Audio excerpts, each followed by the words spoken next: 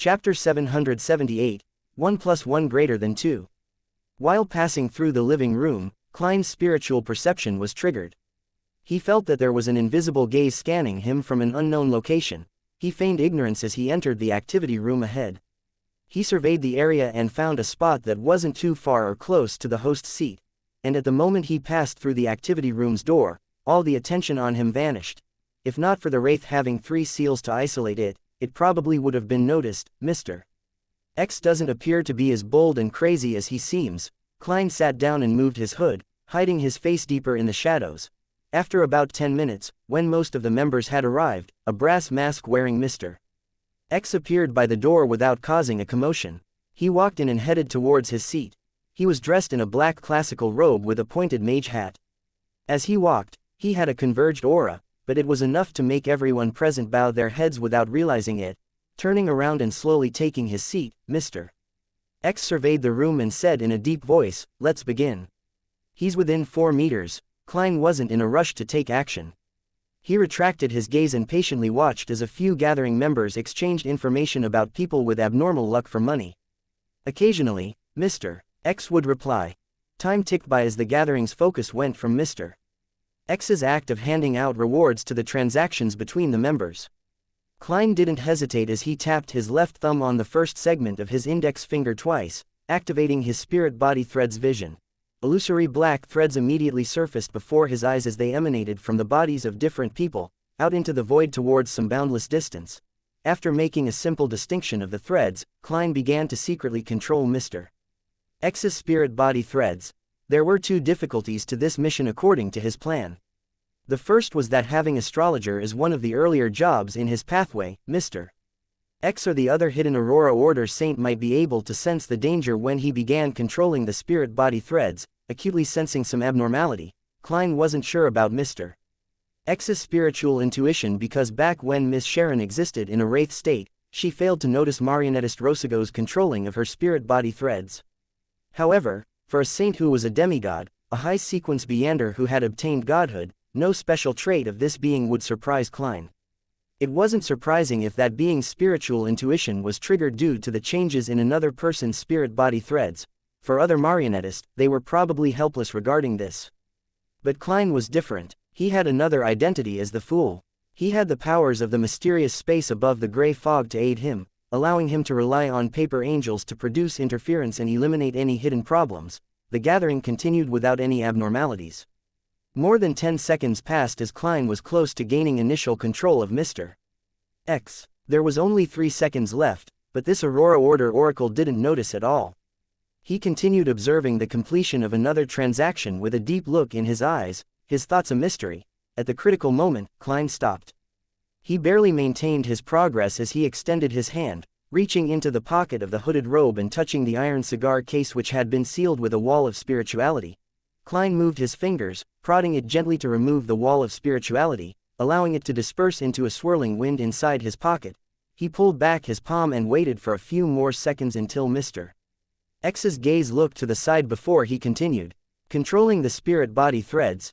2 seconds. 1 second. 0. Mr. X's thoughts turned sluggish as though someone had poured stirred cement onto him. An enemy, danger, slow thoughts appeared in his head as he quickly made his decision. He planned on seeking help from his subordinates and the entity who was watching in secret, and put up an effective resistance. At this moment, coldness drilled into his body, preventing his limbs and mouth from answering his will. Admiral of Blood Seigneur. A wraith's possession. There were many flaws to a marionettist's control of spirit body threads. The biggest problem was the target immediately realizing that there was a problem once initial control was attained. They would then have the ability to carry out any contingencies. If it was one-on-one, without anyone around them, Klein could naturally use the target's increasingly impeded state to effectively disrupt and interfere with any resistance they put up, but if the target had any aids, it was very difficult for a marionettist's control to fool others. It required help from the environment, or partners to conceal the matter without exposing it. And on this point, a wraith who was able to possess a target and forcefully control them was the best support for a marionettist. The reason why Klein didn't directly enter a state of initial control was because he needed to release the wraith. After the initial inspection at the door, the vigilance in the activity room at the gathering location was definitely lower. Mr. X's eyes widened as his thoughts turned sluggish. His instinctive attempt to shout was blocked by his throat and mouth, silencing him completely. His attempt to raise his hands also slowed down as they reached for a porcelain teacup by his side. This completely violated his will. It was because of the cold aura that occupied every corner of his body. Wraith, marionettist. No, if this continues, I'll die silently, Mr. X immediately controlled his spirituality as he constructed complicated symbols and labels in his mind. He was just about to open a traveler's door, which was also the door of teleportation, to escape the marionettist's control range. Compared to that, a wraith's possession was relatively less dangerous. But amidst his sluggish thoughts, the illusory symbols and labels failed to appear all at once. Instead, they appeared one stroke after another in a discontinuous manner and at an insufficient speed. Seizing this opportunity, Wraith Senor, who was possessing Mr. X, under marionettist Klein's control, simply moved Mr. X's head, changing his seating position. Such an action instantly interrupted the formation of the traveler's door. Oh no, my reaction is too slow, it will be interfered by the Wraith. Use mystical item, Mr. X's eyes filled with blood, but none of his subordinates around him noticed it. Even the one watching in secret didn't notice any abnormalities. As for the gathering members who were interacting and trading, they lowered their voices because of his change in seating posture. At that moment, the activity room was filled with people. Although there were beyonders everywhere and many were his assistants, Mr. X found himself in extreme solitude and was helpless. He didn't even know who was attacking him or where the attacker was sitting. As the thoughts went through his mind, Mr. X regained control of his spirituality as he directed it towards the golden ring with an embedded ruby on his left index finger. However, going from a thought to a decision, and then going from a decision to an action took too long. It was as though he was acting out his thought processes in slow motion. This gave Senor plenty of time to raise Mr. X's left palm, bend his finger, and tap the side of his forehead, which was uncovered by the brass mask as though in thought. It was a very faint tapping sound, and the strength used was quite significant, but under Klein's control, Senor held back perfectly. It made most of the strength enter Mr. X's mind without spreading outwards so as to hide any commotion. Mr. X's thoughts of emanating his spirituality were disrupted, and he was temporarily unable to find his train of thought. By the time he recovered, the marionettist's control had deepened. This made his thoughts chaotic and impeded. Even his thinking and decision-making became extremely difficult, with the Wraith using all kinds of tiny, concealed actions to interfere with Mr. X's attempts to use his various Beyonder powers and impressive mystical items. He slowly slid towards the abyss of becoming a marionette. He watched helplessly as he marched towards death slowly. Only then did he realize how terrifying and unsolvable the combination of a marionettist and Wraith was. The hunt continued silently under everyone's noses. As Klein's control deepened, Mr. X's actions turned stiffer and sluggish. However, with the Wraith possessing him, no one could notice any problems. To be precise, Mr. X's actions were no longer a result of the sluggish him, but from Wraith Senor. He wasn't even able to show the look of despair in his eyes. Amidst the transactions that either succeeded or failed, ranging from arguments to negotiations, 5 minutes quickly passed. Klein was just one last step from killing Mr. X and turning him into his marionette. However, he couldn't do so. This was because he had yet to digest much of the marionettist potion. He could only control one marionette at present, so if he wanted to convert Mr. X, he had to give up Wraith Senor. But once he gave up Senor, this Admiral of Blood who was long dead would immediately surface and be discovered by everyone. It would bring about extreme trouble. Similarly, if Klein didn't give up his Wraith marionette had an assassinated Mr. X while he wasn't able to resist, he needed to consider the Aurora Order Saint who was lurking in the shadows. This was the second most difficult part of his plan. To silently control Mr. X and remove his ability to resist wasn't difficult with the combination of marionettist and Wraith. The way to kill him wasn't difficult as well. Mr. X in his present state could easily be finished off by Klein with an air bullet. The difficulty was in leaving safely after pulling off such a stunt. This actually required sufficient patience.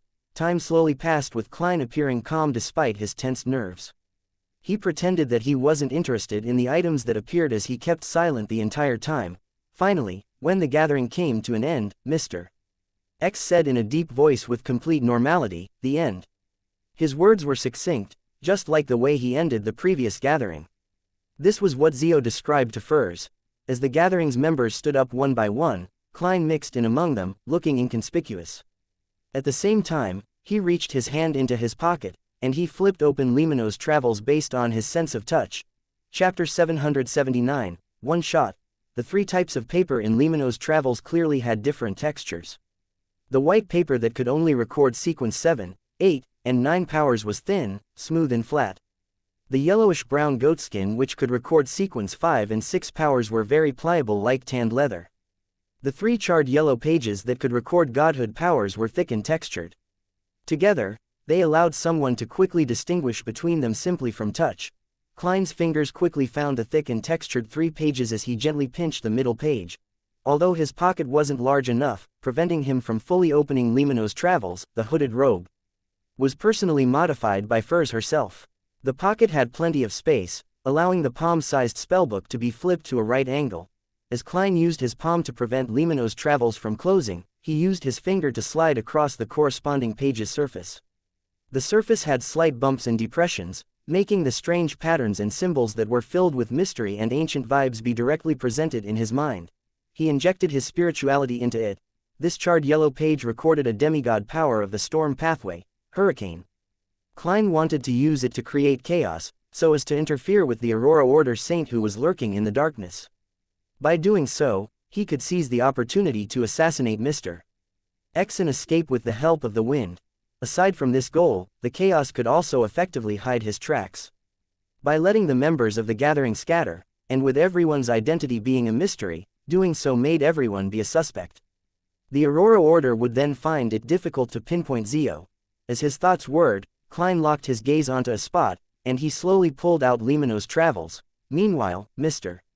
X took 2 steps to Klein's side, standing near him like he was a friend he hadn't seen in years. Following that, there was a loud buzz as a terrifying hurricane spiraled out of control in front of everybody. It was where Klein had targeted his spirituality at. The tables, coffee tables, sofa, and high-backed chairs in the room flew up as the violent hurricane ripped through the walls, carrying the roof away as it headed for the alley. Some of the gathering's participants were in the way of the hurricane and were thrown far away, while others fell forward due to the wind pressure as they ran in another direction. If Klein hadn't purposely controlled the timing and direction of the hurricane, not only would Mr. X's old house be destroyed, but even the series of condominiums around it would suffer damage. As for the gathering participants, they would have been swept up in the hurricane, having their survival depend solely on luck. The buzzing sounds quickly intensified as the hurricane that reached into the sky was like a terrifying giant. It stomped across the alley towards the street, leaving nothing behind in its wake. Klein was similarly swept up as he and the possessed Mr. X were thrown onto another street. During this process, as both of them were standing close to one another, along with how a wraith could float, these could control the target's body to a certain extent even with the hurricane. Therefore, the distance between Klein and Mr. X ultimately stayed within 5 meters. His control of the spirit body threads had never been terminated. In midair, with the howling winds in his ear, Klein suddenly yanked at his chest with his right hand, tearing away the hooded robe's surface, reached under his arm, and drew death knell. Although in Mr. X's current state where just air bullets alone could finish him off, Klein decided to be cautious. He was afraid that certain mystical items on his body would suddenly be triggered, just like Admiral of Blood Senor's necklace. When hunting, it was necessary to do his best. Klein's vigorous action of drawing his revolver had obviously affected his control of the spirit body threads. If it wasn't because Mr. X was on the brink of being fully controlled, just this alone was enough to recover his usual lucidness. However, even so, Mr. X's thoughts were no longer impeded as his mind sped up. He attempted to resist, but with Wraith Seniors possessing him, it had forced his efforts to be in vain for a brief moment. Then, Mr. X's eyes reflected an enemy who swooped downward. It was a thin face with pronounced facial lines. In his vision, the person coldly cocked the revolver, pointing the black barrel at him. Klein didn't hesitate to pull the trigger as the gunshot was drowned by the howling winds. Mr. X's head jerked backwards as though an invisible hand had pressed onto it. His head and brass mask shattered into pieces, splattering red and white liquids everywhere. It was a lethal shot. Death knell had sounded the knell for him. After the shot, Klein fell to the ground on his back. With a thud, Mr. X landed beside him as the blood and fragments that scattered in midair had strangely flowed back, gathering by his neck and forming a head filled with cracks and crevices. This was the ability of a wraith. At that moment, the hurricane was starting to disperse, and the huge commotion had undoubtedly caught the notice of faraway demigods. Inside the Holy Wind Cathedral, the new Backland Archbishop, Deep Blue Officiant Randall Valentinus, instantly flew out of his room as he floated in the air. Klein, who had fallen on the ground, noticed that the wind pressure had weakened. With Death Knell in one hand and Limano's Travels in the other, he flipped the latter to the first yellowish-brown goatskin page. After obtaining this spellbook, he realized that there were a few pages recorded in it, with one of them being Traveler's Door. Klein originally imagined that it was a coincidence, but on careful thought, he found it inevitable. This was because Limano's Travels belonged to the ancient Abraham family. They wielded the apprentice pathway and several corresponding mystical items, so they had the resources to easily record a traveler's powers. After all, this was something very, very useful. At that moment, as long as the Traveler's Door was formed, Klein could leave unharmed with Mr. X's corpse that was being possessed by Wraith Senor. He hadn't used it in the building, because it was possible that the Aurora Order Saint might intercept it. Furthermore, Mr. X was also a traveler. He had a chance of successfully escaping via Traveler's Door. Therefore, Klein didn't dare risk it before he was completely dead. At that moment, Klein's vision went black as he realized that the surrounding streets were filled with a pitch-black and strange liquid. They surged over and quickly coagulated to form a strong cage. In such darkness, shadows began to come alive as cold gazes landed on him. A demigod's power. The Aurora Order does have a saint nearby. There's no way to directly teleport away. Klein's heart tensed up as he calmly flipped Limano's Travels to the charred yellow page. A silver python, snaked out of thin air, embroiling itself with the darkness as it illuminated everything. Lightning storm. The coagulated pitch blackness shattered instantly. And without any hesitation, Klein stuffed his death knell wielding right hand into his pocket, pinching the dark green stone that was filled with burn marks. Door, he chanted in ancient Hermes with an abnormally calm tone. A light blue brilliance burst out as Klein's figure rapidly turned into a blur. Even Mr. X's corpse, which had come close to grab onto his shoulder, had experienced similar changes. The two figures instantly turned invisible as they vanished from the spot. They quickly departed into the spirit world with overlapping saturated colors, pulling off an ingenious escape. In the shadowy alley with the flattened gathering building, which had planks, rubble, clothes, and all kinds of random items strewn all around, someone harumphed. Damn it! At this moment, the other gathering members had already fled the street. From far away in the sky, a sonic boom could be heard. Zio and Furs, who were searching for ghosts in East Borough, were alarmed by the sky that suddenly lit up. They hurriedly looked into the distance and saw the silver forest that seemed to bloom like a forest. The twisted form and sense of horror had left them trembling despite the distance. They didn't even dare look straight at it. What happened over there? Zio mumbled as she exchanged looks with Furs blankly. Furs actually had a guess, but she found it difficult to believe. This was because it had far exceeded her expectations of the world Gehrman Sparrow's strength. In a dark alley, Klein appeared out of thin air with Mr. X's corpse as they landed on the ground. He wasn't flustered at all. He kept Death Knell in his pocket and then took out another book. Smack. Klein smacked the book written by Dragon of Imagination Anquelt onto Mr. X's face, staining the cover with blood. Moments later, Mr. X's corpse vanished, leaving behind Wraith Senor in his dark red coat and old triangular hat. Right on the heels of that, Klein put away Grossel's Travels, flipped open Limano's Travels and made another charred yellow page face up. Suddenly, a bright light emitted from the book as an illusory angel with 12 wings flew up and landed on Klein. All of this happened in an instant before darkness returned to the alley. Only the dim moonlight continued illuminating the area silently. Klein immediately took out another metal bottle, poured out the blood stored inside, and uniformly smeared it across Limano's Travels. After doing all of this, he put away everything else, pulling away the hooded robe and throwing it beside him. A scarlet flame immediately soared up, burning the tattered robe clean. Meanwhile, Klein silently grew another 10 centimeters as he transformed into a relatively ordinary appearance. Then, he identified his bearings with the help of the stars, and he picked up a fallen branch to assist him as he quickly toured through the dark and deteriorated streets, returning back to the cheap motel. At this point, he still had no idea what additional weakness he had been given. Inside the single room in the motel, Klein changed into his own clothes, turning back into Gehrman Sparrow. Seeing this thin and cold-looking crazy adventurer in the mirror, he fell silent for a few seconds, picking up the half-top hat and wearing it. Above the flattened building, Church of Storms Cardinal, Backland Diocese Archbishop, Deep Blue officiant Randall Valentinus, who had failed in capturing anyone, looked down in silence for an extended period of time. 160 Backland Street. Upon seeing the visitor outside, Butler Walter asked in surprise, "Your Excellency, why are you suddenly here? Is there something?" Bishop Electra chuckled and said, "I heard that Dwayne is sick, so I'm here to visit him. Perhaps he will quickly recover under the goddess's blessings." Chapter 780. Extract. Walter came to the third story and rapped on the master bedroom's door.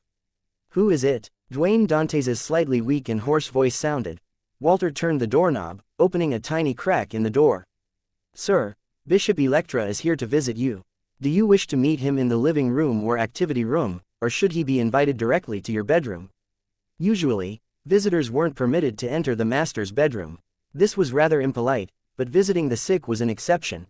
After a brief silence, Dwayne Dantes replied, "Invite him into the bedroom." "All right, sir." As Walter gestured Richardson to urge a maid to prepare some tea, he walked down and invited Bishop Electra of the Church of Evernight up.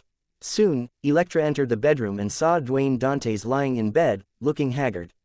"Richardson, get the bishop a seat," the pale Dwayne Dantes said with a smile. Richardson had already done so. He immediately moved a high-back chair to a spot near the bed. However, Electra took a few steps forward to observe the new tycoon in town and asked in concern, "Dwayne, how are you? Did you consult a physician?" His spiritual perception wasn't triggered, so he didn't make any attempts. He was only visiting a pious believer out of concern. Dwayne Dantes coughed lightly and smiled. "I'm actually almost recovered. I believe I'll be able to head over to church tomorrow or the day after tomorrow to listen to your preachings." "That's good. I was wondering if I needed to pray to Goddess to bless you." Electra chuckled and took a step back before sitting on the chair which Richardson had brought for him. At this moment, Dwayne Dantes glanced at the bishop and chuckled. "Actually, I've always had a question. Are clergymen of the Church of the Goddess allowed to get married?" Electra, who was 2 years short of reaching 40, sighed and smiled. "This question has actually troubled us for the longest time. In ancient times, the archbishops had engaged in intense debates about this on several theosophical meetings. One side believed that servants of the goddess need to maintain their purity, be it men or women, otherwise it would be sacrilegious. The other side found words from the goddess in the Revelation of Evernight and other books, believing that the goddess encouraged marriage. She encouraged equality between both sexes and for them to have normal contact. Hence, clergymen should be an example of this, and not be a negative example. By doing so, that would be the greatest respect towards the goddess. In recent times, this question has basically been shelved. The church doesn't ban or encourage it. The only request is that married clergymen are not to let their families live in the cathedrals. Dwayne Dantes nodded slowly as he curled the corner of his lips. "Your Excellency, do you have a wife?" Although Bishop Electra was thin and not very good-looking, he was pleasant to the eyes. He sighed and said, hardly hiding his smile, 2 years ago, I walked down the aisle under the goddess's watch. I happened to have a child this year. I originally imagined that I would remain single my entire life in order to serve goddess, but..." As he spoke, he gave a self-deprecating laugh and shook his head. Without waiting for Dwayne Dantes to probe deeper, Electra asked, "You seem to be single as well. Are you considering the problem of marriage?" He seemed to imagine that Dwayne Dantes had such thoughts, and he directly asked, imagining that the answer was certain as he continued, "What kind of lady do you like?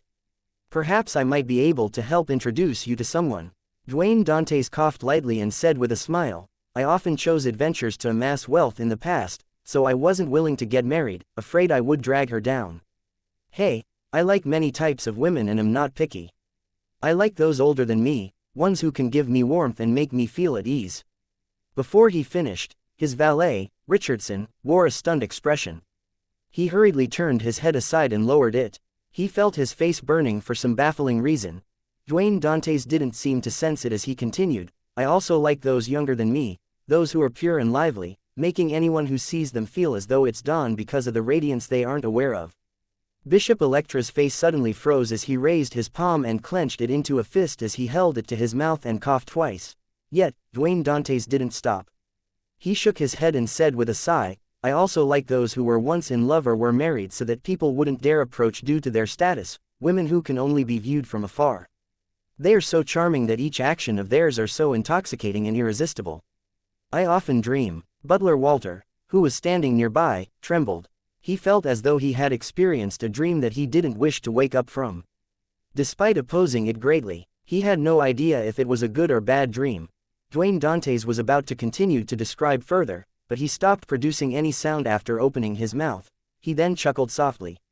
That's all very normal. When humans are at their limits and are under the influence of their senses, they often have some abnormal thoughts.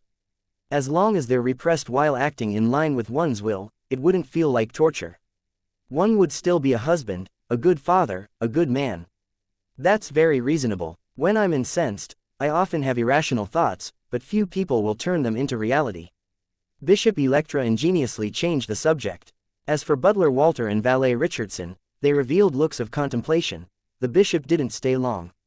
After drinking a few sips of the marquis black tea that the maid delivered, he got up and bade farewell, leaving Duane Dantes's residence. The room quickly turned quiet as the window at the balcony silently opened.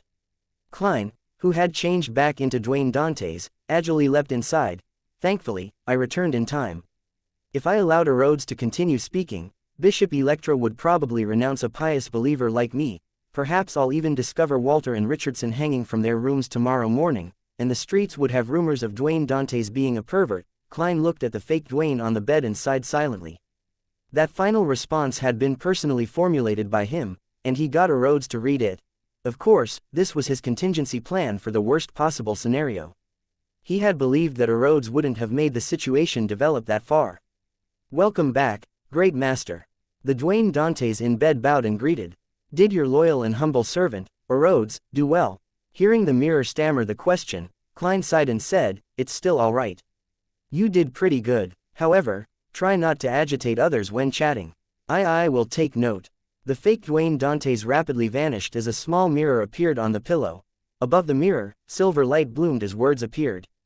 Thank you for your affirmation. I will continue following in your footsteps. I look forward to being of service to you the next time. After a goodbye expression was sketched out, the mirror returned to normal. Klein went close to it and put away the mirror before entering the bathroom attached to the master bedroom. He took 4 steps counterclockwise and headed above the gray fog. He wanted to complete the grazing before Mr. X's spirit body dispersed. In the book world, inside a cave on a snow-laden mountain peak, Klein looked at Mr. X's corpse and carefully identified the head that had been pieced together from the fragments. He matched it with his memories of the target's picture which Miss Magician had provided him. It's him. I hope I'll obtain traveling and record. With them, I would make a killing with this operation. Otherwise, I'll have to consider getting Miss Magician to pay more. The difficulty between hunting a sequence 5 and that of facing a demigod are 2 completely different matters. As Klein thought, he reached out his left palm and spread open his fingers, aiming at the corpse whose spirituality hadn't completely dispersed. Creeping hunger quickly transformed back into its original form, looking as though it was made of thin human skin. 2 eyes split open in the middle of its palm. Its pupils were bright red, as though they were dyed in blood. Amidst a cold and eerie wind, Mr. X's significantly dispersed spirit body and the resplendent meander specks of light that resembled the Milky Way drilled into Creeping Hunger, fixing onto a blank finger. Creeping Hunger first turned transparent as if it was a shadow of the spirit world. Before returning to normal, Klein closed his eyes and sensed it as his brows gradually eased. A smile surfaced on his face. His luck was pretty good this time because he had drawn one of the meander powers he wanted the most, Traveler's Door. It could also be called Door of Teleportation, or traveling. Its effect was to allow a person to traverse the spirit world while sensing the external world. Beyonders of different sequences could endure traveling for different periods of time due to the differences in their spirit body's potency. This made the effects of spirit world traversal and the distance differ. If it's a sequence 9 or 8, they wouldn't be able to go beyond Backland. With my present level, I wonder if I can directly head to the primitive island which Mr. Hanged Man provided. If that doesn't work, I can split it into a few trips, Klein thought as he smiled. At this point, he realized that a traveler's strength in head-on combat was very powerful. This was because the difficulty in using short-distance traveling was about the same as flaming jump. This also meant that a traveler could keep phasing around a target, opening up and narrowing distances as they pleased. This would catch people by surprise while also preventing them from inflicting a successful blow. Furthermore, if plenty of powers were recorded in the vigilance that accompanies immediately departing once something felt amiss, Klein suspected that even with lightning storm and hurricane, he had no way of restraining a traveler in direct combat. Indeed, a marionettist should try to hide behind the shadows. As Klein thought poignantly, he cast his eyes on Mr. X's corpse. Creeping hunger had also obtained another Beyonder power. It was door opening of the apprentice sequence. It was equivalent to a very weakened version of traveling and was of little value. Turning his gaze, Klein's eye noticed the ruby ring on Mr. X's hand. Chapter 781, Negative Effects. After staring at Mr. X's corpse for a while, Klein held back the urge to personally dig through his pockets for spoils of war. He made Wraith Senor take 2 steps and retrieve the ruby ring. This way, even if Mr. X carried an item with unimaginable negative effects, it would be endured by the marionette and not affect himself. After some careful inspecting, Senor held the ruby ring, 48 pounds in cash, and an ordinary pipe filled with tobacco and walked back. That's all. An oracle of the Aurora Order only has this much. Klein was rather surprised at this scene as he nearly cursed, Popper, at him. Soon, he recovered his calm and used his reasoning to convince himself that such a situation was very reasonable. Mr. X is a traveler. He can record the Beyonder powers of others. He's considered an all-rounder. Even if such a powerhouse were to have other mystical items, he would tend to record them and not carry them around. This way, he could enjoy the benefits of the powers without suffering from the negative effects. That can prevent himself from killing himself. Using this line of thought, the effects of this ring was likely to be passive or triggered. With this in mind, Klein nodded gently. He made Senor carry Mr. X's cracked and sticky head, possess him, and return above the gray fog. Sitting behind the fool's seat, he was no longer afraid of anything. He directly took the ruby ring and used the method of divination in order to determine the actual effects of the mystical item. Its name is Flower of Blood. It allows the wearer to control their body at a deeper level. As long as they don't suffer from instant death or are completely purified, hence, losing the ability to control it, they will be able to slowly recover. This is equivalent to an instinct, a passive effect. From the looks of it, my choice of delivering a lethal strike with death knell was the correct one.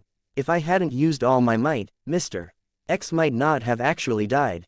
He would then be able to use the extreme pain to awaken himself and escape the control of a marionettist. He had also considered his weakness of being more of a spellcaster and having a body that was insufficient in strength. This ring has flesh magic to a certain degree. It's quite useful. As Klein held the ruby ring, he rapped the edge of the mottled table and muttered silently. He then began probing the Flower of Blood's negative effects. Nearly a minute later, Klein opened his eyes and left the dream. Oh, come on. This, he muttered as he wore a twisted look. With dream divination, he had interpreted the Flower of Blood's negative effects. It involved randomly making the wearer lose all rationale and the ability to think.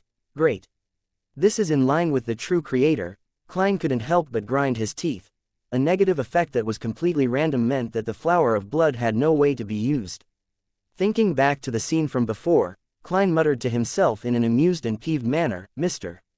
X actually dared to wear such a ring. That's right, people who change their faith to the true creator often don't have any facility to think.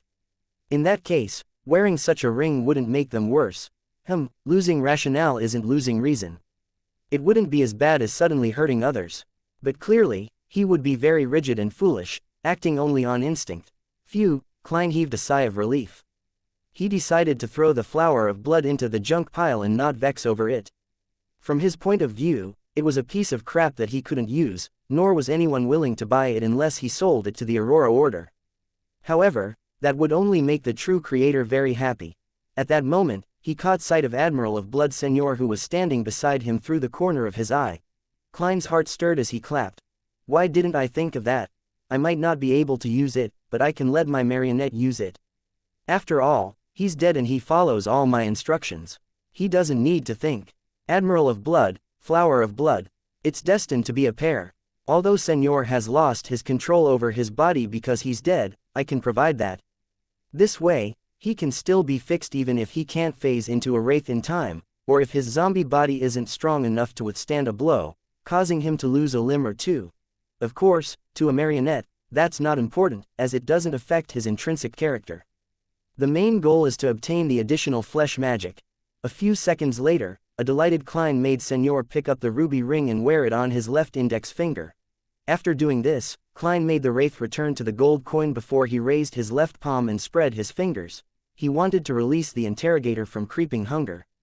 This was a promise he had made a long time ago. This was the last spirit body that had been grazed when he received creeping hunger. It was time to set it free. Amidst an indistinct cold wind, a blurry soul appeared by the side of the bronze table. He was a man in a navy uniform. He was in his 30s and had the rank of commander. He had brown whiskers on his painful and dazed face. "What's your name? How did Kilangos kill you?" Klein asked in a deep voice. The man jolted from his reverie and answered, "My name is Andy Hayden. The second mate of the Enmat. I died at a battle at sea." "No, I didn't die immediately. I was captured by a Phasation before I entered that glove of yours. I do not know of a Kilangos, much less heard of him." This interrogator was already inside the glove when Kilangos obtained creeping hunger. As psychic piercing is very useful, he didn't switch it. "I wonder who the previous owner of creeping hunger was," Klein asked with piqued interest. "Who was the Phasation who caught you? What does he look like?" Andy Hayden thought seriously and said, "I don't know his name. I only remember his epaulet was that of a captain. I remember that he had a big, impressionable nose. I remember his eyes were blue, and his hair was close to blonde. He was almost 2 meters tall. Such people from Fasak are common." Other than his identity as a captain, Klein considered for a moment and said, "Which year did you die?" Andy Hayden's figure slowly dissipated away, and finally, it said, 1338. "That's 12 years ago. Vice Admiral Hurricane Kilangos got famous less than 10 years ago. That captain might already be an admiral." Klein gently nodded and discovered that he had failed to ask if Andy Hayden had any last wishes. "Forget it, setting him free is already a good deed." Klein quickly threw the matter to the back of his mind as he conjured the World Gehrman Sparrow. "Please inform Miss Magician that Mr. X, Louis Wien, is dead. Please get her to take receipt of the item in the spellbook. I'll request it from her when I need it again."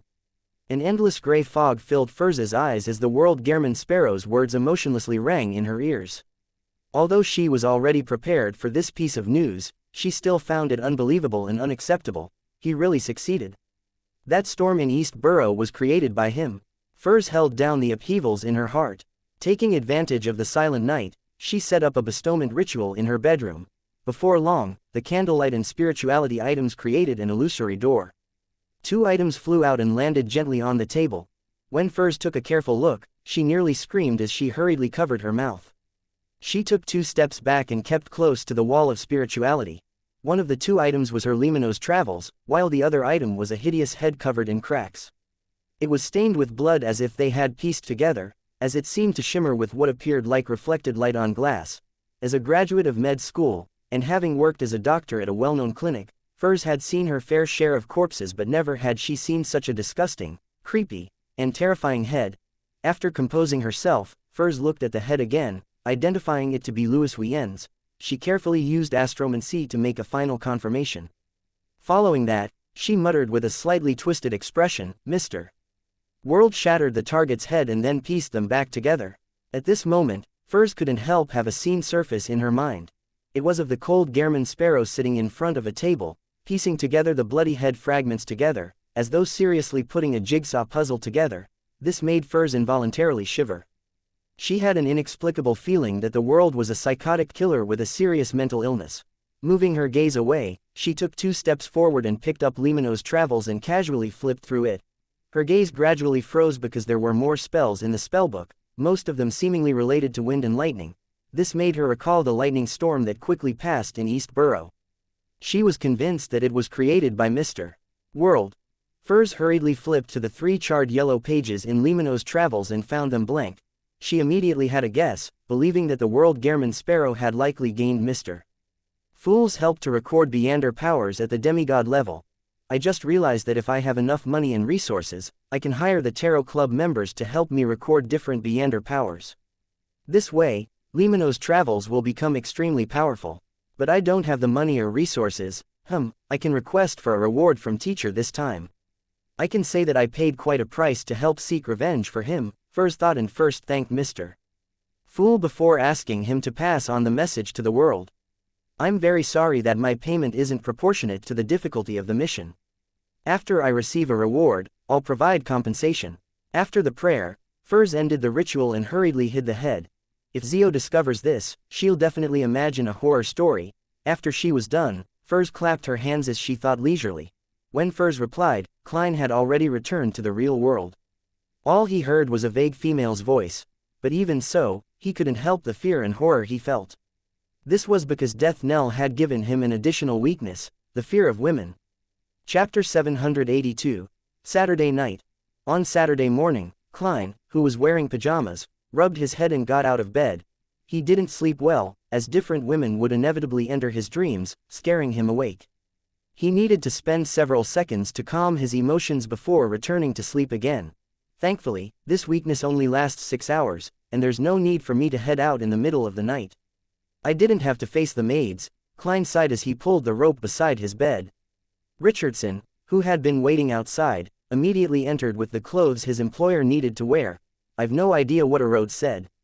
Richardson seems to try to avoid me when facing me. Was it the kind of ladies he mentioned he likes, and that it happens to also be at odds with how society views it? Klein happened to only hear the magic mirror mention the kind of women that Butler Walter liked when he rushed back.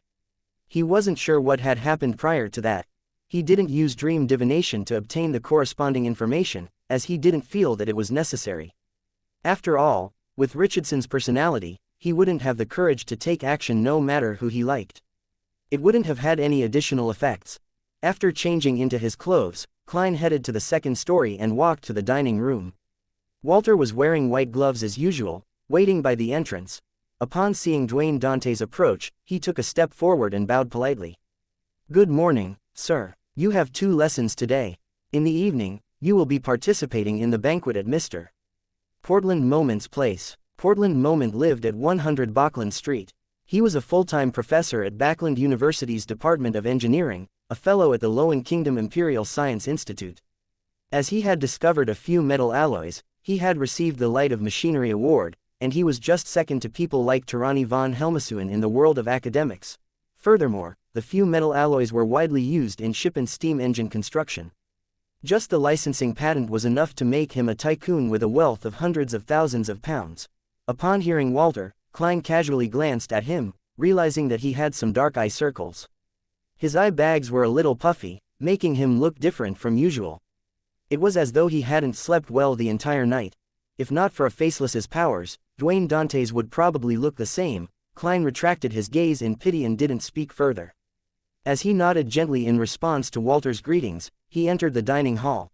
To be honest, Klein was rather impressed with him. He was able to hold back his fantasies and stop himself from approaching her to seek out pleasure, despite frequently meeting a demoness. All he did was have wet dreams that included the target when alone at night. One had to know that a demoness, especially one who was in the midst of or having passed the pleasure sequence, had a charm that far exceeded a Beander's effects towards males. Every action was filled with a charm that made any men who came close to them feel intoxicated and lost. It was like consuming opioids and gradually developing into something more serious, to the point of not being able to extricate oneself from the pleasure given by a demoness. Perhaps only gay men could effectively resist such charms. Of course, Klein suspected that gay men were not immune to it either. This was because one's mind and hormones would be affected, creating changes that originally didn't exist. Furthermore, a large number of demonesses were men to begin with. This lowered one's psychological resistance. And precisely because of this, even though he was a Sequence 5 Beander, Klein had to constantly maintain a high-strung state when facing demonesses like Trissa and Tracy. He was afraid that any mishap might cause him to be charmed. Even he wasn't immune to such effects, much less an ordinary person like Butler Walter. This wasn't something that willpower alone could resist. Although perhaps being a result of Prince Edisic's death or her own advancement, Trissa was clearly able to rein in her charms. Walter is only an ordinary person. Even if he is one, he's at best a Sequence 9 or 8. For him to maintain his present state implies how strong his self-restraint is. He's very loyal to Prince Edisic, and he loves his wife and daughter. As Klein sighed, he sat down. Breakfast today was his favorite daisy pie. The oil that effused out of it made him salivate. The sea late at night was nearly black as it was faintly dyed with a sliver of crimson red. It was calmer and quieter than in the day. The Blue Avenger was ebbing up and down in the waves like a ghost as it cruised towards the crimson moon. Alger Wilson stood at the bow, looking far away at the waves. On the surface, he appeared staid as usual, but deep down, he could hardly hold back his agitation. Ahead of him was the abyss maelstrom north of Sonia Island. As it was a dangerous vortex that was famous for appearing without any signs, no ship was willing to enter these dangerous waters. After delivering the report and leaving Passu Island, Alger commandeered the Blue Avenger all the way north where they circled around Sonia Island and headed for this area. Midway, they had docked at a harbor for resupplies without wasting any more time. As for whether he would be suspected for heading north, Alger wasn't worried. This was because the Church of Storms was happy to have its captains head north of the Sonia Sea and the Fog Sea in order to obtain intel on the Fasak Empire, Intis Kingdom, Church of the Eternal Blazing Sun, and the Church of the God of Combat. Looking back at his ship, Alger walked deckside, took out a charm made of tin, held it in his palm, and chanted the incantation, Storm. A blue flame soared and devoured the charm. Alger suddenly sensed a baffling affinity with all the fish in the ocean beneath him. At that instant, both parties were able to communicate at the psyche level. The tin charm was one of the items he had obtained from his resupply at Passu Island, allowing him to have an affinity with undersea creatures, providing a crude level of psychic communication with him. Amidst his thoughts, Alger didn't think of obtaining any intel. All he did was wait for the Blue Avenger to approach the Alger maelstrom and make a second attempt. Seconds turned into minutes as Alger, who had failed nearly 100 times, finally learned from a spindle-like fish about where Obninsk often appeared. If I didn't know that the target is near the abyss maelstrom, I would have long given up. It's really difficult to grasp any reliable information through a brute force search. Alger concluded as he touched his pocket. He had already used up most of his affinity charms, with only 5 left. I'll have to get another batch of them when I return. Others must not discover that I've expended all these. I heard the Rorstad Archipelago's resistance has plenty. Heh. As Alger was pondering, he changed the direction of the Blue Avenger for the spot he had just learned about. About an hour passed as the Blue Avenger stopped. Alger casually took out a sealed metal bottle. This was the sanguine anesthetic gas that he had spent 130 pounds to buy from the moon. He had no doubt in regards to its effects because he had used one in the past. As the Blue Avenger was a ghost ship, it didn't need many people to man it at night. There was only one person every night who was in charge of watching the ship, preventing it from deliberately creating problems or cruising into dangerous waters. As the captain, Alger had arranged himself to be on duty that night without anyone noticing. After he was done with his preparations, he came to the door of the sailors, took out a metallic pipe, and opened the bottle. He released the gas into each room, without even sparing the storeroom which stored all kinds of sundry. It was in case certain members of the crew were playing cards in there instead of sleeping. After doing all of this, Alger, who wasn't in a rush to concoct the potion, brought the ingredients with him, changing into a diving suit that was made of shark skin. He leapt from the starboard and into the water, without causing any splashes. Under the dark and calm waters, Alger's eyes gradually turned dark blue, allowing him to see his surroundings clearly. He breathed in the air within the water comfortably as he arrived in a pitch-black deep sea. Then, he used the affinity charm once again to communicate with the surrounding fish that were of different shapes and sizes. With the advice from the kind fish, Alger identified his bearings and swam as he asked, finally arriving at what seemed like an underwater volcano. The fish actually didn't know that an Obninsk stayed here. They only knew that their own kind and a number of top deep-sea hunters often disappeared in the vicinity. With his Beander powers, Alger looked far ahead and saw the huge, black cave in the undersea volcano. Tentacles that were thicker than pythons found in a southern continent primitive forest gently flailed outwards. The huge suckers and patterned skin, as well as the cave that was several times the size of the Blue Avenger, left Alger apprehensive as he didn't dare approach. An Obninsk is at least a powerful Sequence 5, furthermore, it has a terrifying body. I can confirm that it's my target. Alger carefully swam over and stopped at a distance from the threat. After careful identification, he used the affinity charm once again. Following that, he allowed his spirituality to pass through the water and reach into the cave in an attempt to communicate with the powerful psyche force that was huddled inside. The massive psyche slowly relaxed as countless thoughts were released. It was taken aback for a moment before its psyche suddenly erupted like a volcano. Amidst a terrifying sound, the cave produced a ludicrous vortex that sucked the surrounding water, trash, as well as Alger towards it. it's filled with animosity. Alger's pupils constricted as his body turned slippery as he was driven by a formless wind backward in an attempt to escape. He used several Beander powers before escaping the influence of the vortex. He didn't dare stay near the undersea volcano, and he quickly surfaced before opening up a gap. Almost a minute later, Alger, who had escaped the dangerous area, spat out bubbles as he heaved a sigh of relief. That Obninsk can actually resist the influence of charms that increase in affinity with sea creatures. Does it hate items with the Lord's aura? After some thought, Alger, who didn't wish to waste this opportunity, steeled his resolve since he had already come this far. He began using Elvish to pray amidst the seawater. The fool that doesn't belong to this era. Chapter 783, The Trick to Communication. When he heard the illusory pleas, Klein was attending a banquet at Portland Moments Place due to the time difference. The banquet began from 7:30, and it continued all the way to 9:30, and even 10. This was because the appetizers, soup, side dishes, main dishes, staple food, vegetables, fruits, and desserts had numbered a total of 10 to 20 dishes. The footman would serve the dishes one after the other, removing and changing dishes in unison to prevent the dining table from turning chaotic, and also providing an interval between the dishes in order to allow the guests to chat. Gentlemen would take the initiative to talk to the ladies to their right. In short, it's rather troublesome and exhausting. I even have to take note of which dish matches with which alcohol. However, it's quite tasty. Taking the opportunity when the roasted lamb was being switched out, he said to Ma'am Willis to his right, "My apologies. I'll need to use the washroom." He got up, pressing his right hand to his chest and bending over slightly as a gesture. Then, he left the dining hall and headed for one of the washrooms on the second story. Upon entering, he locked the door and immediately took 4 steps counterclockwise to head above the gray fog. Mr. Hanged Man's prayer. He wishes for me to help him in gaining the goodwill of an Obninsk, and he's willing to find 15 pages of Russell's diary, or help me do something of equal value. His progress isn't slow. Klein sat at the fool's seat as he emanated his spirituality and touched the constantly burgeoning and contracting crimson star. After pondering for a few seconds, he said, "Investigate all Fasak captains who participated in the Konotop Sea battle in 1338. As a historian, Klein immediately knew which sea battle it was when he learned that the interrogator had died at the hands of a Phasacian in 1338. In 1338, the relationship between Lowen and Fasak was tense with occasional conflicts.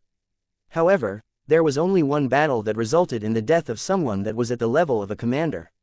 It was a sea battle that happened in East Balam's Konotop, and on a Phasacian fleet, there were definitely not many captains. In the deep, dark waters, Alger Wilson saw the endless grayish-white fog and heard Mr. Fool's answer. Investigate all the captains from the Fasak Empire that were involved in the Konotop Sea battle in 1338. Why would Mr. Fool pay attention to such a trivial figure? Is there some immense secret hidden in this matter? Alger's heart stirred. Without any hesitation, he directly agreed. Your wish is my wish. Such a mission was difficult and very complicated for him, but it wasn't dangerous. It was something that the present him could accept. After the response, Alger heard Mr. Fool's deep voice once again. You can return to the target's vicinity. That's it. As expected of Mr. Fool, after he obtained the authority, he is more like a sea god than Calvetua. His might isn't limited to the Rorstad archipelago. Alger was delighted as he thanked the fool solemnly. Then, bending his back and kicking his legs, he turned to head down, diving into the depths once more. In just minutes, he returned beside the undersea volcano and saw a turbulent flow in the gigantic dark cave as the tentacles were flailing and had yet to calm down. Although Alger trusted Mr.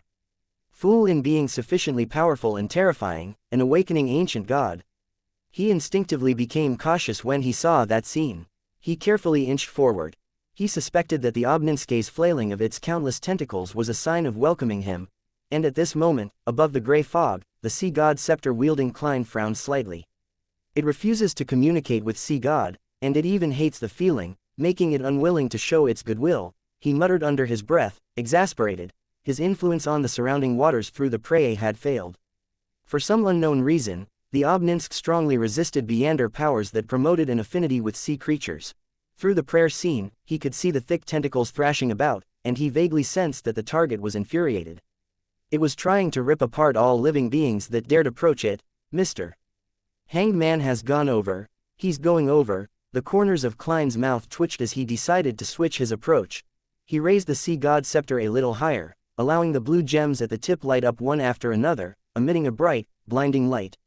Right on the heels of that, he directed the violent aura of lightning storm over, casting it on the Obninsk. The thick tentacles that thrashed about at the bottom of the sea suddenly froze before falling down. They clung close to the seabed as countless green points of lights appeared in the dark cave. Amidst a jarring rumbling sound, a terrifying monster that could devour a sailboat crawled out. Its patterned black body was massive and distorted. It had a total of 3 heads, and each head had more than a dozen eyes. All of them were emitting a green light. The monster then prostrated, appearing as obedient as a trained hound. Indeed, tricks are needed in communication. Klein nodded in satisfaction and once again used the Beander affinity powers to make the Obninsk open the mouths of its 3 heads via a psychic connection. This made Alger instantly see 3 dark caves, each of them large enough to provide a sailboat passage inside. Praise be to Mr. Fool. Alger looked at the magnificent scene before him as he couldn't help but mutter inwardly. He didn't waste any time, and he chose the middle head by quickly swimming towards it. A spiraled and warped passage quickly appeared in Alger's vision as the walls were made of flesh. The width was comparable to the bow of the Blue Avenger. Whoosh! Water flowed into the passage, heading right for the deep depths. Alger took the opportunity to let his body go with the flow. Suddenly, he felt as though he was back as a sailor, engaging in combat amidst waves, groggy from being tossed around. It couldn't be sustained. By the time Alger used his Beander powers and got a hold of himself, he had already left the tunnel of flesh. He was in a dark, spacious world, with a sticky sensation by his feet. There was a putrid stench everywhere around him. In just a second, Alger realized that the liquid inside was corroding him. He hurriedly produced a water membrane as he made it swell into a transparent sphere. He knew that he was already inside the Obninski's stomach. Without any hesitation, he took out all the bottles he had long prepared and began concocting the potion. As the supplementary ingredients were thrown into the wide-mouthed metal bottle, they mixed into a dark blue liquid. Following that, Alger carefully threw in a jellyfish that enveloped azure blue seawater in its translucent membrane. The distant and ethereal singing grew in intensity before calming down. In the bottle, there wasn't any ripples or bubbles. The liquid was dark, just like the ocean before a storm. Alger calmed his mind, entered cogitation, and picked up the metal bottle before cleanly downing the ocean songster potion inside. The liquid was cold as it brought about a numbness that slid down his gullet and into his stomach.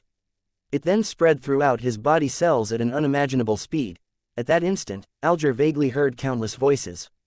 They came from all life at sea, but the Obninski's body blocked most of it, leaving a relatively screened-out version. Alger felt his heart beating violently as it spewed blood outwards. His spirituality and the sound waves began to remold his voice and soul. He couldn't help it as he opened his mouth, letting out a loud sigh. Amidst the sigh, Alger felt his spirit body being ripped slightly. As the sound waves spread outwards, they first turned into mottled scales on his skin before pulling out long flesh tendrils that appeared like flailing tentacles. The sound wave continued spreading outwards with his spirit body fragments, making contact with the sticky liquid within the Obninski's stomach, and they magically bounced back, infusing Alger's body once again. Alger, who was on the brink of losing control, instantly felt better as he seized the opportunity. Without any fear of embarrassing himself, he began singing loudly in a bid to vent the invisible sound waves that would blast his body apart. Rough, messy, off-tune singing filled with a metallic quality spread outwards, wave after wave, mixing with the numerous spirit body fragments before bouncing back on the Obninski's sticky stomach walls. In this process, Alger was like an ingredient being baked in sound waves as he was molded into form. Finally, he regained control of his body, and he grasped his spreading spirituality. At last, Alger closed his eyes as a smile couldn't help but appear on his face. He had completed the first goal he had for all these years, to advance to Ocean Songster. I've gained superficial control of lightning, gaining a more all-rounded underwater mobility, as well as the ability to use singing to affect targets. The latter ability is different because of every person's uniqueness, producing different branching paths. One of them is to use beautiful singing to disrupt an enemy's spirit body, causing him to turn adrift and fall into a daze. Another is to raise one's explosive strength, another is to simulate a thunderous boom to leave others in awe, and another is to use chaotic and unpleasant singing to leave the enemy frustrated, causing them to lose their rationality. Alger inspected himself as his expression turned a little odd. He soon put these thoughts away, picked up his items, and swam towards the Obninske's mouth before gently tapping on the already closed mouth. The mouth slowly opened as it roared suddenly, spewing out everything in its mouth. Alger instantly felt as though he was in midair as he nearly collided with a shark. After a series of actions, he surfaced and swam towards the Blue Avenger. Only after the ghost ship's outline was reflected in his eyes did he truly heave a sigh of relief. Alger was only worried that something out of the ordinary would happen to the Blue Avenger while he was advancing. Although an hour or two wasn't a huge problem, there were always all kinds of surprises in this world. After receiving Mr. Hangman's gratitude again, Klein returned to the real world, washed, and dried his hands before leaving the washroom and walking towards the dining hall. As the fragrance of food inundated his olfactory senses once again, he slowly drew a breath as he returned to his seat with a smile. As he gestured to the guests, he sat down. At this point, it was already time for dessert. From the looks of it, I stayed too long in the washroom. I hope that after today there wouldn't be talks about Dwayne Dante's having constipation. Klein silently muttered to himself as he smiled at Mam Willis to his right and said, "When I was young, I ate all kinds of strange food. In the southern continent, one of them was called tennet tree plums. They taste like bland butter, just like these desserts." He euphemistically explained the reason for his delay by implying that he had weakened his stomach from his younger days. Chapter 784, Chapter Assassination. Mam Willis glanced at Dwayne Dantes and said with a smile, completely unfazed, "Your past, and your experiences in Daisy Bay and the southern continent, are more interesting than any novel I've read. It makes me feel like having a similar experience of my own. Of course, they're just real-life stories that have been tweaked. It's all thanks to Anderson Hood, a hunter that goes everywhere." As Klein cast his gaze on a tiny butter cake, he chuckled. "It's because those are only the interesting ones. There are many that I'd rather not be reminded of." After that simple statement, he began enjoying the dessert. However, when Mam Willis and the other ladies heard that, they were somehow reminded of a best-selling novel, A Man with a Story. To them, Dwayne Dantes was such a man. Although he looked like a placid lake, there was more deep down. Hidden there were more pleasant surprises and plenty of pain. The banquet ended 20 minutes to 10. A number of gentlemen and ladies went to the card room to play 2 hours of Texas Hold'em, while the remaining men headed for the activity room to have a chat. They didn't bar women from joining, but as it was inevitable for them to broach on sexual matters while smoking, no women joined them. They either circled the piano at the first story and listened to and sang along with the performer, or they grouped up to play chess. Klein chose to head to the activity room on the second story. Private conversations with a few people had helped him speed up his admission into the circle. After entering the room, he observed the environment and went straight for the windows to open them. Then, he pulled a nearby high-back chair to sit down. Just as he did this, he saw the banquet's host, Portland Moment, laugh with a pipe in hand. Men often need some space for themselves. His voice was sonorous, and he had a big build. He was an elder in his 60s with a ruddy complexion and rather thick hair despite being all white. His facial features were the most classic features of a loneless man with nothing that stood out. Yes, men have to take note of their image when the ladies are around. We have to be considerate about their thoughts. I've already wanted to kiss this an hour ago. Hazel's father, Member of Parliament matched, took out a gorgeous silver box, taking out a cigar from inside. The other men in the activity room did the same as pipes or cigarettes appeared in their hands as though they were pulling off a magic trick. As the flames flickered, wisps of smoke began to billow, filling the room as though the smog from yesteryear hadn't dispersed. After enjoying it for a few seconds with his eyes closed, Portland Moment looked to the guest by the window and asked, "Dwayne, do you not smoke?" Klein clenched his fist and placed it to his mouth, coughing slightly as he said, "I have yet to recover. The doctor advised me not to smoke for the time being." To be frank, he was almost choking. Thankfully, he had smartly chosen a seat by the window. This group smoked like chimneys. Klein curled his right index finger and rubbed against his nostrils. He had the urge to use the Beander powers of a magician to create an invisible air pipe that extended outside to draw in fresh air so as to escape the harm of secondhand smoke. But considering how there might be Beyonders hiding amongst these men, he wisely gave up on the idea. Portland Moment laughed upon hearing that. "I heard from Bishop Electra that it's not without reason that you were sick. You lack a wife." This professor was a believer of the god of steam and machinery, but his wife was a believer of the Evernight goddess. Therefore, they had taken up residence in Bauckland Street near St. Samuel Cathedral. He often had bishops visiting him and having exchanges. Is he mocking me for thinking about women despite being sick? I really couldn't tell that Bishop Electra is actually a man who likes spreading gossip. It's all Rhodes's fault. Klein lampooned and shook his head with a smile. I place great importance on marriage. I'd rather remain single if there's no one suitable. At this moment, the high-ranking employee of the Backland Municipal Office, Mr. Willis, spewed out smoke and said, "Actually, I envy Dwayne's single status. It allows him to be able to pursue any kind of woman that he likes." He had deliberated enunciated, "any kind," causing ambiguous laughter to sound out. The matter of Dwayne Dantes' wide preferences and him never rejecting any charming woman has already spread across this street. Klein held back his right hand to prevent himself from subconsciously rubbing his temples. He felt that the deep, dignified, handsome, gregarious new tycoon's image was undergoing a subtle change. He first suspected that it was the loudmouth, Bishop Electra, that had spread the news, but later believed that it was Butler Walter who had proactively gotten the servants to spread the gossip. This was because a nearly flawless, charming gentleman would often be unknowingly ostracized by members of the same sex in a circle. But when a blemish surfaced, with a topic that could be used in jest, it made it easier for him to build closer ties. Klein wasn't angry about such treatment. Instead, he deliberately gave a wry smile in a rather gentlemanly manner. "That's why I have difficulty choosing, causing me to remain single to this day." "Ha ha." Portland Moment and company laughed in unison. Member of Parliament matched then said, "What you need is to be a little more decisive. A good marriage and a good family aids a man greatly." He stopped teasing him and gave serious advice. "From the looks of it, no matter which world you're in, you can't escape the fate of being pressured into marriage." Klein nodded gently and glanced out the window, taking in the night scenery of Portland Moment's garden. At this moment, he saw a figure. It was Hazel Matched, who was dressed in a black-green gown, following a trail going deeper into the garden, pausing from time to time to look around as though she was looking for something.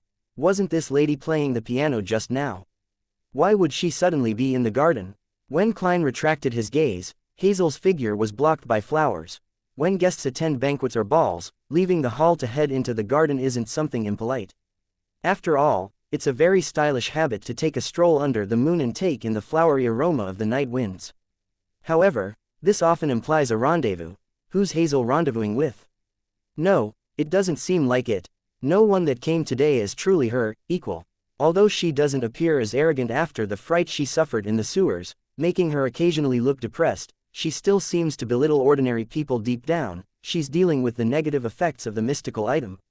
That doesn't make sense. Entering a lounge or the washroom would be better than the garden since there's more privacy. Furthermore, back at the ball held at her place, she also went to the third story and not the garden. Klein eliminated the various impossibilities and finally had a theory.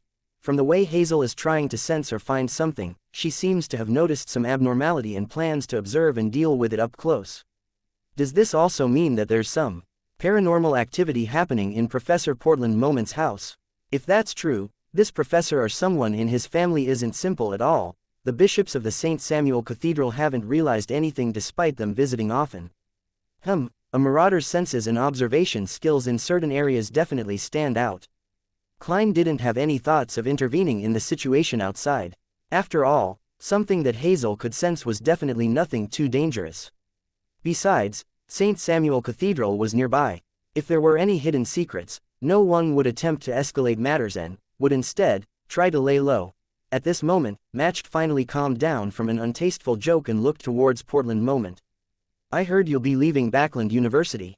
Professor Portland Moment sucked at his pipe and said, "That's right.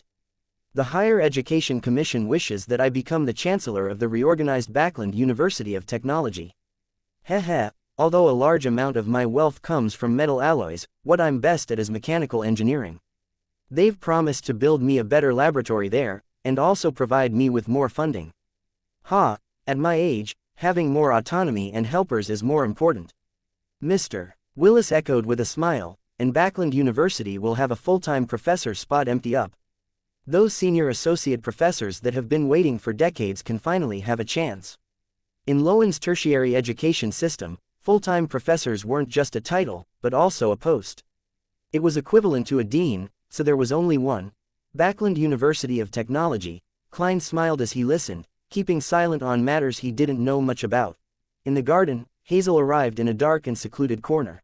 She had discovered that ants and other insects on the ground were gathering in an abnormal manner, and her spiritual perception felt that something was hidden here. This was innate to her sequence, and it had never failed in the past. Without any additional help, she could directly choose the precious items hidden among several sealed boxes. Of course, she wasn't able to distinguish what it was exactly. All she knew was that compared to the rest, what her spiritual perception told her was something definitely more valuable, just like Mr. Dwayne Dantes. He definitely has extremely precious items on him. Hazel curled the corners of her lips as she cast her gaze at the soil, which looked a little loose. She sensed that copious amounts of spirituality were gathered underneath, thus attracting insects and souls. It's not a human body. It's some spirituality-equipped materials that have been used. They should have been thrown away in batches, but they were instead buried together, causing unnecessary changes. Hazel's eyes turned darker as she interpreted the situation underground based on the unhidden spirituality traits and changes. She tipped her chin slightly and looked back at the building. She believed that Portland Moment's family had at least one person with extraordinary powers, and if this problem in the garden wasn't resolved, the nearby houses would have paranormal activity in the coming days. Hazel retracted her gaze, extended her left hand, and aimed it at the soil. With a gentle grip, she slowly twisted her wrist. The gathered spirituality vanished as though it had been stolen by someone. Chapter 785, Triss's Discovery. 100 Bachland Street. In a corner of the garden in Portland Moment's residence, the many ants and worms that were gathering there slowly dispersed as the cold, creepy sensation faded. That person with extraordinary powers likely doesn't have any experience. With her goal achieved, Hazel nodded indiscernibly before turning around briskly and strolling through the garden. She wasn't in a rush to return as she enjoyed the crimson moonlight, the cold air, and the faint flowery scent. After a long while, Hazel stopped her stroll and left the garden, entering the hall on the first story. At this moment, apart from the guests still playing Texas Hold'em, many ladies and gentlemen had bid farewell. Moments after Hazel found her mother, Ma'am Rihanna, she saw her father, Member of Parliament matched, and a few other gentlemen walking down as they conversed with lively expressions. "Are you ready to head home? You have to visit a very important guest tomorrow morning." As Rihanna gestured for her daughter to come close, she walked towards her husband and greeted the others with a smile. Match nodded and said, "I would have loved to try another of Portland's cigars if not for that matter." Rihanna swept her gaze to Willis, Dwayne Dantes, and company, and she asked in passing, "Gentlemen, what are you talking about? It sounds interesting." Match turned his body to the side and said with a smile, "Dwayne said that he encountered ghosts when he was in the southern continent. He and his companions suddenly woke up in the middle of the night and found themselves unable to open their eyes. Their bodies were heavy, as though someone was pressing on them. They used a great deal of strength before escaping such a state and left their beds. However, they discovered their rooms were extremely cold. You might not know this, but East Balam's weather is hot most of the time." Then, Dwayne and his companions each held double-barreled hunting rifles and stood guard the entire night. They frantically left the town after the sun rose. After hearing that, Ma'am Rihanna looked at Dwayne Dantes with piqued interest. "Is that true? Do ghosts really exist?" Klein shook his head with a smile. "That I'm not sure of. Perhaps my companions and I had just experienced a harrowing adventure and our bodies and minds weren't in the best of conditions. This might have resulted in all kinds of problems." The stories he told were sourced from one of Anderson's experiences. Back when the strongest hunter of the Fog Sea was exploring a temple in the primitive forest, he chanced upon a specter, creating a large-scale breakout overnight. "Ghosts." Hazel turned her head to look towards the garden as the corners of her mouth curved up slightly before she held back. She didn't say a word as she quietly listened to her parents bidding the rest of them farewell before returning home together. Late at night, Hazel, who had changed into a sleeping gown, walked to the balcony and stood behind a gap in the curtains. She looked towards the sewer manhole on Bachland Street. As she looked at it, her face gradually turned pale as though she had recalled an experience filled with pain and horror.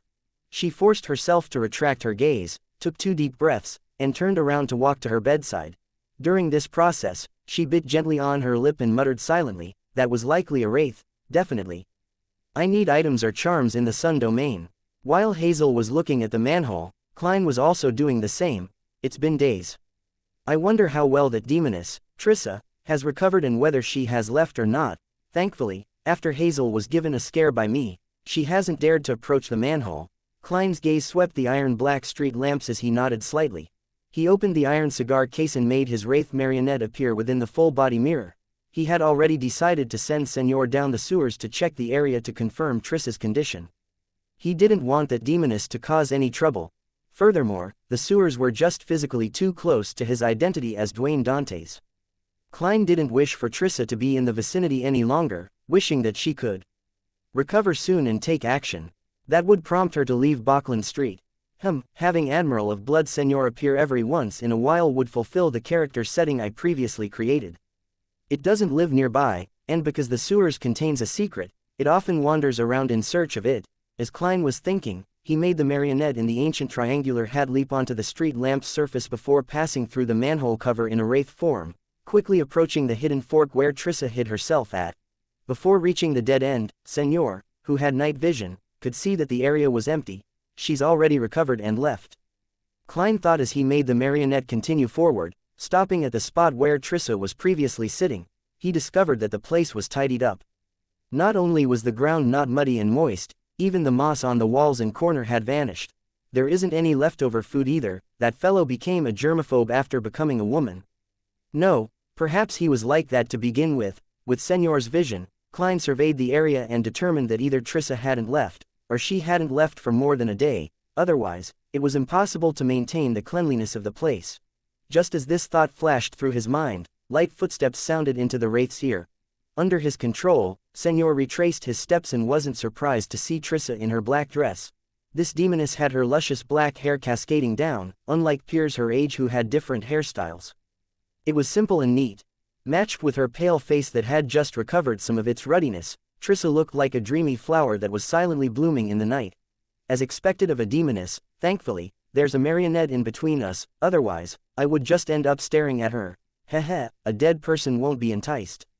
No matter how charming a demoness is, there's no way they can make the deceased climb out of a tomb like a zombie. Klein lampooned as he looked at Trissa, who had a blank expression but was secretly wary, having released the invisible threads. Where did you go? Trissa pricked up her brows and said, would you like to relieve yourself where you sleep? I thought a demoness wouldn't need to use the washroom. Klein gave a self-deprecating comment and made Senor chuckle. Are you referring to pissing and shitting? He had deliberately made the marionette say such words, as it matched Admiral of Blood's persona of a boorish pirate. Trissa indiscernibly frowned and said, is there anything else? Senor didn't continue on the topic as he said, you look like you've almost recovered. Trissa smiled. Not bad, I'll be leaving tomorrow. She paused as she slightly narrowed her slender eyes.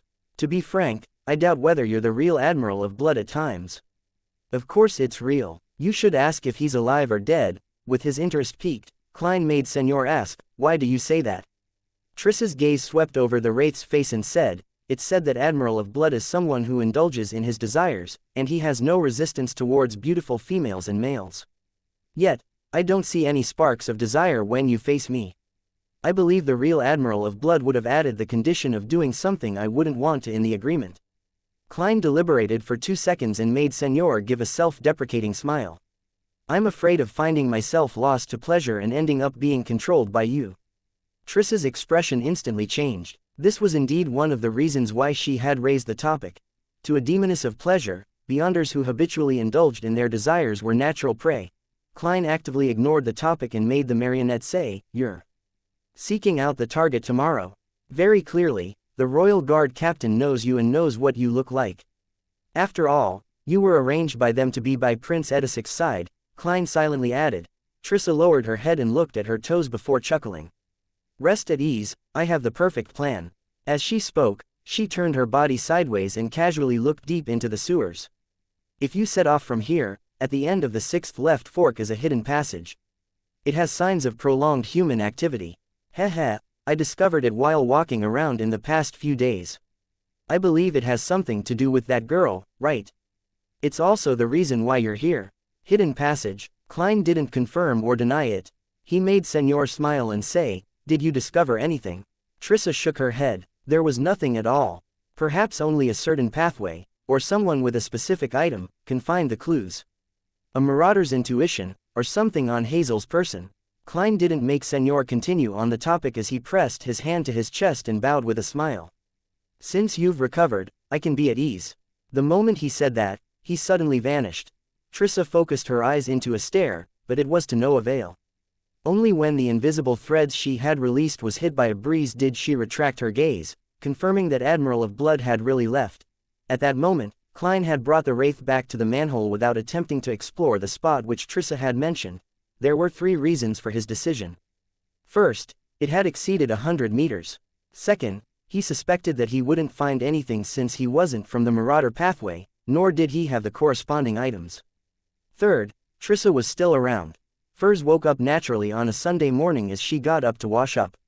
As she chewed on a fresh piece of toast, she retrieved a stack of items from her mailbox.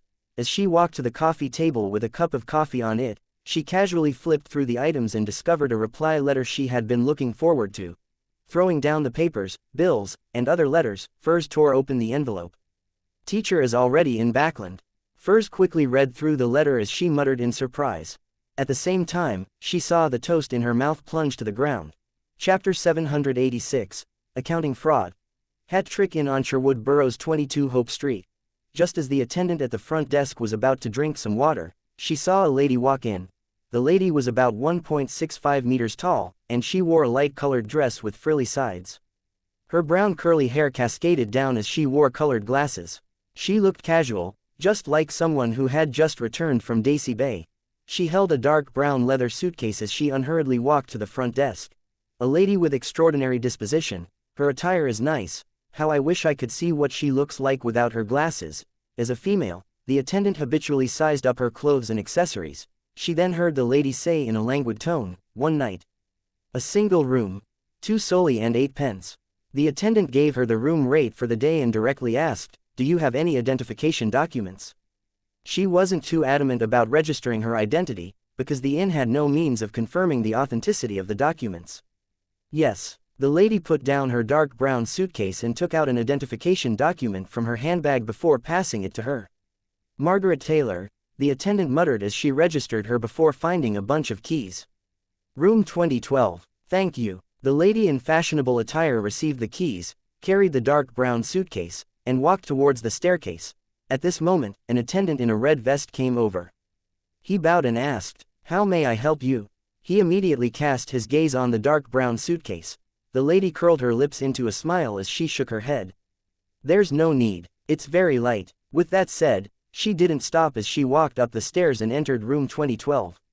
Only after she closed the door and put down the suitcase did she raise her right hand to her chest, letting out a long sigh of relief. Why do I feel like a psychotic murderer? She was none other than the disguised Furs. There was nothing in her suitcase except for Mr. X's head, which was wrapped in newspapers. The 2 attendants from before probably wouldn't have guessed that a fashionable lady didn't have any clothes, facial products, or makeup in her suitcase, but a cracked, bloody head. If they were to discover that, everyone in the inn would be given a fright. This is source material for a detective novel. Furs calmed her feelings of anxiousness and picked up her suitcase again and opened the door. She observed the corridor and saw no one walking through it. She hurriedly walked out and headed for room 2016 and rapped on the wooden door. Her teacher, Dorian Gray Abraham, was living in the same room he previously used. After sensing someone sizing her up through the peephole, Furs heard the doorknob twist as the gears unlocked. Dorian Gray was dressed in a black suit with very broad shoulders. He looked to the left and right warily before making way, allowing his student to enter. No one noticed you, right? Following that, he closed the door and asked cautiously. Furs put down the suitcase and removed the colored glasses that hid half her face. No, I used a fake identity.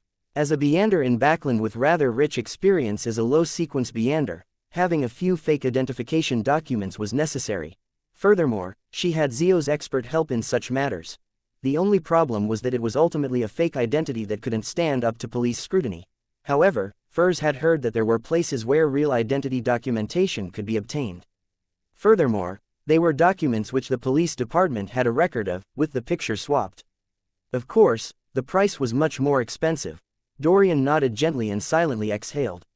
As he got Furs to sit, he brought a chair over and said, you mentioned that someone is paying to find the direct descendants of the Abraham family at a Beander gathering in Backland. And the goal is to find information on Mr. Dor. Yes, teacher, Furs said nothing but the truth. I don't know much about the family, so I thought of asking you to see if you knew anything. She hid 2 points. namely the Beander gathering being called the Tarot Gathering, and that she long knew that her teacher was a member of the Abraham family, Dorian sat down and drank a sip from a white porcelain teacup. He asked with a calm expression, "Who was the one asking?"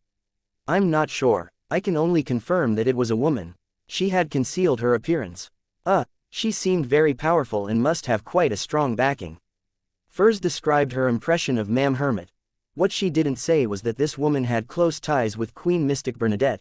Dorian Gray pondered for a few seconds before saying, "I don't know much either. All I know is that Mr. Dor is the ancestor of the Abraham family. He vanished during the War of the Four Emperors. You can try using this piece of information to get some of the bounty." Mr. Dor is the Abraham family's ancestor. Mr. Dor, who made the Abraham family suffer the curse of the full moon, causing many members to lose control, is actually the Abraham family's ancestor. Furs was alarmed, having already learned some of the problems of the Abraham family from Mr.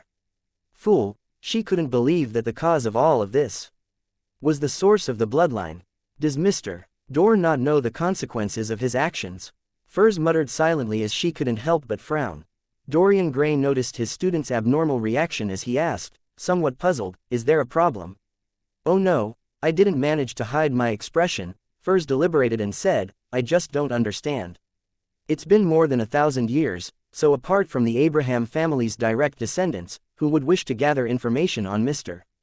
Dor and why? Perhaps they're trying to find Mr. Dor. Alright, Queen Mystic is Emperor Rassel's daughter, and Mr. Dor has appeared in Emperor Rassel's diary. Therefore, the Queen is trying to find Mr. Dor to figure out the truth of the past. That's normal. However, Mr. Dor vanished in the War of the Four Emperors, more than 1,000 years before Emperor Rassel's era.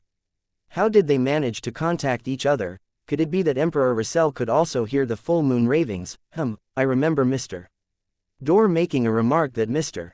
Dor might be calling for help. If that's the case, it's really, as an author, Furs was momentarily at a loss for words to describe her feelings. Dorian revealed a wry smile and said, "Certainly, I'm also puzzled about this problem. Remember to tell me if you find the answer." Furs didn't harp on this matter, afraid that Dorian Gray would notice anything amiss. She then said, "Teacher, why did you suddenly come to Backland?" Dorian smiled and picked up a cigarette as he raised it to his nose to give it a whiff. Without lighting it, he said, "I happen to have some matters that need me to be in Backland. I also decided to check on your digestion progress." In fact, he had been alarmed by Furs's letter. He couldn't believe that anyone in the world would still be asking about Mr. Dor. One had to know that even the Abraham family had given up such attempts. He was the only one who kept at it, teaching students on his own accord. This also made him recall a prophecy that was passed around within the family. The Abrahams were increasingly approaching their destruction. When he connected the two matters together, he rushed over to Backland to confirm his student's situation. He wished that she could advance as soon as possible, leaving some hope for the Abraham family. "I just grasped the various astrological knowledge," Furs replied, feeling a little guilty. Due to her lack of money, she hadn't bought the high-quality crystal ball needed by an astrologer. To not continue on this topic, Furs began asking Dorian Gray about the acting principles needed for astrologer, obtaining advice such as, "Astrology isn't all-powerful." Towards the end, Furs glanced at the dark brown suitcase beside her and said, "Teacher, there's one more matter." "What is it?" Dorian leaned back into his chair as he leisurely drank a mouthful of black tea. Furs followed the script she had prepared and said, "After knowing that Louis Wien betrayed the organization, inflicting a great deal of harm upon all of you, I've always had the thought of finding him and exacting revenge for all of you." "Give up that thought." Dorian sat up straight. "Even if you have Limano's travels, you are no match for him, much less able to kill him. I'm very glad that you have such thoughts, but there's no need to take unnecessary risks." "I'm definitely not able to do it alone," Furs mumbled silently before saying, "I got to know a very powerful bounty hunter. I spent about £10,000 to seek his help." She wasn't able to estimate the cost of the job, so she had used the price that Miss Audrey paid when previously entrusting them to kill the Intis ambassador. That might be a cheat. Louis Wien is likely a traveler, and he has the support of the Aurora Order. Dorian didn't hold any hopes of any bounty hunter being Louis Wien's match when he heard his student say, "He has already succeeded." Cough, cough, cough. Dorian choked on his saliva as he broke out into a fit of coughs. He dropped the teacup to the ground, but it bounced up like magic, firmly landing on the coffee table. He has given me Louis Wien's head. Furs held up the dark brown suitcase and opened it, taking out the spherical object which was wrapped in newspapers. With the newspapers unfolded bit by bit, Dorian saw that face he would never forget. The smug smile on Louis Wien's face back when he attacked the Abraham family's headquarters was gone. His head was covered in cracks, as though it had been glued together piece by piece. It was gruesome, filled with pain and despair. As an astrologer, Dorian Gray's spiritual intuition told him that it was undoubtedly Louis Wien's head. Good, very good, Dorian muttered in excitement before looking up at his student. Who was the bounty hunter? I can't imagine Backland having such a powerful bounty hunter. Furs hesitated for a moment before saying, Gairman Sparrow. Chapter 787, Dorian's Warning. Gairman Sparrow. Dorian felt the vessels on his forehead pulse when he heard that as he held his hands together, tensing up without realizing it. Situated in Pritz Harbor, he inevitably learned of the various news at sea, both actively and passively, knowing far more than the residents in Backland who relied on the newspapers. In recent months, he often heard from different channels of information about Gairman Sparrow. From killing Steele Mavati to severely injuring Vice Admiral Aylman Tracy, to successfully hunting Admiral of Blood Seigneur, all these stories were colored with mania. He left the sea and came to Backland. He hasn't changed his trait of craziness. Dorian held back the horror and wariness that subconsciously rose in his heart as he looked at his student and said in a deep voice, "It's best that you minimize your communication with that bounty hunter.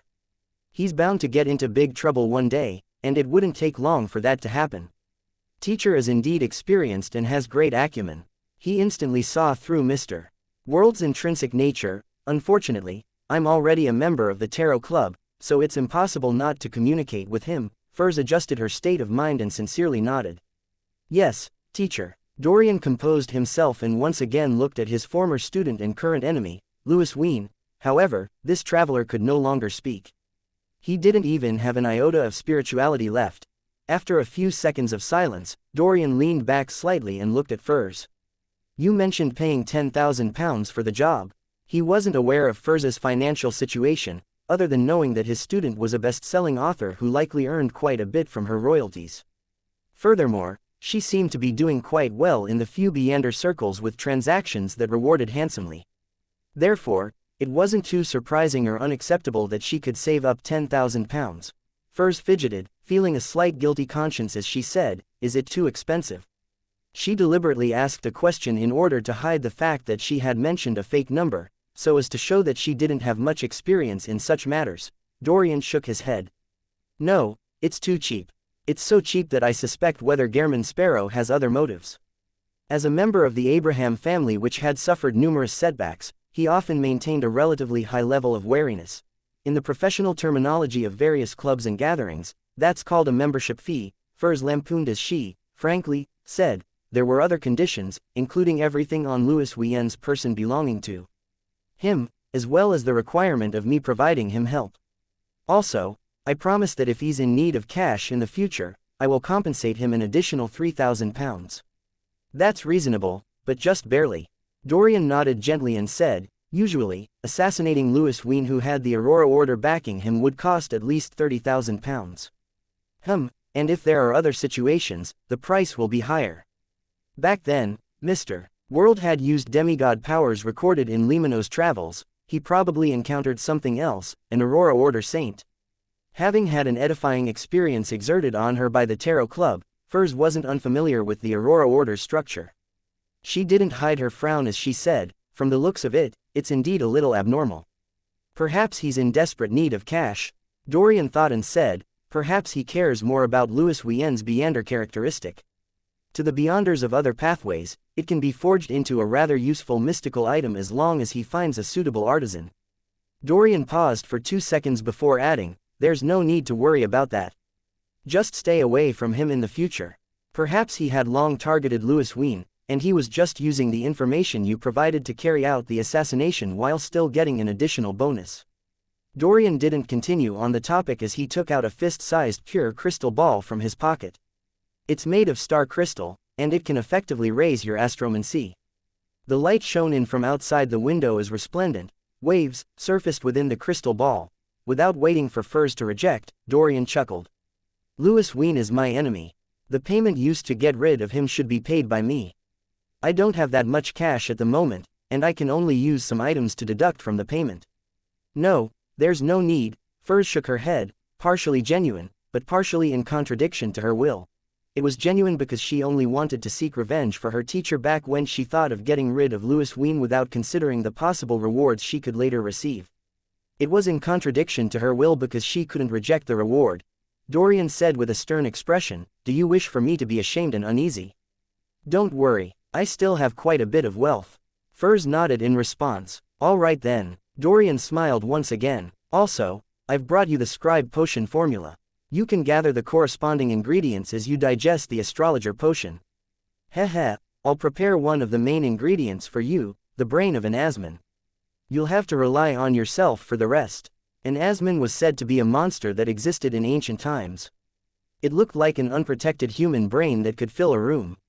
Not only could it create terrifying illusions, but it could also make its attackers die from their own attacks.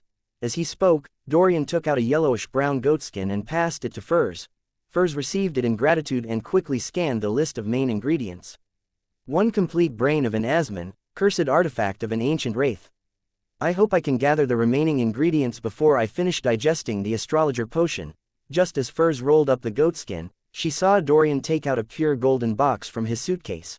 After removing the wall of spirituality, Dorian opened the box as he said, "Without the gold enclosing it, the brain of an Asman will constantly affect you, causing you to hallucinate until you lose your mental facilities."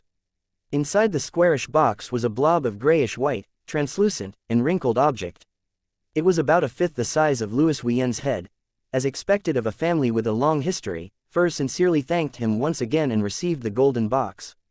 And skillfully closed it and used a wall of spirituality to seal it. Dorian didn't stop and instead gave an excuse for Furs to stay back. He set up a ritual and summoned the void creature Malmouth, who enjoyed music. He then took out 2 documents from the creature's spherical body. He had prepared the 3 items for Furs when he received the shocking news regarding Mr. Dor, therefore, he had it on him. These are 2 pieces of property in Backland. One of them is in Hillston Borough, and the other is in Sherwood Borough. They're in excellent locations and should have a total valuation of about £6,500. The amount you can sell them for will be yours, Dorian said with a smile. Although the Abraham family was in a state of decline, as a former angel family with a long history, it still had quite a bit of resources, including land, tree farms, property, manors, and mines. However, Dorian only had control over a few, with most of the remainder belonging to the various smaller families. The place I'm renting costs £2,500 in an okay district but an average location. What teacher gave me today does add up to about £10,000. Furs couldn't help but sigh inwardly. In the Holy Wind Cathedral, deep blue officiant Randall Valentinus looked at the mandated Punisher deacon and said, "Any findings?" The new Backland archbishop was a middle-aged man with a domineering demeanor. His dark blue hair was thick, and he had large earlobes. His eyes seemed to constantly hide lightning and storms within them. The mandated Punisher deacon standing before his desk was a thin middle-aged man wearing a modified captain's hat. His looks didn't stand out, but there was an anchor tattoo on his neck. The man answered reverently, "Your Eminence, we've already caught some of the members who participated in the gathering. However, they have no idea who the rest are, much less know of the person who assassinated Mr. X. According to their description, the assailant was about 1.6 meters tall and likely female. We can't rule out the possibility that it's a short man." Randall held back his anger and asked, "What do you plan on doing next?" "As we are temporarily unable to know who Mr. X invited to the gathering, and 1.6 meter tall women are common, our plan is to relax our stance on the surface as we target a few suspicious targets and convert those we've caught into informants. Without us exerting any danger, those bunch of lunatics from the Aurora Order will definitely seek out the murderer themselves in order to avenge Mr. X. They'll likely do a carpet search, and this way, not only will we find the assassin, but we can also discover more clues to the Aurora Order," the thin middle-aged man explained in detail. Randall nodded in thought and said, "Roy, when taking action, remember to apply for a Grade 1 sealed artifact. The situation is clear that the Aurora Order has at least a saint in Backland. And the assassin's strength is greater than the typical Sequence 5 Beander, and they similarly have a demigod backing them." "Yes, Your Eminence," Roy Wellesley struck the left side of his chest with his right fist.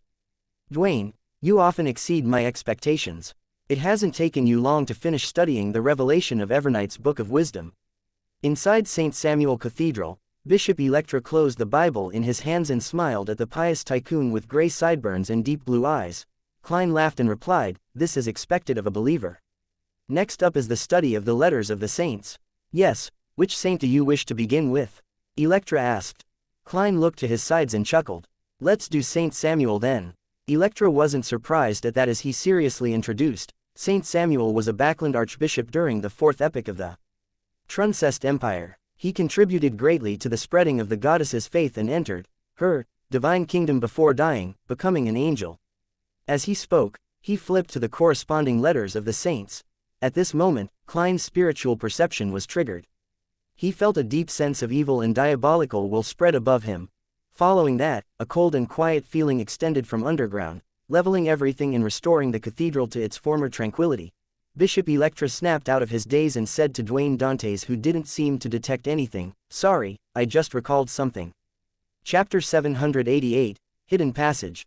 "It's fine," Klein replied with a warm smile. Although he didn't seem to notice anything, thoughts were flying through his mind. He began considering what the anomaly that happened during that instant meant. Previously, the keepers would head upstairs along the nearby staircase. It can be preliminary determined that they live there, coinciding with the area where the anomaly happened. The keepers aren't in the best of conditions, so the chances of them losing control are greater than ordinary beyonders, causing them to suddenly release a sense of an evil and diabolical will. And this was suppressed and quelled by the core seal deep behind Channy's gate. If that's the case, there are two possibilities. 1. The core seal behind Channy's gate can sense all the anomalies in St. Samuel Cathedral, and then react instinctively. 2. During the keeper's watch over the years, they are constantly corroded by the core seal's powers. In a certain sense, they are a part of it, or they bear the weight of the corresponding traits. Once any abnormalities happen, their bodies will immediately intervene. If it's the former, that means that when I knock a keeper unconscious and replace him, it will easily be detected by the core seal behind Channy's gate. It will produce an anomaly like before, causing my plan to fail right at the beginning. If it's the latter, I'll definitely be repelled when entering Channy's gate, even when disguised as a keeper. I need to figure out the problem before coming up with a direct countermeasure. It's really difficult to steal sealed artifacts from the various churches. It's no wonder almost no one is willing to do so. As Klein's thoughts wandered, he superficially paid attention to Bishop Electra's explanation of St. Samuel's experiences and letters that he left behind. When it was almost time, he politely bade him farewell. After returning to 160 Buckland Street, he saw his butler approach just as he handed his hat and cane to Richardson. "Sir, do you plan on holding a ball or banquet next weekend and invite the neighbors?" Walter wasn't using a suggestive tone, but a tone of inquiry. However, Klein knew very well that since his butler had raised the matter, it meant that it was almost time. He nodded gently and said, "Saturday night then." "A ball. I'll have to trouble you and Tanaja to make the preparations. Is there enough money?" When saying the last statement, Klein looked to his housekeeper. Tanaja sternly nodded and said, "There's enough. The various alcoholic beverages in your wine cellar is enough to handle several banquets." When moving into 160 Buckland Street, Klein had handed her £1,000 in cash for the household expenses. From the looks of it, even with the need to replenish fine wine, tea leaves, and coffee beans, it wasn't something that could be spent in a month. The gold pound is rather strong after all. Klein nodded and smiled. "Let's not use wine that's too expensive for our first ball. It's common to be reserved in Lowen."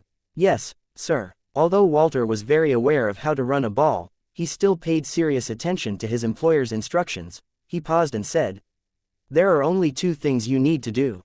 First, it's to settle the guest list with our help, thinking up some small talk for each guest, matching the person's corresponding status and experience. Second, it's to order a suit for the ball. How troublesome. When greeting Hazel, can I say that the sewers here are cleaner than the squares in the southern continent?" As Klein sighed and lampooned, he nodded slightly. Deep into the night, the crimson moon hung high in the sky. The smog which had significantly thinned made Backland have an additional sense of tranquility. In Dwayne Dantes's master bedroom, Klein set up a ritual to summon himself. He planned on entering the sewers tonight to confirm that Trissa had left. He then planned on heading for the fork she had described, to explore the so-called hidden passageway to see if he could discover anything. Klein didn't have extravagant hopes of gaining anything. He was only worried that the secret hidden in the sewers would pose a hidden risk that would one day explode. This could easily involve Duane Dantes, who lived nearby, spoiling his plans in stealing the Antigonus family's notebook. On this matter, I can't be an ostrich that buries its head in the sand and pretend not to know anything. I should discover the problem early and destroy what needs destroying or report what needs reporting before it completely erupts. That's the most effective solution. Of course, I also need to be sufficiently careful. I mustn't let my exploration end up lighting a fuse. Klein's spirit body tore out of the candlelight, and with Azek's copper whistle augmenting him, he possessed the physical body of Duane Dantes, controlling him to walk to the boundary of the wall of spirituality and sit in the reclining chair. To the external world, it looked as though the tycoon had dozed off reading the papers. Summoning my soul to possess my own body feels different from returning to my body. There's an obvious barrier in between. Klein did a comparison of the experience and floated to his desk, cleaning up most of the items on the altar and leaving behind the candle that maintained his summoning to burn silently. After doing all of this, Klein wore creeping hunger, and with Azek's copper whistle, death knell, and the Senor gold coin in possession, he flew out of the master bedroom and left 160 Bachland Street, drilling into the sewers. Just as Klein found himself in the moist and dirty environment, he immediately released Wraith Senor and made his marionette open up a distance from him, turning into the hidden fork where Trissa was previously recuperating. This time, he saw that the clean region in the sewers was already stained with dirt containing signs of rats. From the looks of it, Trissa has really left. Klein, who was following far behind, heaved a sigh of relief. As a spirit body, he didn't need to breathe, nor did he need to walk on the ground. Therefore, he didn't mind how disgusting the sewers were. Senor walked out of the area and continued walking ahead and turned on the 6th left turn. Klein constantly maintained a distance of 50 meters, perfectly acting the role of the person behind the scenes. At the end of the fork was a corroded wall covered in moss. At a glance, there weren't any abnormalities to it. If Trissa hadn't mentioned it, Klein wouldn't have gotten his marionette to observe every inch of the area in detail. A few minutes later, Senor suddenly straightened his back and walked forward, entering the wall. Passing through the rather thick obstacle, Klein's eyes opened up. With the marionette's vision, he saw a half-natural, half-artificial cave. It wasn't more than 1.8 meters high and was about 3 meters wide. The ground was littered with tools like shovels which were wrapped in oilskin and large piles of mud and rubble. Right up ahead were 2 hidden passageways that extended downwards. The left one was about 5 to 6 meters deep, while the one on the right was nearly 10 meters deep. However, nothing seemed to have existed in them, as though they were still being excavated. This was dug up by Hazel. In the day, she's an arrogant lady of high society, and at night, she's an excavator in the sewers. Furthermore, she's moving the dirt and rubble one pail at a time. She was loitering around to find the exact spot, and digging was the subsequent step. That wall must have been a secret door. Klein hid himself at the fork's entrance as he made Senor scrutinize the area. Following that, he made the wraith enter the left passage until he reached a completely sealed-off area. Senor's figure slowly turned faint as it turned incorporeal. In this state, he passed through the soil and explored deeper. But even when reaching the 100-meter limit, he didn't discover anything of use. All he saw were ordinary insects and worms. Klein made the marionette switch directions, swimming in the sea of soil without finding anything. Senor soon returned to the cave from before and entered the right passageway without being affected by any obstacles. There's still nothing. It's not without reason that Trissa determined that it will only work for a particular pathway or being in possession of a certain item. She must have probed the area with the invisible threads of a demoness of pleasure. Unfortunately, I've already lost Tinder. I wonder if the gray fog's aura on me would work. It seems to strongly attract beyonders from the Marauder pathway, Klein silently commented and, using his spirit body state, planned on personally visiting the 2 hidden passageways that Hazel had dug up. However, he curbed his desire because he was now a marionettist. Doing it personally in situations that didn't require it was in violation of the acting principles. It's fine even if I don't use the gray fog's aura. I'll just request to purchase a mystical item from the Marauder pathway during tomorrow afternoon's tarot gathering. It doesn't need to be too expensive. It can just correspond to sequence 8 or 9. That badge from Lenevis is only a signal receiver, not an item of this pathway. While not aware of the exact situation of what's hiding inside, rashly using my spirit body to explore it might result in me attracting a high sequence monster. Being careful and cautious will forever be a condition for myself. Klein slowly heaved a sigh of relief and retrieved Wraith Senior. He wasn't worried that Hazel would continue coming in the near future.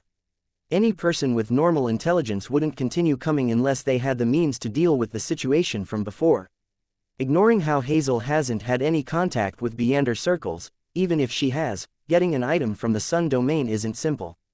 After all, Backland is the territory of the Church of Storms. I do have something that I don't use often. Heh, can I find an opportunity to sell it to her and then let her use it to harm my marionette? Klein jeered at himself before shaking his head with a laugh. He ended the summoning and returned above the gray fog, vanishing from the sewers. On Monday morning, the bright sunlight tore through the thin clouds, shining onto every corner of Backland. Emlyn White pulled down on his silk top hat. As he left the carriage and walked to the Harvest Church, he squinted his eyes and mumbled, "What terrible weather. Backland's worst season is coming soon." He was just about to step onto the stairs when he saw a paperboy approach him, handing him a copy of the Tussock Times. "Sir, today's morning papers." Emlyn wanted to reject it when he discovered a small slip clasped in the middle of the boy's fingers. Emlyn maintained his countenance as he took out a penny and passed it to the boy, receiving the copy of the Tussock Times and the slip. Before entering the Harvest Church, he quickly spread it open and scanned it. "There are clues to the people you are looking for. Please come to the Bravehearts Bar." Chapter 789. Each Person's Monday. 9:30 a.m., Backland Bridge area, Iron Gate Street, Bravehearts Bar. Emlyn White stood rooted to his spot after he got down from the carriage. He stared ahead in a daze, nearly forgetting to avoid the sunlight. At that moment, the bar's main door was shut with no signs of it opening. As a sanguine who seldom left his home and only went to places like bars at night, Emlyn never expected the bar to be closed in the morning. He had left the Harvest Church in a rush via the transportation system after seeing the paper slip, hoping to obtain any first-hand intelligence. To save time, he even tolerated the cramped environment and stench of the metro. At that moment, Emlyn was somewhat peeved, but he knew that he had made the mistake. All he could do was pull a face and circle around Iron Gate Street to not waste his trip. Just as he was about to approach a rental carriage that stood along the street, he caught sight of a familiar figure from the corner of his eye. The person was wearing a brown rounded top hat and an old coat while carrying a ragged haversack. He was none other than Ian, the underground arms dealer and intelligence merchant. I have quite good intuition. I knew he would appear early." Emlyn was delighted as he stuffed his hands into his pockets and leisurely walked over, blocking Ian's way as he chuckled. "Good morning." Ian looked up and glanced at the handsome man before him, replying in puzzlement, "Good morning, Mr. White. You should have come in the evening. It seems to be a suitable time now," Emlyn said with a smile, clearly in a good mood. "Ian, why do you always wear the same clothes and outfit every time I see you?" Ian answered without minding the question. "This can make me appear more mature while allowing me to keep a low profile. Of course, the main reason is that I lack money." The final sentence was added with a joking tone. "I look forward to your attire in summer," Emlyn said with a scoff. "I'll take off my coat." As Ian spoke, he took out 2 pieces of paper from his ragged haversack. They were the bounty notices that Emlyn had previously given him. Someone in East Borough saw this person. He handed over one of the papers to Emlyn, and on it was the name, Argos. Realizing that there really were clues to the primordial moon believers, Emlyn asked in delight, "Where is he?" Ian didn't reply as he looked at him with a silent smile.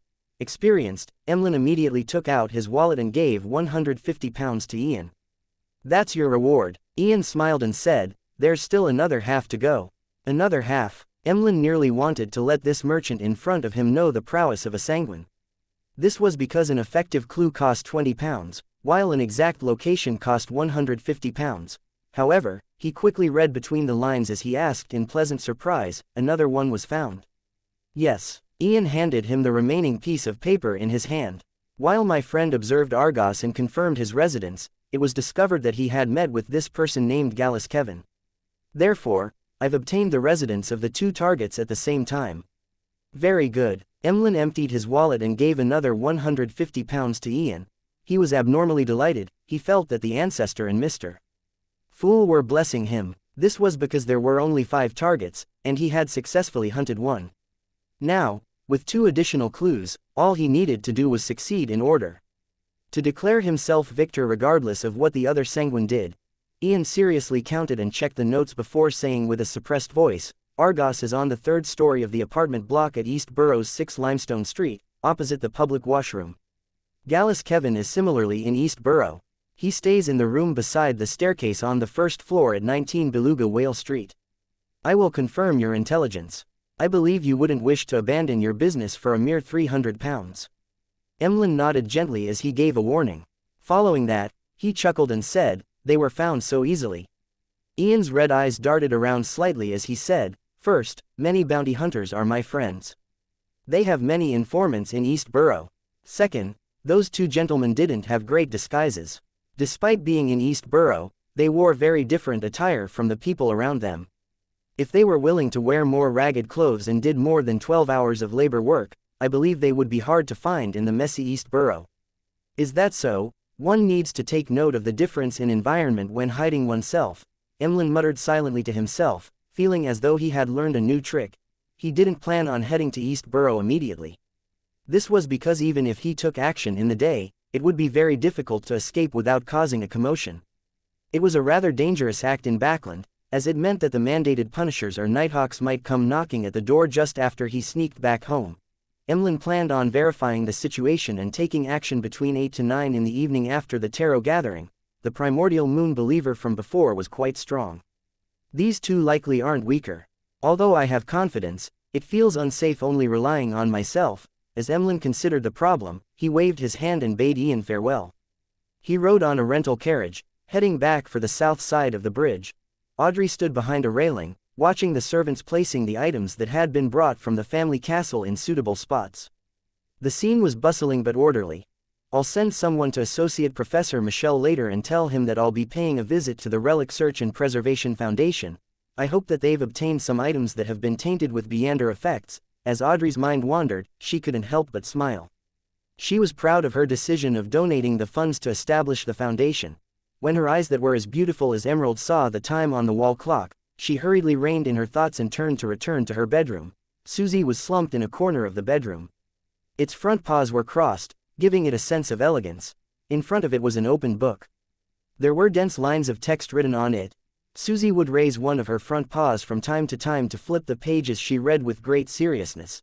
Every time I see Susie like that, I feel a little ashamed. Audrey, you mustn't slack off on your education.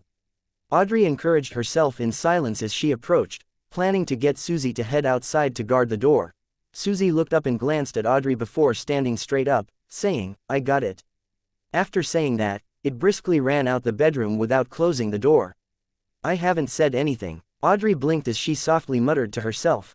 She had given such instructions many times. To prevent Susie from detecting that she wanted to be alone in the room from 3 to 3:30 p.m. on Mondays, forbidding humans and dogs from coming close, she had also done similar matters at other times, pretending that there was a gathering, wanting alone time while maintaining an irregular pattern.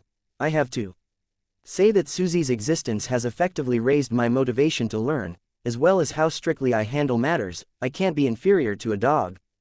But, being better than this dog doesn't seem to be something worthy of praise. Audrey puffed her cheeks with a self-deprecating comment as she sat by her bed, awaiting the beginning of the tarot gathering. 3 p.m. above the gray fog. Dark red figures shot up along the 2 sides of the long bronze table, materializing into different blurry figures. Good afternoon, Mr. Fool, Audrey's greeted with a cheery voice as she bowed.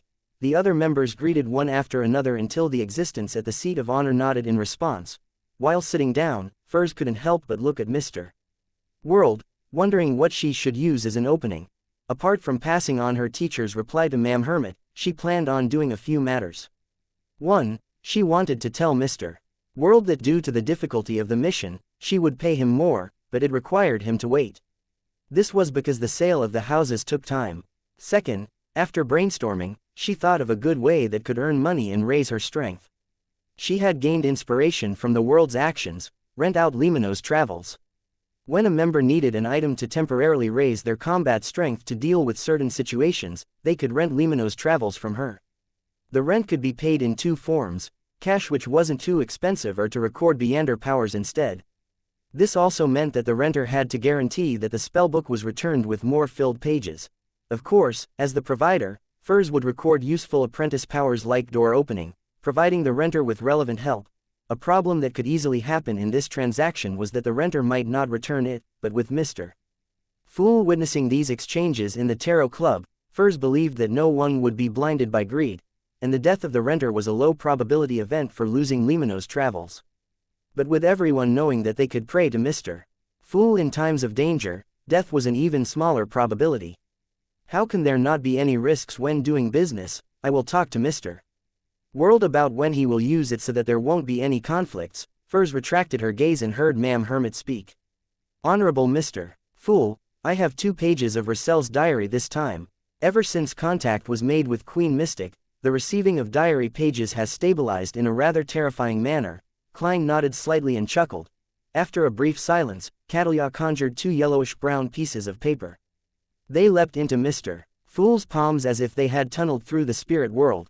Klein slowly lowered his gaze at the diary in his hands. The 29th of December. It's almost a new year again. All the mausoleums have been built. What's done cannot be undone. Chapter 790. The end of the diary. All the mausoleums have been built. What's done cannot be undone. Klein looked at the diary page in his hand as his thoughts boiled over as ideas kept emerging and shattering. From his point of view, this diary page of Emperor Russell nearly proved his previous conjectures. He had chosen to forcefully switch to the Black Emperor pathway in his later years, doing so at the cost of going mad to become a Sequence 0 true god. What drove the Emperor to make such a decision? What did he discover that resulted in his agitation, rashness, and loss of composure in the previous diary entry? And compared to back then, his emotions in this diary entry appear calm and composed, but it feels like he is even more extreme. It's hard to imagine what the Emperor experienced or encountered in his later years that resulted in him having such an abnormal situation. The madness that angels are embroiled with to begin with, or is it something that had happened to the faith of the believers that kept him anchored, his rationality? If he was normal, shouldn't he hold back a little and strive for certain outcomes before finding an opportunity to devour the hidden sage? Klein instantly thought of many things, but he was unable to find any evidence. And on this page of goatskin, there were only 2 short lines of text, as though it indicated the final diary page of Emperor Russell's life. The end of the year or the beginning of the new year was the day he was suspected to have perished in the White Maple Palace, an emperor of an era, a transmigrator's last words. Klein sighed silently as he flipped to the goatskin beneath. The diary page didn't have a date, but at the top of the page was a line in Fasak. Immediately follows the previous page. The words were written neatly and elegantly, very different from Emperor Russell's handwriting. It was obvious that it was added by someone else. It's probably a note by Queen Mystic, to indicate that this is the last part of the diary, written after the Emperor said that what's done cannot be undone. But why isn't there a date?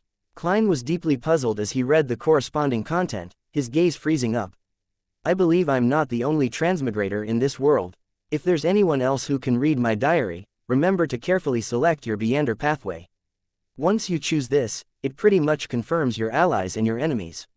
I'm unable to give any actual suggestions because I myself can't see the true faces of the 7 deities or those evil gods.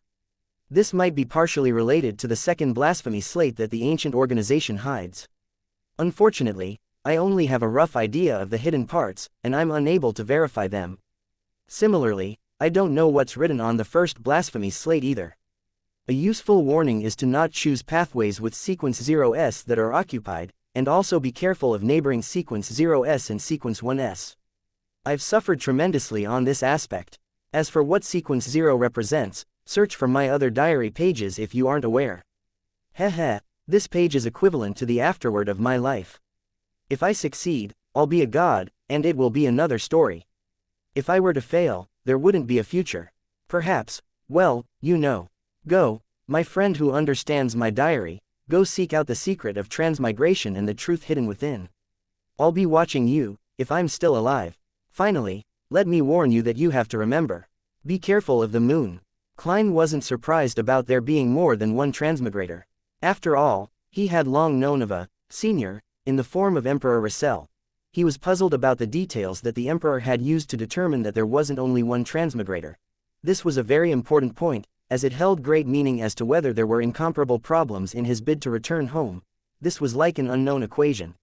Without enough examples and conditions, there was no way to obtain the correct answer no matter how he tried to solve it. Only with enough equations could he find the correct answer. The Emperor should have written his discoveries on this matter in the previous diary entries. Unfortunately, I have no way of knowing where it is in order to do a targeted search and recovery. Klein silently sighed before considering the other contents in the afterword.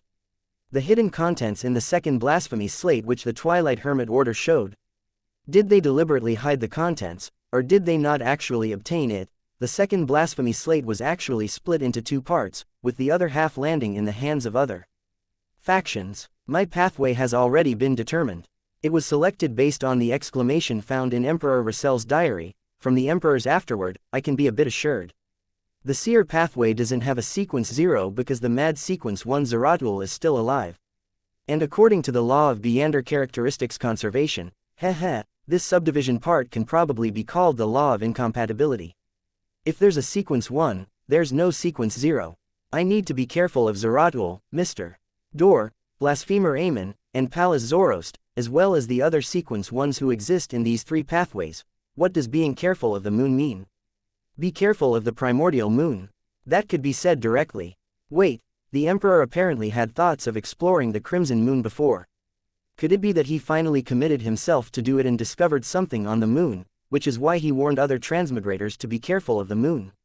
The moon has something to do with transmigration. Yes, the Emperor's tone indicates that he still has some contingency plans, and he might not completely perish. He might be watching me. There should also be clues to such matters, and they should also be written in the earlier diary entries. As conclusions and puzzlements flashed through Klein's mind, he finally turned solemn. He made the diary in his hand vanish and looked towards Catalia. Do you have anything you want to ask? Catalia nudged the heavy glasses on her nose and politely bowed her head. Honorable Mr. Fool, I wish to know if Emperor Russell is still alive. This question snapped the other members of the Tarot Club out of their own thoughts as they looked towards the end of the bronze table in agitation.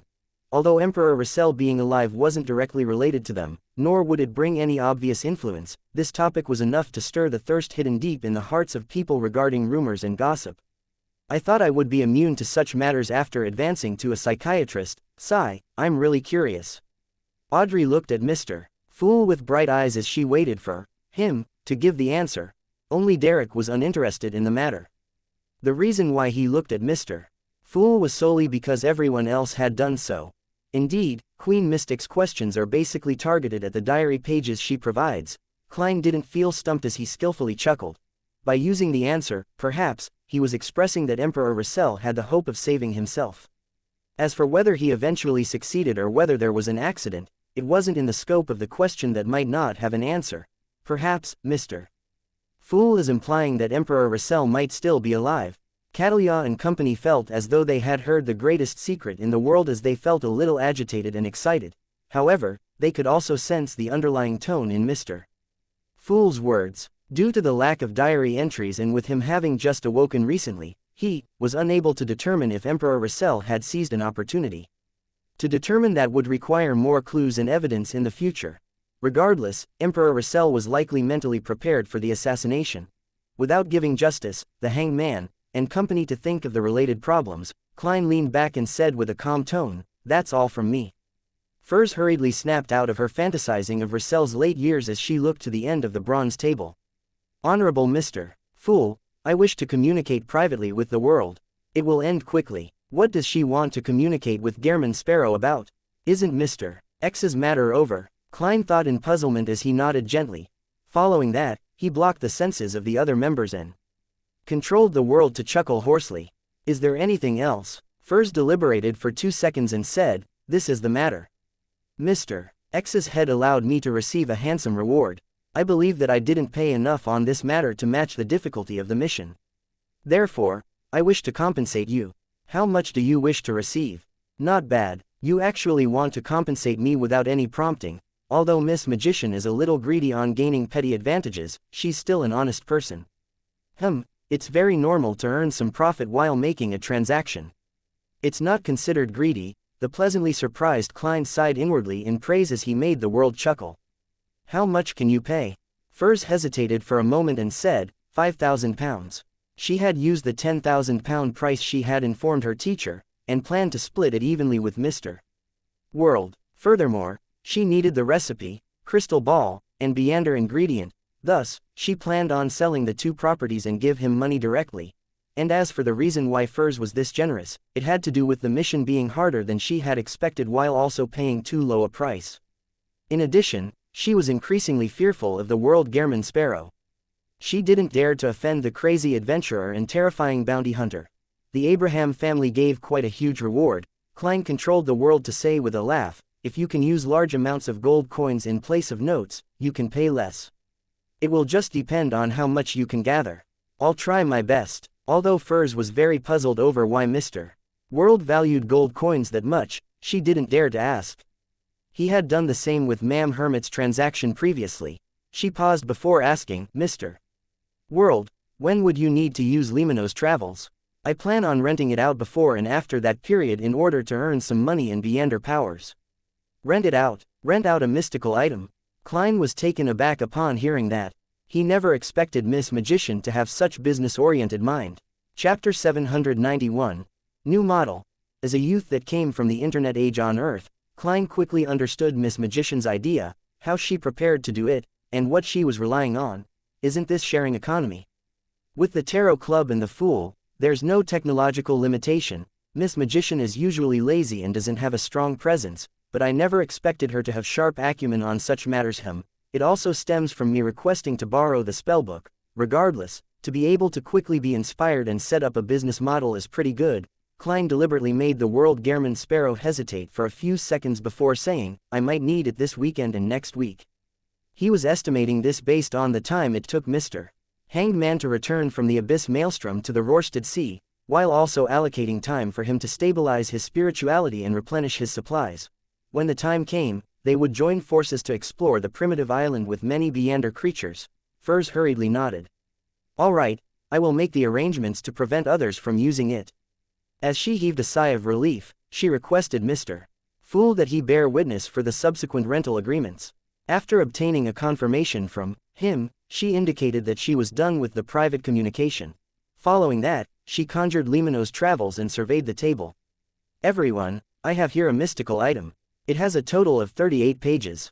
Each page can help the user record Beander powers they encounter. They will then be able to release it when needed, but it will be slightly weaker than the original power. Each page can be repeatedly recorded. Each record can only be used once. Amongst them, 3 pages can be used to record demigod-level Beander powers, but the chances of success are very low. It might not succeed 1 in 10 times. Furs simply explained the traits of Limano's travels and its negative effects. It lit up the eyes of Audrey and company. With them no longer being novices in the domain of mysticism or the Beander world, it wasn't difficult for them to tell the value of Miss Magician's notebook without her making it explicit to them. At the same time, they viewed it as a demigod-level artifact. It resembles a shepherd and the creeping hunger. They allow the use of the Beander powers from other pathways, but there aren't as many negative effects. There's also a chance to record a demigod power. Draw my own blood. Audrey suddenly shrank her hand back in fear as she thought over the matter. As a powerful noble's daughter, she had almost never been injured from a young age. Therefore, she had an extreme fear of pain that remained an unknown to her. Taking the opportunity when Furs paused, she raised her hand slightly and asked, Miss Magician, how much do you wish to sell it for? Audrey believed that her father, Earl Hall, would also be able to recognize the value of Limano's travels, so it was certain that she could be reimbursed by him. Therefore, she planned on fully satisfying Furs's requirements. She must be lacking money recently, or else she wouldn't be selling such an important and useful mystical item. While Audrey thought in pity, she considered whether she should offer to buy it at a premium. Damn it, why can't it be put on sale after I return from the primitive island? Alger had a strong interest in Limano's travels, but he wasn't able to produce the money or materials needed to purchase this mystical item. £1. 300 was money that an ordinary person might not be able to save up even in 10 to 20 years, but compared to an item at the level of Limano's travels, it was nothing. It's worth at least £10,000. If I encounter Beyonders that are backed by powerful factions, it wouldn't be a problem selling it for more than £30,000. Alger swept his glance at Justice, who was inquiring about the price, as well as Catalia, who had nudged her glasses, looking as though she was planning to join the bid. He couldn't help but sigh. He didn't believe that the transaction would fail according to his wishes, having it left unsold before he returned from the primitive island. Miss Justice has money, and the hermit has Queen Mystic in the Moses ascetic order. They don't lack money or resources. Sigh, Alger adjusted his seating posture as he looked across the table with a heavy look. Emlyn and Derek were similarly interested in Limano's travels, but it was simply interest. They knew that they lacked the ability to provide anything in a fair exchange. When she heard Miss Justice's question, Furs realized that she had forgotten to mention the most crucial point. She hurriedly added, "No, it's not for purchase. I'm only renting it. When you need it, you can rent it for a short period which will be witnessed by Mr. Fool. Rent. You can do that." At that moment, everyone except Klein and Derek were surprised. Without a doubt, they knew what a rental transaction was, but they never expected it to be applied to a mystical item, much less have it appear in the Tarot Club. This was apparently very doable. It was relatively useful for every member of the Tarot Club, and it wouldn't cost them much while remaining affordable. Furthermore, Miss Magician could slowly build up quite a sizable fortune by doing so, but in fact, the best result was to record Beander powers. She could gather different kinds of Beander powers from various pathways in this way, making it far more efficient than seeking the chance to record it on her own. Alger quickly realized the key to the rental transaction as he was delighted. He asked, "How much is the rental fee?" Limano's travels corresponds to a sequence 6. It's usually about £5,000, but due to its uniqueness, it costs at least £10,000. Furs had built up quite a bit of experience during her time in the Tarot Club, so after some consideration, she said, "Each rental basically starts at £300. Every additional day is an additional £50. And when returning it, the notebook needs to have 2 additional pages of Beander powers than when it was rented out. If there's only 1 blank page or no blank pages when it's rented, one just needs to fill up the full book." Having 2 additional pages didn't mean 2 additional powers. That also meant that they could use any of the Beander powers in Limano's travels. One just needed to make up for it later. There was no need for it to be of the same type, as pages were all that mattered. £50 a day, £1,500 a month. If it's possible, I can keep renting it. Audrey did a simple count of the costs. Alger was thrilled when he heard that as he said with an unperturbed look, "I plan on renting it for 2 days, but the exact price needs negotiation. It will be adjusted based on what Beander powers are recorded in the notebook." He felt more confident towards his exploration of the primitive island. "When do you plan to rent it?" Furs asked, delighted that she had business right away. "I'll be renting it for 2 days sometime between this weekend to next weekend." "The exact time hasn't been determined," Alger replied without any hesitation. Furs immediately frowned as she said apprehensively, "This period of time has already been reserved for Mr. World." Reserved for the world? When did this happen? Alger was surprised as he looked at the other end of the long bronze tail.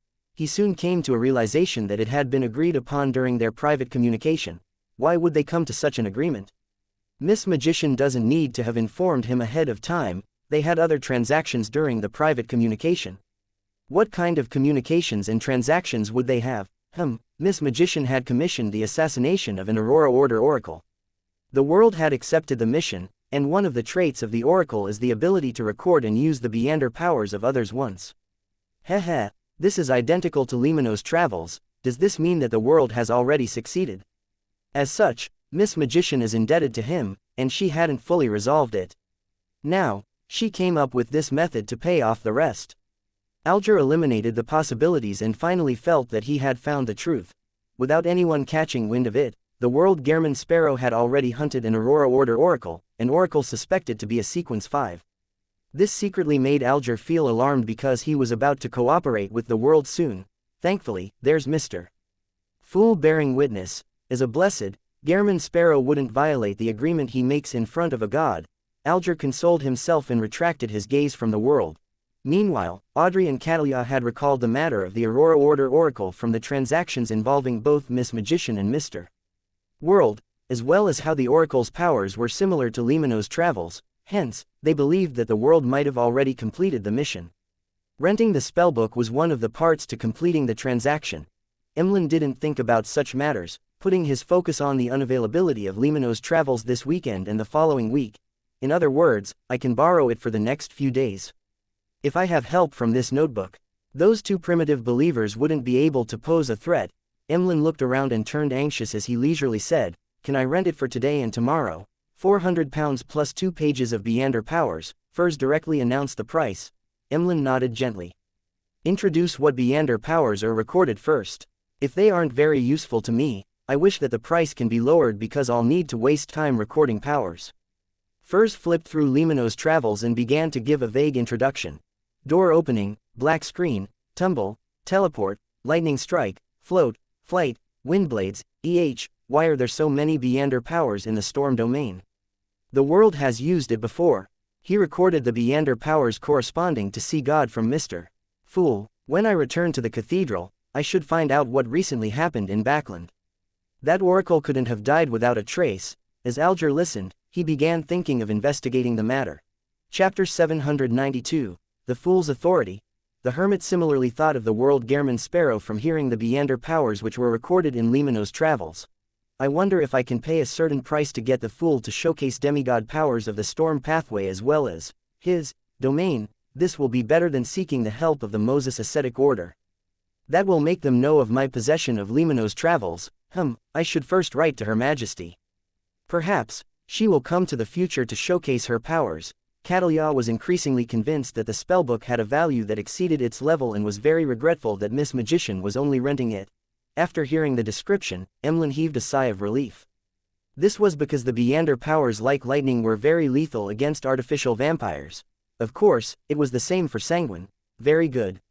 I was still worried about needing to seek the sun's help in passing Limino's travels to him to get him to showcase purification powers to be recorded. Emlyn instantly became relaxed as he glanced at Derek beside him while saying to Furs, "Deal.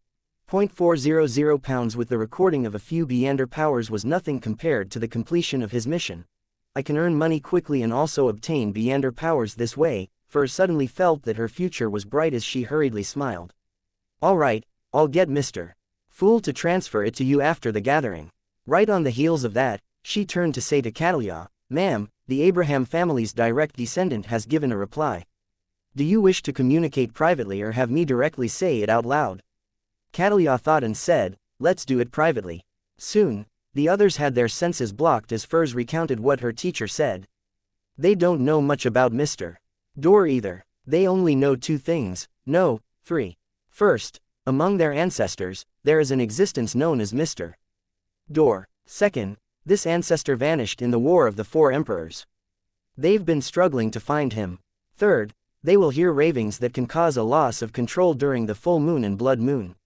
In addition, they temporarily do not wish to make any direct contact. The third point was added by Furs by herself.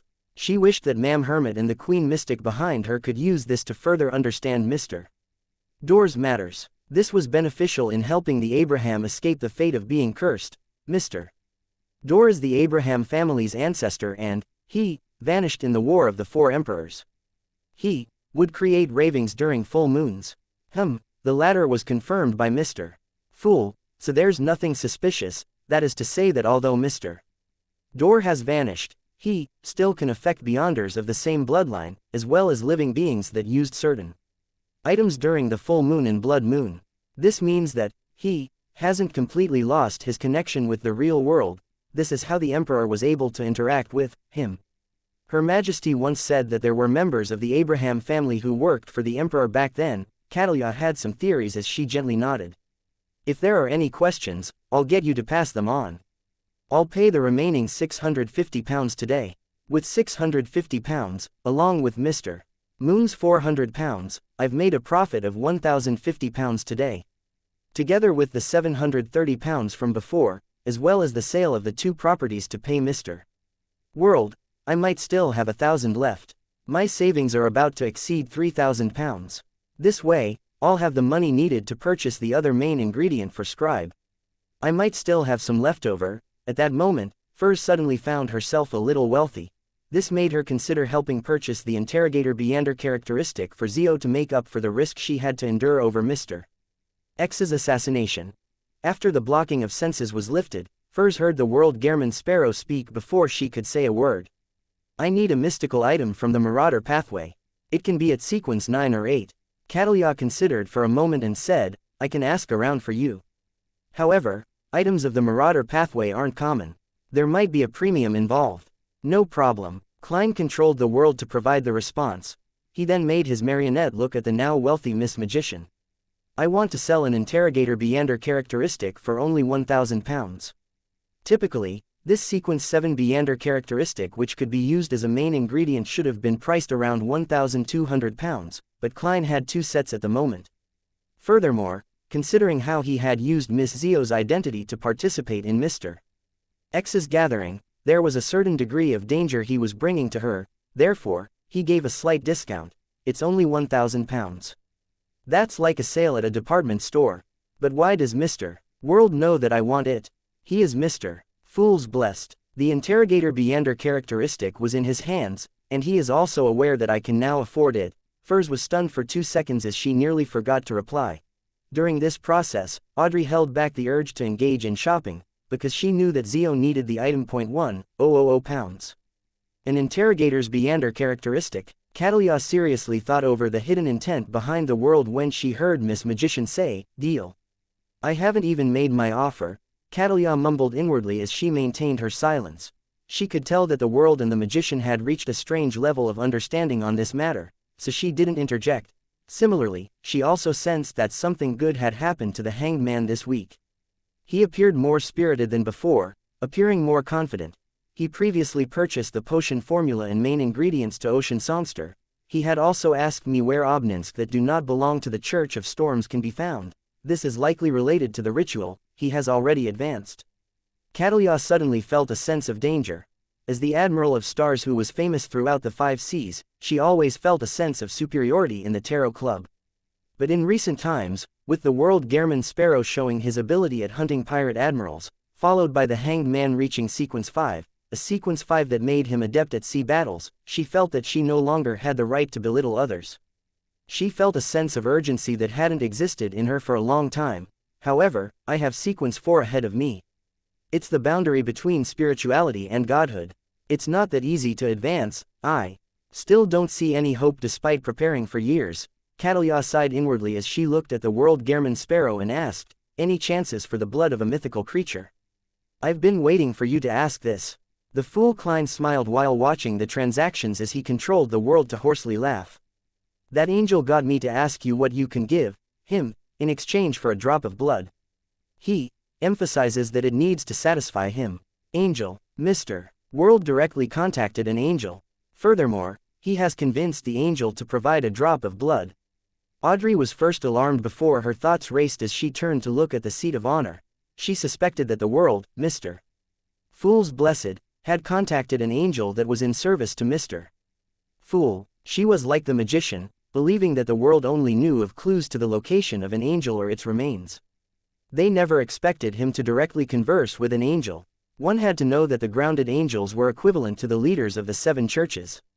Indeed, Alger sighed silently, believing that his guess has been verified, as expected of Mr. Fool's Blessed. Catalia held back her surprise and shock as she pondered. May I know what pathway this angel is from? The world surveyed the area and said, monster. Monster, which means it's an angel from the fate pathway. It's no wonder Mr. Fool's honorific name has the words King of Yellow and Black who wields good luck. Audrey, Derek, and company were enlightened, believing that their inferences matched the actual situation and the inherent logic. Their gazes and guesses stirred Klein. He realized a corresponding problem. In the honorific name he fabricated, the description of wielding good luck had successfully been directed towards the mysterious space above the gray fog. Is this related to why the people from the fate pathway can see my uniqueness? Could this be related to why the Snake of Mercury, Will Osepton, took the initiative to establish friendly ties with me? In my honorific name's 3 lines, the first line is a description of my inherent self, and the second is about the corresponding divine domain. Only the third line involves the authority. Wields good luck. Of course, the Fool itself can also contain a certain amount of authority. Klein suddenly felt that he needed to find an opportunity to communicate with the unborn fetus. However, he suspected that the paper crane would tear at any moment. This was because just erasing the original content was already a rather precarious process. At this moment, Catalia said, thanks for your help. I will seriously consider it and give you a response as soon as possible. She planned on consulting Queen Mystic to see if there were any conditions that would entice an angel from the fate pathway. with the conversation between the world and the hermit ending, the transactions came to a formal end. The tarot gathering then proceeded into a period for free communication. Furs thought for a moment and looked at Emlyn. I'd like to remind you of two things. First, be familiar with the powers on each corresponding page. It will be very dangerous if you were to flip to the wrong page and use the wrong power in combat. Emlyn scoffed immediately as he said, I'm very confident in my intelligence. Furs didn't speak further and switched to mentioning. A serious case involving Beyonders happened in East Borough. The surrounding region is on high alert. If you plan on carrying out any operations, take note of that. Emlyn viewed this piece of information with great importance as he asked, are you aware of what happened? Chapter 793, Surprise Visitor. Upon hearing Mr. Moon's question, Furs nearly blurted out, of course. Better than anyone else. I'm just not too aware of the details. However, she controlled her mouth in time as she apprehensively looked at Mr. World. At the same time, Alger, Audrey, and Catalia vaguely guessed that the serious matter that had happened in Backland's East Borough was the assassination of the Aurora Order's oracle. Based on the inferences they had before, it was done by the world. And as Emlyn wasn't a spectator, he wasn't able to tell from her eyes. All Furs could do was force a smile at Emlyn. I'm unable to tell you the specifics. I only know that demigod-level Beander powers of the Storm domain appeared back then. The Church of Storms places a great deal of attention over the matter. She didn't dare divulge the reasons on behalf of Mr. World, simply describing what she had seen. She believed that if Mr. World was willing to reveal more, he definitely would have added on to her answer. Demigod-level Beander powers of the Storm domain.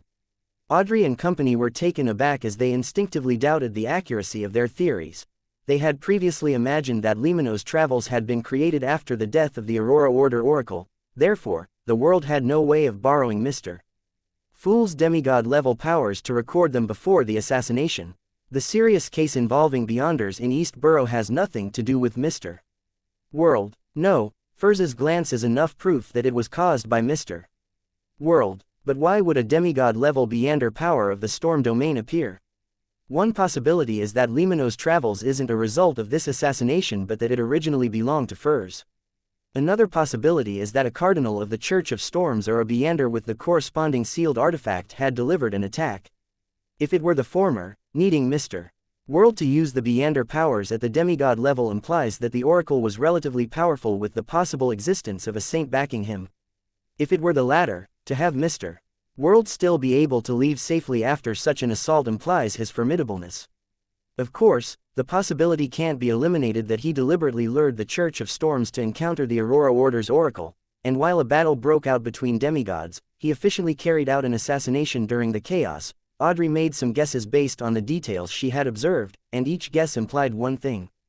The world had the strength, intelligence, support, and ability, making him one of the top sequence 5 Beyonders below that of demigods. How terrifying. As expected of Mr. Fool's blessed, when I arrive at a cathedral, I should be able to figure out what happened. Alger also made a basic judgment of the situation as he sighed. All he could do was console himself.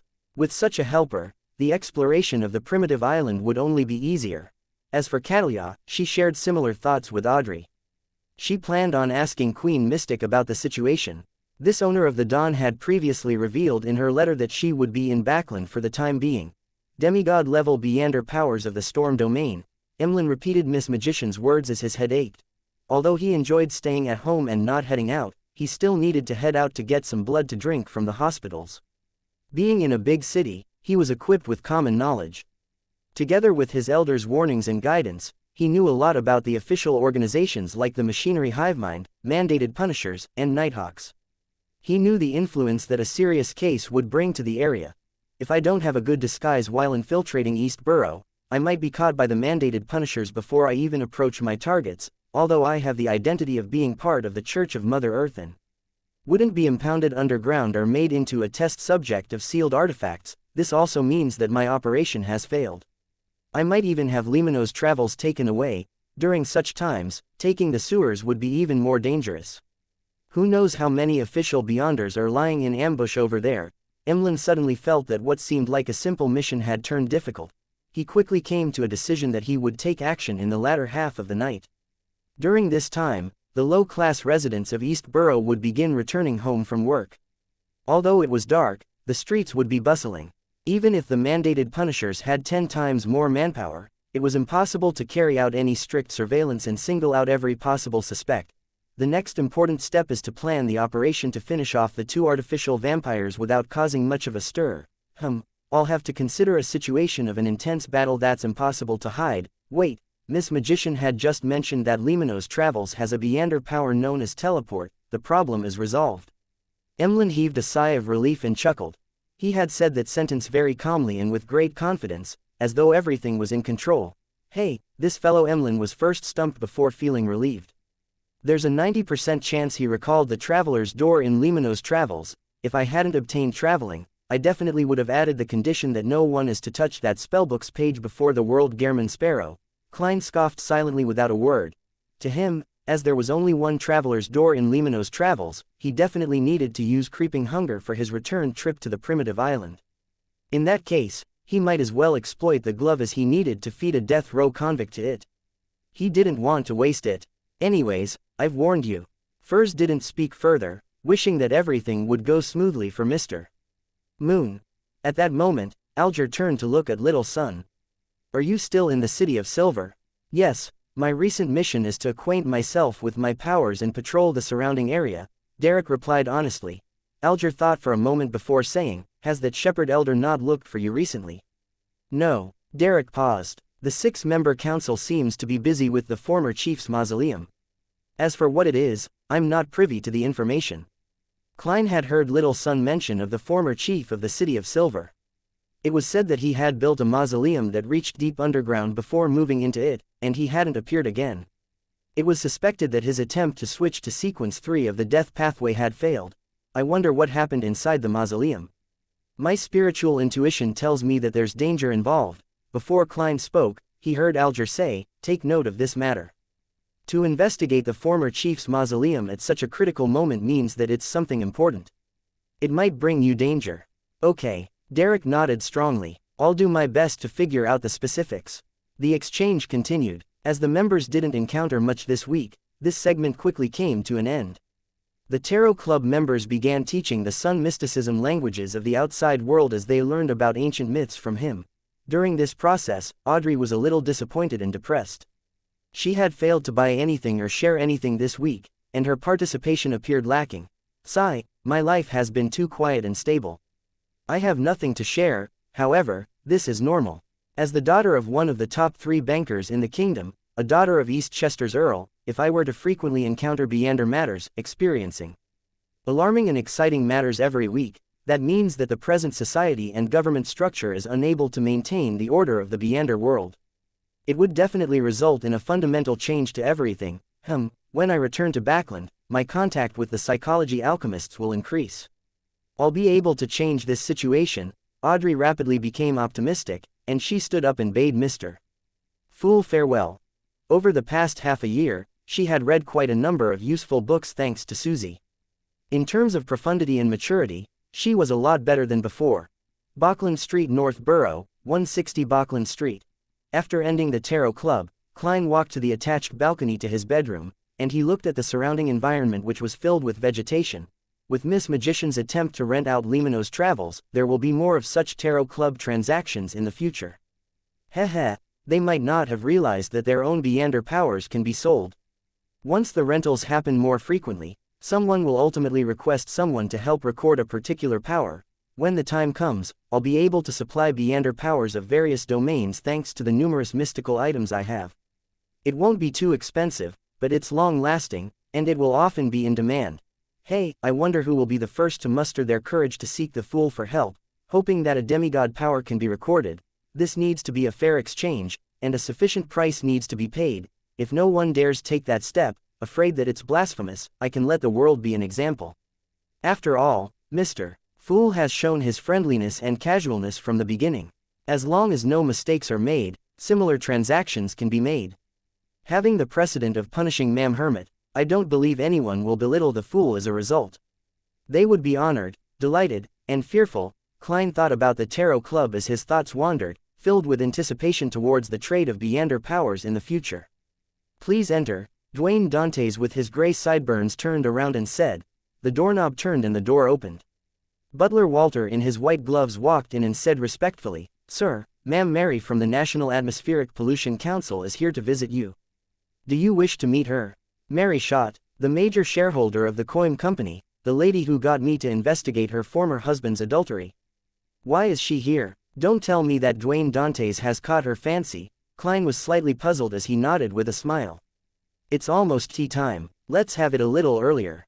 All right, I will invite Ma'am Mary to the activity room on the second story. Walter easily understood his employer's intentions. Klein nodded slightly without saying anything else.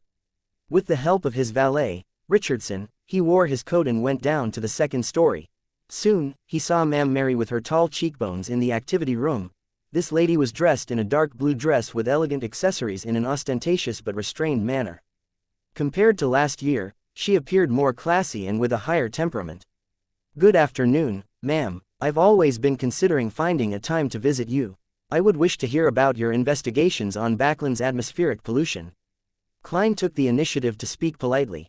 Mary replied with a smile, Unfortunately, I didn't manage to wait for it. After exchanging a few words of pleasantries as they talked about the recent weather, Klein sat on a single-seater as he raised his porcelain teacup. Ma'am, you seem to have something troubling you. He could tell that Mary was hesitant and deliberating. Mary laughed as she sighed. I've heard about your experience and wisdom. I believe that you're a gentleman with excellent foresight. This is the thing. Are you interested in purchasing some of the Coim Company's shares? Why, ma'am, are you in trouble? Klein asked in a staid manner. Mary shook her head. Someone else is selling them.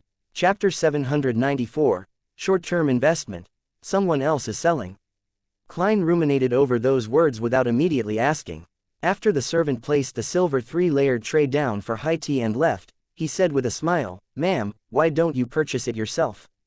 Even a blind person knows that Lowen will place more attention on environmental pollution in the future.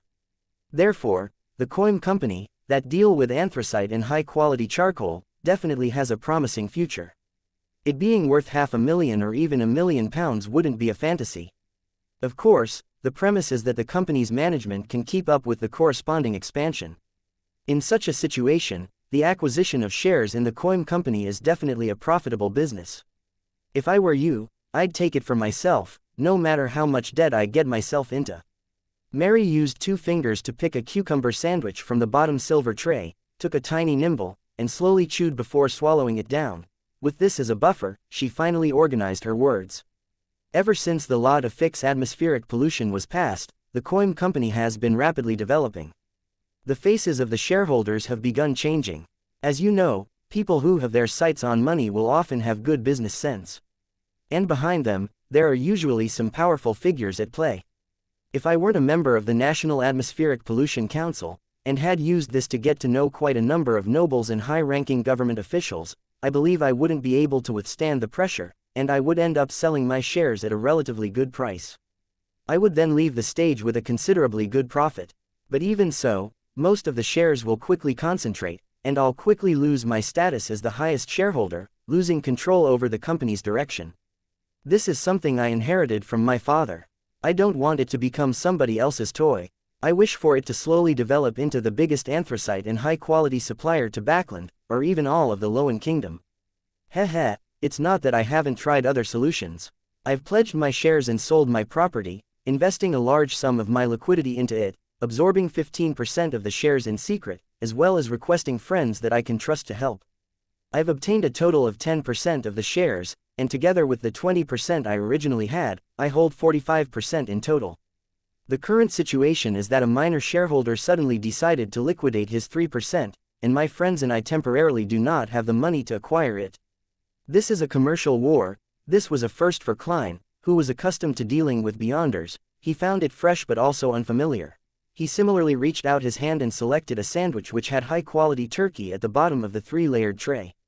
As he ate, he contemplated for about 10 seconds and said, The shares that you acquire later can also be pledged, right? There won't be enough time. The other party has already provided an offer, and the transaction can be closed at any time, Mary said as she finished the food in her hand. Klein leaned back into his sofa in a relaxed manner. Why did you come to me? Upon hearing the question, Mary heaved a slight sigh of relief. First, you must have brought quite a sizable amount of money to Backland. You wouldn't need to raise funds through different means. Second, you just came to Backland, so you aren't deeply involved with the other party or in other aspects. This also means that I'm not afraid that you would violate the terms of the agreement. Even if you choose to align with them, you'll have to consider if it's worth violating the law. Third, although we've only met once, I believe you are a very dignified and knowledgeable gentleman. Your praise is leaving me a little embarrassed, however, it also means that my acting performance as Dwayne Dantes is effective. At the very least, everyone knows that he's a middle-aged gentleman with foresight and competence, with plenty of money that he has nowhere to invest. Considering the original £16,493 and Miss Magician's £6,000, as well as the £48 provided by Mr. X, I have a total of £22,991 and 5 gold coins. Even if I deduct the £5,987 I owe Miss Messenger, I'll be considered a true tycoon. Many people with assets worth £100,000 might not have that much liquidity. Klein couldn't help but do account of his wealth as he asked with a smile, "Ma'am, what do you wish for me to do?"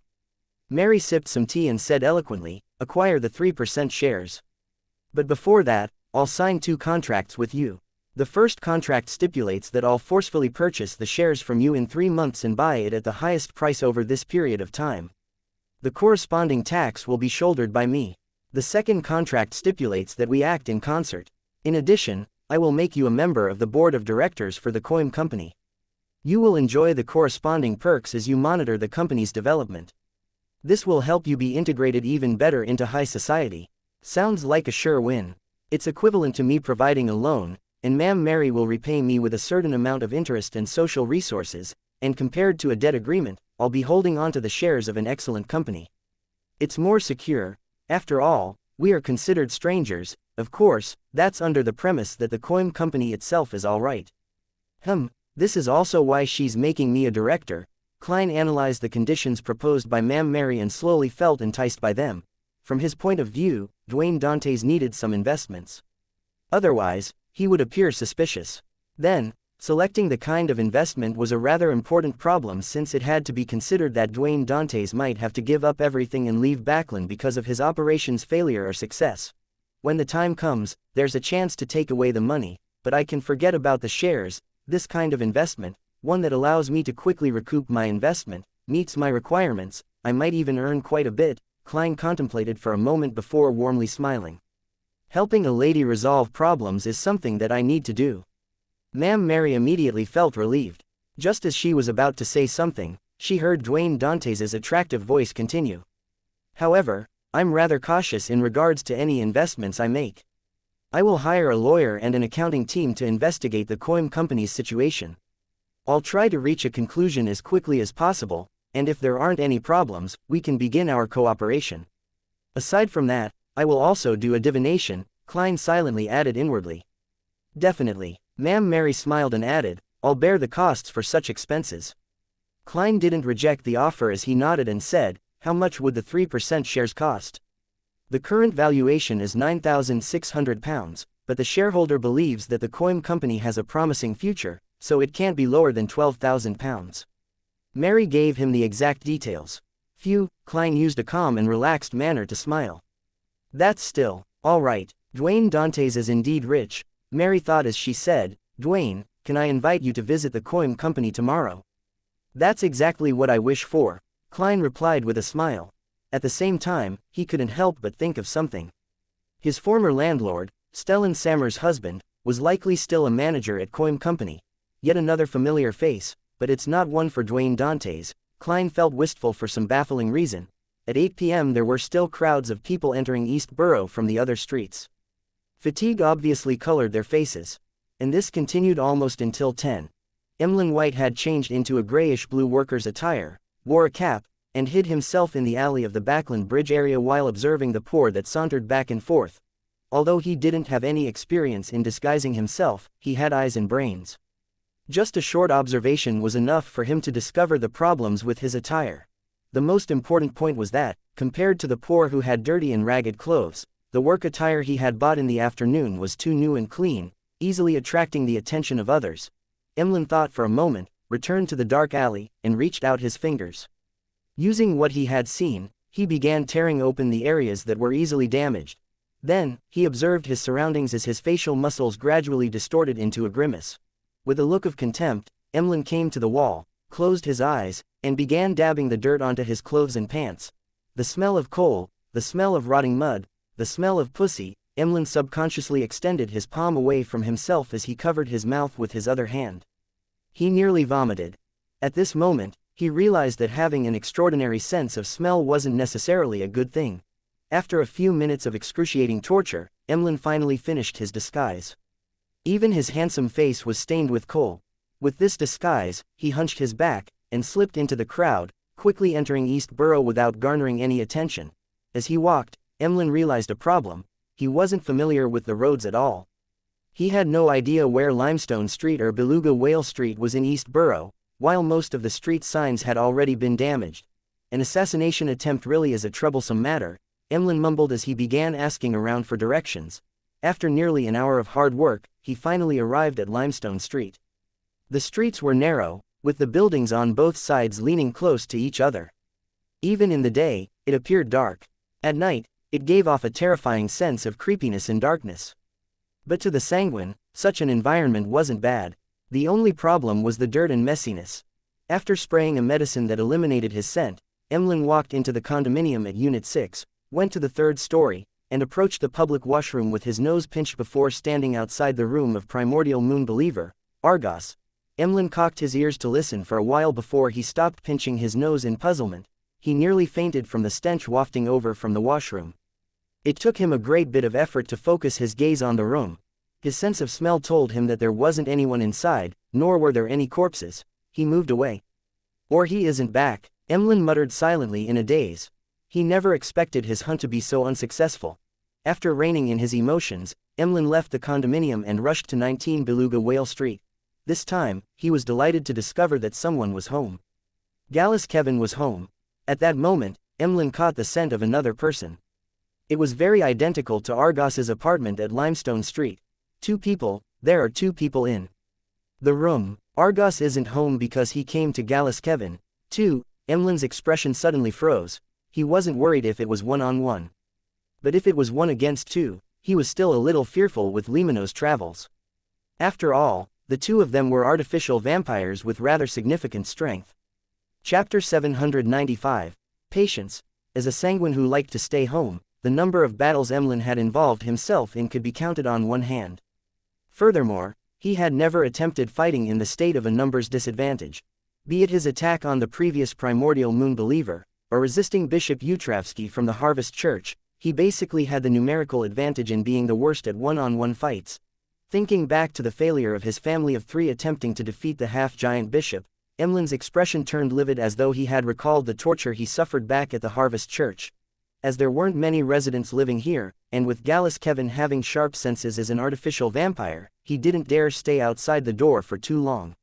He quickly walked past the area and walked to the end of the corridor and hid in the shadows.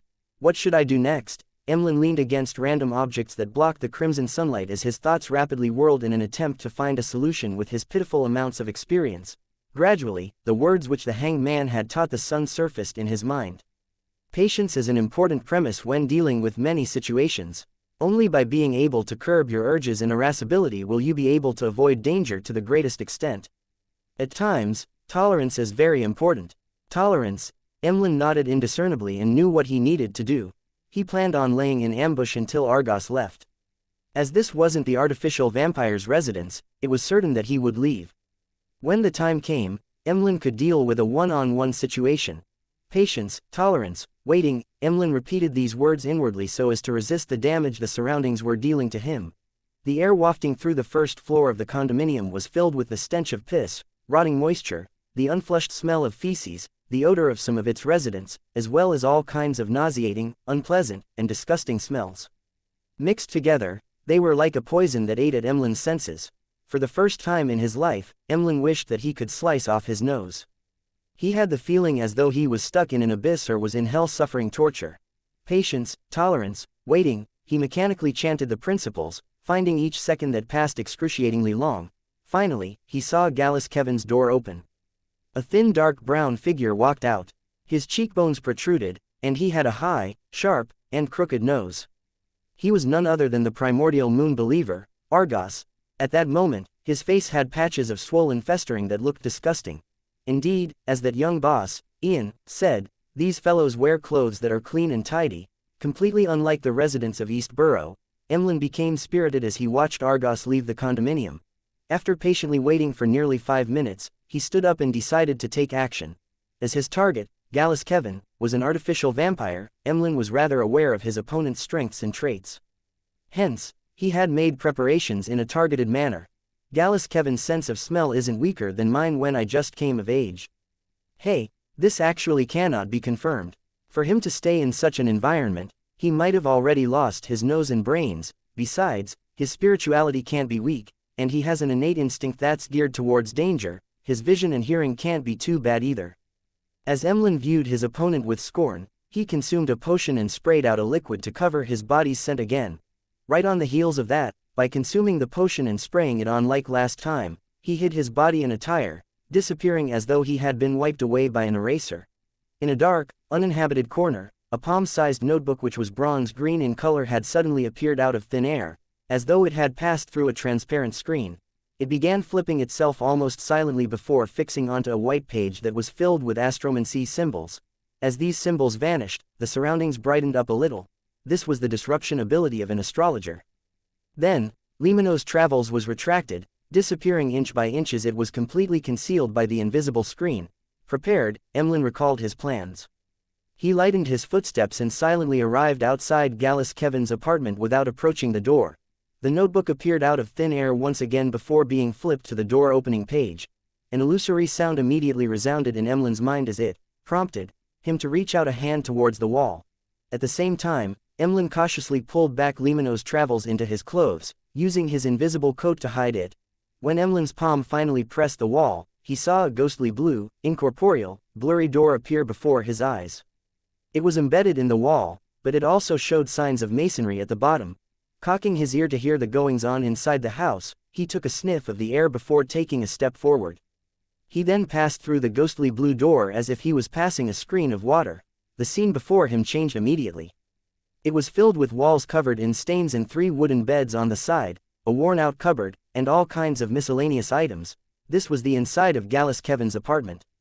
As for the ghostly blue door behind Emlyn, it had long vanished as if it had never existed before.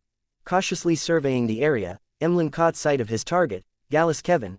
This primordial moon believer was a good-looking mixed blood. He had long hair that reached his shoulders, and his eyes were a little red, as though he didn't fully acquire the eyes of a sanguine. At that moment, he was sitting by the side of the bed, staring at the door, his thoughts a mystery. Emlyn circled to his side without causing a commotion. He took out Limano's travels which he ensured was in a blind spot, and he flipped to a page that left his fingers slightly numb. It was a yellowish-brown goatskin page. The surface was filled with all kinds of ancient and distorted symbols and patterns. Together, they constructed a figure that looked like a thin tree with outstretched branches. After adjusting his angle, Emlyn slid his finger across the page. Suddenly, silver lightning illuminated the room as if it was daytime. A sizzling sound was heard as the lightning smote Gallus Kevin on the head, charring the primordial moon believer instantly. His body convulsed as his eyes lost focus. The silver bolts of lightning continued snaking around while Emlyn's figure surfaced behind the frozen target's back. He reached out his right palm and clenched his opponent's neck. He calmly snapped Gallus Kevin's neck and yanked off his head and tossed the body away, eliminating the possibility of letting his opponent heal himself with his strong restorative powers. Gallus Kevin's headless corpse collapsed to the ground as blood sprayed everywhere. An artificial vampire lost its life just like that. Emlyn's calm expression was quickly replaced with surprise. He looked at the head in his hand with disbelief. He realized that Gallus Kevin didn't realize what was happening even upon death. Fixed in his eyes were pain and puzzlement. It's that easy. It happened like a breeze. Although Emlyn was proud, he didn't believe that he could finish off an artificial vampire that easily. However, reality told him that it was as easy as a breeze. A lightning strike that can cause paralysis, together with my high movement speed, had allowed me to instantly kill my target. Hey, the premise is that he's weak to lightning, allowing him to be easily paralyzed. Also, I had interfered with his spiritual intuition ahead of time and avoided attacking him head-on by passing through the wall. Those were key to my success. After a few seconds of surprise, Emlyn recalled the details and concluded plenty of useful experience. This made him truly realize the potency of matching Viander powers, as well as the value of Limino's travels. It's no wonder Mr. Hanged Man was the first one to have thoughts of renting it. Emlyn reined in his thoughts and looked at the blood that gushed out of Gallus Kevin. His throat couldn't help but move. He hadn't had that much fresh blood in a while. However, he didn't dare drink it. This was because the deceased Viander characteristic had yet to appear. The blood would still contain parts of it, and drinking it would easily result in excessive Viander characteristics, adding the risk of losing control. This wasn't conducive to his subsequent operations. Emlyn retracted his gaze and surveyed the surroundings. He found a stack of old newspapers in a tiny wooden chest. He planned on using that to store Gallus Kevin's head in. And before that, he sat down and waited for the Viander characteristic to appear. 2 minutes later, Emlyn suddenly looked up at the door. He heard footsteps. Immediately after that, he caught the scent of Argos. Why is this artificial vampire back? He returned midway. Emlyn White instantly became a little nervous, unsure how he was going to handle the issue. Argos knocked on the door from the outside without making a sound. This resulted in an abnormal silence. Emlyn was stunned. He immediately understood that Argos had caught scent of the blood and knew that something had happened inside. What should I do? Rush out and finish him? No, others will see me if I do so. I would then be caught by the official Beyonders. Emlyn instinctively took out a potion and planned on hiding himself again. Suddenly, he had an idea. Exhaling silently, Emlyn placed Gallus Kevin on the bed as he drank an invisibility potion and spewed out the corresponding amount of liquid. Slowly and very gently, he moved to a corner of the room and hid there. This way, it made it seem like the assassination was completed and that the murderer had long fled the scene. As time passed, aside from the occasional passing by of the residents, there was silence both inside and outside. Suddenly, Gallus Kevin's window creaked open as a pair of eyes shot its gaze inside. After careful inspection, Argos, with a festering face, leapt into the room and slowly walked to the corpse which was still indistinctly expelling the Viander characteristic. In the corner, Emlyn White secretly took out Limino's travels while Argos wasn't looking in his direction. He flipped to another page of Lightning Strike. At this moment, Argos's sight landed on the bed and on his companion's head, as well as the stack of old newspapers and the tiny wooden chest. His pupils suddenly constricted. Chapter 796, Slowly Becoming Proficient. Not good. Emlyn White traced Argos's gaze and realized that he had forgotten to deal with the old newspapers and the tiny wooden chest. Although they were part of the room, they were placed in different parts of the room. Now, they were put together, making it appear rather odd. It was as though someone had wanted to do something with them before having to give up for the time being. Then, why would there be a need to give up? Was the person alarmed by the knocking of the door? That means that the murderer hadn't left and is hiding in a particular corner of the room. Similar thoughts flashed in Argos's and Emlyn's mind at the same time. However, one of them was feeling perplexed, while the other was reverse inferring the other party's thoughts. The two vampires reacted at the same time as Argos lunged to the side as he emitted thick black gases that resembled a bat's wing. As for Emlyn White, his finger quickly swiped across the opened Limino's travels. Suddenly, a silver hue appeared, illuminating the room again. The lightning that branched out didn't hit Argos and ended up hitting the ground beside the bed. It broke up into countless thin bolts that snaked towards conductive materials. Here, the wing which Argos used thick black gases to create seemed to attract the lightning. It was pursued by the snaking lightning as they struck him, spreading across his body. Argos became numb for a second and crashed down to the ground before he could leap up.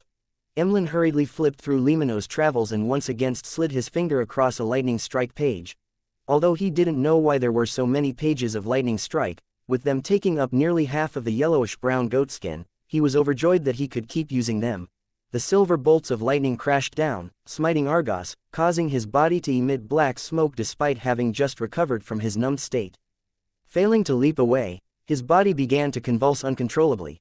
Seizing this opportunity, Emlyn White bent his knee and leapt forward with his feet, approaching Argos with afterimages trailing behind him.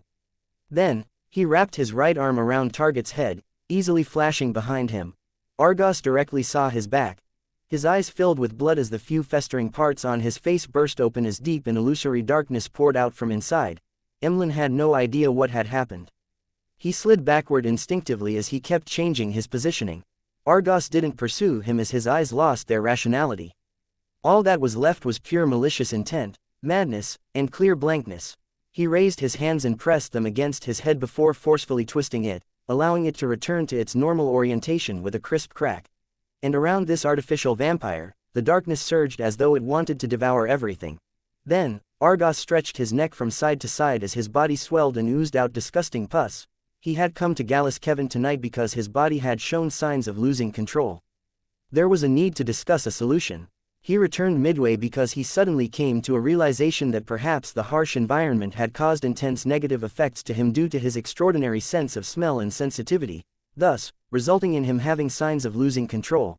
And at that moment, he completely broke down with the shadow of death hanging over him. He had lost control. Emlyn White's heart palpitated when Argos swept his gaze across him. He felt that he had encountered trouble again, as he couldn't help but curse the Primordial Moon's believers for often making themselves into monsters. He didn't immediately pray to Mr. Fool for two reasons. First, there wasn't any time as his opponent was about to launch an attack.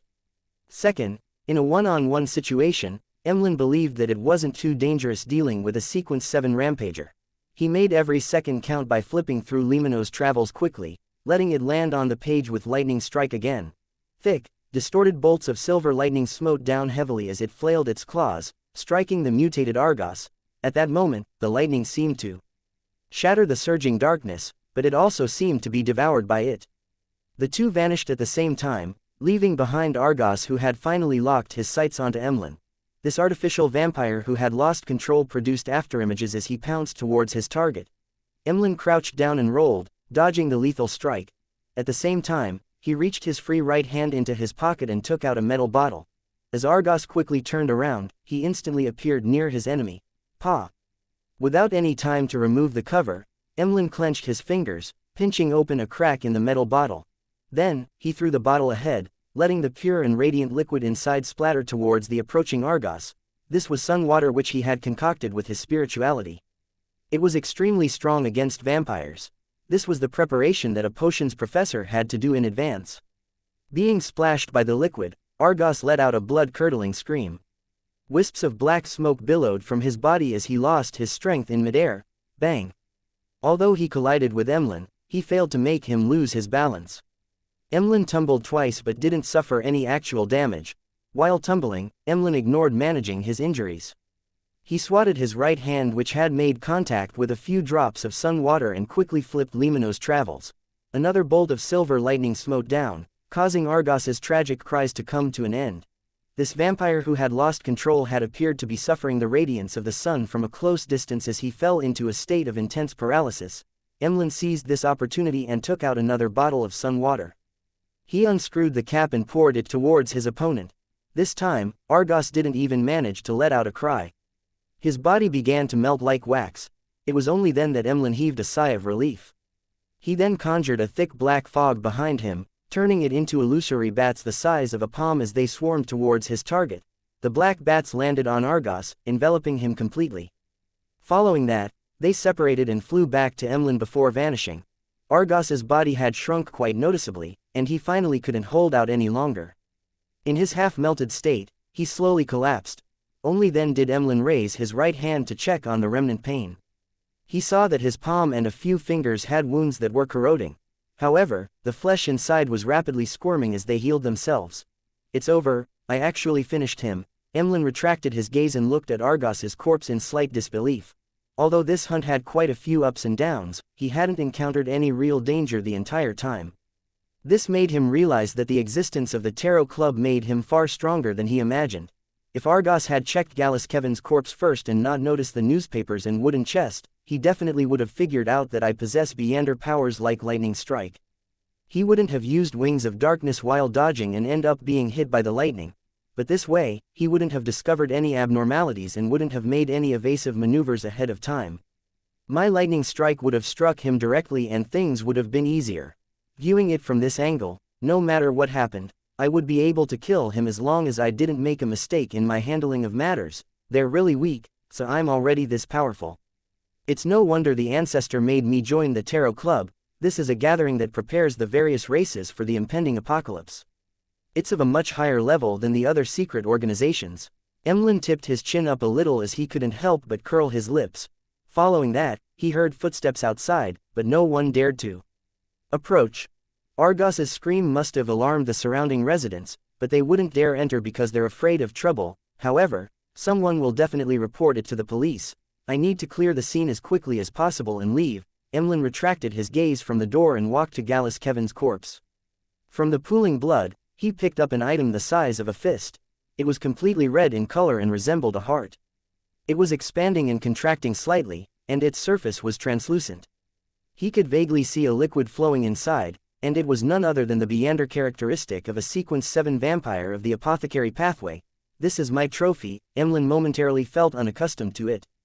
After calming himself, he wrapped the Beander characteristic and Gallus Kevin's head with the old newspapers and stuffed it into the wooden chest.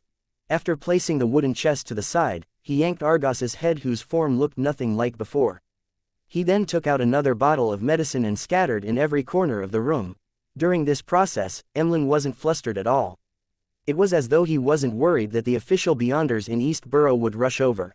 A few minutes later, he picked up Argos's mutated Beander characteristic, glancing at its surface, which was nearly black in color, and the indistinct human-faced patterns. Behind him, a black gas was emanated. The black gas transformed into countless tiny bats again as they flew within the room. They combined with the potion liquid that had been sprayed earlier, forming a silent black flame that spread outwards. The black flames burned away the blood and corpse, as well as the traces of the lightning strikes. All that was left was a layer of sticky liquid that resembled asphalt covering the different objects in the room. Then, these liquid bodies turned into heavy black bats as they spiraled around Emlyn's body. Emlyn didn't have extravagant hopes that his actions could completely interfere in subsequent investigations. He only had one goal: to make the situation look okay. This made the police or official Beyonders who took on the case write off the matter as something of little value. After a simple investigation, they would file it away and not pay any further attention to it. After doing all of this, Emlyn, with his cap and blackened face, surveyed the room. Following that, he bowed slightly at the crimson moon. Meanwhile, he flipped the pages of Limino's travels and had it stop at teleportation. Emlyn's figure, along with the heavy bats, immediately turned transparent and formless as he vanished from the spot. After nearly 15 minutes, a few policemen from East Borough rushed in. They crashed through the door but didn't discover any residents or corpses. They yawned languidly and forced the onlooking residents to admit that they had been hallucinating, thus ending the investigation. This was the efficiency and style of the East Borough police. After leaving East Borough, Emlyn first headed home and hid Limino's travels. Then, with his spoils, he headed straight for Odora's house in West Borough. He wanted to declare his victory and claim his reward. Chapter 797. Reward. Inside Odora's villa, Emlyn saw Cosme, who was also a baron like he was. This sanguine who seemed like a man in his prime was Nibs, Odora's spokesperson. "I'm also a baron, and one that recently achieved adulthood at that," Emlyn mumbled inwardly. He got up from the sofa in the activity room and bowed. "Good evening, my lord." Cosme was just about to say something when his nose twitched. He then cast his gaze towards the wooden chest beside Emlyn's feet. The smell of fresh blood. As he asked in puzzlement, he seemed to connect the dots and added after a second of thought, "You killed another target." Emlyn curled his lips and shook his head. Then, before Cosme could ask further, his smile turned profound. "Not one, but two." Two. The middle-aged gentleman was taken aback as he watched Emlyn bend down to open the lid. During this process, Emlyn's facial muscles winced a little as this series of actions had touched the wound on his right hand. Holding back the change in his expression, Emlyn allowed his arm to hang down slightly, allowing the chest to tilt and reveal its contents to the sanguine baron opposite him. Two charred, bloody heads were stuffed inside a pile of old newspapers. By the side were two transparent objects which resembled hearts, one red with vitality, and the other nearly black. This impactful scene was reflected in Cosme's eyes as he looked up in surprise, staring at Emlyn blankly as he blurted, "You did this?" Although he had only managed to recognize one head being Gallus Kevin's, but the two vampire Beander characteristics couldn't be faked. Emlyn put down the wooden chest and allowed his right hand to hang down naturally. Surreptitiously, he flicked his right hand very slightly along the corners of his trousers as he replied with a smile, "Of course. This is the thing. After receiving the £7,000 reward back then, I bought a particular baron's legacy at a particular Beander gathering. With it, I advanced. I don't wish to use money to satisfy the murderers who hunt a sanguine, but I didn't wish for this legacy to land in the hands of others. Besides, the seller wasn't necessarily the hunter. Taking this opportunity, Emlyn revealed the fact that he had already become a baron. Furthermore, every word he said was the truth. This was a technique he had learned from the Tarot Club. I long knew that you were a baron.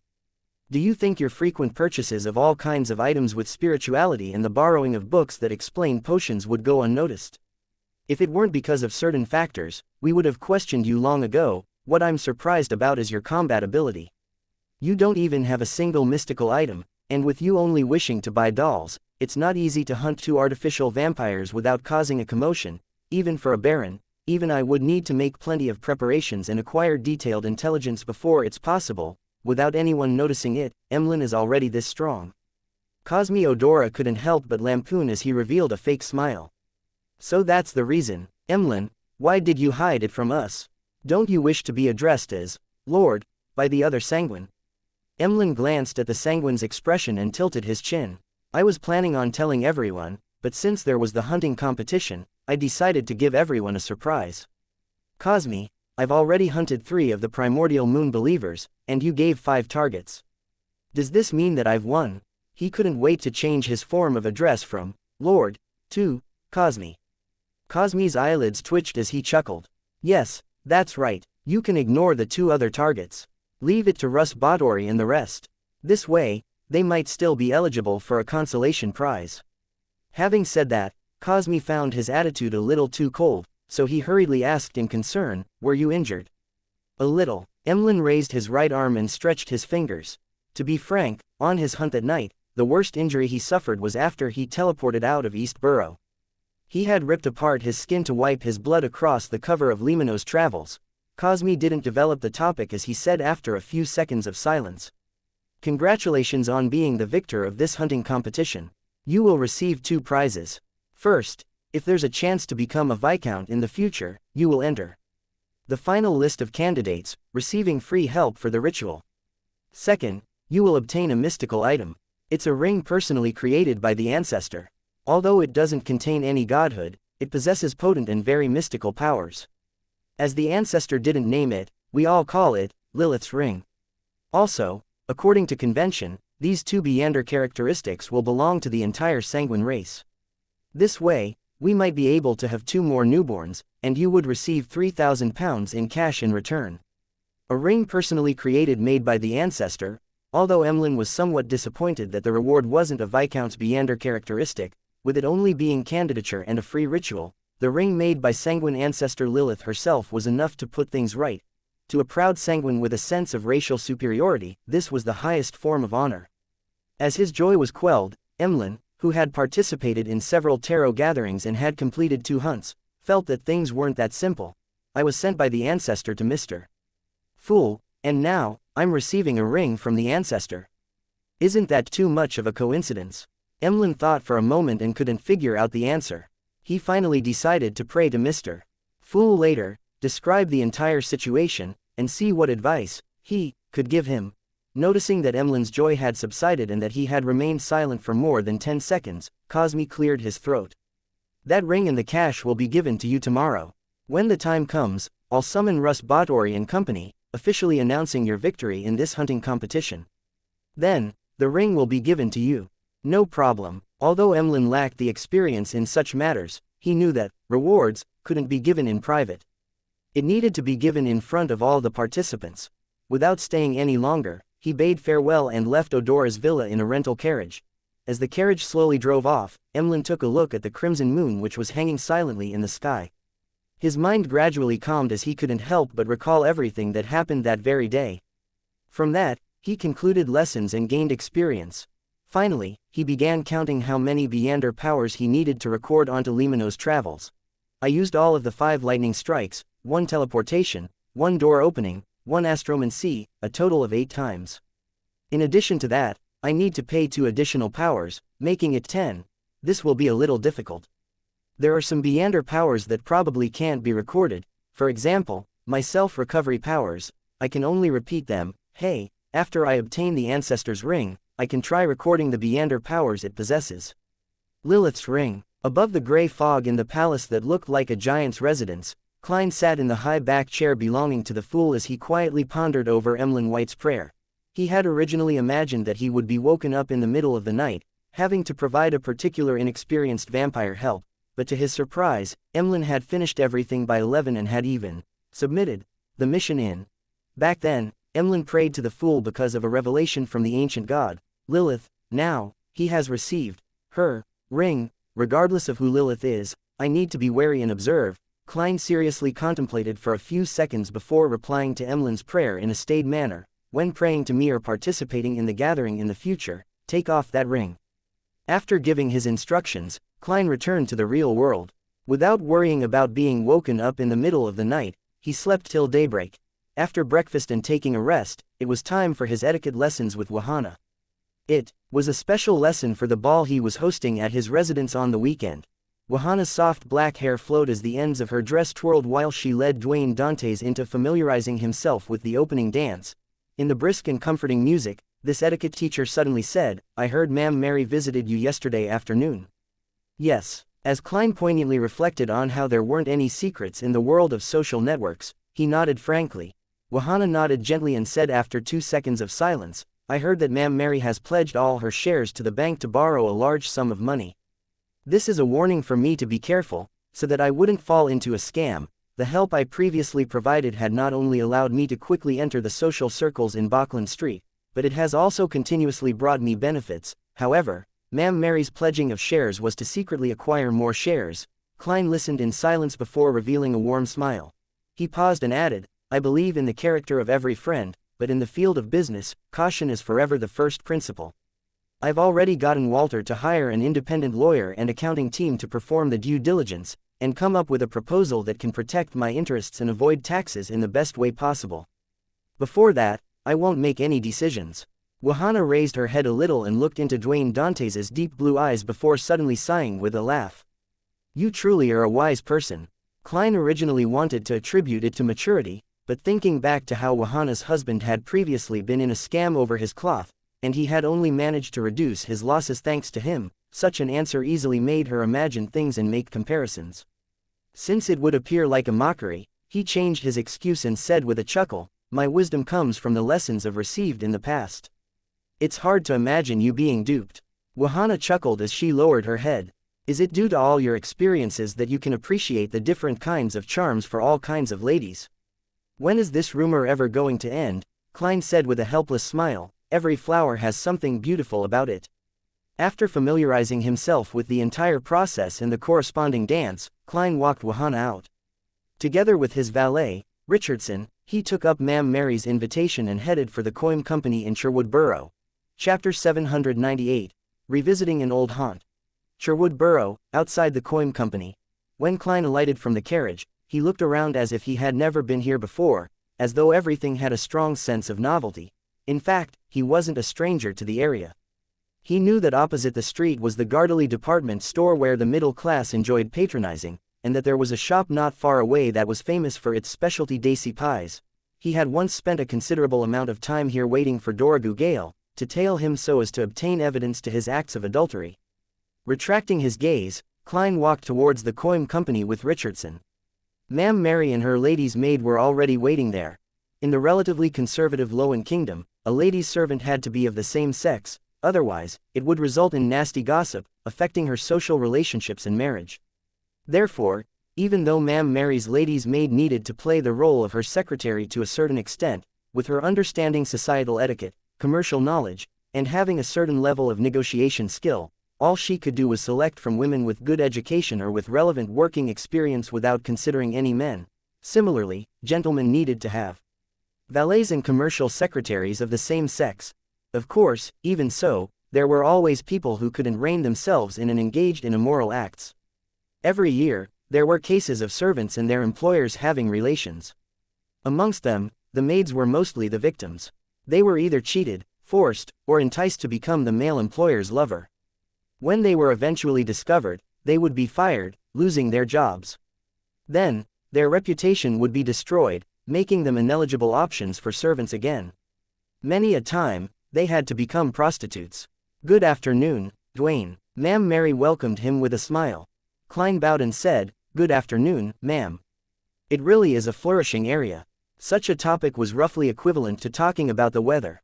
After Mary exchanged pleasantries with him, she led Dwayne Dantes through the coin company's entrance and said with a smile, "Later, there will be professionals giving you an explanation as they show you around. After about half an hour, head on up. I've prepared a buffet and invited a few friends in different circles." Friends in different circles, this is her trying to expand my social circle, very sincere. Klein nodded slightly and said, "As someone not from the area, I always look forward to knowing more friends, having just come to Backland." "No, you're nothing like that. If I had the liberty of saying it, you're a true Backland gentleman who has received excellent education," Ma'am Mary replied politely. As they conversed, they passed through the door and entered the reception area, which had excellent lighting. A stocky man in a suit with a beautiful mustache stood there waiting. "This is Luke Sammer. He is our coin company's first manager." Mary introduced him to Dwayne Dantes. "Actually, I know him." Klein looked at Luke and nodded with a smile. To him, Luke Sammer was a rather staid, professional gentleman. He enjoyed machinery and was a very gentlemanly person at banquets. He didn't belittle the poor detective who had yet to make a name for himself, nor did he deliberately curry favor with the few mid-ranking civil servants of the Backland Municipal Department that lived on Minsk Street. "This is my friend, Dwayne Dantes. He's interested in anthracite and high-quality charcoal. Help me give him a detailed explanation," Mary said to Luke. Luke, who had been informed ahead of time, took a step forward and looked at the tycoon from Daisy Bay. He gave a warm smile and said respectfully, "Mr.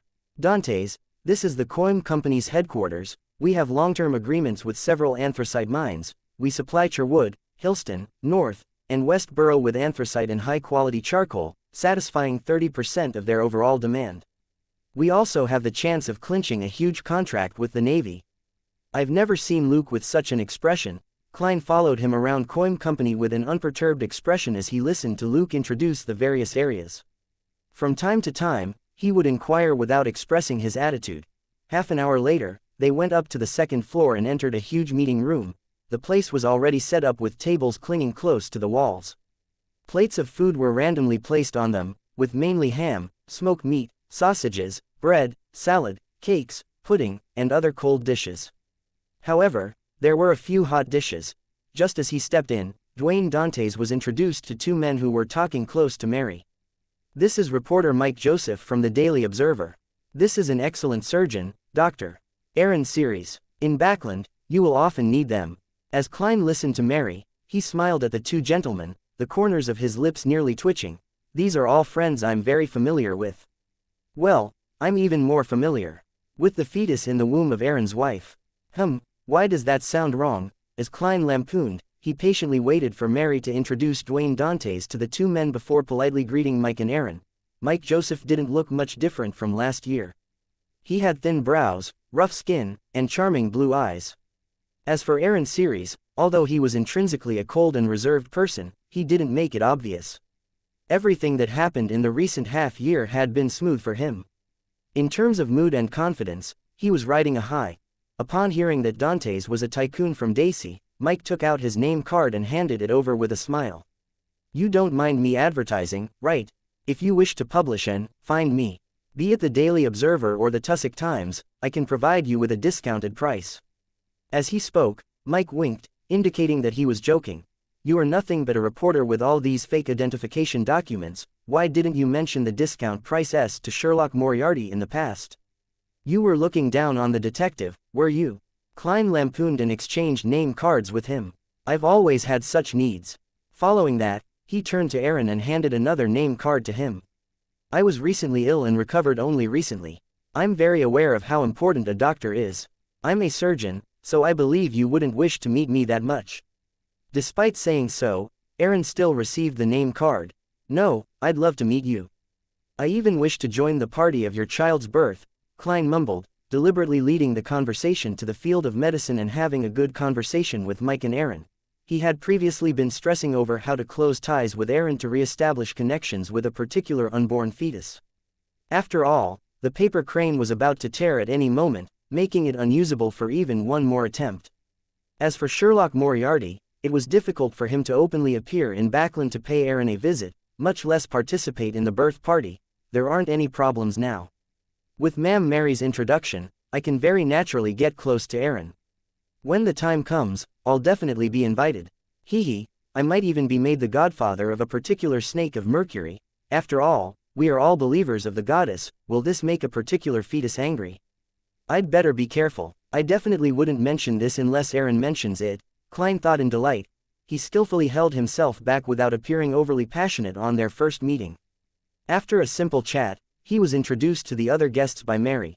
During this process, Klein didn't forget to get some food and water, making him appear to easily adapt himself to the environment. After completing a round, Mary stopped and said after some deliberation, "Everyone here is my friend. This means that you didn't invite anyone from the other camp, and you are also including me as your friend." Klein nodded gently. "I probably shouldn't ask as a gentleman, but as a businessman, I need to know who is the person, or who are the people, vying for the coin company's controlling share rights." Mary fell silent for 2 seconds. Baron Sindras and his friends. They wish to publicly list the coin company and earn the sky-high evaluation that will eventually happen. They're completely unconcerned with the company's future development. Baron Sindras, one of the richest men in Loan. By donating to the Conservative Party, he became an aristocrat and is a banker, factory owner, and a powerful businessman. It's hard to tell where he stands, so even though he relied on the Conservative Party to obtain his aristocratic title, he's more aligned with the new party while being biased towards merchants, Klein thought and asked with a smile, "Why didn't you get that Mr. Hall to help? His father is a powerful noble and banker. He should be able to provide you with the necessary help." Mary said with a wry smile, "Mr. Hall doesn't wish to involve himself in this matter. He claims to be the chief secretary of the National Atmospheric Pollution Council, so he can't be involved in commercial activities that deal with anthracite or charcoal. A man whose true ambitions lie in politics. However, he probably doesn't wish to be at odds with Baron Sindras. Heh, if I were to choose another butler back then, I'd likely have established ties with Baron Sindras. He's so rich, so if he really wants to raise the price, I wouldn't be able to beat him. Hey, will a trope of him using money to crush me appear?" Klein didn't ask further as he said, "I will wait for the investigation report." Realizing that Dwayne Dantes wasn't directly backing out, Mary said with slight gratitude, "In this age, chivalrous people are already few and far between. You are one of them." Klein smiled without promising anything. After the buffet was over, he began returning to Northborough on his high-end four-wheeled carriage. As he daydreamed while looking out the window, Klein suddenly said to Richardson, "Turn towards St. Samuel Cathedral." He had failed to figure out the exact answer to the reason for the anomaly in the cathedral, which was later quelled. This made him wonder if he should find a chance to make contact with the keepers. He also remembered that every afternoon, there would at least be a keeper who prayed to the goddess in the prayer hall. How should I make contact? In that environment, even a conversation will appear noisy, and this will easily incur the suspicion of others. Klein frowned slightly as he decided to observe before coming up with a solution. The carriage didn't change direction as it continued driving towards Buckland Street, but it didn't stop and instead continued past it. Inside the carriage, Klein closed his eyes to calm his slightly anxious feelings. Chapter 799, Spying. Northborough, St. Samuel Cathedral. Just as Klein entered the main prayer hall, he used the points of light that shone from the back of the altar to survey his surroundings, taking in all the believers inside. In one glance, Klein rapidly locked onto a target. He followed the aisle and walked forward without showing any abnormal signs. In the first row was an elder wearing a black clergyman's robe, but he exuded a cold aura. His face was pale, and his hair was withered and yellow. He had his eyes closed tightly as he prayed with great focus. He was one of the keepers that Klein had previously sensed. His shift is usually on Friday. Klein didn't approach him and instead sat 2 pews away from him. After finding a spot to sit down, he handed over his hat and cane to Richardson. Then, while sitting down, he tapped his left thumb on the first segment of his index finger twice, silently activating his spirit body thread's vision. Suddenly, black illusory threads appeared in front of Klein as they densely extended out of different spirit bodies endlessly.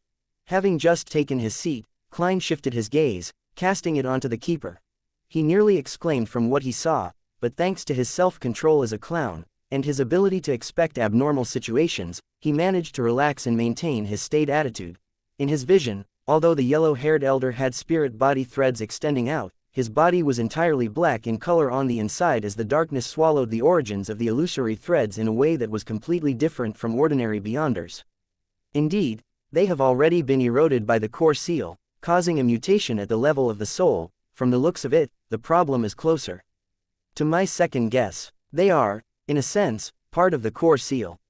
Once they show signs of losing control, they will immediately trigger the item's instinctive reaction that forcefully quells them. It's no wonder the keepers need to be a voluntary role and be advanced in their years. They probably understand the outcome. Klein sighed as he prepared to deactivate his spirit-body thread senses and retract his gaze. At this moment, he saw a pair of eyes. They were black without any emotions within. Beside the eyes, there were pronounced wrinkles that extended bit by bit, as though they were distorted, strange mysterious symbols. They were the keeper's eyes. At some point in time, he had straightened his body, turned around, and looked blankly at Dwayne Dantes. Klein's scalp instantly went numb as he forced a smile and nodded at him as though it was a normal meeting of eyes. The keeper slowly moved his head as a response. Then, Klein felt as though he was extracted from his surroundings as things turned blurry before turning clear. At that instant, he knew that he had been pulled into a dream. Hence, as he maintained his image as Dwayne Dantes, he sized up his surroundings, only to realize that he was still inside St. Samuel Cathedral. However, all the pews were either damaged or overturned and strewn everywhere. It looked as though it had met with a raid. The altar up ahead was filled with cracks and weeds. The thick layer of dust made it seem like it had been in such desolate conditions since a long time ago. The keeper with yellow, withered hair was in front of the collapsed donation box, coldly staring at Dwayne Dantes, who was suited in black. Upon seeing Klein look over, he widened his mouth to reveal white, sharp, irregular teeth. And these teeth were embedded with blurry, indistinct, and tiny figures. They had complete facial features and limbs, and their expressions were different but were colored with the same pain, as though they were imprisoned there and unable to escape. Grunt. The keeper's throat let out a growl that sounded like a beast as his back hunched over. By his spine and waist, his clothes swelled as 4 blood vessel-covered arms without any skin grew out. Right on the heels of that, they grew fine black hair as the tips of his fingers grew sharp nails with a smacking sound. In just 3 short seconds, the keeper who looked normal had turned into an 8-legged monster that sprawled on the ground. It looked like a spider that had silently woven its web in the night while awaiting its prey, and also like a deformed black wolf that struck intense fear into one's heart. Meanwhile, 2 gigantic palms filled with black hair extended out of the desolate altar without any warning. They pressed onto the sides as black gas condensed into slippery tentacles that extended in every direction. Soon, they filled the entire prayer hall. The aura that left him trembling, the extreme sense of fear, and the huge, illusory figure were penetrating an invisible barrier as they manifested more clearly. He lost control. That keeper lost control. Klein stood there, subconsciously wishing to react and use his uniqueness to forcibly escape the dream, but suddenly, he figured out the series of events that had happened. His expression changed as he wore a terrified expression as he ran to the door, trembling. It looked like he was struggling in a dream. In the time it took to take a breath, a dark chill spread out from the outside world like a tidal wave, inundating the entire dream and quelling everything. Klein snapped his eyes open and realized that he had fallen asleep at some point in time. As for the yellow-haired keeper, he had long turned his head to continue praying. Dwayne Dantes's eyes darted around as he looked around in horror, as though he was still immersed in the dream and unable to escape the horror that had gripped him. After nearly a minute, he took 2 deep breaths and looked at the sacred emblem again, drawing a sign of the crimson moon on his chest. Only then did Klein have the time to recall the experience he had and began speculating as to what had happened. As I had spied on his spirit-body threads, it caused him to show signs of losing control, thus, causing an excessive reaction by pulling me into a dream and attempting to deal with me. Later, the core seal behind Channy's gate sensed the anomaly and quelled the problem. Now, the crux of the matter is if the keeper still remembers the source of his near mutation. If he's already used to it, he should find the cause of the problem very vague considering his present state. Of course, it might not be my problem. Perhaps he was already on the brink of losing control. Klein looked at the elder once again to observe what he would do next to determine how he should react. If all else fails, I'll directly use creeping hunger and escape with traveling. Klein rapidly made up his mind as he patiently waited for the possible repercussions. A few minutes later, he saw Bishop Electra walk in from the side door towards him. Klein's heart tightened as he spread open his left fingers in preparation to activate creeping hunger. At that moment, he suddenly had an idea and stopped his actions. If the keeper has already informed the bishops about my problematic situation via a dream, I would be the victim of a collective assault by the church's beyonders. After all, pulling me into a dream can avoid harming the other believers.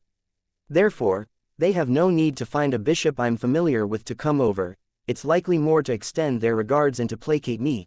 Klein retracted his gaze and continued a praying pose. In less than a minute, he finally sensed someone approach as he looked up and saw Bishop Electra softly say, "You don't look too well." I fell asleep without realizing it and had a nightmare. I still feel a little afraid, Klein said with a self-deprecating smile.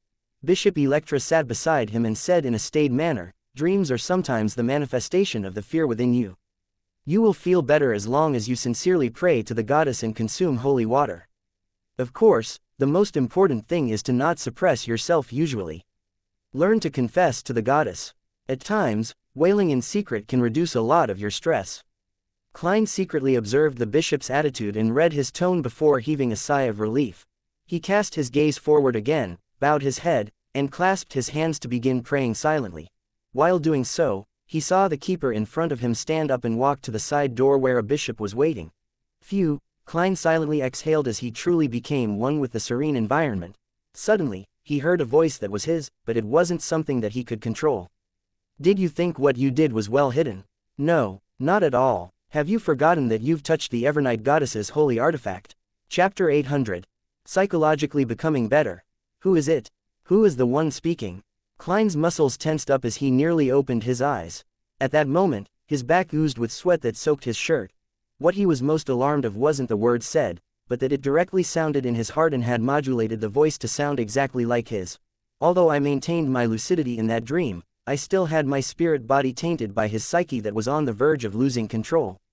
Or is someone using that keeper to pass me a message? Countless guesses ran through Klein's mind.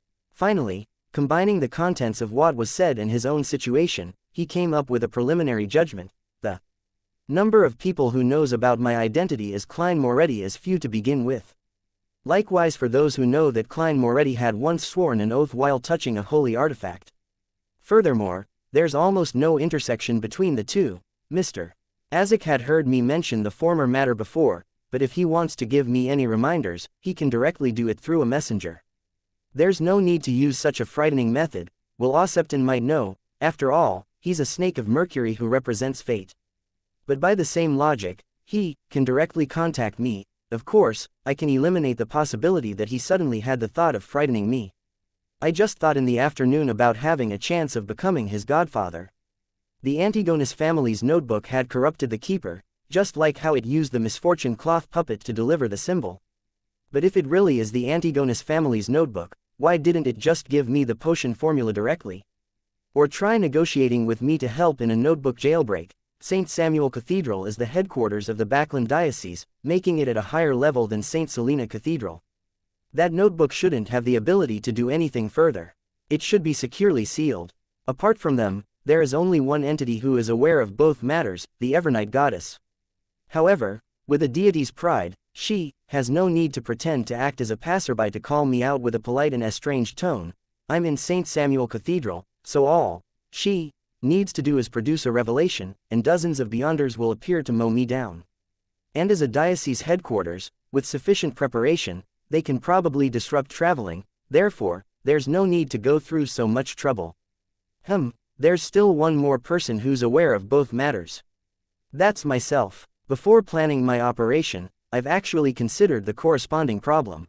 Back then, my conclusion was that I didn't need to worry too much about it because only after advancing to Faceless will some of the Grey Fog's powers enter the real world, allowing certain demigods to sense my uniqueness. Before this, only Beyonders from the monster pathway could discover a tiny bit of my uniqueness, and back when I touched the Holy Sword and made that oath, I had yet to become a clown. Just because of the secret connection established from the oath, it made the goddess slowly sense something about me. It's been so long, and I haven't seen her take any action. That female angel, she should be an angel. She had even smiled at me when she wiped away Mr. Therefore, the goddess might be happy to see me take away the Antigonus family's notebook. Although I'm not sure of her motives, I can only accept it and subsequently think of ways to deal with it at my current level. This is ultimately safer than climbing the main peak of the Hornassus mountain range. Of course, that's built on the premise that the Lady Witch wiped away Mr. A is an angel of the church. Although I had undergone all kinds of acting during the faceless stage and got to know myself well, I've consumed additional potions without completely digesting them. In marionettist requires every marionette to adhere to a specific persona. This also easily causes a personality dissociation. Also, to steal the Antigonus family's notebook and to act as Dwayne Dante's, I'm under immense stress. I am subconsciously wavering and am suspicious. In this state, the keeper's corrupted psyche of nearly losing control had agitated my spirit body, causing me to have a split personality. Just as Klein thought of this, the familiar yet unfamiliar voice resounded in his mind again. Hey, your considerations are too idealized. All of your actions are. Fundamentally all thanks to luck. If that high-ranking deacon, Crestet Sesimir, with the Holy Sword was here in Backland to handle Beander cases, can you guarantee that the Holy Sword wouldn't sense you when you are in the same cathedral? Both of you are linked by an oath. If Deacon Sesimir were to come, I'll abandon this plan. Besides, it's also not possible to avoid it ahead of time. I'll find an excuse or reason to be out of town for some time, Klein mumbled inwardly. Then, he heard the voice belonging to himself sound in his mind. This makes it a situation prone to too many accidents and unpredictable developments. Before coming to the cathedral, didn't you also not consider that the mere observation of spirit-body threads would result in a mutation? My nervousness back then was the anxiety that something happened beyond my expectations. However, as it's a mere observation without me making any direct contact, I didn't believe that there would be too great a problem. I should be more cautious in the future. Also, accidents and developments exist for everything. Who exactly are you? Klein closed his eyes as he pretended to focus on praying. The voice hesitated and said, I'm Klein. You are Joe Mingrui. No, I'm Joe Mingrui. You are Klein. Indeed. Klein felt his hair stand on end once again. He decided to leave St. Samuel Cathedral immediately, return home, and resolve the problem of his character dissociation. When the symptoms first appear, the situation is easier to resolve. Once the other personality stabilizes and becomes stronger, it will begin to snatch control of the body. I might even need external help when that happens. He opened his eyes and looked at Electra with a tranquil expression. I feel like I've calmed down. Ever since I got a mental illness, my mind is a lot better. As he spoke, Klein inwardly gave a self-deprecating comment. He enjoyed lampooning, partially because it was in his character to do so, and partially to enforce his personality. It was ultimately to remind himself who he was, so as not to lose himself to his acting. Bishop Electra smiled. May the goddess bless you. As he spoke, he took a cup of water from a priest's hand and passed it to Dwayne Dante's. Without any explanation needed, Klein knew that it was holy water. He often drank it in the past, hence, hiding his anxiety, he received it in a composed manner and downed it. A refreshing feeling slushed down his throat, jolting his mind as he became a lot more awake. Even the voice in his mind weakened. This has the effect of placating the spirit body. The church does view Dwayne Dante's with great importance. Of course, this is created by their beyonders. As Klein nodded at Bishop Electra, he drew the sign of the Crimson Moon and staidly walked to the altar and donated £50 into the donation box. After doing everything, he led Richardson and left the cathedral, riding the carriage back to Buckland Street.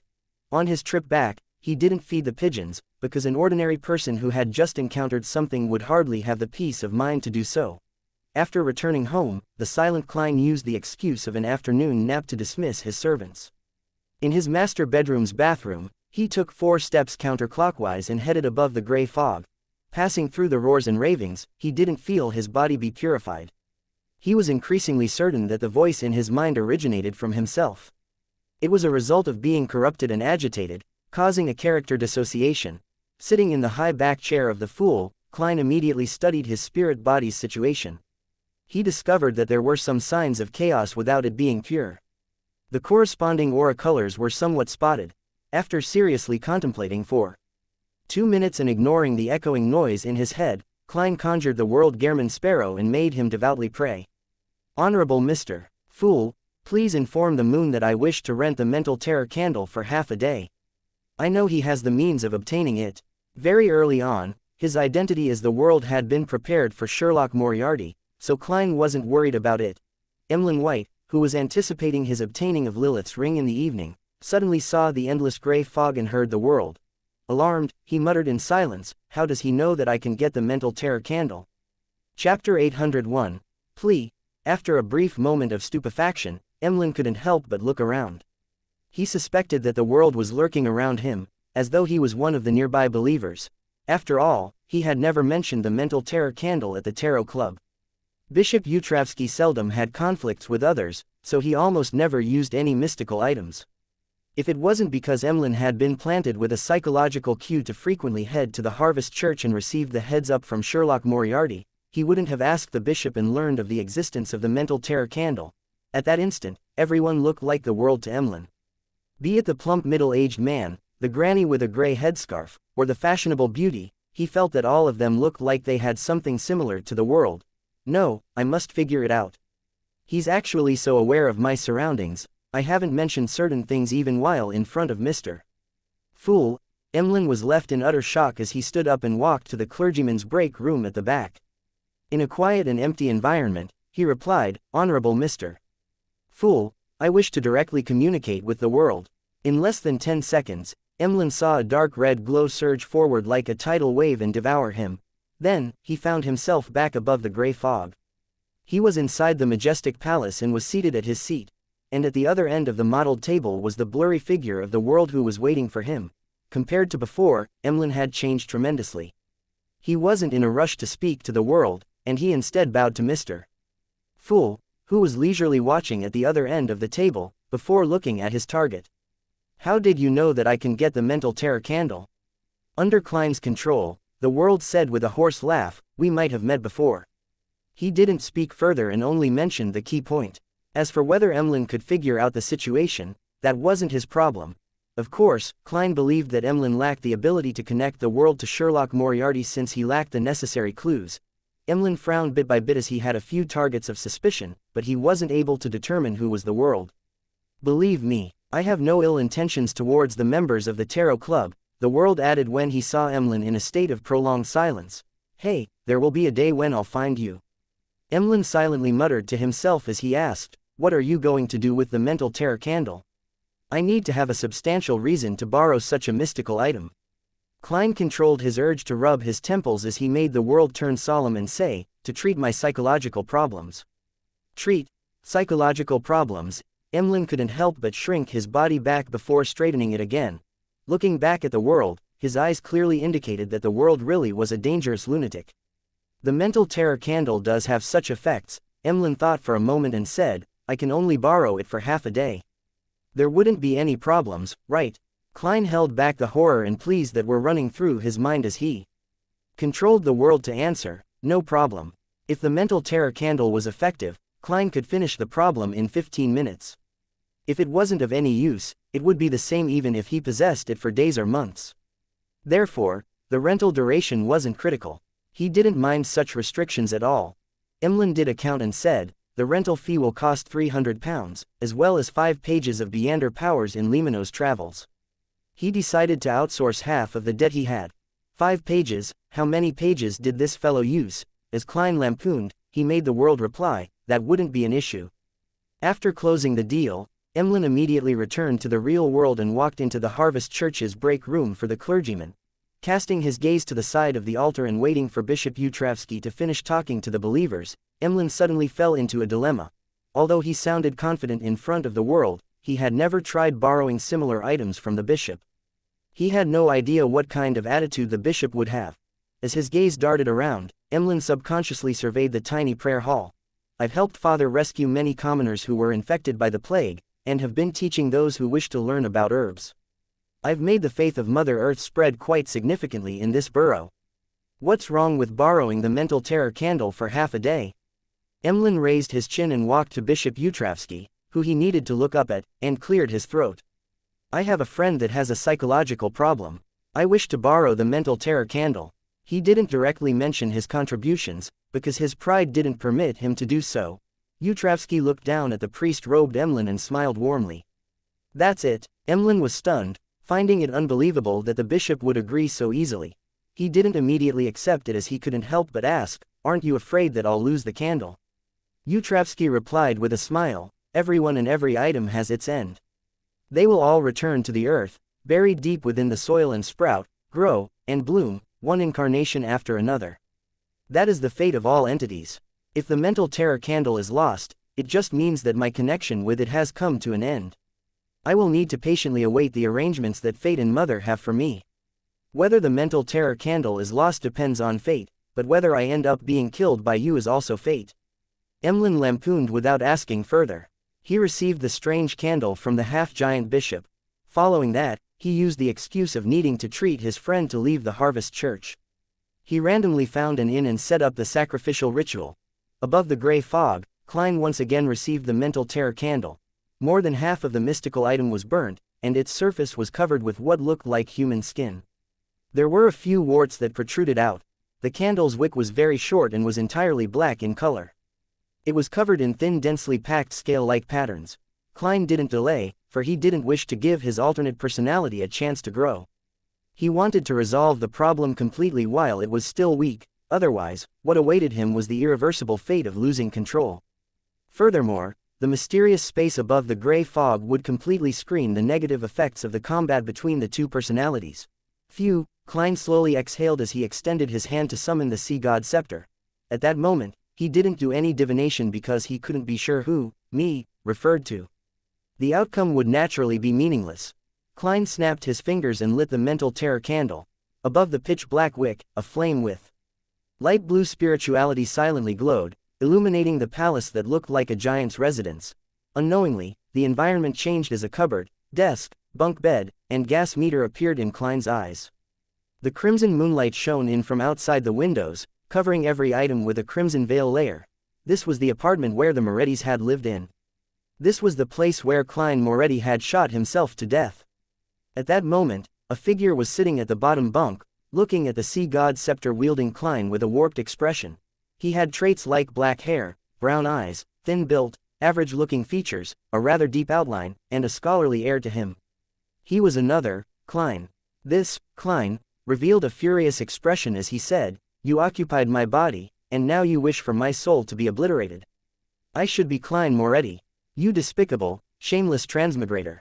You parasite." He appeared to have just grown in strength, and he wasn't able to use the objects in the external world.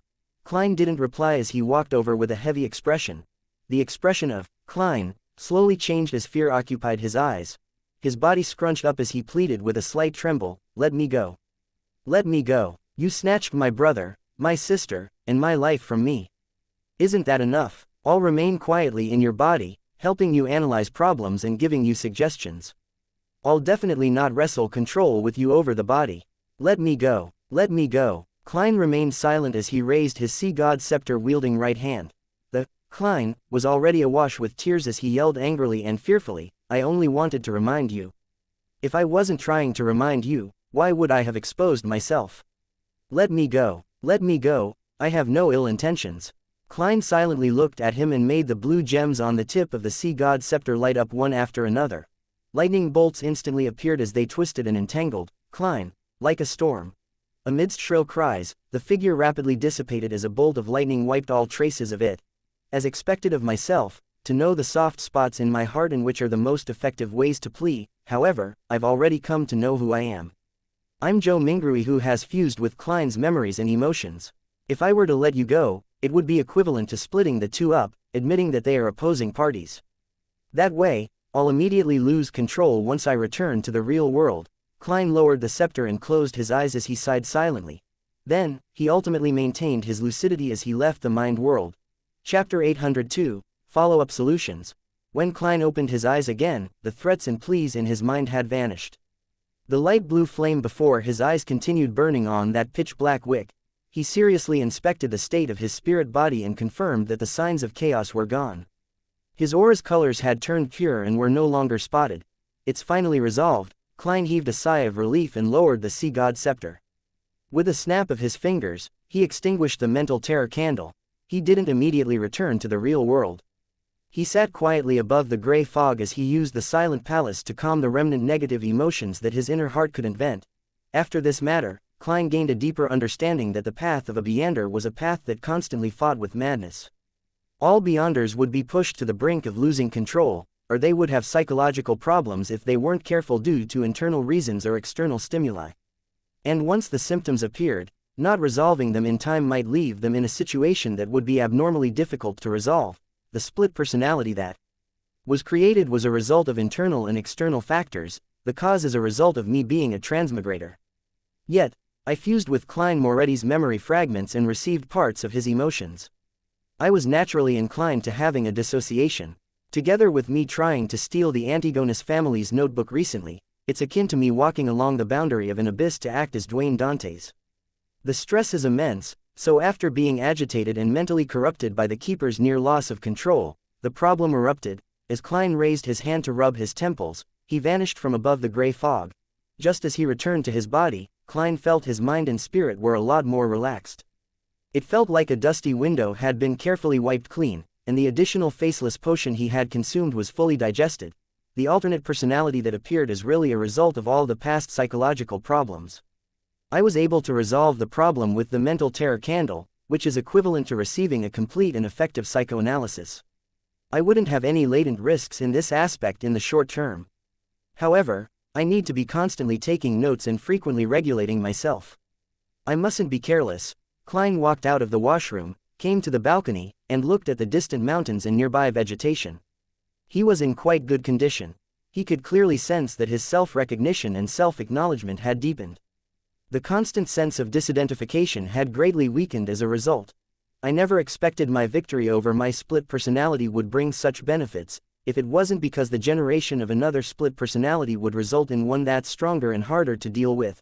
I would have wished to split a few personalities, killing myself several times. Klein shook his head with a scoff as he gave a self-deprecating laugh. To be frank, just one instance of a split personality was rather dangerous and unresolvable for anyone else. Since he was aware of where to acquire the mental terror candle, the essence of the problem, and his experience in resolving it in the past, he was able to eliminate the latent risks and not allow his split personality to strengthen itself. Otherwise, the best outcome would be the state in which Bishop Utravsky was in, and the worst outcome would be a gradual loss of control until it became an inevitability. Furthermore, I still have a psychiatrist as backup. Klein chuckled as he strolled back to his room and sat in a reclining chair. He recalled what he had encountered during the day, and from there, he obtained the points that he needed to take note of in the future. If a mid-sequence Beander of the sleepless pathway loses control, they will be able to directly cause mental corruption by pulling others into a dream. I need to be wary of that in the future. Before becoming a high-sequence Beander, the rampagers of most pathways aren't capable of doing this. Often, they will mutate into monsters and use the corresponding Beander powers to control or attack their targets. It's difficult for them to transmit their corruption. Apart from the mid-sequence Beanders from the sleepless pathway, the spectator pathway should be capable of doing so as well. When faced with similar enemies, not rushing to wipe them out would really result in a situation where you have no way of defending yourself. Also, although I'm aware of the Keeper's conditions and have figured out their relationship with the core seal, the corresponding problems have arisen. If I were to disguise myself and infiltrate inside, how should I create the performance of being eroded by the core seal and not have my disguise be seen through? Klein carefully contemplated for a moment and was completely out of ideas. All he could do was stand up, walk to his desk, and draw a picture comprising of symbols that implied secrecy and mystery prying. He was summoning erodes. The full-body mirror in the master bedroom suddenly undulated with invisible waves as silver light appeared, forming luminous text. Exalted Great Master, your loyal and humble servant, Erodes, is constantly at your service. My actions from before had caused a certain damage to your image. I'm very appalled and ashamed. Will you accept my apology? You actually know to admit your faults. Klein scoffed and said, don't make the same mistake again in the future. All right. The full-body mirror presented new words. How may I be of service? There's something. Klein deliberated and said, the keepers of the Church of Evernight are contaminated by the core seal's power behind Chani's gate. They are in different conditions from the typical Beander. Is there any way to perfect a disguise? The silver words changed and outlined new text. Great Master, there's only one method, to sacrifice your marionette and allow it to receive the contamination of the core seal. It will gradually change and become identical to the keepers. Then, you can hold it in your body to fool the core seal. That actually works. It's an idea. However, a marionette that's made from a sequence 5 wraith can't be bought with money. I really need to pay an extremely high price to obtain the high sequence potion formulas and ingredients. Klein thought and said, then, how do I get the marionette to receive the core seal's contamination? Typically speaking, A wraith marionette might be detected by the seal before being forcefully purified and dispelled just as it approached Channy's gate, or even just appear in the prayer hall. The full-body mirror's waves stirred again as it accentuated a figure. The figure wore an old-fashioned veiled hat. She was tall with long, chestnut hair. She was none other than Queen Mystic, Bernadette. "Great Master, you can seek her help," Orodes explained with a sentence made from silver words. "Her Queen Mystic isn't from the Evernight pathway. How can she provide any help? Or does she have a sealed artifact that corresponds to the high sequences of the Evernight pathway, making it similar to the core seal behind Channy's gate? Thankfully, Admiral of Stars needs a drop of blood from a mythical creature. When the time comes, apart from providing an item that can satisfy Will-Osepton, there's still a middleman fee for me. This will be the middleman fee." Klein thought as he nodded and said, "Very good, you may return." "Yes, exalted Great Master. Your humble servant, Orodes, awaits your next summoning." As a silver line of text appeared, Orodes outlined a palm with a handkerchief in hand as it shook it. The corners of Klein's mouth twitched as he looked at it, momentarily unsure how to respond. Westborough, within the Odora family's villa. Emlyn White wore a faint smile as he randomly found a single-seater to sit in the activity room.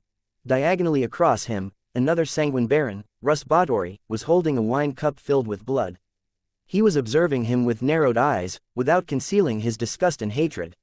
Russ Batory had not only been injured during the hunt for the first primordial moon believer, but he also had Emlyn steal away his spoils of war. "Such an act from you will only please me," Emlyn chuckled inwardly as he turned his head to look at Cosme Odora, who had just entered. He waited for the Baron to declare the results and reward him. Cosme forced himself to ignore Emlyn's gaze as he walked to the fireplace and said to all the sanguine present, "I'm gathering all of you today because the final victor has emerged for the hunting competition." "Who is it?" The sanguines looked around as they exchanged looks, guessing at who could have clinched victory. Most of their gazes landed on Russ Batory, with no one believing that it could be Emlyn White. Only Russ Batory had a hunch as he looked in surprise at the darn fellow. Cosme secretly sighed and said, "Emlyn White has already hunted 3 targets, automatically clinching victory." "What?" a young sanguine blurted out in disbelief. The sanguine was a race with fewer members than humans.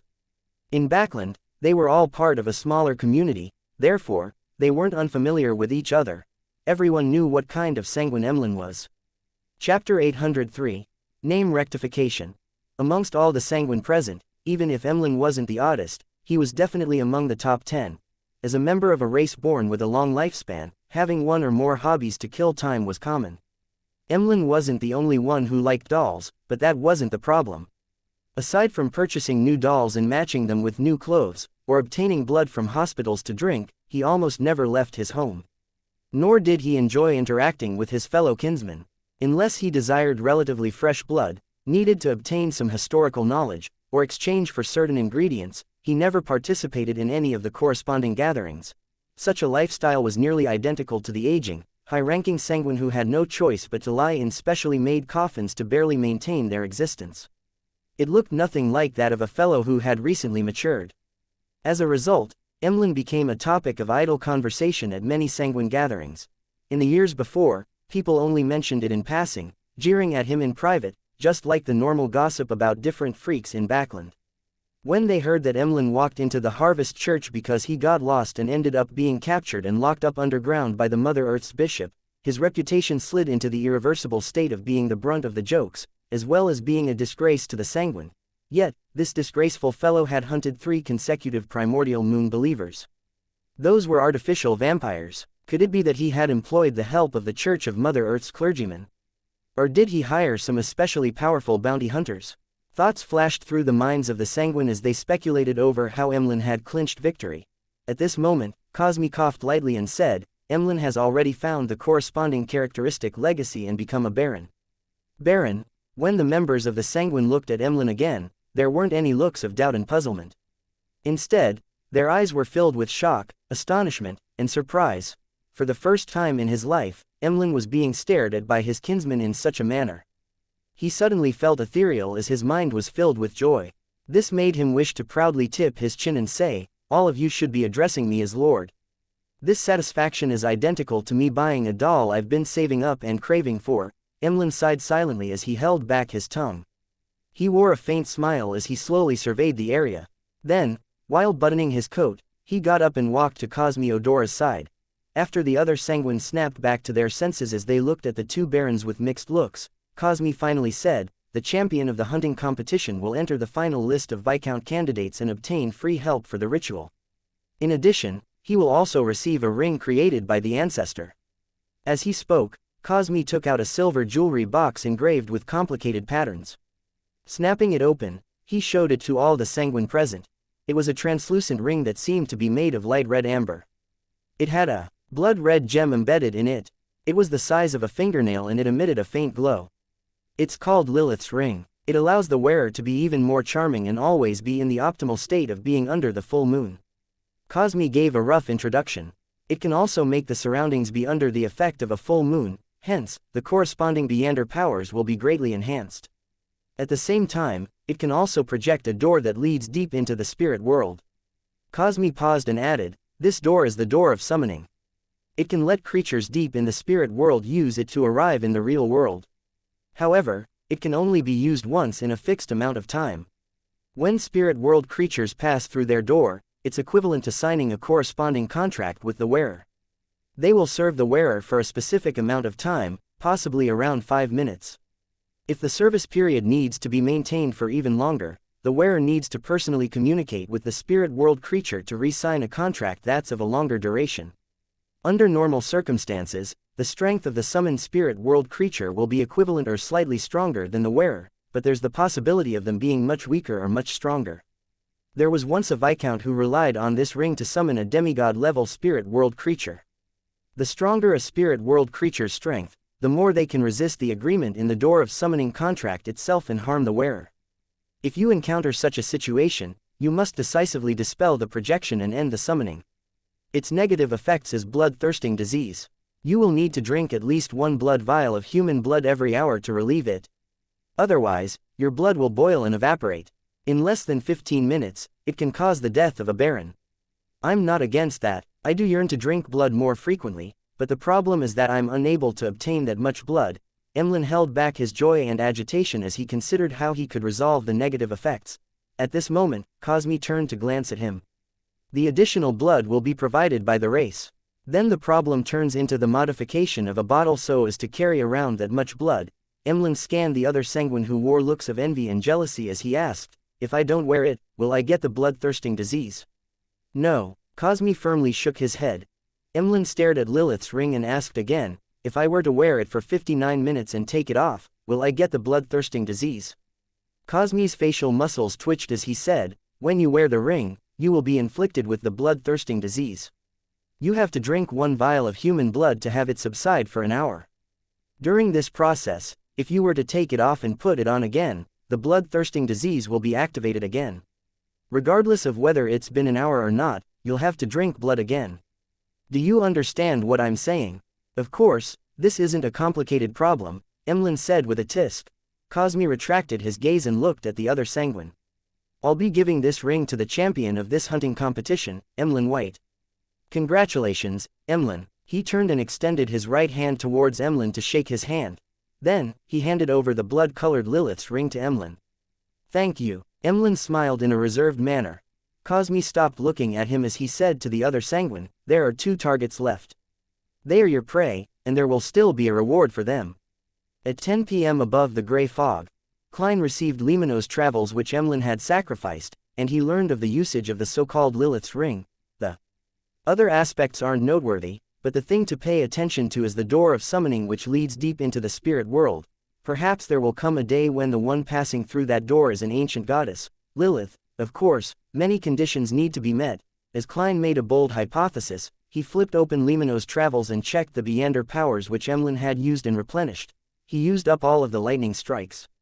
Traveling is gone as well. This fellow really doesn't feel the pinch when using the powers of others. He added a Wings of Darkness. It can help the user receive an enhancement in speed and the ability of brief flight, as well as it transforming into a colony of illusory blood-sucking bats to attack the enemy. One is full moon. It can make a certain region appear to be in the state of a full moon. One's spirituality would be rejuvenated and the aspect of death would grow stronger. This is recorded from Lilith's ring. One is Claw of Corrosion. It can cause one's fingernails to grow another segment with mysterious symbols and patterns. They would be sharp enough to slice through steel. It would also come with potent corrosive abilities, making it the nemesis of defensive methods like scales and skin.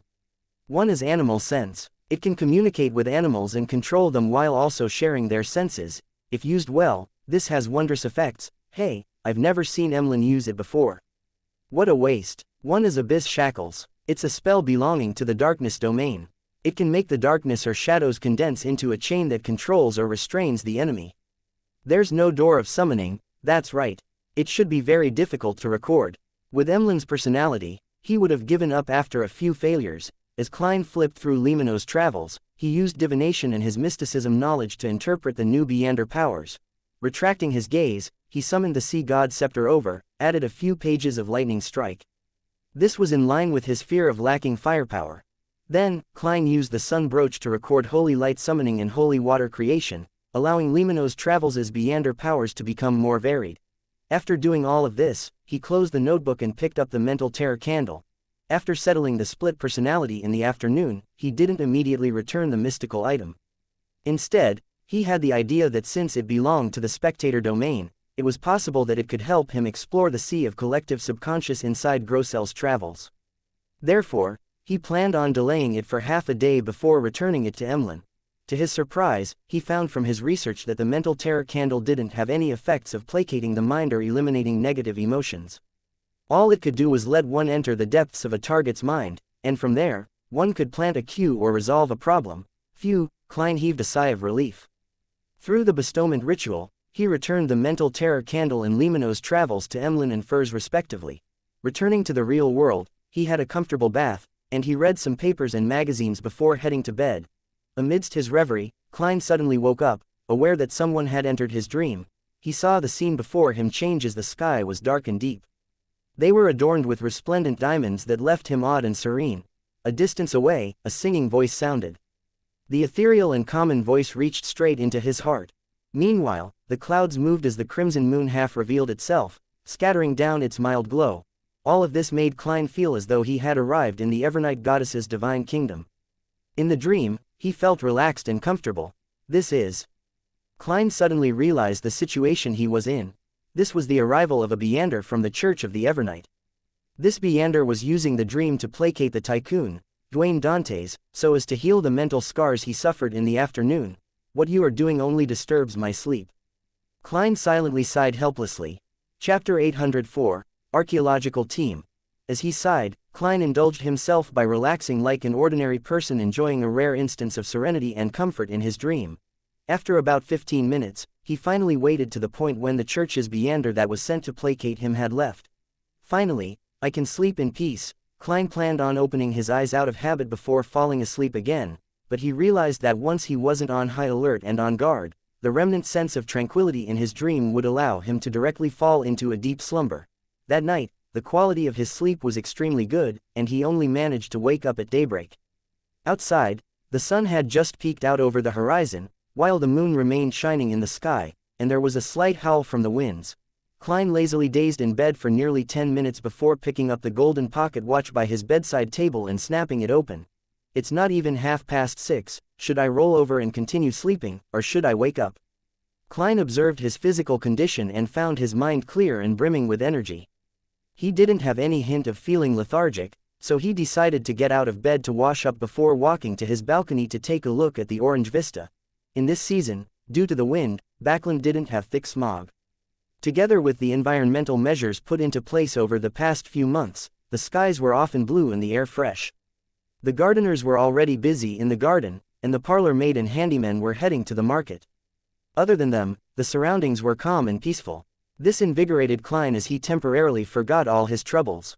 He felt that the world belonged to him at that moment. With a faint smile, he silently enjoyed the scenery. In the next 15 minutes, servants would walk out from the surrounding houses in pairs or threes. They were either holding baskets or leading horses. The entire borough seemed to come to life as the sunlight grew brighter. This is what life should be like, Klein silently sighed as he had the sudden urge to take a stroll. He turned around and left the balcony and walked to the door. Outside the master bedroom, Richardson was already waiting outside. It was impossible to guess what time he had woken up. This was the most difficult thing about a valet. He needed to sleep later than his employer but also wake up earlier than him. There's another hour before breakfast. Sir, if you wish for it to be brought forward, the kitchen will be ready within 15 minutes. Richardson didn't ask Dwayne Dantes why he had suddenly woken up so early. Klein chortled and said, "There's no need to bring it forward. I plan on taking a stroll first." "Very well, sir." Richardson entered the bedroom, and based on his employer's suggestion, he chose a coat and helped him wear it. Finally, Klein wore a silk top hat and held a gold-inlaid cane before walking down to the first floor. Leaving the residence, he strolled down the street that was lined with intis parasol trees and black street lamps until he reached the other end. Along the way, each residence's garden emanated a faint fragrance as the green leaves of the trees created a sense of tranquility from high above. Pedestrians were in pairs or threes in what seemed like a sparse street. The occasional carriage that drove by would break the silence before quickly leaving. Klein enjoyed the morning, taking in the pleasantness of waking up early.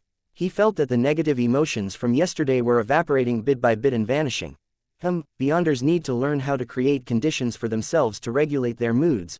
By taking this stroll, the bishops at St. Samuel Cathedral will likely know that Dwayne Dantes has completely recovered. They won't disturb my sleep in the middle of the night. As Klein's thoughts wandered, his gaze swept past 39 Bachland Street. It was Member of Parliament Matched's residence. Its external perimeter was in the form of sharp iron rods, allowing passers-by to appreciate the beauty of the garden within through the gaps. While moving his gaze away, Klein saw a familiar figure. It was Hazel with her long black-green hair and dark brown eyes. This beautiful and proud lady was strolling through the garden's trails with her maid, looking around from time to time. She woke up early as well. Her quality of sleep is excellent because she doesn't need to head down the sewers in the middle of the night. Klein lampooned and retracted his gaze as he continued proceeding forward. Glancing at Richardson, who was silently following behind him, Klein suddenly thought of the news reports, magazine articles, and novels he had recently read about the southern continent. He consciously kept up with the content of that region because that would flesh out his persona as Dwayne Dantes. After all, a lot of what he knew about the southern continent stemmed from the pirates, adventurers, and the Fog Sea's strongest hunter, Anderson. He had no idea if they were exaggerated or fabricated. The information I've read recently and in the past were about people who struck it rich in the southern continent before returning or had just decided to stay there. Hey, this makes Bachland residents believe that there's gold everywhere in the southern continent, and that there are opportunities to strike it rich. Even common wood and sap can be used for many things, allowing one to exchange for plenty of pounds. That's why the kingdom frequently goes to war with countries like Fasak and Intis to vie for the colonial lands, if not for the commoners' inability to save up for the ferry tickets or dare to smuggle themselves there. I'm sure a large number of people would swarm it. As Klein's thoughts whirred, he casually asked his valet, "What's your impression of the southern continent?" He remembered that Richardson was born in a manor over there. He had only been brought to Bachland when he was an adult. Richardson paused for a few seconds and said, "Sir, I actually do not know much about the southern continent because I was spending most of my time in the manor. I had few opportunities to head out. Just tell me of your impressions, your true impressions. You don't have to hold back. I just want to have a general understanding. As you know, they all believe me to be an expert of the southern continent, but in fact, my experiences are only limited to a few places and merchants," Klein said with a chuckle. Richardson nodded and bowed his head as he looked at his toes that were walking forward. "My impression of the southern continent is hunger, exhaustion, pain, as well as pining for the world after death." Hunger, exhaustion, pain. Klein repeated those three words as he walked into Bachland Street without making any further inquiry. East Chester County, in a building beside Stowen University. Audrey was looking at the collections obtained by the Relic Search and Preservation Foundation. She had originally planned on coming on Tuesday afternoon, but Associate Professor Michelle Duth had participated in an academic conference in Bachland, therefore only returning today. As a result, she had no choice but to change her plans. This pair of boots was discovered by a farmer in a mountainous ruins in Stowen. Its shape and traits match the societal trends of the Fourth Epoch. Michelle introduced the item inside the glass cabinet to the beautiful aristocrat. Audrey looked over with interest and discovered that the ends of the boots were curled like a clown's. The heights of the curled parts weren't uniform. One was 3 centimeters, and the other was 5 centimeters. They didn't look like a pair. The Fourth Epoch's asymmetrical style, I wonder what level it is for 3 on the left and 5 on the right. Audrey retracted her gaze and followed Associate Professor Michelle to the next exhibit. At the end of the tour, Michelle pointed at the glass case diagonally ahead of them and said, "This coat of arms was delivered a few days ago. It involves the very ancient worship of dragons." Dragons? Audrey strode forward in a reserved manner and saw a grayish-white dragon with its wings spread out engraved on the coat of arms. "Where does it come from?" Audrey asked just as she did before. Michelle answered, "It's from a village named Hardlark. This Lonus word doesn't have an archetype in ancient Fasak. Apparently, it was written like how it's read. Hardlark, that's the village which I previously visited that had the folk tradition of worshipping dragons. In the sea of collective subconscious of the people there's a mind dragon in it." The 20-Year War notebook which I previously obtained from Associate Professor Michelle was from a local knight named Lindelira. He was suspected to have something to do with that mind dragon. Audrey nodded and thought as she deliberated over her words, wishing to ask about the person who had found the coat of arms. At that moment, Associate Professor Michelle's expression turned abnormally heavy. Accompanying the discovery of this coat of arms was a tragedy. A tragedy? Audrey didn't hide her surprise. Associate Professor Michelle sighed and said, "An archaeological team entered the village to study the folk tradition of worshipping dragons, but that night, one of the members went mad. And this mental illness was apparently contagious. The entire archaeological team later went mad, killing themselves or each other. In the end, none of them survived. This coat of arms was found among their remains. It was first taken away by the police, and after confirming that it's without problems, only then did they donate it to us. An archaeological team entered the village, and the members went mad one after another." Audrey's eyes dilated as she inwardly repeated Associate Professor Michelle's words. Suddenly, an idea came to mind. Psychology alchemists. The members of the archaeological team were members of the psychology alchemists. Chapter 805. Meeting up. Inside the building of the Relic Search and Preservation Foundation, Audrey, whose thoughts were undergoing an upheaval, blinked. She took note of her body language and expressions as she drew a crimson moon on her chest in a half-genuine manner. She said with a sigh, "What a tragedy. I hope that their spirits can rest in peace." The reason she had guessed that the archaeological team had comprised of members of the psychology alchemists was that she had previously received a mission to help the organization obtain a notebook related to the 20-Year War from Associate Professor Michelle. And this notebook belonged to the knight from Hardlark Village, Lindelira. Back then, Audrey had made a request to Mr. Fool and relied on magic mirror divination to determine the origins of the notebook. She discovered that it was deeply connected to the village that worshipped dragons. As she knew ahead of time that there was a mind dragon hiding within the sea of collective subconscious, she ultimately chose to hand over the notebook to the psychology alchemists in consideration of her lacking sequence and strength. That also meant that the psychology alchemists had quite a significant chance of locking onto Hardlark Village through the notebook before heading over to find their target. Another factor that Audrey used in her judgment was the strange mental illness that the archaeological team suffered. It had spread like a plague, causing the people to go mad in batches. In the real world, there was a probability that mental illnesses were hereditary, but it was almost impossible to be contagious. But in the mysterious world, in the world of the mind and consciousness, chaos and madness could be spread to others through spirit channeling, dreams, and the subconscious. And hidden in Hardlark Village was a mind dragon that had lived for years.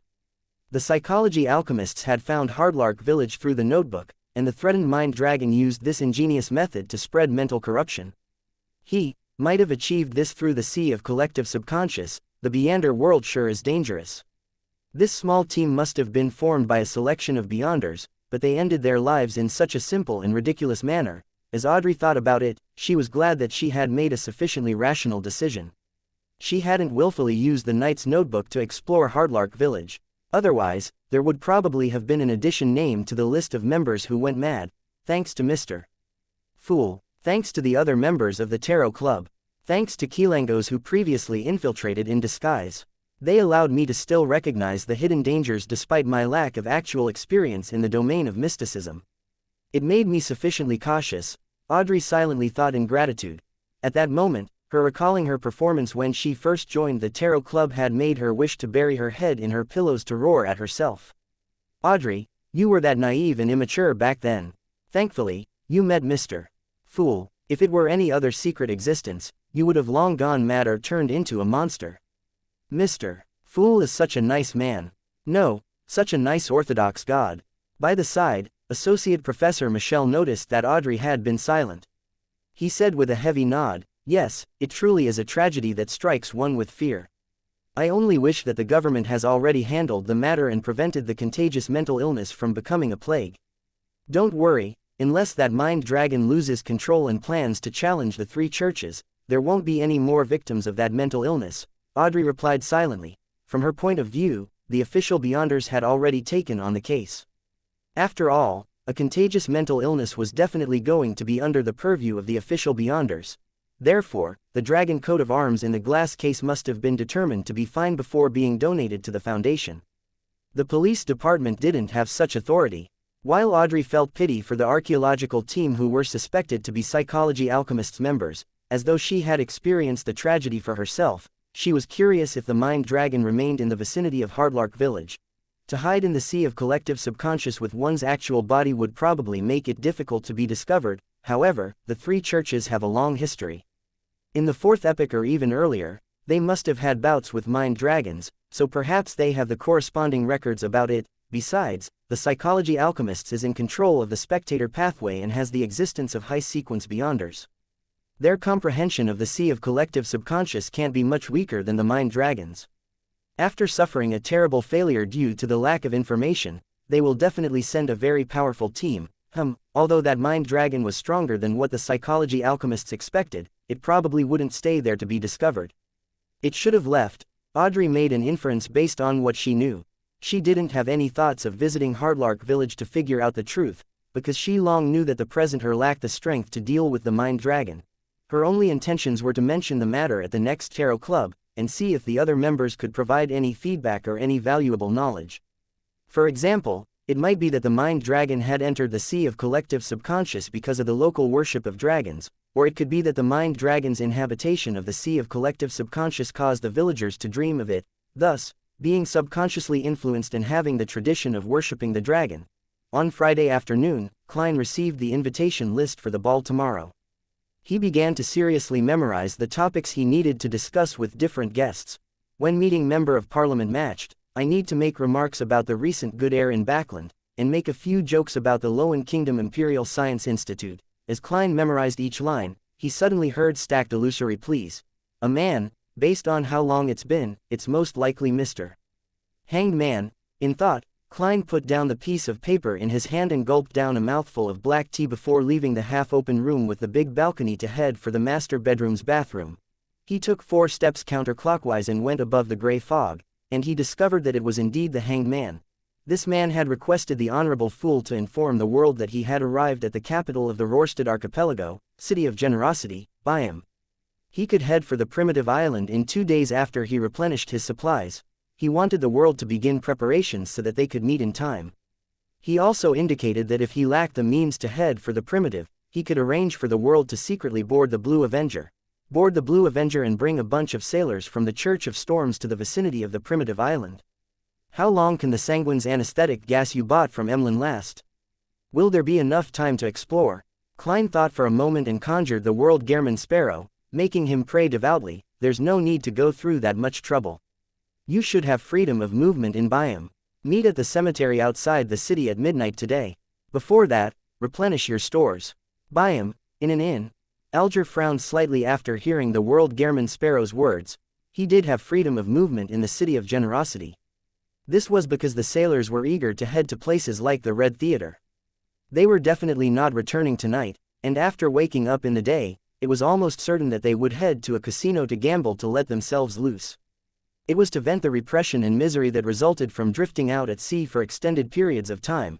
That also meant that even if Alger disappeared for a night and a day, no one would discover it. Is the world implying that we use this interval? That is indeed better than using the Sanguine's anesthetic gas. I've already used it twice, so who knows if someone is already suspicious about it and is waiting for his theory to be validated. But without a ship, how do we head for the primitive island? Oh, Limano's travels. Miss Magician did mention that it has the Beyonder power of teleportation. However, there's only one page, making it impossible for a return trip. Alger relied on his strong ability to connect matters to vaguely guess at Gehrman Sparrow's intent, but he believed that the necessary conditions were lacking. With these doubts in mind, he found his contact with the resistance and replenished his storm charms that were made with tin. When it was 11 at night, Alger secretly left his inn and headed out of the city under the shadows. He wasn't worried that the sailors would discover his disappearance because he too had physical needs. It was possible that he was sleeping in a lady's bed in the Red Theater and was unwilling to return. And there were many such brothels in Byam, with many prostitutes in existence. It was impossible to say that there was something wrong with him because he wasn't at the Red Theater. Once he left Byam, Alger walked on a narrow road where horse carriages couldn't pass as he headed for the mountainside of the mountain range beside the sea. Suddenly, his gaze froze as he noticed something. Under the crimson moonlight's illumination, the mountain that originally existed had vanished. And the area underneath, such as the piled stones, vegetation, and terrain, changed almost completely. This, Alger had come from the Resistance's private harbor earlier. He hadn't managed to pay close attention to the mountain, hence, he only noticed the abnormality at that moment. The mountain collapsed. It actually collapsed. Right, it was previously mentioned in the papers that Byam encountered a shallow earthquake, with its might being focused in the mountain range outside the city. Also, the church's deacon said that Gehrman Sparrow nearly destroyed Byam, and that matter had demigods involved. Both of them occurred during the same period. Could it be caused by Gehrman Sparrow?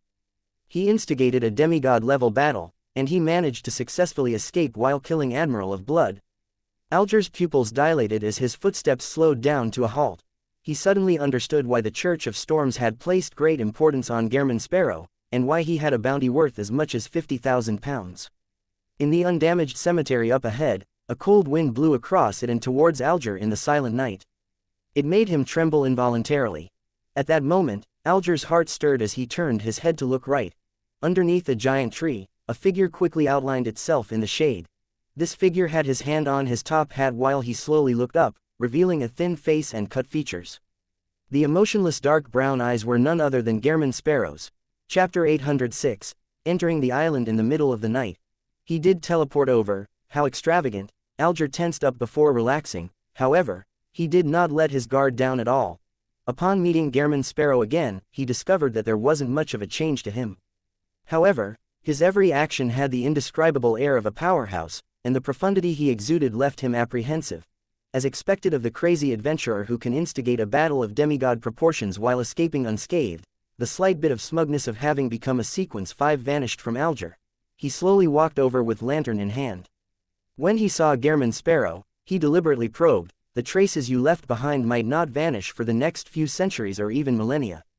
He was trying to confirm if the mountain's collapse had anything to do with Gehrman Sparrow. Klein shot a glance at the modified terrain as he released his grip on his top hat and smiled in a gentlemanly manner. The one who contributed the most in causing this damage was Sea King.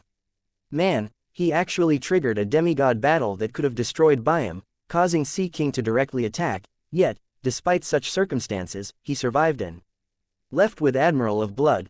It's completely unimaginable and unbelievable. Alger began to suspect if Gehrman Sparrow had a grade 1 sealed artifact on him, an item at the demigod level. He didn't express his shock and surprise, nor did he dare to probe further. Instead, he asked, "Do you plan on heading to that primitive island now?" "Of course," Klein answered calmly. It was late at night, a period when Dwayne Dantes was asleep. No one would disturb him, but he had to show himself once it was daytime. Of course, to prevent any unexpected circumstances, Klein had summoned a Rhodes to monitor the mirror illusion and provide a response. It's thanks to the Church of Evernight for having ended its dream treatment of Mr. Tycoon. Otherwise, I would definitely have to delay the operation. Klein couldn't help but sigh inwardly. Alger observed himself and discovered that he wasn't able to obtain any mystical item in such a short span of time. He then took out an iron black ring that protruded out like a thorn and wore it on his left thumb. Bearing with the excruciating headache, he nodded slightly. Then, he saw Gehrman Sparrow walk over with a stoic expression, reach out his hand, and grab his shoulder. At that instant, Alger's first reaction was that Gehrman Sparrow was attacking him. He instinctively wanted to turn to the side to dodge his attack, only to recall his previous guess. Amidst his racing thoughts, he withheld his subconscious reaction and allowed the crazy adventurer to place his palm on his left shoulder. Right on the heels of that, he noticed Gehrman Sparrow's left hand turn transparent as though it was bearing the shadows of the spirit world. Then, the blacks before his eyes grew darker, and the crimson moon turned brighter. All kinds of colors seemed to layer upon one another. Countless nearly formless figures receded, backwards, as Alger tore through the spirit world with Gehrman Sparrow's help. creeping hunger, teleport, so that's how it is. Just as he had such a thought surface in his mind, he saw his body plummet as the saturated colors around him receded. Everything had returned to normal. Beach, reefs, trees, this is a deserted island. Alger surveyed the area and was just about to speak when the colors around him saturated as the layered phenomenon happened once again. This time, when he left the spirit world, he was in midair with undulating waves beneath him. Although Alger had never worked with Gehrman Sparrow in actual combat before, the experienced him immediately created a spiraling wind and allowed them to float. It was a tacit display of teamwork. Hence, the teleportation triggered successfully once again as Alger's and Gehrman Sparrow's figures rapidly phased away. When the surroundings were restored again, the two had arrived at the periphery of a gigantic island. There was a heavy mist in midair that the crimson moonlight was unable to fully penetrate. This not only failed to disperse the darkness in the forest and mountain, but it also added an eerie charm to it. "We're here," Alger said as he looked around. Klein wore an indifferent expression, but in fact, he was cautiously observing his surroundings. He found the place extremely quiet. There weren't any birds tweeting, wolves howling, or bugs chirping. It exuded a deathly silence. As though guessing his feelings, Alger raised the lantern and illuminated the shrubs ahead where there was a natural trail made up of beast-type footprints. He said, "If you come in the day, it will be quite a lively sight. You will even see birds that only exists in myths fly in the forest. But at night, the power that rules this place will change. Many Beyonder creatures will hide as they await daybreak. Mr. Hanged Man has come here more than once. At the very least, he has the experience of a day and night here." Klein silently nodded without speaking further. Alger thought for 2 seconds and pointed ahead. "If we follow this trail and enter the dark forest all the way to the end, we will arrive at that ancient ruins of unknown age. On the way, we can hunt the Beyonder creatures that we encounter and are able to deal with. If it's killed independently, the corresponding ingredients will belong to the killer. Those we jointly killed will be held in your custody. When we leave this place, we can take turns to choose. We will determine the owner based on our contribution, to decide who has the priority to choose, as well as the number of priority choices." Instead of being in a rush to take action, he first made clear the route and the plan to split the loot. It was to prevent any conflict that would result from the exploration. "To let me have custody of the loot we receive from a joint kill, Mr. Hanged Man is being very sincere." Klein raised his right hand and pressed down his half-top hat and chuckled. Alger heaved a sigh of relief and continued, "Our main goal is to explore that ancient ruins. The spoils we obtain along the way are supplementary. Once we finish the exploration, it's best we leave immediately without heading to the other zones or taking other paths. As for anything in the future, it's up to you to decide when and where you would like to explore." Alger emphasized this matter because he was afraid of Gehrman Sparrow's greed. After all, Beyonders were not perpetual machines. There was bound to be a point when they were exhausted. After a round of explorations, they were bound to be close to their limits. If they were to force themselves to hunt Beyonder creatures in other zones, perhaps the identities of hunter and prey would switch. Even if the crazy adventurer was very powerful and unafraid of such danger, to be in a state of drained spirituality would trigger signs of losing control. "Do you think I'm not sharing the same thoughts as you? I'm the one worried that you'd be the one who's overly greedy, rashly proceeding deeper just to obtain more." Klein smiled and said, "I'm a polite person." Polite? Alger was a little puzzled by Gehrman Sparrow's choice of words. The corners of Klein's mouth curled as his expression turned darker in the darkness. When visiting someone's place for the first time, overstaying would be impolite. This fellow's train of thought and logical behavior is completely different from that of a normal person's. As expected of a crazy adventurer, Alger was first taken aback before he raised the lantern and took a step forward in the dim red shadows. "Let's set off." Klein allowed his hands to naturally droop down as he walked beside Alger like he was on a hike. The two quickly entered the dark forest that had nearly zero moonlight shining in. They saw that the trees were thick and tall with luxuriant leaves. Even the smallest trees were thicker than the span of a person's arm, and the trait they all had in common was that the bark appeared scaly. They were densely packed together as though they would come to life or squirm at any moment. "It's like a mutated drago tree. A snake-scaled tree." Klein retracted his gaze and noticed the weeds at his feet that didn't seem problematic. None of them spoke as they maintained a state of abnormal silence. They didn't wish to say anything to eliminate the awkwardness just because it was too quiet. As they walked, the duo saw the distribution of trees ahead turn sparser thanks to the lantern's light. A dull knocking sound echoed through the area. As Alger and Gehrman approached, it became clearer and more obvious. When the duo entered the sparse area, the lantern's light finally revealed hunched or prostrate figures. Amongst these figures were humans, baboons, goats, and tigers. They were either holding rocks or using their claws and teeth to constantly burnish the stacked trees and rocks as though they were building a palace. Without the obstruction from the luxuriant leaves, the crimson moonlight that penetrated the heavy mist cloaked these figures, dyeing them with a faint blood-red layer. There are humans. Klein's eyes focused as he immediately spread his left fingers. Alger slowed down, preparing his vocal cords to be activated at any moment. Suddenly, the figures seemed to sense something as they stopped their actions in unison before uniformly turning around to look at the two outsiders. They either had pale faces, withered skin, or festering bodies. None of them looked alive. Corpses. A Beander creature is driving these corpses to build a palace for it.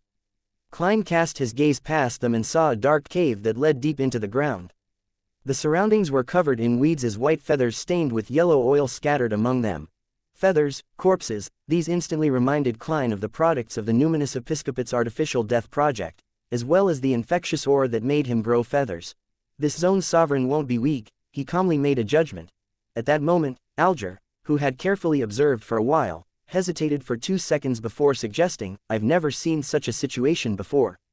I'm not sure of the level of the Beander creature. Why don't we circle around it and choose a target which we have more confidence in?" His instincts told him that something extremely dangerous was hiding in the dark underground cave. "I was waiting for you to say that." Maintaining his persona as Gehrman Sparrow, Klein heaved a sigh of relief as he chuckled. "Will this be impolite?" Just as he said that, the land quaked as though a creature beneath them was rolling over in its bed. Chapter 807.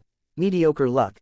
Sensing the land quake, Alger's heart tightened as he glanced at Gehrman Sparrow, using his actions to replace his words. The sound of wind howled beside him, allowing him to run more easily and quickly to the side. The reason why Alger had done so was because he was worried that Gehrman Sparrow would suddenly go mad and decide to hunt the terrifying creature inside the dark underground cave. If that were to happen, even if they ultimately clinched a victory, it would have been extremely disadvantageous for the subsequent explorations. As an experienced sailor, he knew that decisive action spurred companions who remained indecisive into subconsciously following his actions. Upon seeing this, Klein heaved a sigh of relief as he gave up the discussion about politeness. He widened his stride and ran behind the hanged man. Following that, he sensed a strong wind blow at his feet, thrusting him forward. This significantly reduced his need to overcome gravity, allowing him to obtain additional mobility that instantly doubled his speed. Amidst the rustling sounds, Klein and Alger ran out of the sparse woods and circled around the flank of the eerie darkness. At this moment, their heartbeats suddenly slowed. It was as though they hadn't been engaging in intense exercise and were instead in a state of reverie that resulted from the tanning of the afternoon sun. Klein immediately felt his body turn cold as an inexplicable and baffling sense of gloom arose as they tried invading his body. Meanwhile, he saw the light from Alger's lantern be swallowed inch by a gigantic black shadow. A corresponding scene naturally surfaced in his mind. In the depths of the dark underground cave, a thick, humongous serpent snaked out. It had dark green scales with exaggerated eyes that seemed to burn with fire. In between its scales were white feather covered in yellow oily stains. Along its back was a pair of thick wings that could be spread. While slithering and flying, this giant serpent raised its body high, coiling itself around a thick tree and extending its pitch-black tongue. It stared intently at the two figures that had barged into the surrounding area. Around it, the trees were rapidly withering along with the weeds. Countless corpses burrowed out of the soil as invisible shadows surged to its side. Feathered serpent. It was a feathered serpent. In the southern continent, it was a symbol of holiness. It was the emblem of the descendants of death, the Eggers family. Klein and Alger didn't pause as they held back the coldness of their bodies and their slowing heartbeats. Under the intense winds, they charged into the depths of the dark forest, pulling a distance away from the sparse trees. Badump. Badump. Badump. The duo's heartbeats gradually returned to normal as the coldness of their bodies were dispersed by the heat generated from the intense exercise. Klein's spiritual intuition told him that the danger had passed. Hence, he slowed down his pace and turned to glance back. He said calmly while facing the depth of the darkness, "A demigod-level feathered serpent." Demigod level. Alger similarly slowed down as the blood vessel in his forehead pulsed. He paused for 2 seconds and exhaled lightly. "Don't worry about it. The Beander creatures here are very territorial. Unless they wish to hunt, they will not enter other zones, especially when it's near the mountain. That feathered serpent wouldn't chase after us. Klein nodded and said, the Beander creatures here are very strong. Alger retracted his gaze and replied with a shake of his head. No, there are also many weak ones. I've been here at night before, but I've only discovered the traces left behind by Beander creatures at the demigod level without encountering them. I actually encountered one this time. Such matters are mainly about luck. The chances of this happening again isn't too high. As a seafarer, being able to calculate was a necessary ability. Are you looking down on me, the king of yellow and black who wields good luck? Klein gave a self-deprecating laugh as he said with a deadpan expression, absolute judgments often result in the opposite results. When translated into Earth speak, it was, don't raise death flags. In fact, if it wasn't a feathered serpent at the demigod level, and instead was something at sequence 5, Klein would be happy to bully it. After all, with Azek's copper whistle in hand, the Beander creatures in the death domain would lose at least half their combat strength. As for encountering a Beander creature at the demigod level, he wasn't too alarmed. This was because the Hanged Man had previously mentioned it, and he had made the corresponding preparations. He had the Fate Siphon Charm, 3 pages of demigod-level Beander powers in Limano's Travels, and the ability to travel. Although it wasn't necessarily the case that he could resist a demigod, it was enough to help him create opportunities to escape. As long as I do not encounter angels, Klein silently added inwardly. After hearing Gehrman Sparrow, Alger was somewhat puzzled. This was because the crazy adventurer was clearly informing him to be more careful and cautious. A cold and crazy fellow. That's right. If he's just crazy, he wouldn't have lived to this day. Alger looked up at the sky as he tried hard to look past the mist and distinguish the blurry stars. After 2 minutes, he retracted his gaze and pointed in a direction. We'll head in that direction. Klein had long drawn his iron-black death knell. He allowed the muzzle to naturally point downward as he silently followed alongside Alger. He wore a cold and composed expression that had no signs of anxiety. After traversing the extremely dim forest for some time, Alger suddenly stopped. As he looked to his left, he said in a deep voice, if we head forward more, there will be an illusory chime tree. I hope to handle it by myself. The second Beander creature we encounter will be handled by you. I won't involve myself in the hunt. Unless you can't handle it alone. Alger swallowed the second half of his sentence. He wasn't like the hunters who were often seen at sea, people who often couldn't hold their tongues as they habitually said things that infuriated others. The main Beander ingredient which Miss Justice needs, Mr. Hanged Man has quite a bit of adventuring experience under his belt. He knows that being frank at times is more useful than concealing matters, and that negotiating is more effective than scheming. Klein maintained Gehrman Sparrow's persona as he nodded with a hint of gentlemanliness amidst his coldness. If you can't deal with it, it's best you shout for help, otherwise, I'll treat it as your persistence. The style of a crazy adventurer appears to be different from hunters, but in certain aspects, they are surprisingly similar. Alger silently drew a breath as he continued forward with his lantern. As they walked, they heard weak chiming sounds, and they immediately felt as though they were home, their bodies and mind at ease. Klein acutely sensed that his wariness was melting away in an irreversible manner. No matter how much he emphasized it to himself, he was unable to tense up. At that instant, he even had the urge to head for the source of the chimes, believing that there was something extremely dear and familiar to him located over there. As they were quite a distance away, the chiming was sporadic. Klein was barely able to hold himself back as he turned to look at Mr. Hanged Man. Alger no longer looked as staid as before. The eyes of his rugged face were slightly red. It was unknown if he had recalled something that caused him to plunge into some emotional state. I wonder what Mr. Hanged Man looks like when he's crying. It must be quite terrifying. Klein couldn't help but muse. At this moment, Alger said softly with a hoarse voice, leave it to me. Just as he said that, he put down the lantern and slightly turned the sinister ring on his left thumb. He made the protruded thorn that looked like it was stained with old bloodstains turn brighter. This was his mystical item, Whip of Mind. Its side effects was to place the wearer in a state of a constant headache, one so bad that the wearer would yearn to slam their head into a wall. However, at that moment, the excruciating headache made Alger maintain his basic lucidity amidst the chimes without being truly hypnotized. At times, a side effect might actually provide benefits to the wearer. As Alger remained poignant, he took out a wooden box from his pocket and snapped it open. Inside it was a gray rat. Mr. Hanged Man wishes to use the rat as bait, so as to attract the illusory chime tree's attention before taking the opportunity to attack it.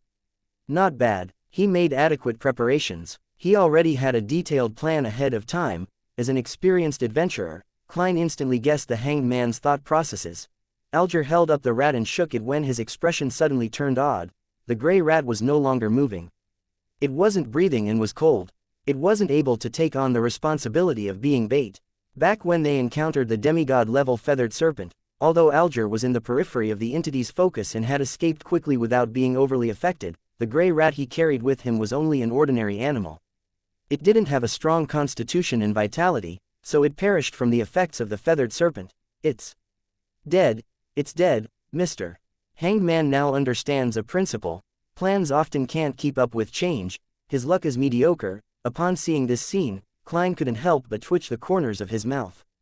He wanted to laugh, but he didn't make a sound, afraid that it would destroy his persona. Such situations were rare to the experienced and meticulous hanged man. Alger quickly reined in his emotions as he proceeded forward with the dead gray rat. Klein bent down and reached out for the lantern as he unhurriedly followed behind him. The chimes grew clearer as it made them more and more silent, with the urge to run towards it becoming greater. After taking another few steps forward, Klein finally saw that strange tree. Above its brownish-green trunk were thin cracks.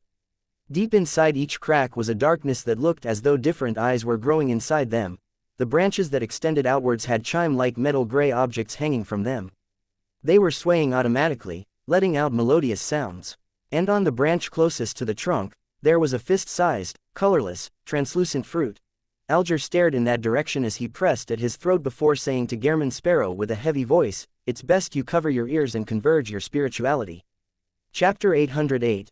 Awful Singing. Upon hearing the hanged man, Klein's heart skipped a beat. He had an ominous premonition as he ignored his persona, put down the lantern, and took out 2 slips of paper. He then crumpled them into a ball and stuffed them into his ears. Seeing Gehrman Sparrow do it without any questions, Alger heaved a sigh of relief. He reflected on how nice it was to work with an experienced fellow. Even though he was an adventurer known to be crazy, he was someone who followed reasonable instructions. He knew what and what not to do. Just as he was about to throw the dead rat, which still retained some of its warmth, at the illusory chime tree to divert its attention, he suddenly saw the shrubs shake as a yellow-skinned, black-striped tiger appeared. Amidst the melodic chimes, the tiger walked towards the strange tree normally, but its eyes were glazed over. It felt indescribably creepy. When Alger saw this, he lowered his arm and abandoned his attempt of throwing the dead rat. Resisting the headache, he calmly watched as the tiger walked closer to the tree due to the growing influence of the melody. It crouched down, raised its right claw, and bared its claws, slicing itself at the neck. Despite the oozing blood, the tiger seemed to have lost all sense of pain. It continued digging in deeper, engorging the wound before it began to skin itself, revealing a naked body covered in mangled flesh and blood. The chimes gradually weakened as the branch suddenly came alive. It extended downwards, stabbing into the tiger's sorry, unprotected body. Alger, who was already prepared, immediately drew his dagger, opened his mouth, and sang hoarsely, "Break, break, break. On thy cold grey stones, O sea. Break, break, break. At the foot of thy crags, O sea." His voice had bold overtones, but it was completely out of tune. It was at complete odds with the comprehension of both humans and creatures. It was a jarring boom that had a metallic sound to it. It was filled with the power that left one frustrated and disgusted. Meanwhile, the illusory chime tree's branches trembled as they retracted like they were huddling together. Following that, a melodious chime lessened the terrifying noise to a small extent. At Alger's side, although Klein had used paper balls to stuff his ears and had converged his spirituality, he immediately felt his forehead's blood vessels throb. He instantly had the urge to kill the singer and destroy everything before him. Furthermore, his mind had the feeling of being ripped apart. His muscles and vessels were squirming as a result. Others charge people money to sing, but Mr. Hanged Man's singing charges you with death. Klein lampooned as he resisted the irascibility in his heart. Break, break, break. Every word Alger said burst out like waves striking reefs. Bolts of silver lightning descended in turns, as though in euphoric praise. As silver flashes lit up one after another, they smote down at the illusory chime tree's surface, causing it to tremble incessantly. Its branches shook in a numb and random manner, making it difficult for it to produce the melodic hypnotic music. Alger took this opportunity as he threw the dead rat and thrust the dagger in his hand forward. With a howling wind, invisible blades swooshed over, slicing at the branch at the top and nearest to the illusory chime tree's trunk. The colorless, palm-sized, translucent fruit fell as it was swept up by a gust of wind and flew into Alger's palm. The tree bark, which was covered with eye-like cracks, froze as the remaining branches drooped down, having lost their ability to move. Indeed, as long as you gather the correct intel ahead of time, Viander vegetation at the same level is a lot easier to deal with than animals due to its lacking intelligence. Alger took out a golden container he had prepared, and he put away the illusory chime tree's fruit. Then, he turned around to look at Gehrman Sparrow. "Let's continue." He suddenly stopped speaking as the word, "forward," vanished from his vocal cords. At that instant, he saw Gehrman Sparrow's cold expression looking somewhat warped. The whites around his brown irises were slightly red, as though he would unleash an attack upon him at any moment. Alger felt tense as he slowly drew a gasp and completed his sentence.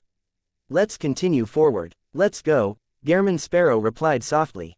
He first circled around the withered illusory chime tree and walked deep into the dark forest.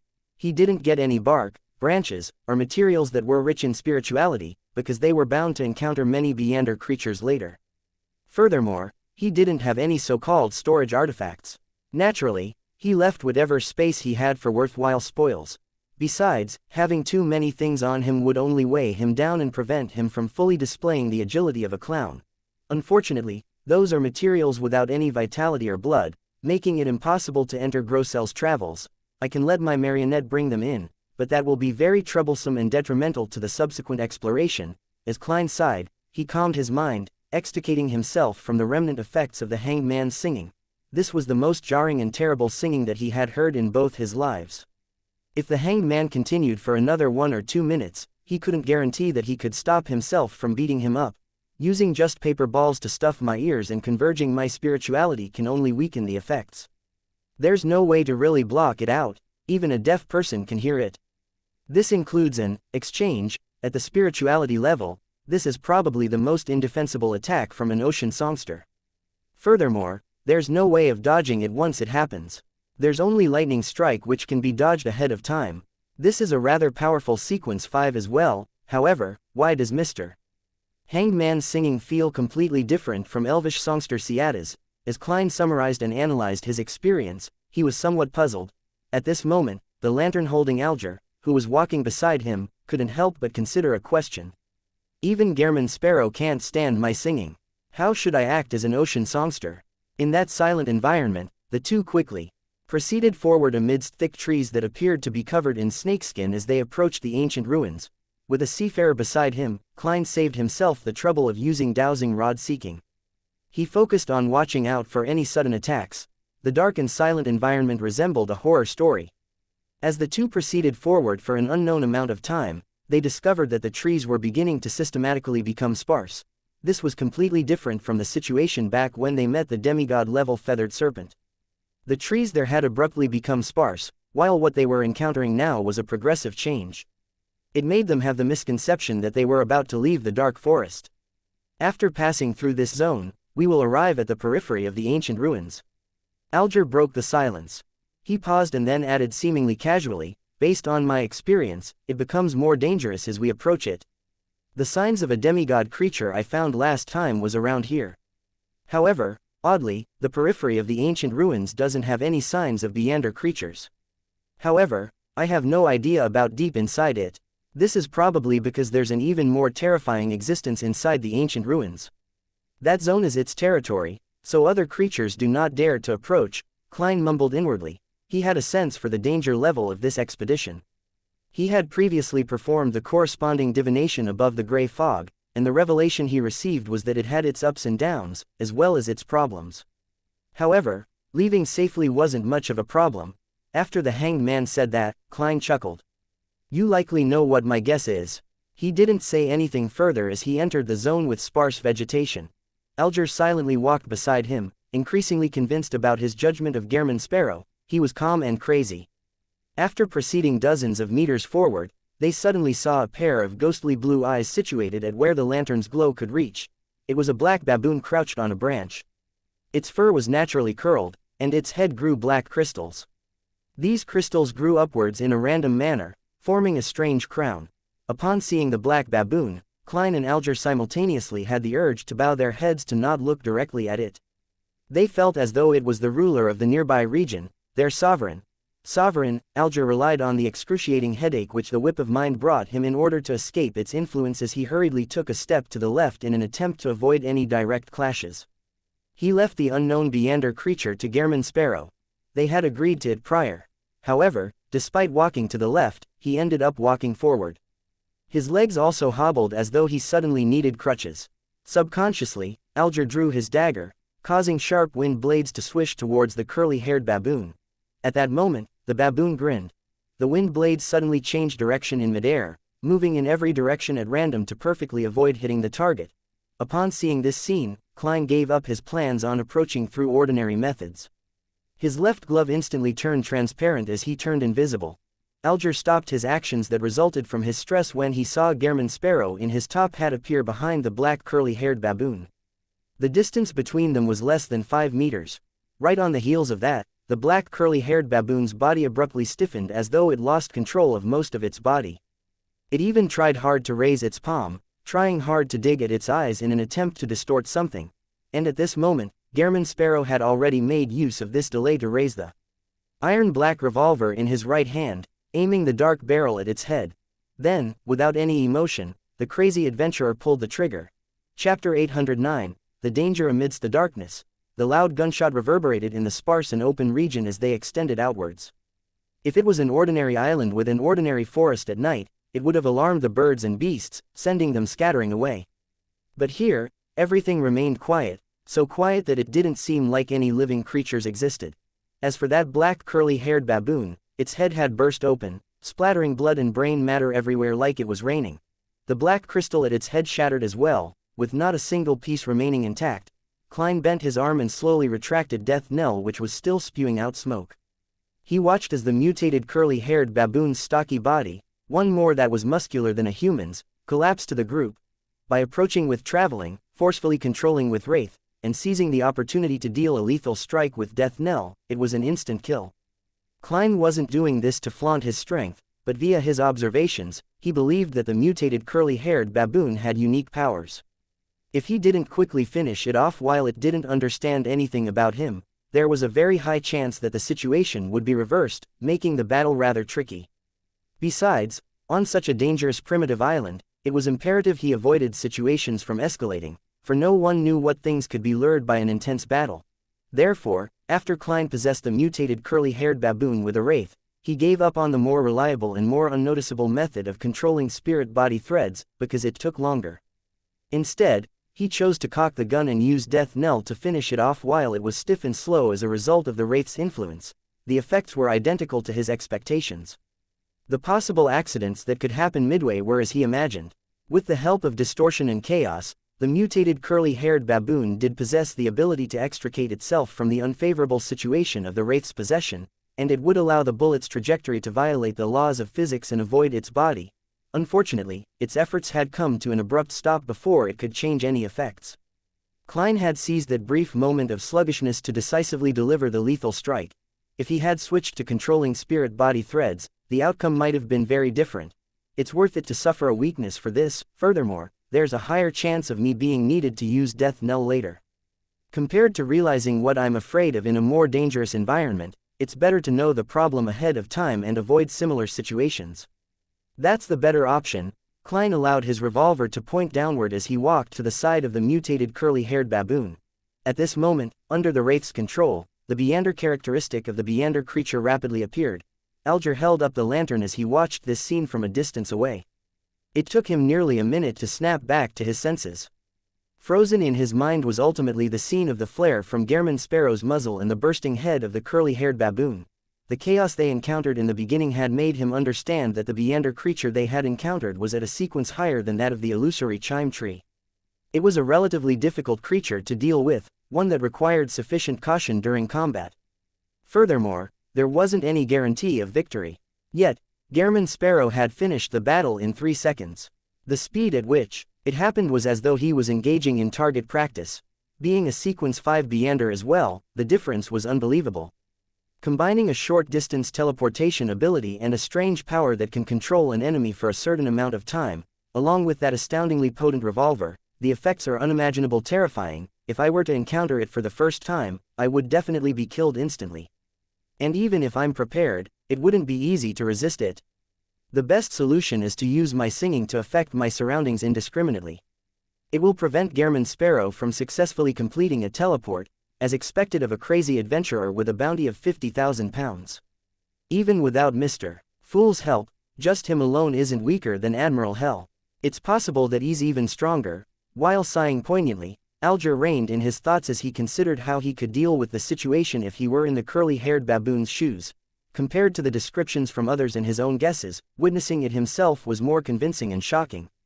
Inside the corpse of the curly-haired baboon where the shattered black crystal was, a faint blob of light quickly appeared and converged together, turning into a translucent, pitch-black fist that was tightly clenched.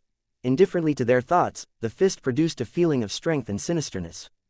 The palm's lines, luster, and fingernails seemed to follow ordinary principles, but they were filled with an abnormal charm. It seemed to hide large amounts of madness and chaos. Sequence 5 Mentor of Confusion from the Black Emperor Pathway. I wonder what weakness I received. I hope it's not too odd. I can use Death Knell as much as I want in the next 6 hours. As Klein muttered, he bent down to pick up the Beander characteristic and stored it in a prepared metal container. In fact, he could attempt to graze the curly-haired baboon and see if he could obtain the corresponding Beander powers of a Mentor of Confusion so as to swap away his gloves Baron of Corruption. But ultimately, he gave up on that idea since he wasn't sure what the Beander creature had done that made it deserve such torture. His encounter had been an encounter on a battlefield. Ensuring his enemy's death was nothing out of the ordinary, but grazing was an extremely excruciating pain that left a soul yearning for liberation. Klein had his own principles and stubbornness. He didn't easily violate them, and he often cautiously chose his targets. Of course, to him, creatures of lower intelligence were not the same as humans. Even if he attempted to graze it, it wasn't crossing the line. However, many of his past experiences told him that persisting to keep to his principles and not relax the requirements for himself was not only a moral question but was something to prevent himself from losing himself. He couldn't keep pushing the envelope just because he thought it was nothing. As the trivialities accumulated, it would eventually result in a terrible mistake. In this crazy and chaotic mysterious world, actions aren't for others to see, but for myself. A person can fool humans and even deities, but they can't fool themselves. I wonder if high-sequence Beyonders from the Spectator Pathway can fool themselves. As Klein's thoughts raced, he took out Grossel's travels that he hid near his chest, intending to smear the curly-haired baboon's blood over its cover. At that moment, his heart tensed up as the hair along his neck stood up. This was an intense premonition of danger. And in this premonition, no scene had surfaced in Klein's mind. Not good. Klein instantly found his heart wrapped in layers of shadows as everything before his eyes seemed to be covered in a layer of dark glass. Without the luxury of time to consider what was happening, the glove on his left palm turned transparent once again. His figure turned invisible before he appeared beside Alger, reaching out to grab his shoulder. At that instant, Alger also sensed the abnormality. His heart contracted and expanded like the source of a storm as his blood surged through his veins and arteries like a tidal wave. Meanwhile, he saw Gehrman Sparrow's right hand which was grabbing his shoulder.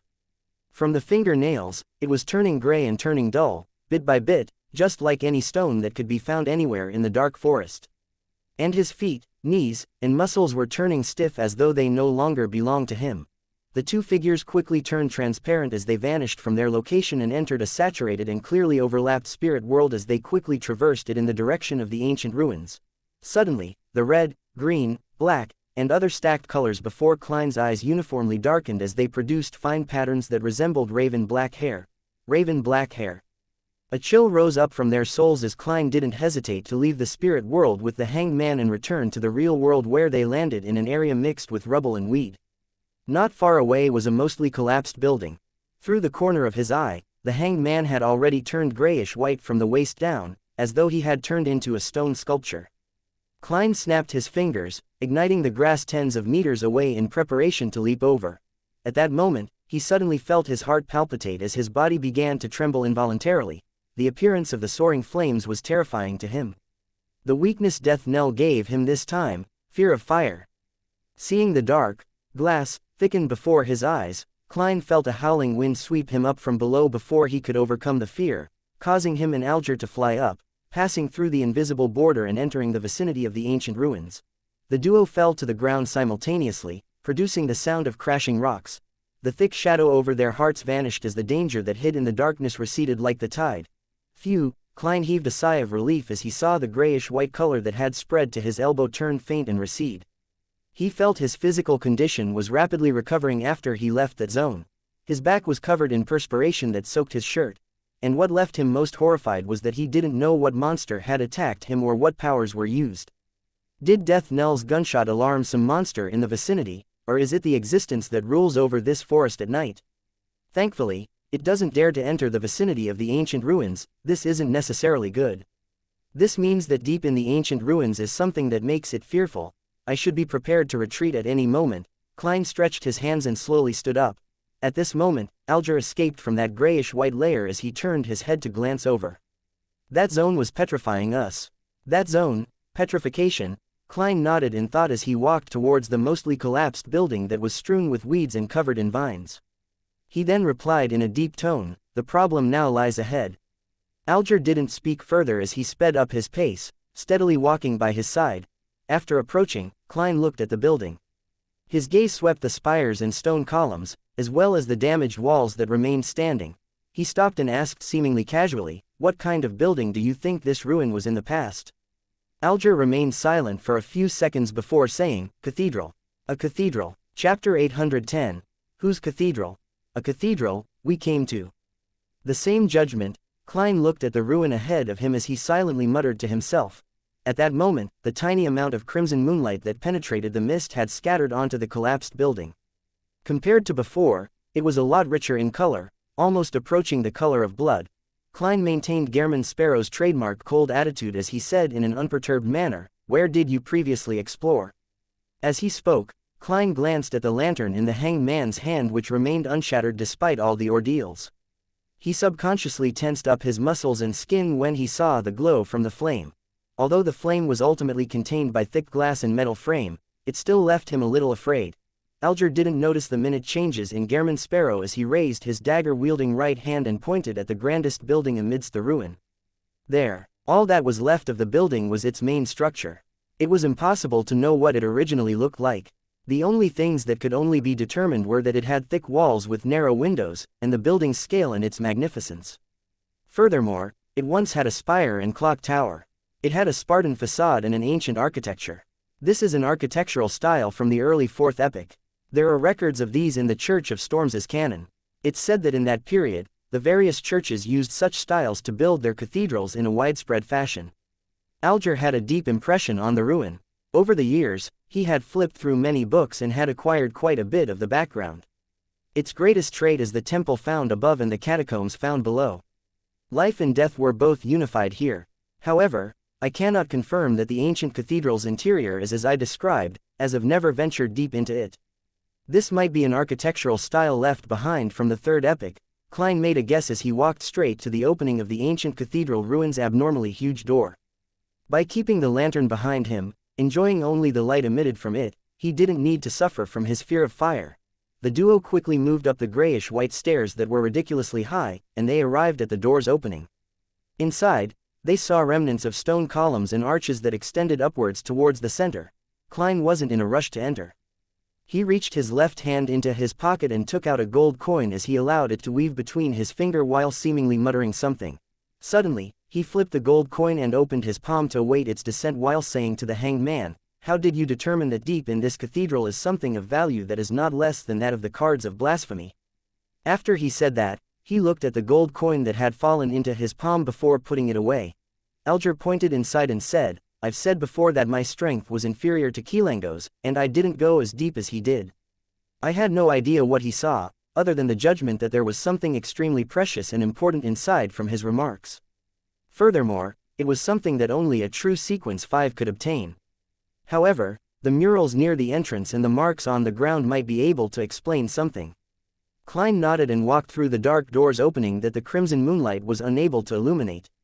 The black trench coat he wore fluttered gently behind him as Alger held up a lantern and clenched his dagger while following behind. Passing through the opening, Klein used the crimson moonlight that shone in from the opening at the dome to see the hall of considerable depth up ahead. A few of the ancient stone columns supporting it had already snapped. At the end wasn't an altar, nor were there any staircases that led upwards. It was completely dark and difficult to tell the details. It appeared as though it led underground. It isn't a temple above and a catacomb beneath, the temple is underground in the catacombs. It's impossible to determine that.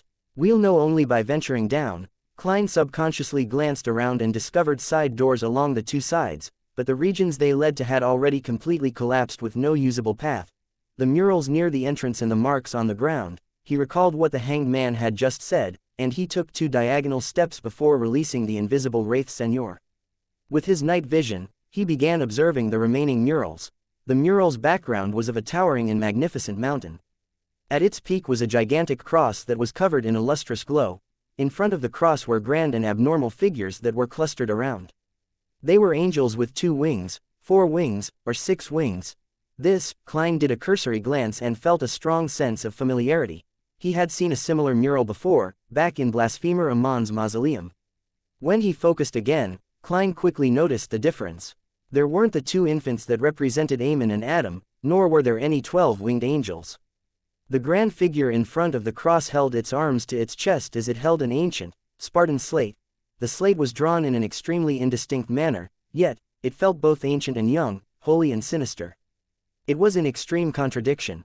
Slate, Klein's pupils dilated slightly as a specific term flashed in his mind. Blasphemy slate. This is likely that ancient sun god, the Lord that created everything which the City of Silver worships. Indeed, the blasphemy slate is closely related to him. I wonder if this is the first blasphemy slate or the second. Klein roughly guessed at the cathedral's worshipped entity, and he also began to believe that the depths of the ruin hid items that were very valuable and important. He withdrew Senor's gaze and allowed the marionette to turn to face the ground.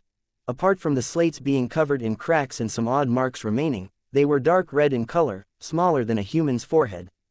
They overlapped with one another at times as they extended all the way to the ends of the hall. At that instant, a scene naturally appeared in Klein's mind. Devout believers were prostrated on the ground as they proceeded forward, slamming their foreheads heavily onto the ground after covering a certain distance, leaving blood oozing out. Noticing Gehrman Sparrow look around without any scrutiny, Alger probed the ancient sun god.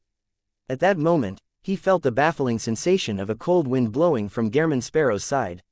He suspected that hidden around them were shadows or wraiths. Recalling the strange restraints the mutated curly-haired baboon was under, Alger made a vague theory that he didn't voice out.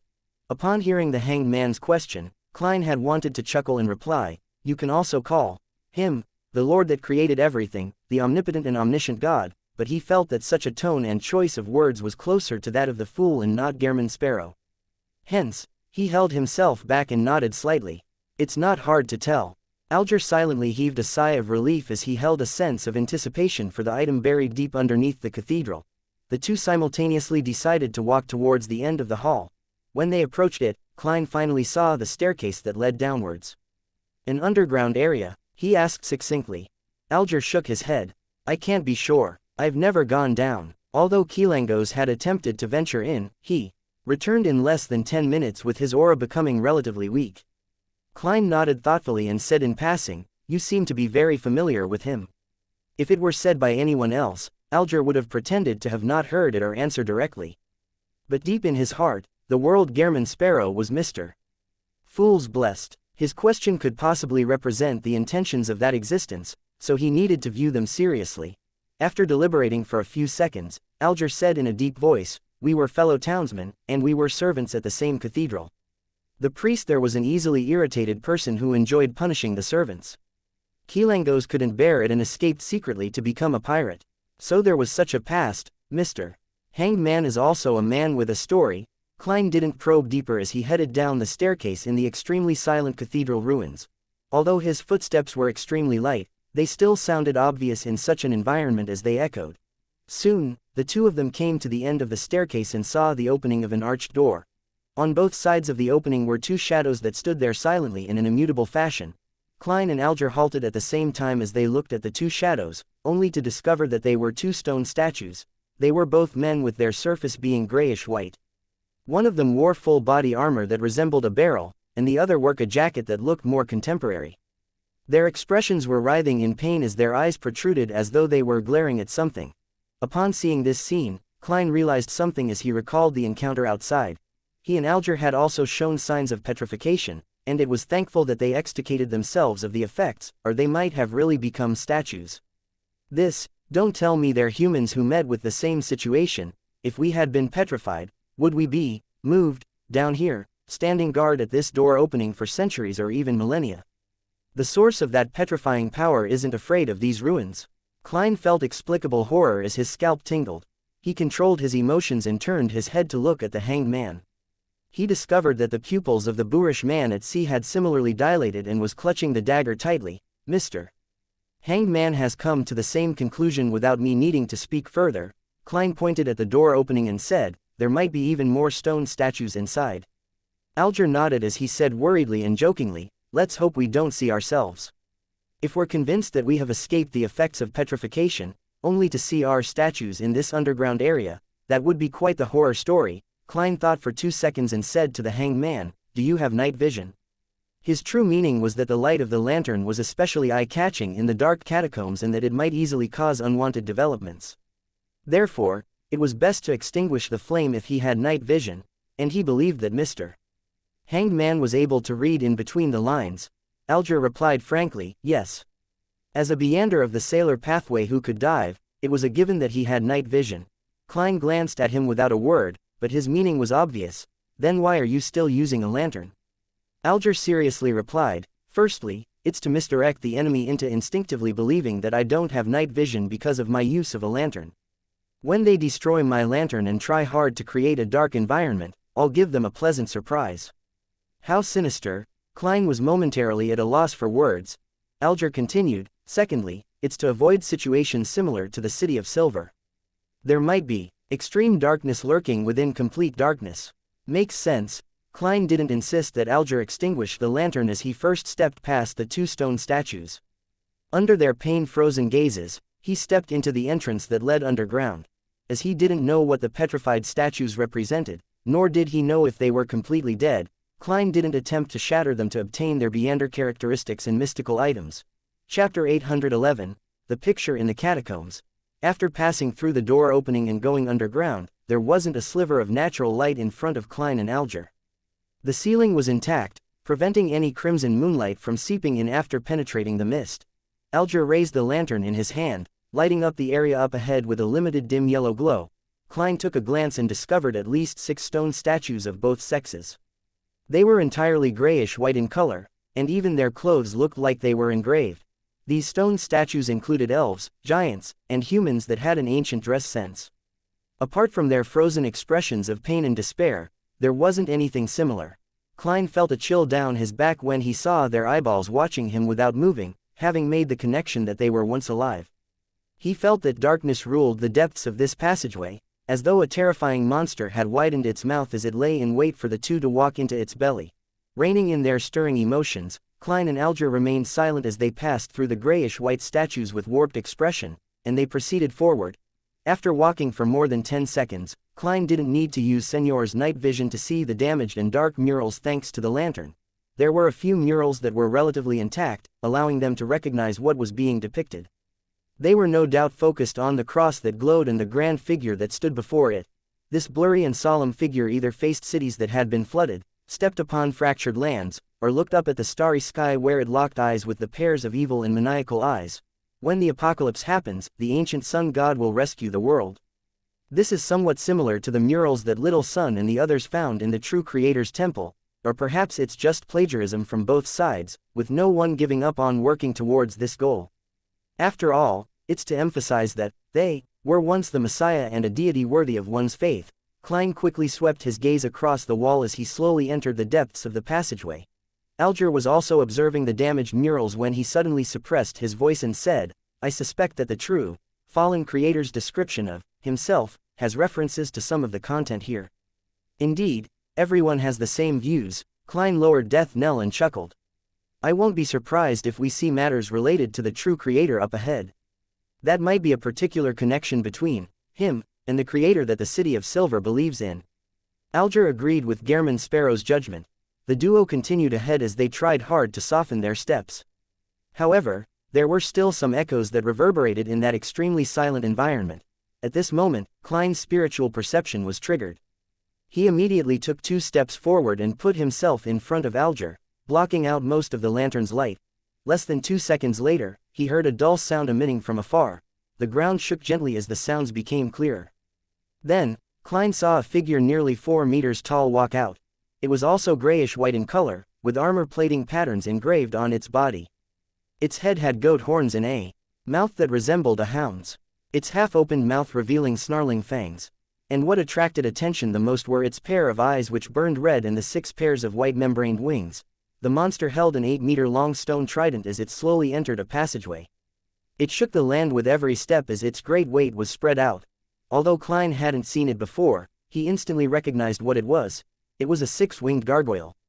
Its core crystal was one of the main ingredients of a marionettist, and the Beyonder powers it possessed were extremely special and indefensible. Based on its external build and from what it's made of, it definitely has extremely potent combat strength while not being afraid of most damage. All it needs to cause terrifying damage is to storm over and perform a downward smash with its stone trident. Klein relaxed his left hand and wasn't in a rush to react. He and Alger remained on the spot, one using his body, and the other using his clothes to conceal the lantern's light. The 6-winged gargoyle didn't look towards the duo, and it instead passed through the passageway, its footsteps slowly distancing themselves from them. Indeed, it's not very perceptive. It's no wonder Kilangos was able to venture deep down and return safely. Klein proceeded forward again when the footsteps were undetectable as he went past the crossroads. In fact, with his current strength and gear, and his understanding of his target, killing a 6-winged gargoyle wasn't something too dangerous. Furthermore, the hanged man could provide him with help. The reason why he gave up attacking it was because he had no idea how many 6-winged gargoyles there were in the catacombs. Once a battle ensued, any large commotion could result in them swarming over. When that happened, they could only escape using traveling. In addition, if they were to stir the existence in the ruins that even nearby Beyonder creatures were afraid of, the problem would only worsen. Curbing one's greed was a premise for a risky exploration. Alger was also rather pleased at the crazy adventurer's calm and rational actions. His suspicion was that Gehrman Sparrow was under the orders of Mr. Fool, thus, resisting his urge to attack the 6-winged gargoyle. The calmer he appears, the crazier he will be when he encounters his true target. As this thought flashed in Alger's mind, he followed Gehrman Sparrow straight down the crossroads. The murals on both sides remained damaged, and they were still describing the greatness and holiness of the ancient sun god. Finally, Klein and Alger arrived at the ends of the passageway. Here, there was an 8-meter-tall stone double door. It depicted various symbols of death, sleep, end, new birth, and beginnings. A tomb, Klein turned to say to Alger. Alger nodded and said, it might also be a temple. Clearly, he was also wondering if it was both a temple and tomb. The grayish-white stone door before the duo wasn't shut completely. It was cracked open with a tiny gap that allowed a child passage. Alger glanced at the floor and walked over. Putting the lantern down and securing his dagger, he pressed his hands onto one side of the door. He slowly drew a breath as he bent his knees, his arm muscles swelling suddenly. Silently, the gap widened significantly. Klein pricked up his brows when he saw this scene, feeling somewhat astonished because the hanged man's pushing of the door didn't produce any sound at all. He didn't doubt an ocean songster's strength, but he didn't believe that it could prevent the stone door from making contact with the ground. As he moved his gaze down, Klein saw a pool of slightly sticky liquid gathered under the door. He quietly produced a lubricant effect. Mr. Hanged Man is very meticulous. Is this the power of a seafarer or an ocean songster? He probably also used the powers of a wind blessed to control an air cushion, thus, resulting in this door silently opening. Klein roughly figured out the reason. Although he approached the stone door, he wasn't eager to enter it.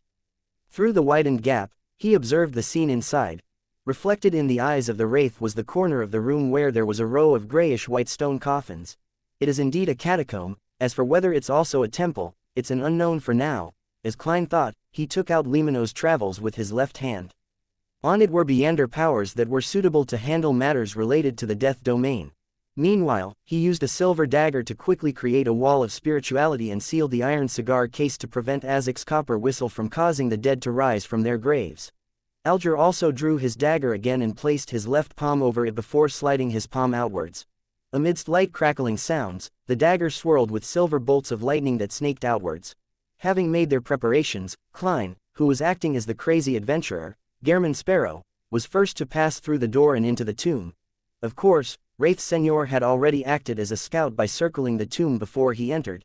To a marionettist, there was no need to take risks on many matters once they had a marionette. The tomb ceiling was soaked with water droplets, a clear indication of the humidity. The room was divided into 2 regions that each had 12 grayish-white stone coffins. In the middle was a circular region where there appeared to be a beautiful and complicated picture placed on the ground. Klein didn't approach it as he stopped Alger. Then, he controlled Senor to appear as it quickly floated to a spot above the circular region. Admiral of Blood, Alger's facial muscles twitched. Although he had already guessed so, he couldn't stop his subconscious reactions when he saw it with his own eyes. At this moment, Senor descended and was able to fully take in the scene in the central region. The picture had dark, dull colors with the background being filled with blurry figures. In the foreground was a long table. On the table was a figure with a resplendent cross glowing from it, and surrounding the figure were 3 people shrouded in shadows. One was handsome and youthful, another solemn and bold, and the last looking wise with his white beard. The 3 pairs of eyes exuded an indescribable sense of evil, just like the actions of their owners. One of them had ripped off the figure's arm, stuffing it into their mouths, and gnawing at it as blood was filling his mouth. Another held up a brain and sucked at its juices, while the last had dug out a beating heart, chewing at it in a ravenous manner. In contrast to them, in the figure's chest was a long and wide crack. Sitting cross-legged in there was a dark and sinister infant who was masticating on the intestines that had fresh blood gushing down. These 4 entities seemed to sense someone prying into their act as they looked up in unison, as though they were staring at any being that placed their eyes on the picture. Chapter 812. Myth from Another Perspective. Upon clearly seeing the picture through Senor's vision, Klein's heart raced so loudly that even he could hear it. As a seer who was good at interpreting revelations and symbolism, he felt his blood gush to his head, leaving his head swelling. It seemed to prevent him from engaging in thinking deeper into it. Even so, there was an ethereal voice belonging to him that resounded in his mind. It was filled with alarm. That figure that's dismembered and eaten likely represents the ancient sun god, the Lord that created everything, the omnipotent and omniscient God which the city of Silver believes in. And I've seen the 3 evil figures surrounding him before. In the underground ruin in Backland, the place that sealed that terrifying evil spirit. They existed in the form of a statue but didn't look as evil as the picture depicts them to be. They each respectively represent the eternal blazing sun, the Lord of Storms, and the God of Knowledge and Wisdom. Suddenly, Klein recalled the name he had once received, one that he had directly received when looking straight at the eternal blazing sun. White Angel. No way, could it be that the eternal blazing sun was once an angel by the ancient sun god's side? Little Sun once mentioned that they heard an ecclesiastic's penitence and prophesy of a matter in Afternoon Town. One of the sentences was, "The kings often came to the palace belonging to the dusk to conspire." The eternal blazing sun was originally named White Angel, which is also a king of angels, one that betrayed that creator. And the Lord of Storms, the God of Knowledge and Wisdom, and the dark infant who I have no idea what it represents had benefited the most out of consuming the city of Silver's creator. The Bibles of the various churches mention that the 3 most ancient deities were born from the original creator's spirit. In a sense, it's actually hinting at this dark history. If my theories are correct, then the Lord of Storms and the God of Knowledge and Wisdom are likely the kings of angels that served the creator, the ancient sun god, who the city of Silver worships. Perhaps they should be addressed as Wind Angel and Wisdom Angel. This way, all 8 kings of angels are accounted for: Dark Angel, White Angel, Wind Angel, Wisdom Angel, Angel of Imagination, Angel of Time, Angel of Fate, and Red Angel. From what Little Sun heard, and from the subsequent developments of these kings of angels, it seems that apart from the 2 sons of God, Ammon and Adam, the other kings of angels had betrayed the creator. No way, this ancient sun god ended way too tragedy. However, this picture might not be real. It might be sacrilege. It's still suspect. I wonder who the dark infant sitting in the ancient sun god's abdomen represents. It feels like the true creator is the greatest suspect. Klein instantly thought of many matters as he felt the urge to leave and pretend that he hadn't seen the picture the deeper he pondered over the matter. At that instant, he felt an irrepressible sense of fear, to the point of feeling that the eternal blazing sun, the Lord of Storms, and the God of Knowledge and Wisdom were casting their gaze down from the astral world in his imagination. who left this picture behind? Who could have known so many secrets and clearly beyond the ancient sun god's side? One of the other angels or saints that have been constantly following the City of Silver creator with enduring faith. Klein's back oozed with sweat as his body trembled slightly. Although Alger's observational abilities were inferior to Miss Justice, he was an experienced Beander. In this environment that needed a high sense of vigilance and awareness, it wasn't difficult for him to notice that something odd had happened to Gehrman Sparrow. What happened? He asked with a suppressed tone. Klein suddenly snapped to his senses as he made Senor move his gaze away as he pointed at the circular region in the middle. You'll know just by looking at it. A picture that can make Gehrman tremble. Will it make me lose control immediately? It's probably not a problem since he's not stopping me but suggesting that I take a look. However, I cannot eliminate the possibility that he has already lost his reasoning and is just acting normal. Many thoughts flashed through Alger's mind, but ultimately, he steadily walked towards the central region with his lantern in hand. After about 8 steps, he saw the gloomy picture. In just 3 seconds, Alger's hands trembled with the dagger and lantern in his grip. It was as though he was suffering from some kind of mental illness. Thanks to the world Gehrman, he had once seen the 6 Orthodox deities' anthropomorphic statues in the Tarot Club. He naturally recognized that the arm-eating, heart-ripping, and brain-guzzling figures were respectively the Lord of Storms, the eternal blazing sun, and the God of knowledge and wisdom. In the past, he had committed a disloyal act to the church whilst under Kilangos's coercion. He joined the Tarot Club and distanced himself from the chasm of storm, believed in Mr. Fool and wished to gain more strength and power, and he leaked the church's intel and was unmotivated in certain matters. Even so, he ultimately believed himself to be a believer of the Lord of Storms, albeit someone who wasn't devout and passionate enough. But at that moment, he felt deep down in his heart that he had committed a grave sin of sacrilege. He nearly dug out his eyes in horror. To not kill myself directly, it means that I really have become a false believer. Alger didn't dare take another look as he turned around and looked at Gehrman Sparrow. With a trembling voice, he asked, "Those 3 are kings of angels?"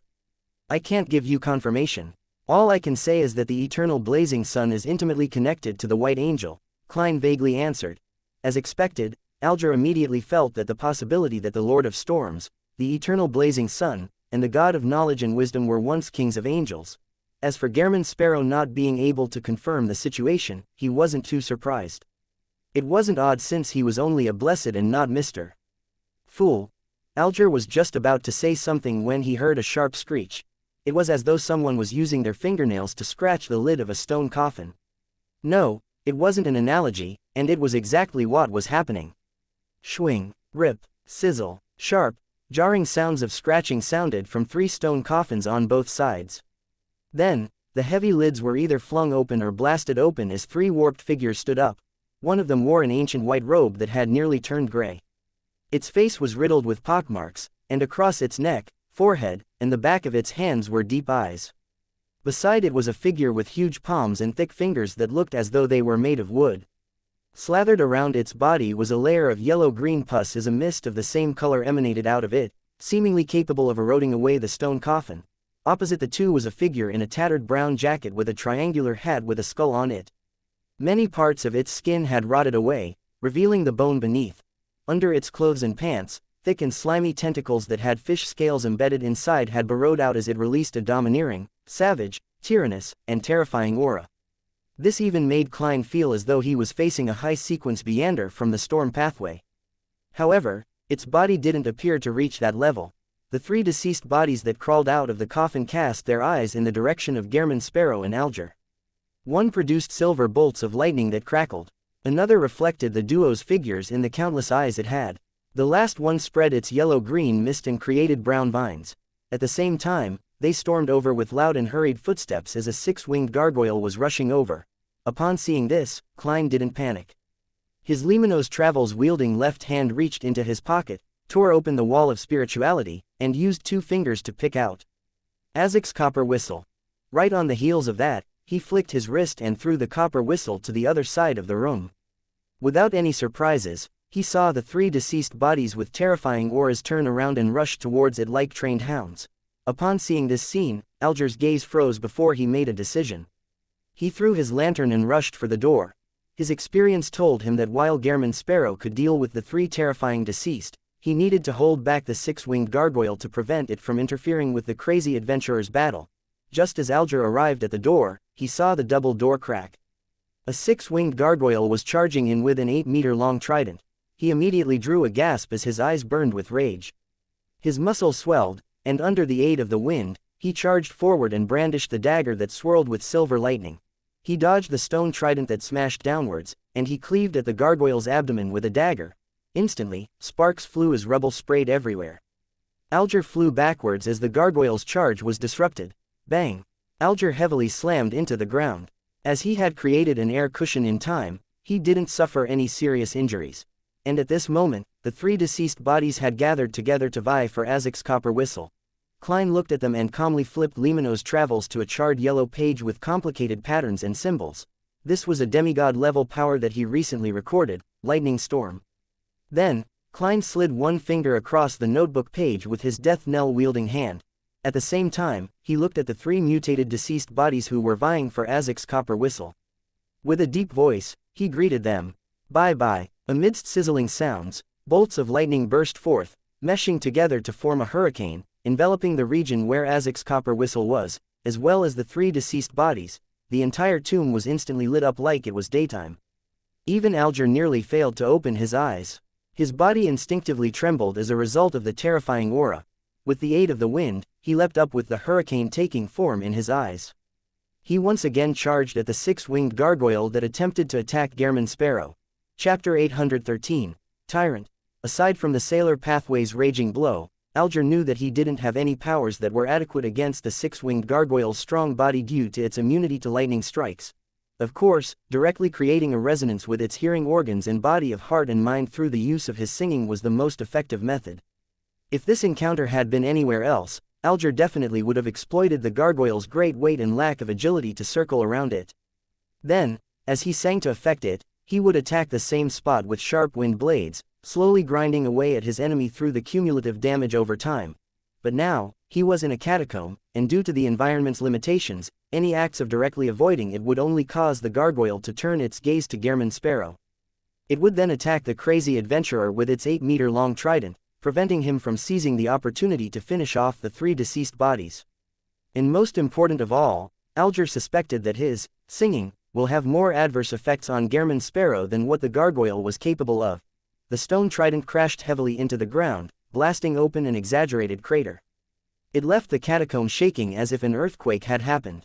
As for Alger, he didn't attempt to parry it. With the help of strong winds, he dodged to the right and soared up, agilely dodging the gargoyle's attack as he dashed for the monster's head. At that moment, he saw the grayish-white eyes which burned with flames. Alger's mind turned sluggish as his body instantly stiffened. He had the feeling of being petrified again, but his skin didn't show signs of spreading grayish-white colors. Thanks to the inertia, he continued soaring upwards, but he wasn't able to brandish his dagger. He slammed straight into the gargoyle's head before loudly being repelled backward, his body aching in pain. The heavy grayish-white trident reflected in his eyes again as his thoughts were sluggish, making it impossible for him to put up any effective resistance. Suddenly, a hand grabbed him by the shoulder and pulled him to the side. Rubble flew as sparks were produced. The gargoyle's heavy trident had blasted open a huge crater again. Alger's body trembled as his vision regained its clarity while his thoughts were rapidly restored back to normal. He was like someone who woke up from an irresistible nightmare which he was helpless against as he regained control over his body. Only then did he realize that Gehrman Sparrow had appeared by his side. There were still remnant flashes of lighting and sizzling sounds in the corner where the three deceased bodies were. Do not lock gazes with it. Attack its chest. As Klein pulled Alger away quickly in a bid to dodge the stone trident, he succinctly advised his companion. Alger had personally experienced and witnessed many battles, so without further explanation from Gehrman Sparrow, he knew what the latter meant. He stopped receiving aid as he nimbly circled to the gargoyle's flank. He ran towards the gargoyle and waited for the stone trident to sweep over him, before soaring high up with the help of the strong gales to dodge the attack. Another hurricane pushed Alger towards the gargoyle's chest. During this process, he closed his eyes, pulled back his right arm, and bulged his muscles. Then, with his ability to judge distances as a seafarer, he threw out his dagger-wielding right fist. Howling wind blades and sizzling lightning were emitted along with his fist. Alger's right fist heavily struck the gargoyle's chest, producing an explosive effect. It caused the gargoyle stone to be covered in fine cracks as silver lightning snaked around. Following that, the cracks widened and depressed into a pit. With a cracking sound, his dagger exploded, turning into countless fragments that scattered everywhere. The strong recoil sent Alger flying back. In midair, he saw through the corner of his eye that the hatted Gehrman sparrow had at some point in time circled to the front and cocked his revolver. Right on the heels of that, the cold adventurer suddenly raised his hand and aimed the black barrel right at the gargoyle. Amidst a loud echo, a bullet tore through the pit in the gargoyle's chest and pierced it. Following the explosive boom, the grayish-white stone monster convulsed a few times before the flames in its eyes were extinguished. After a brief pause, it collapsed like a mountain, producing an exaggerated sound and earthquake-like shaking. Death Knell had delivered a lethal blow. And at this moment, Alger had just maintained his balance and found his footing thanks to the wind. Klein didn't speak to him or search for the spoils of war.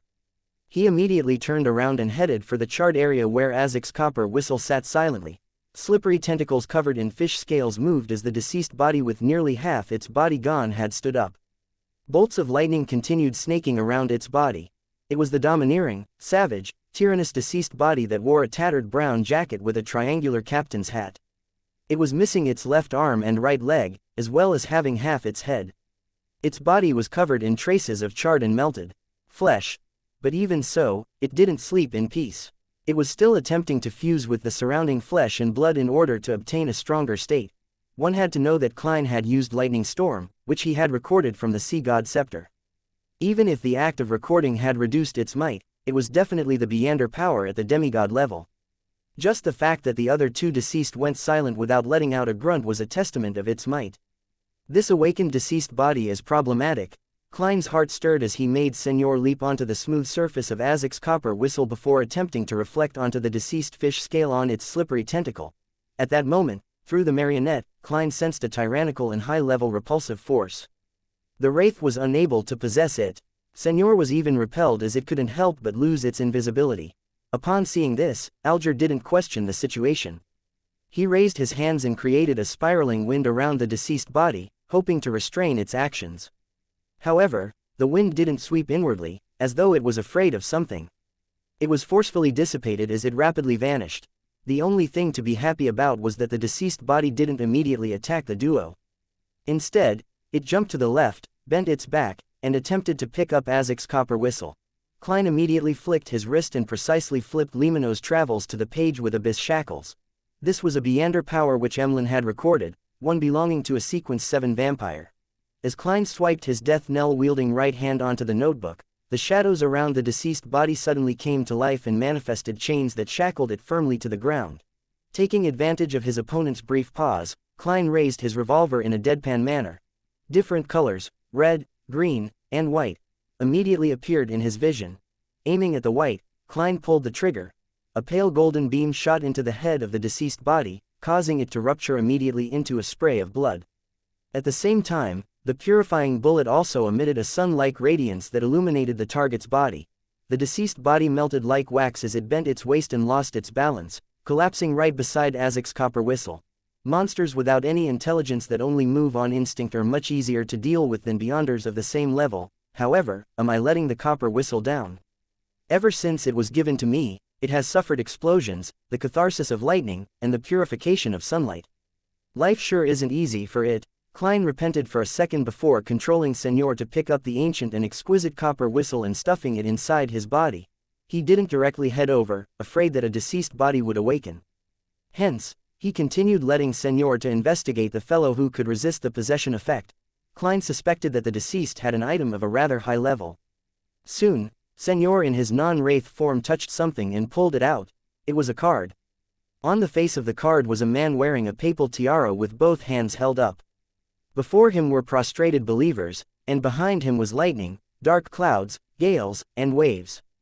Klein was very familiar with the man because he had a portrait of this person in another set of attire. It was Emperor Russell. And to the top left of the pontiff dressed Russell, there was a line of text formed from resplendent starlight, Sequence 0, Tyrant. The card of blasphemy from the storm pathway. The Tyrant card. Klein instantly recalled how the Church of the God of Knowledge and Wisdom addressed the Lord of Storms, Tyrant. Alger also saw the card of blasphemy as his gaze froze instantly. Flames of greed flared up in his eyes. He took a deep breath and moved his gaze away as he looked to the side and said, "The battle was intense. Perhaps other entities deep inside this cathedral have been awoken by us. So, let's store away the things as quickly as possible and prepare to leave." "Mr. Hanged Man, do you think I'm not aware of that? There's no need for you to nag. What happened to our tacit teamwork from before? Hey, indeed, the tyrant card has affected you. You can hardly calm down, and you have become talkative." As Klein got Wraith Senor to pick up the card of blasphemy and enter one of the deceased bodies to accelerate the production of the Beander characteristic, he coldly said, "You've already wasted 5 seconds. Alger was taken aback. Without saying another word, he walked to the remains of the 6-winged gargoyle and dug out the eyeball that glowed red. Then, he patiently waited for a moment and reached into its shattered back to extract a gargoyle translucent crystal.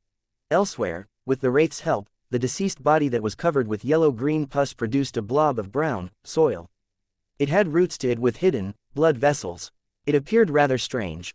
Without wasting time to guess at the sequence or pathway it belonged to, Klein got Senor to store it away before heading for the deceased body whose slippery tentacles were still twitching slightly, to accelerate the production of the Beander characteristic. Seeing what looked like a jellyfish with azure blue seawater in it take form, Klein and Alger suddenly heard a dragged-out sound. Sigh. This sighing came from deep within the cathedral, bringing along with it an indescribable sense of ancientness. Chapter 814, Disappeared. The long sigh that sounded from deep within the cathedral had left the back muscles of Klein and Alger tense as they were pumped with adrenaline. Without any hesitation, Klein's left glove turned transparent as he vanished, appearing beside the hanged man. As he reached out to grab his shoulder, Senor also picked up the jellyfish-like Beander characteristic and, with the help of Mirror Leap, returned back to the gold coin inside the iron cigar case. Right on the heels of that, Klein's and Alger's bodies turned incorporeal and invisible, leaving the catacombs silent again. The two of them were directly teleported into midair a distance away. Their figures came into existence amidst the shadows of the clouds and the crimson moonlight. Subconsciously, Klein and Alger turned their heads in unison to look at the primitive island, wishing to know if any changes would happen to it. When they heard that sigh, they had relied on their instincts and experience to immediately escape despite not sensing any actual danger. Now, they couldn't help but feel curious and puzzled. In their vision, the thick mist that cloaked the primitive island had quickly dispersed. The moonlight shone straight down without anything obstructing it. Amidst howling winds, Klein and Alger floated in midair as they saw the primitive island's present state through the sparse mist. It had vanished. This primitive island that had a demigod feathered serpent and all kinds of Beander creatures had vanished. The region it was in had dark blue seawater which was almost black was ebbing slightly. Nothing appeared out of the ordinary. Alger couldn't help but reach his hand into his pocket where he touched the 6-winged gargoyle's core crystal that had left his mind sluggish. If not for his battle spoils still being in existence, he would have suspected if it was all a dream. He wondered if he and Gehrman Sparrow had somewhat gotten lost, that they hadn't found the real primitive island, and ended up completing the exploration in their dreams. Klein had similar thoughts as well. He even felt as though he was hallucinating. After all, a giant island with so many powerful creatures that hid secrets from mythical times couldn't just vanish without a word.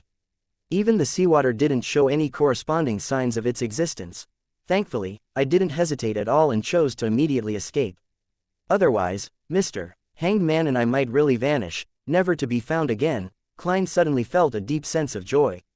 He didn't dare stay any longer as he activated traveling once again and vanished with Alger as they traversed the spirit world. And the final scene of this body of water that froze in their eyes was of mist spreading once again with increasing density. After another teleportation, Klein and Alger returned to the deserted island. They stood on a reef and watched the waves strike the shore loudly. Alger looked around and heaved a silent sigh of relief. He took out the core crystal of the 6-winged gargoyle and said, "This is a shared spoil of war. You get to choose first." After weighing the matter, he considered the 6-winged gargoyle to be a monster that the duo had killed together. As for the 3 deceased bodies, they were solely Gehrman Sparrows. Klein didn't directly respond. He made Senor float beside him as he took out the tyrant card, the brown soil Beander characteristic, and the jellyfish-like Beander characteristic. The latter was suspected to be that of an ocean songster's. After doing all of this, he said, "One battle. I'll choose first." Thrice. He meant that in the battle the duo faced, they had fought 3 deceased bodies and a 6-winged gargoyle.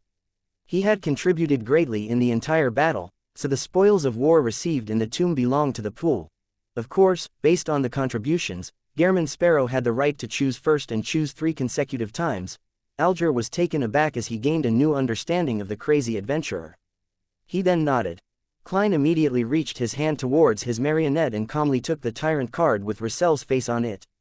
This counts as twice. With the card of blasphemy, along with the sea god scepter, he could barely be considered a fake demigod when taking action in his spirit-body state. This was also very useful when acting as sea god. Of course, the greatest value the tyrant card provided was the high-sequence potion formulas of the storm pathway, as well as the subtle ability to sense the ingredients needed after reaching sequence 4. And it was precisely because of this that Klein didn't wait till they returned to the City of Generosity, Biome, to split the spoils of war. He was afraid that the tyrant card would directly attract Sea King Jan Kotman. It's up to you to say how many times it counts. Alger didn't retort, nor did he plan on objecting to Gehrman Sparrow's claim. He watched as Gehrman reached for the jellyfish-like Beander characteristic which likely corresponded to Ocean Songster. To Klein, it could be used to create a mystical item in the storm domain, thus, replacing the Murloc cufflink that had been taken away by Admiral Hell. It could also be bestowed to the Rorstad Archipelago's resistance in the future to raise their survivability at sea. Of course, the condition was that they had greatly pleased Sea God. Putting away the tyrant card and the jellyfish-like Beander characteristic, Klein glanced at the Hanged Man, indicating that it was his turn to choose. Alger deliberated and said, "Can I choose the sequence 4 potion formula from that card of blasphemy?" "No problem." Klein nodded without much of an expression. "I'll give it to you in the future." Although the tyrant card had been activated, using it was bound to cause quite a stir. Therefore, to be safe, Klein planned on heading above the gray fog to study it after he returned to Backland. All right, even with Alger's stateliness, he couldn't help but smile. After this adventure, once his digestion of the Ocean Songster was almost done, he could showcase his strength and take the path of being advanced by the church. When the time came, drinking an additional potion wasn't a big problem. Even if he didn't give birth to a child, just time alone could allow him to resolve the matter completely. The key obstacle was that going from sequence 5 to sequence 4 was a qualitative transformation. It was a sublimation of life's natural order. Countless ocean songsters in the Church of Storms had worked hard for decades, but they had failed to obtain an opportunity. Alger didn't believe that he, as a mixed blood, one who had promoted himself from a servant, would receive any special treatment. He felt that not being ostracized was already something to be happy about, a result of his ability to build social ties. Furthermore, in the church, the potion was directly given for the advancement to sequence 4. There was no advanced understanding of the formula or its preparation. For Alger to gain an advantage in this intense competition, he had to have other ideas apart from being ranked within the top 3 in terms of contributions. His present line of thought was to kill a famous pirate. From him, he could obtain the Cataclysmic Interer's potion formula.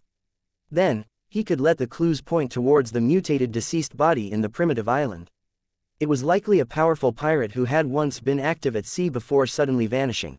This way, the upper echelons of the Church of Storms would definitely suspect that this powerful missing pirate had obtained the card of blasphemy, and this undeniable reality could be verified via many different means. Alger could use the advantage of already knowing the Cataclysmic Interer's potion formula to obtain a chance to become a sequence 4. Of course, that's working on the premise that the Church doesn't have a sealed artifact that can directly wipe out any corresponding memories. If this method doesn't work, and there's no real way to advance, I can only secretly gather the corresponding ingredients and prepare the required ritual for advancement. Once I become a sequence 4, I'll immediately leave the church and become a pirate king. Alger reined in his thoughts and watched as Gehrman Sparrow took away the brown soil-like Beander characteristic. Glancing at the remaining items, he put away the grayish-white translucent crystal and handed the 6-winged gargoyle's eyeball to Gehrman Sparrow. With him not lacking any powerful offensive means, and him being well-rounded when it came to the sea and land, it was rather useful for him if the Beander ingredient could be made into a mystical item. Back in the tomb, if it wasn't because he was uncertain if psychic piercing could affect the gargoyle, and the battle situation didn't allow for any mistakes, he would have chosen to first use the Whip of Mind. After splitting the spoils of war, putting them in different boxes, and sealing them with walls of spirituality, Klein stored away Senor. Reaching out his hand to grab the Hanged Man, their figures turned faint as they entered the spirit world. After the traveling was completed, the two appeared on a mountain beside the sea in the Biome city outskirts. It was still close to the cemetery, and it was as though they had never left. Alger didn't harp on the topic as he nodded at Gehrman Sparrow. If you need any mystical items created, I shall bear the corresponding costs. It's a pleasure working with you. Wearing the transparent glove, Klein tersely answered before vanishing. He left the hanged man behind, and he directly teleported himself to a secluded corner in Byam City. Next, I need to select a lucky pirate. Klein surveyed his area as he muttered silently and stretched his fingers before walking out into the street. Of course, he didn't forget to change his appearance. He also smeared blood over Limano's travels. After all, there were bounty notices everywhere for Gehrman Sparrow, and Sea King Jan Codman remained in this city. If he were recognized or got lost, things would be nasty. On the mountainside outside the city, Alger looked up at the dark night where there were the crimson moon and the countless stars. He slowly inhaled and exhaled, allowing the refreshing and saltiness of the seaside to cleanse his body. The exploration he had just completed was the most dangerous adventure he had ever had. If not for the teleportation from Gehrman Sparrow's creeping hunger, he doubted that they could escape alive. However, as Mr. Fool's blessed, the world should have other trump cards. For example, those demigod-level Beander powers in Limano's travels. But in that case, we might not have successfully reached the tomb, with us encountering more trouble along the way. Yes, that card of blasphemy of the storm pathway as the target that made him restrain his madness, was an instruction from Mr. Fool. He had already foreseen it. Perhaps he even knows the existence that produced that sigh from deep within the cathedral.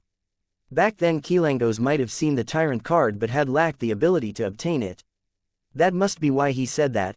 Alger's mind churned as he slowly walked to the foot of the mountain. Chapter 815, After Action Review. Backland, 160 Bachland Street.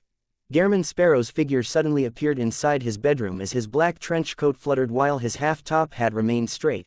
The Duane Dantes lying in bed immediately turned incorporeal, receding into a palm-sized mirror. Probably no one came tonight. Rhodes didn't cause any trouble. Upon seeing the peace and quiet, Klein secretly heaved a sigh of relief as his body grew a lot taller and his sideburns turned gray. His blue eyes deepened as he transformed into Duane Dantes. Meanwhile, watery waves stirred in the mirror as silver light gathered to outline words. Great Master, I didn't do anything today. No, I seriously acted as the sleeping Duane Dantes. In addition, I encountered something. Do you wish to know what it was? Ignoring Rhodes's desire to be praised in its first sentence, Klein felt his heart skip a beat. As he took off his hat and threw it on the reclining chair beside him, he said in a deep voice, "Tell me." The words on the mirror disintegrated and squirmed into new text. A lady peeped into this house when she was walking past this street. How does that matter? There are plenty of people who admire the surroundings when passing by every day. Klein was just about to say something when the aqueous light stirred on the mirror's surface, outlining a figure. The person was dressed quite oddly in the eyes of normal people. She wore a spirit medium's black robe. Her eyeshadow and blush were blue. She looked beautiful, but she also had an uncanny appearance. She was none other than Daly Simone. This lady had turned her head to look out as she passed by Unit 160 while on a carriage moving down Bachland Street. She had stared out for more than 3 seconds. Man, she not only had an impression of Duane Dantes because of his eyes, but she has also grasped something about the situation. Klein frowned slightly and asked, anything else? No. As Rhodes presented the word, it sketched what symbolized a sworn oath. Klein nodded and ignored the mirror's passion. He then sent it away. After doing all of this, Klein took out a candle and set up a ritual. He summoned and responded to himself, bringing all the spoils of war and his clothes above the gray fog. He planned on separating Gehrman Sparrow's and Duane Dantes' clothes. He didn't wish to miss out on any details in the future. He snapped a finger and made the candlewick burn with a scarlet flame. Flame, flame. Klein's gaze froze as he quickly closed his eyes and turned around, his back facing the candle. Then, he controlled Senor to approach the desk. During this process, Senor's body trembled violently, but he ultimately reached out his right hand to extinguish the fire. I'll sleep for the night and think about it tomorrow. No, I have the tyrant card on me, and it has already been activated. Although there's the wall of spirituality to seal it, it might not be able to fully screen out the attraction force from those of the same pathway. It might only weaken its influence and take more time. Back when I was in Byam, I came and went quickly, without daring to stay too long. Just as Klein calmed down, he thought of certain problems. A few seconds later, he slowly took a deep breath. raised his hand, and snapped his fingers to light the candle. Following that, he held back the horror in him as he controlled Senor to take another 2 candles to set up the sacrificial ritual. This way, it skipped the step of him responding to the summoning for the entrance to the real world via the flame. After everything was done, Klein turned around with great difficulty as he, piously, lowered his head. Without looking into the candlelight, he seriously chanted the honorific name of the fool. Via sheer willpower, to the point of him bursting out in tears, he finally completed the ritual and sacrificed all the items, sending them above the gray fog. Phew, Klein exhaled. Taking 4 steps counterclockwise, he arrived at the silent mysterious space. Sitting in the fool's seat, he first picked up the tyrant card, and he triggered the content hidden within. The card of blasphemy immediately became 3-dimensional, like a palm-sized book. As he flipped through the pages, each page had a Russell Gustav. He was either playing the role of a sailor, or he was wearing a captain's hat and holding a sextant. Otherwise, he was singing loudly with the sea as his background. Klein was rendered speechless by this sight. He felt increasingly convinced that his fellow Earthling was way too narcissistic. I'll be really impressed if the Demoness card also uses his image. As Klein lampooned, he read through the corresponding contents, analyzing the sequence names, ingredients, and rituals of the storm pathway. Sequence 9. Sailor. Sequence 8. Folk of Rage. Sequence 7. Seafarer. Sequence 6. Wind Blessed. Sequence 5. Ocean Songster. Sequence 4. Cataclysmic Enterer. Sequence 3. Sea King. Sequence 2. Calamity. Sequence 1. Thunder God. Sequence 0. Tyrant. The ritual to become Tyrant, or in other words, the Lord of Storms, is very different from that of the Black Emperor. Firstly, it needs hundreds of thousands of followers to submit and believe in said person out of fear. Secondly, it is to challenge a true deity, in other words, another Sequence 0, and survive. Finally, in this atmosphere of fear and submission, consume the potion to complete the advancement. This sucks. A Sequence 1 who hasn't experienced a qualitative change is to challenge a Sequence 0 true deity. Doesn't that spell almost certain death? Besides, what if there's no Sequence 0 during that era? Then, wouldn't one need to think of a way to nurture one, or to switch to a neighboring pathway? Of course, the ritual might not be necessary. With enough luck, there's still a chance of succeeding by directly drinking the potion. Sea God Calvetua was such an example. It didn't even consume a potion but instead an unconcocted Beander characteristic. The core of this ritual is the courage to challenge a deity, with massive feelings of fear and submission. Tyrant doesn't seem to come equipped with the Black Emperor's uniqueness of distorting rules, preventing him from resurrecting from the dead and returning from the void. However, it seems to be able to transform into lightning or light for a short period of time, perhaps capable of creating a planet-level disaster. Emperor Russell's focus is on the formula and ritual. His description of the Beander powers and deity authorities are very vague. Klein casually summoned a piece of paper that wasn't conjured. Using a fountain pen, he recorded the Cataclysmic Enterer's potion formula and wrote a note in the World German Sparrow's style of speech. Avoid recalling the contents of that picture usually. This was a warning for the hanged man. In the mysterious domain, matters that involved Sequence 0 required caution and carefulness. Care needed to be taken even if it violated common sense.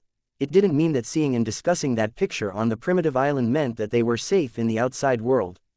If they often recalled the matter, there might be a day when they were lucky enough to have lightning smite down at them suffering from an unresolvable conundrum that killed them with an aneurysm, or them dying from heatstroke from the sun's radiance. The ritual of the Cataclysmic Enterer is extremely dangerous. It will trigger earthquakes and tsunamis, and the advancer needs to consume the potion in such an environment, holding out until it ends. Klein folded the piece of paper and placed it to the side while putting away the Tyrant card. After using divination to confirm that the 3 Beander characteristics he obtained were separately the Black Emperor Pathway's Sequence 5 Mentor of Confusion, Storm Pathway's Sequence 5 Ocean Songster, and Planter Pathway's Sequence 5 Druid, Klein finally had the time to recall what had happened during his exploration as he considered the information it hid. Eternal Blazing Sun is clearly of the Sun Pathway, and that City of Silver Creator is also known as the Ancient Sun God. This can be determined from some of the 4th epic history and the murals of the elves. According to the law of Sequence Beander characteristics conservation of having no Sequence 1 when there's a Sequence 0, the White Angel back then likely wasn't a king of angels. But if he wasn't a king of angels, he had no right to partake in the feast of the City of Silver Creator. This not only has external elements in play, but it also includes the problem of jumping directly from sequence 2 to sequence 0, which has a high chance of losing control. Either Eternal Blazing Sun had switched pathways to become a god, or the City of Silver creator's main authority wasn't the sun. After he defeated the ancient gods, he had already allocated parts of his authority to the angels beside him, making them become kings of angels. Therefore, the elves, murals and the name that eventually spread had only indicated that he once wielded authority over the sun, and that it wasn't an authority he held the entire time. There's also another possibility. The creator, who took over the ancient gods' authorities, had the ability to allow a sequence 2 of the same pathway to advance to sequence 1. Klein's train of thought quickly turned to who had built the cathedral and left behind the mural.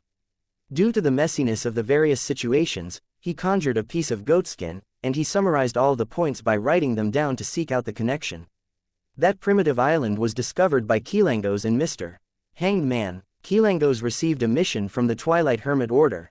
To obtain a priceless item, he headed to Backland to assassinate Duke Negan, and he ended up dying at Mr. Azek's hands. Kilangos told Mr. Hanged Man that deep inside the ruin was a precious item that was in no way worse than Russell's tarot card, but it was something that could only be obtained at sequence 5.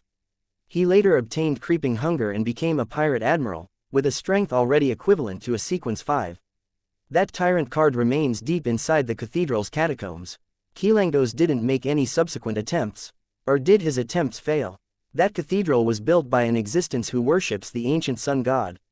The mural depicts the dark history of the true deities before the cataclysm, and is clearly on the ancient sun god's side. The Twilight Hermit Order is suspected to be established by the Son of God, Adam, with the goal of resurrecting the ancient sun god, the City of Silver creator. That primitive island suddenly disappeared as though it never existed. Adam is an angel of imagination. Amongst the Twilight Hermit Order's core members, there's at least one angel of the spectator pathway, Hermes. The Twilight Hermit Order tends to select members of the Sailor, Reader, or Sun pathways. It has a high chance of possessing high-sequence ingredients and items from the Storm domain. There might be angels from the Storm domain in it. Klein lowered his pen and looked at the content listed out as he slowly made a guess. Chapter 816, Completing the Transaction. After listing down all the important points, Klein rapped the edge of the long mottled table and silently muttered, "The one who sighed in the depths of the cathedral is a member of the Twilight Hermit Order." Kilangos had caught the eye of the Twilight Hermit Order after he managed to venture deep inside. Later, he obtained an advancement and received Creeping Hunger, allowing him to become a pirate admiral. If that's the case, it can be understood why he didn't go to the primitive island again to take away the tyrant card after possessing the strength of a sequence 5. It's yours only if it's given. You can't touch it if it's not given. Of course, Kilangos might have established contact with that member of the Twilight Hermit Order during his second visit of the cathedral after possessing enough combat strength. Regardless, that primitive island must have quite a connection with the Twilight Hermit Order.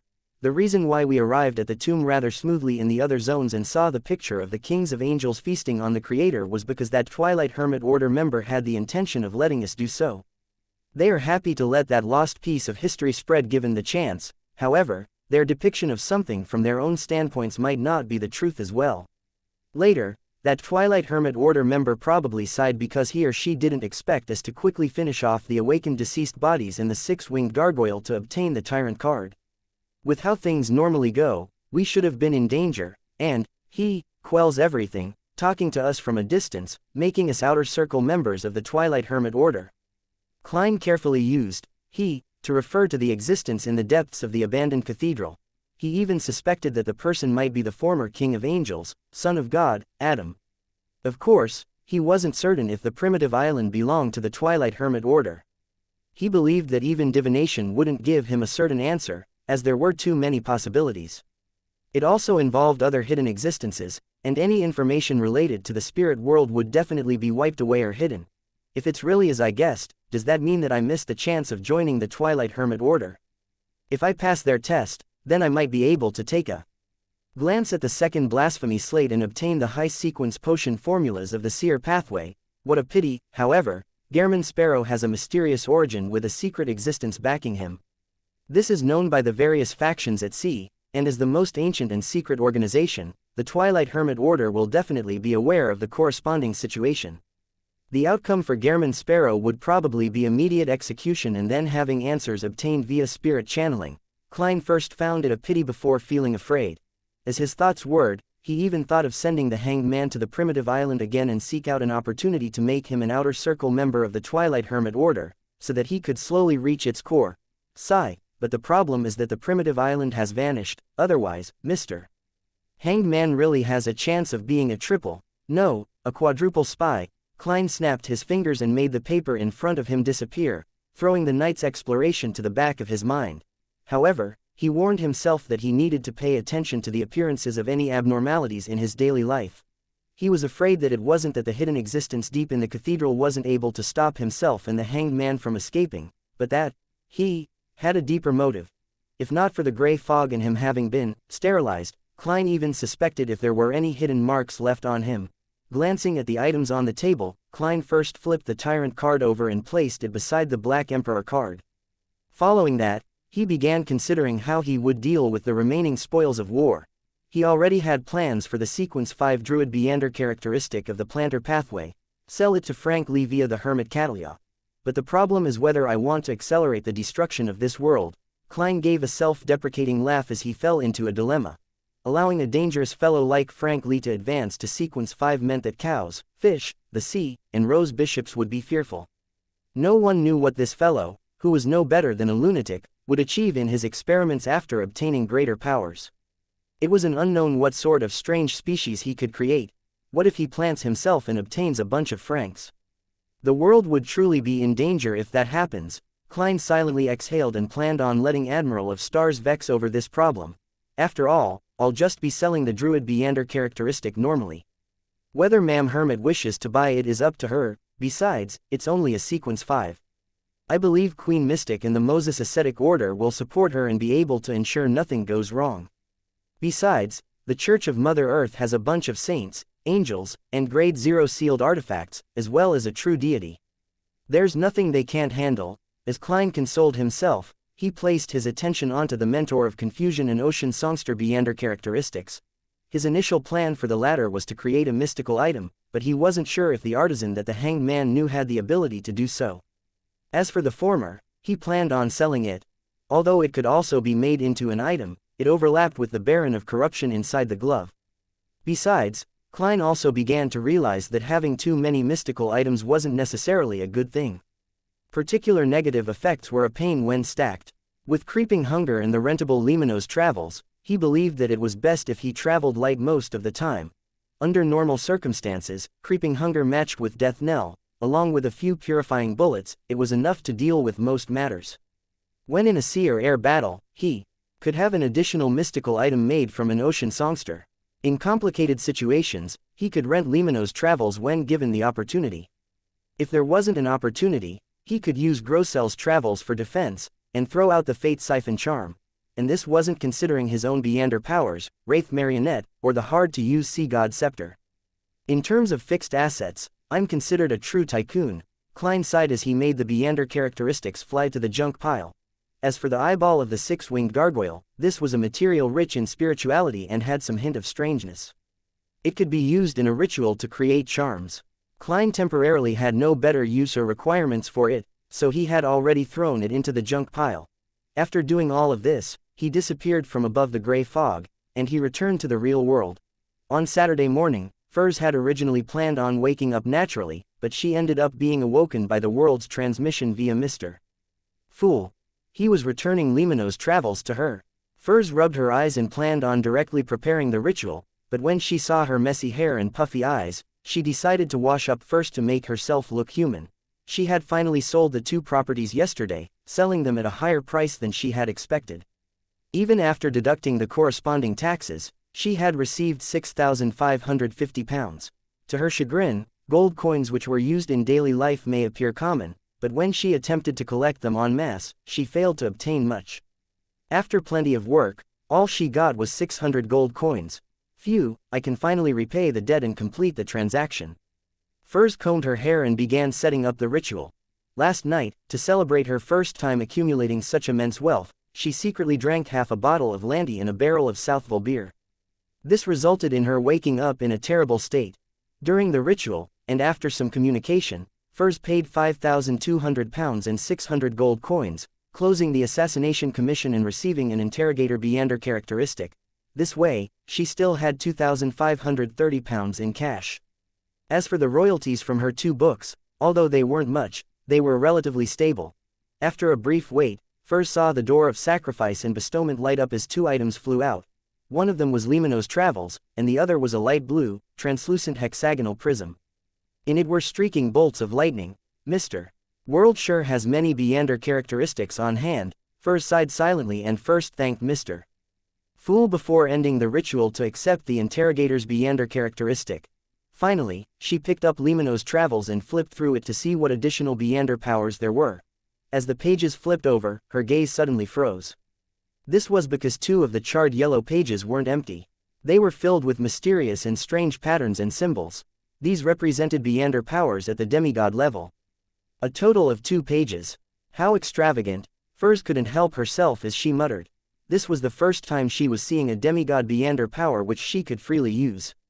As a best-selling author who mainly wrote romance, her first reaction was that the world Gehrman Sparrow was chasing after her.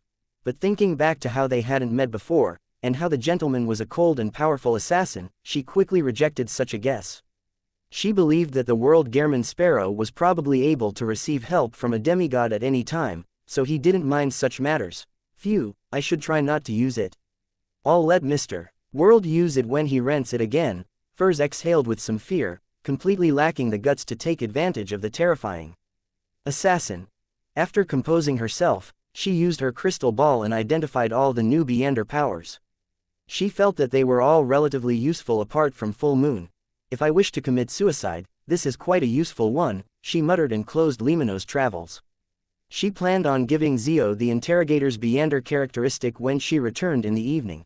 At 7 in the evening, Klein wore starched clothes as he waited at the foyer with butler Walter and valet Richardson to welcome the guests at his ball. Soon, he saw a familiar face walk over. Aaron Series. This famous surgeon walked to the main door while helping his pregnant wife. Pregnant lady, Klein's heart stirred as he walked over with a beaming smile. Chapter 817, Guests. As a polite gentleman, Klein obviously wouldn't stare at Aaron's wife. He looked at the famous surgeon and said, "Good evening, Aaron. How may I address your lovely companion?" Aaron's cold demeanor hadn't changed, but it didn't stop him from handing over an intricately packed bottle of red wine and say with a polite smile, "My wife, Wilma Gladys, a middle school teacher. It appears you are about to become a father again. When's it due?" Klein received the present and asked. The topic he had planned to cover when talking to Dr. Aaron had been about a few new surgery techniques in the papers, but he never expected him to bring his pregnant wife. This was a pleasant surprise for him. This was because Ma'am Wilma Gladys was expecting the unborn snake of Mercury, Wilosepton.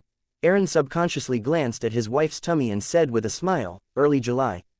If you don't mind, I wish to invite you to his birth party."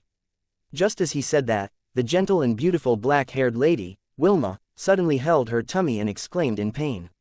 "What happened?" Aaron asked in concern. "He kicked me, but he's calmed down," Wilma said with an eased expression. She then looked at Dwayne Dantes and smiled. "Because of my pregnancy, I've been home all the time and haven't been to such balls in a while. Feeling pent up at home, I got Aaron to bring me along. Although I can't dance, I'll be able to chat with the other ladies, and I'll even find some time to play some cards." "Your presence honors me," Klein sincerely replied. "I will come for his birth party in early July." He wasn't affected by the tiny accident, as he still remembered Drive. Aaron's invitation. After exchanging a few words of pleasantries, Klein handed over the gift to his valet, Richardson, and got him to lead his 3 guests into the hall. Without needing to wait too long, he received his second guest. It was Bishop Electra, who was still wearing his black clergyman robe, and his female partner. His partner was a lady in her early 20s who still had a little bit of baby fat to her cheeks. She looked at everything with a sense of wonder, and she was filled with energy. However, she had an additional hint of maturity to her due to her already having a child. "Good evening, Your Excellency. My sleep has recently been excellent," Klein said, feigning ignorance of the Church of Evernight's secret efforts. Electra immediately tapped his chest 4 times in a clockwise fashion. "This is a blessing of the goddess." He then introduced his female partner. "She's my wife, Shona Johnson." As he often visited Dwayne Dante's and had been to his residence several times, he didn't need to prepare any gifts for the ball. It would appear overly polite and too distant. Nice to meet you. You are a lot younger than I imagined, Klein greeted Shona half politely and half jokingly with a nod. Meanwhile, he silently did the math. It said that the bishop got married 2 years ago. That means that his wife was only 18 or 19, this age difference is quite huge. In a few years, I might have to introduce a particular chubby apothecary to him. Upon hearing Dwayne Dante's joke, and recalling the conversation back when he visited him while the former was sick, Electra immediately felt uneasy. He coughed gently and replied, "She's someone who likes a bustle. If she's free, she has no wish to miss any ball." Klein didn't speak further because he saw Ma'am Mary alight from her carriage and was walking over. After letting Bishop Electra and his wife enter the hall, Klein smiled at Mary and said, "Ma'am, perhaps we will be fellow workers next week." The lawyer and accounting team he hired had completed their investigations and had cleared the Coim company's audit and said that it was very suitable for investing into. Furthermore, he had already reached a preliminary agreement with the gentleman who was selling the shares. Final confirmation of the sale of 3% shares for £12,800 was to be made next week. When Mary heard that, she chuckled and said, "I already treat you as a partner." This seems to have a deeper meaning to it. Don't tell me that Dwayne Dante's has caught your fancy. Klein's heart stirred as he feigned ignorance and reached his hand out. After a shake of hands, he got butler Walter to lead the lady in. At this moment, more and more guests were arriving. Klein recalled the corresponding topics and warmly and humorously received them, receiving plenty of gifts as a result. If not for my instinctive ability as a faceless to remember a person's looks and characteristics, I wouldn't be able to tell who is who, much less find the correct topic to raise. It's no wonder that a butler's help is often needed at such times. As Klein was stirring in poignancy, he saw Member of Parliament Matched and his family arrive. He smiled again and took a step forward. "Good evening. Today's starry sky is especially beautiful." Member of Parliament Matched smiled as he handed a bottle of Black Rand from some unknown vineyard to him and said, "I've been in Backland for nearly 20 years, but the number of starry skies I've seen combined cannot even compare to the number I've seen this year. I hope there will be more with time." Klein then said to Ma'am Rihanna, "I heard that the both of you have gotten a boarding school for Miss Hazel." Rihanna looked at her daughter who wore a cold expression despite maintaining a polite smile. Boarding school education is becoming increasingly popular. It's the same for females. And most importantly, perhaps Hazel will get to know more friends. Unfortunately, she doesn't seem too happy about this arrangement, as she can't bear to leave us. In Backland, boarding schools that targeted females of high society had already grown in popularity. The education they provided might not be better than home tutors, but it created a social circle. The school fees for such a boarding school like that was about £500 a year. She probably can't bear to part with the sewers here, Klein lampooned. After a short chat, he led Member of Parliament Matched and family into the hall. When it was almost time, he didn't wait by the door and instead walked to the second floor. Standing behind the railing that faced the main door, he gestured for the musicians to pause the music. Holding a cup of champagne, Klein surveyed the surroundings. With all the guests looking at him, he loudly said, "I'm very happy that all of you can grace this ball with your presence. First, I'd like to thank the goddess, as well as you. I've prepared for everyone local music and food from Daisy, and I hope you will like it." After a simple speech, Klein walked down the stairs to the first floor, in preparation to invite a lady to dance the opening dance. Typically, a married host would definitely invite his own partner for the opening dance, while unmarried men or women would dance with a relative of the opposite sex, or invite someone they had their eye on, in an alternate form of a blind date. But Dwayne Dante's didn't have any family or any suitable target, so this matter appeared somewhat embarrassing. However, he had an experienced butler. His butler had hired a socialite of high society, and although dancing the opening dance would result in some rumors, it wouldn't make others believe that they were dating. Therefore, Klein looked at the lady named Oria without any guilt as he walked towards her. This lady was a widow who had good relationships with several people in Backland's high society. She enjoyed quite a status in this circle, but of course, she wasn't well liked by the ladies. Anyone with a bit of standing looked down on her. Regardless, Oria's female charms and her bearing was excellent. It was especially so with her figure that had alluring curves. If it wasn't because her looks were only above average, Klein would have suspected that she was a demoness. "Ma'am, may I have the pleasure of dancing with you?" Klein followed the teachings of his etiquette teacher, Wahana, and posed flawlessly. Aurea with her blonde hair bun smiled and reached out her hand. You are a gentleman that cannot be rejected. That sounds ambiguous. Her identity and the role she plays in social settings ensures that she can't act as demure as most ladies and madams. Klein held her hand, entered the dance floor, and began dancing under the tune of a village folk song. The aristocrats all had land, manors, and castles in the villages, and they spent several months a year there. Therefore, folk songs were one of the mainstream songs in high society social events. You dance really well. If Wahana hadn't mentioned it before, I wouldn't believe that you weren't able to dance before. Aurea deliberately leaned in close. As they moved in step, her breathing could be heard.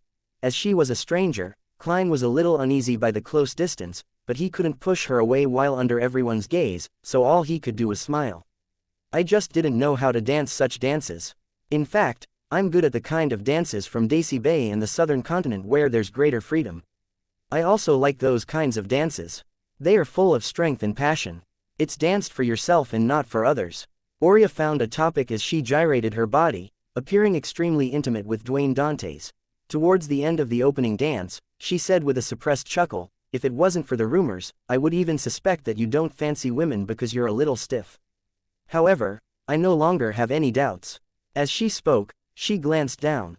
Klein was actually rather embarrassed. She was really good at using her body and words to create a suggestive atmosphere. However, Dwayne Dantes was an experienced man and couldn't admit defeat. He smiled with a natural expression. Stiffness is a result of not being used to Backlund's social scene. I can teach you, Aurea said with a chuckle. At that moment, the tune came to an end as she took a step back and winked with a smile. You're really passionate. The words were a double entendre that left Klein nearly blushing. He even began to suspect if she was related to Demonesses. He continued wearing a stoic expression as he bent his back into a bow, and he sent Aurea back to her spot. Through the corner of his eye, he caught Wilma Gladys, who was pregnant with the Snake of Mercury, walking towards the long table to the side. Her target was apparently the first batch of ice cream. Chapter 818. Warning. Klein's gaze moved away from Wilma Gladys and looked to the pastries like carrot cake and cream puffs to the side, as well as the roasted poussin, stewed lamb, seared rib-eye, daisy roasted fish, and the other food nearby. He gulped his saliva slightly and forced himself to retract his gaze as he prepared to invite Ma'am Mary for the second dance. As the host, he couldn't skip any of the first 3 dances, therefore, all he could do was temporarily forget his hunger and the delicacies. And at this moment, Wilma Gladys, whose pregnant state showed, walked to the spot where there was ice cream. She reached out her hand before retracting it. You want some, Doctor? Aaron hadn't joined the first dance as he stayed by his pregnant wife's side. Wilma Gladys sternly shook her head. No, I don't. I'm pregnant. It's not good to have ice cream. However, the little fella in my tummy seems to want a little, just a little. Doctor. Aaron nodded indiscernibly and said, then have some. Leave the rest to me. Wilma immediately revealed an irresistible smile. You spoil him too much. She didn't object to it as she watched her husband pick up a scoop of ice cream that had been circled with ice. After taking 2 bites, Wilma closed her eyes and suddenly shifted her gaze. She looked at a few ladies who hadn't participated in the first dance. They were chatting about something in hushed tones. They had smiles across their suggestive faces, often covering their mouths and laughing covertly.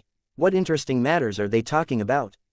Wilma's curiosity was instantly piqued, and after informing her husband, Aaron, she walked over. However, the few ladies quickly dispersed as though they were awaiting the second dance. Wilma was disappointed as she asked the young beautiful lady who remained standing there, do you know what they were discussing about? I'm not interested in their topics, Hazel said as she glanced at the pregnant lady beside her. She didn't fault her for being a little impolite because pregnant ladies often had some privileges. Only then did Wilma notice that Hazel, with her long black-green hair, was holding a cup of champagne. She looked like she had no wish to be invited to a dance. She has a sense of pride that stems from the bottom of her heart. Even when looking at Baronet Madams, she will only maintain the most basic courtesy. This is a delightful character, but the problem is that she's like that to everyone. She's overly cold and aloof. Perhaps, she's in the rebellious stage that Emperor Russell had mentioned before. As a middle school teacher, Wilma couldn't help but make comment inwardly. Then, knowing better, she opened up a distance from Hazel and began looking for the ladies she was familiar with. After completing 3 dances, Klein finally had a brief reprieve to stuff himself with more food and drink some thirst-quenching sweet iced tea. This was a day's specialty that he specially got the kitchen to prepare. Due to the influence of Death Knell, he had drank a little too much. After having a short conversation with Bishop Electra, he had to apologize and take his leave to the washroom. In fact, he could hold back for another 3 more dances. However, he felt that Snake of Fate Will Aucepton might have wanted to communicate with him, judging from his sudden appearance. Therefore, he found a suitable place without anyone around. Although he is an unborn fetus and came here passively, if he doesn't wish to meet me, he has 100 ways to stop his mother from heading out. In short, it's worth giving it a try, Klein mumbled as he entered the washroom and locked the door. Just as he was in a dilemma to deal with his burgeoning bladder or patiently wait another 2 minutes, his spiritual perception triggered as he looked at the mirror. At some point in time, the mirror had produced a black pram that was covered in shadows that prevented him from seeing any details. The only thing he could discern was that there was a child wrapped in silver silk inside. The child used a clear voice and said, "Your fate deviated a little." What happened? Klein tensed up immediately. Will Aucepton in his infant form scoffed and said, "You should ask yourself. All I know is that you likely met an angel." Klein immediately recalled his experiences on the primitive island and had a guess. After contemplating for a few seconds, he asked with a frown, "Can angels see my uniqueness?" "I've met Orange Light, and he said that only a few high-level creatures of the spirit world, as well as deities with certain unique authorities or beyonder who represent fate can discover this point to a certain extent. Of course, close contact has to be made." In the pram, Will Aucepton sucked at his thumb and laughed. "Probably not, because you aren't dangerous. Besides, apart from you being unique, some items on you or your companion might have a similar uniqueness that can garner the interest of that person." Items on me, my companions. Klein's mind raced as he discovered that he might have been psychologically cued in the past, and along with the fact that he hadn't thought of it, he had missed out something. When exploring the primitive island, he had brought Grossel's travels along. This was a book created by an ancient god, the Dragon of Imagination, Anquelt. If that primitive island is related to the Twilight Hermit Order, be it the Angel of the Spectator pathway deep inside the cathedral with a high-sequence ingredient of the Storm pathway, or the opposite, he will likely be interested in the notebook. After all, the leader of the organization is the Angel of Imagination, the son of God, Adam. And it's because of this notebook that I was allowed to take away the tyrant card while also preventing me and Mr. Hanged Man from continuing the exploration. Klein had a hunch as he asked, "How should I resolve this?" "There's no need. In the long term, this should be something good, but there might be some trouble midway," Will Aucepton replied with a clear voice. "Furthermore, you are already burdened with so many matters. An additional matter wouldn't matter. I warned you so that you can take note so as to not be struck by trouble." "Makes sense. One stops worrying when there are too many debts. Perhaps it might create opportunities and let my debtors end up fighting." On careful thought, Klein echoed inwardly. He asked instead, "My friend who wishes to obtain a drop of a mythical creature's blood wishes to know exactly what you need." "What do I need?" Will Aucepton scoffed once again. "There's plenty I need. For example, the means to accommodate the die of probability, or how to finish off Ouroboros. If it's possible, you can take as many vials of blood as you want. But, can it be done? If it's possible, why take the risk to finish off Ouroboros? Wouldn't it be easier to just deal with a weak snake of fate like you?" As Klein lampooned, he shook his head without a doubt. "Then think of something else. I'm not in a rush." Will Aucepton paused and said, "There's a very arrogant lady at the ball tonight. There's something wrong with her. If you have the chance to chat with her, you can lead the topic of conversation towards dreams."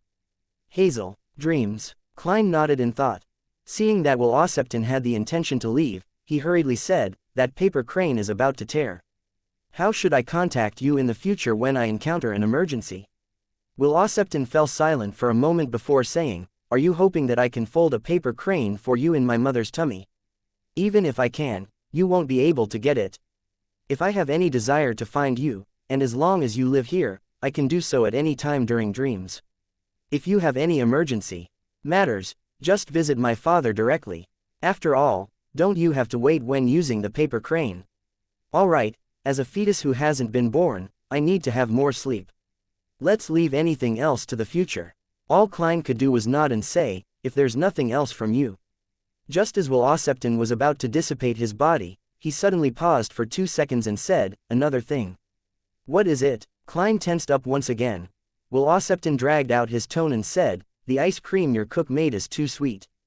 Ah, Klein temporarily didn't react to what he was saying until the black pram vanished from the mirror. He then snapped out of his daze and couldn't help but twitch the corners of his lips. After settling the problem with his burgeoning bladder, he washed his hands and came out.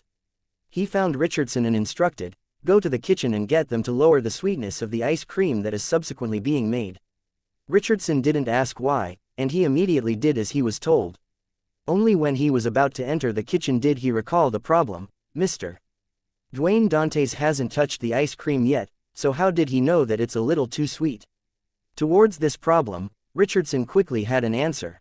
He believed that a guest had informed his employer after sampling the ice cream.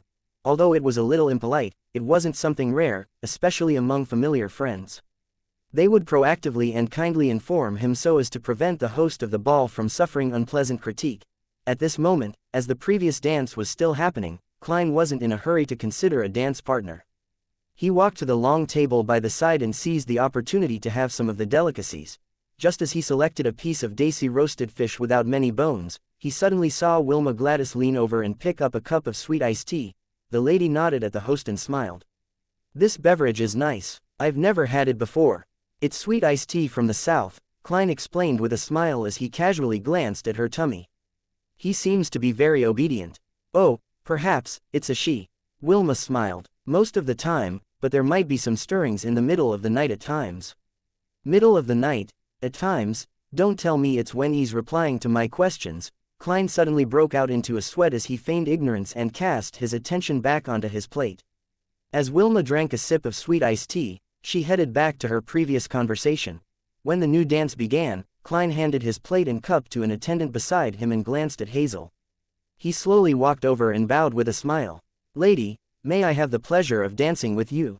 Hazel fell silent for a few seconds and placed the cup of champagne onto an attendant's tray and replied politely, "It will be my pleasure." Chapter 819. Gift. Amidst a soothing melody, Klein and Hazel began dancing with their backs straight. One was tall and slim, and apart from the clear difference in age, their movements, demeanor, and looks were highly compatible. It was a beautiful sight to behold, one that could almost be used as a prime example for dancing. Klein took the initiative to break the silence. As they twirled, he casually said, "I often had nightmares some time ago, but thankfully I had the goddess's blessings. I prayed a few times at the cathedral and drank a few cups of holy water, and after that, I stopped jolting awake." Hazel silently looked up and, after 2 seconds, asked, "What kind of nightmare?" "To think you will be interested in such a topic." Will Osepton was right after all, Klein replied with a smile. "I was being pursued by all kinds of monsters inside an abandoned, dilapidated cathedral.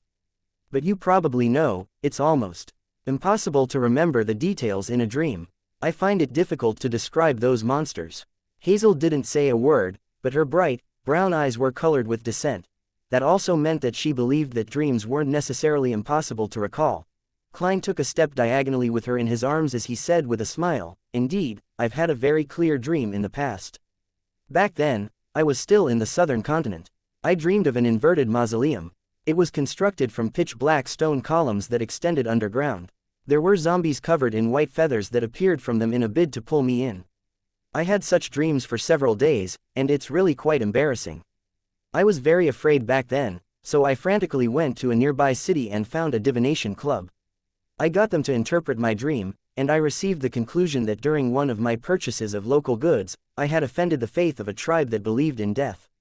Strangely, when I went to the tribe to apologize, gave them gifts, and participated in their celebrations, I never had that dream again." He had fabricated the story from his experience as a seer. His goal was to pique Hazel's interest to see if she would unknowingly reveal something. At the same time, this was a suggestion with a deeper meaning, one that wouldn't garner suspicion. The deeper meaning was that Hazel could find a divination club member or a cathedral's priest to interpret her dream if she was troubled by it. It was best not to make rash choices while blindly believing the contents of the dream. When Will Osepton mentioned that there was something wrong with Hazel and suggested chatting about dreams, Klein suspected that her dilemma stemmed from a dream that kept happening. Otherwise, it was hard to explain how, despite being at least a sequence 8, she had a severe lack of knowledge towards the mysterious world with her blind arrogance.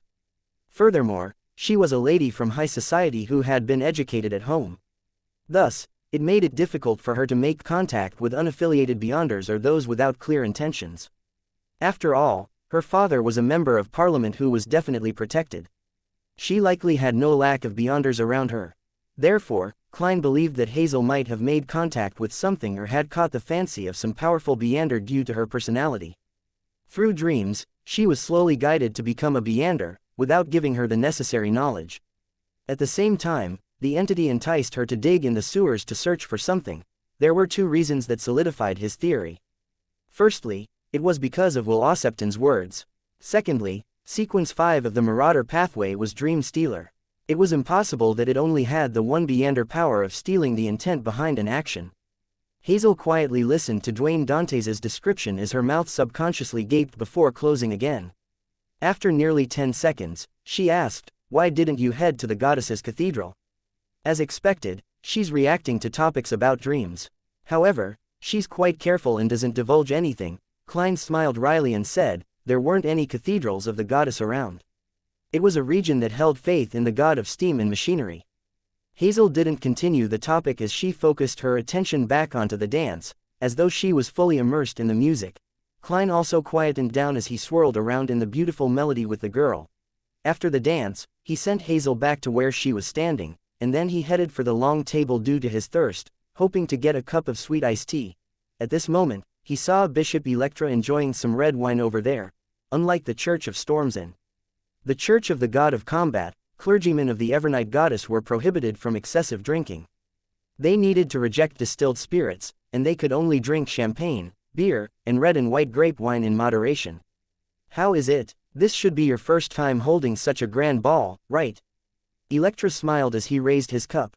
Klein smiled and replied, "Very troublesome, and it's also, the biggest problem is that having so many dances in a row is exhausting. I kept sweating and wanted to drink more water." Bishop Electra chuckled and said, "When you're here in Backland, don't slack on any physical exercise. At times, the social scene is more tiring than you can imagine."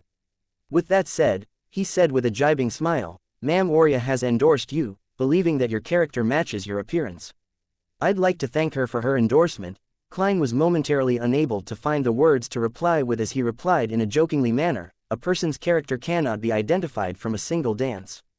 Without waiting for Electra to reveal a smile that all men understood, he switched to saying, "Your Excellency, I've recently involved myself in some business, and I'm afraid that I might offend a gentleman in power. I'm a little worried." He was referring to the Coim Company and Baron Sindras. Electra took a sip of red wine and said, "Don't worry. Backland follows the rule of law. Besides, the goddess will bless you." "That's relieving. Praise the lady." Klein seriously drew the crimson moon on his chest.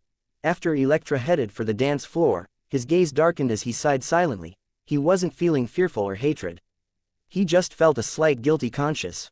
Up to this point in time, the Church of Evernight had been good to him. Although money was the reason, they had provided him plenty of help to the point of providing him some protection. Yet, he was planning to deal with the keepers, as well as contemplating how to steal something from the core seal behind Channy's gate.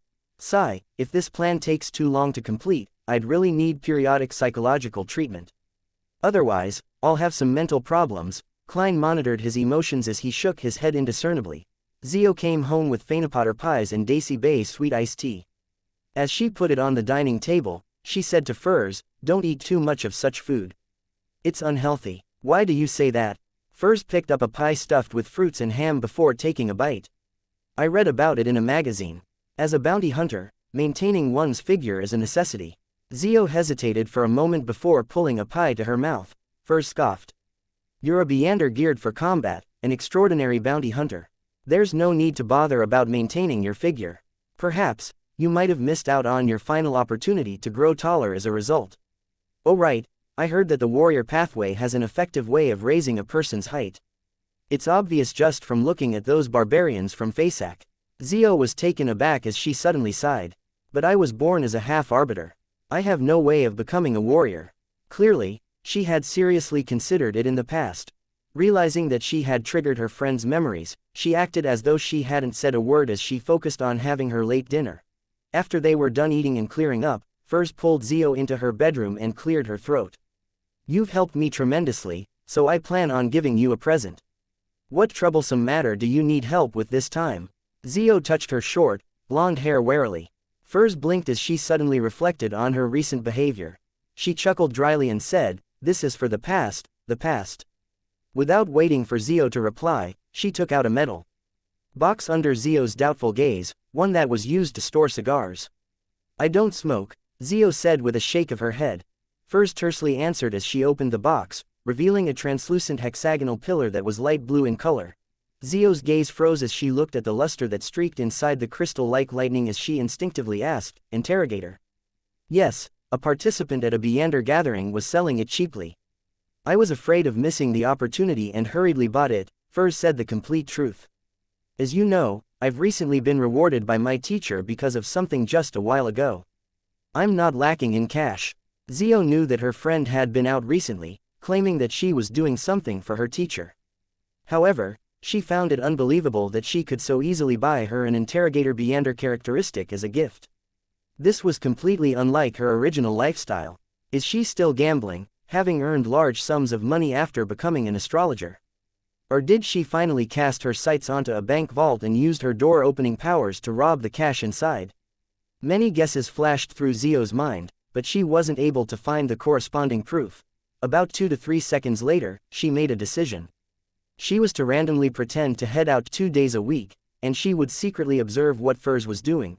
If it wasn't for her trust in her friend's character and bottom line, she would have suspected that she had become the mistress of a powerful Beander or tycoon. It's too valuable." Zio waved her hand, in an attempt to reject the gift. Furs had already thought of the excuses. She said with a smile, "I'll have matters to trouble you with in the future. Just treat it as an advanced payment. We are good friends. There's no need to talk about payment." Zio hesitated for a second as she said with a shake of her head, "I was waiting for you to say that." Furs immediately smiled and said, "Then treat it as an early birthday present." "Don't you reject it, but my birthday is more than half a year away." As Zio muttered, she eventually reached out and took the interrogator Beander characteristic. Sunday afternoon. Zio repressed her excitement and anticipation as she headed out as per normal. She planned on heading to a specific spot to leave a corresponding mark to schedule a meeting with the masked man from MI9 at some secluded alley. After obtaining the interrogator's Beander characteristic and having digested her sheriff potion, all she needed was the correct formula to advance to sequence 7. It would be a crucial step for her investigation of the truth and restoring her family's honor. Therefore, she was eager to receive a few more missions from the military to accumulate the amount of contributions she needed.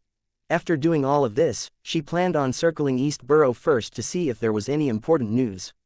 Then, she planned on returning home to Tail Furs, so that she could figure out what her good friend was up to, or if she was in any danger.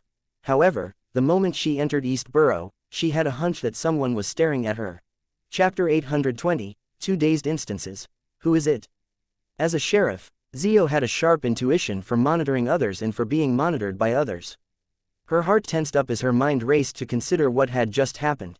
In the past 2 to 3 weeks, she hadn't encountered anything particularly noteworthy. The few criminals she apprehended weren't Beanders, and they were, at best, related to certain gangs. No one would offend a famous bounty hunter in East Borough for them. Therefore, she quickly narrowed down the list of suspects, and she vaguely guessed at the Spies faction, a member from the Aurora Order. "I didn't attend Mr. X's gathering, and an accident happened." Apparently, it was quite a stunning scene. The person from MI9 said that Mr. X was assassinated on the spot, and had his corpse taken away.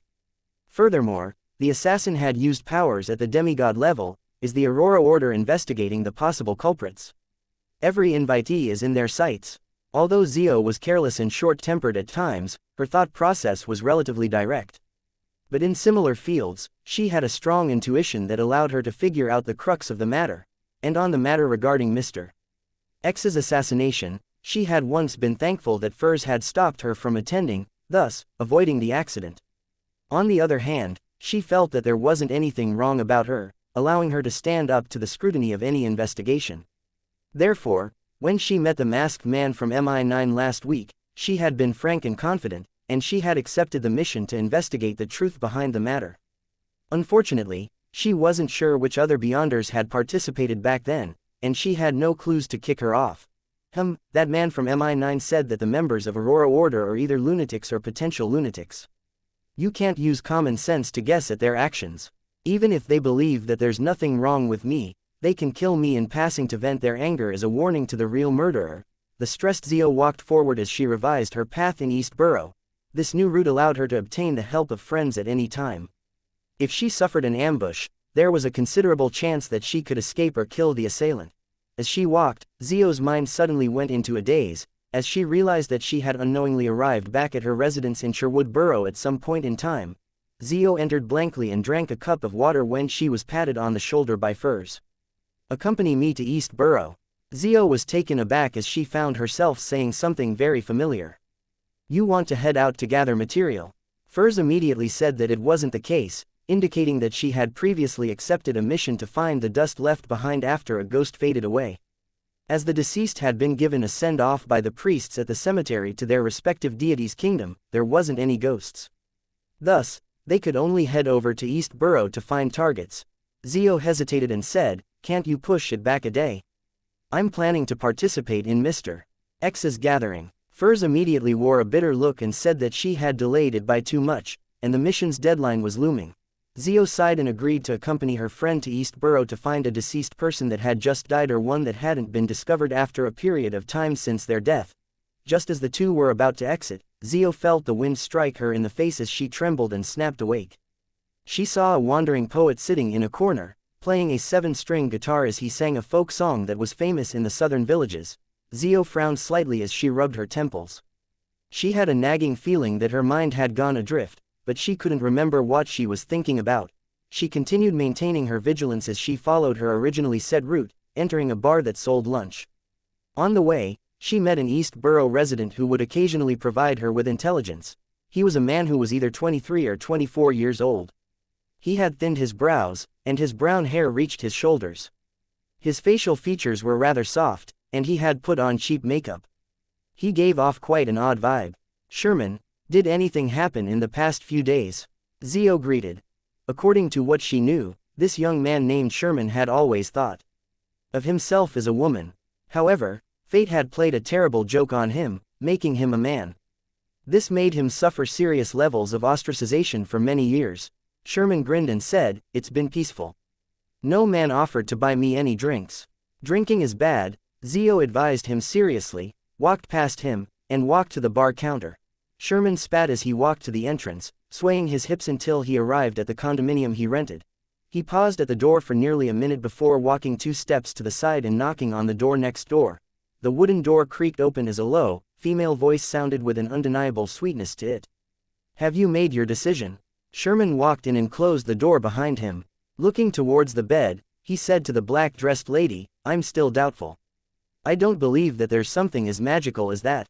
To him, the lady had a round face and a gentle and refined temperament. Not only was she sweet-looking, but she also had a different air to her. She was extremely charming and alluring. Of course, to Sherman, he was more envious instead of smitten.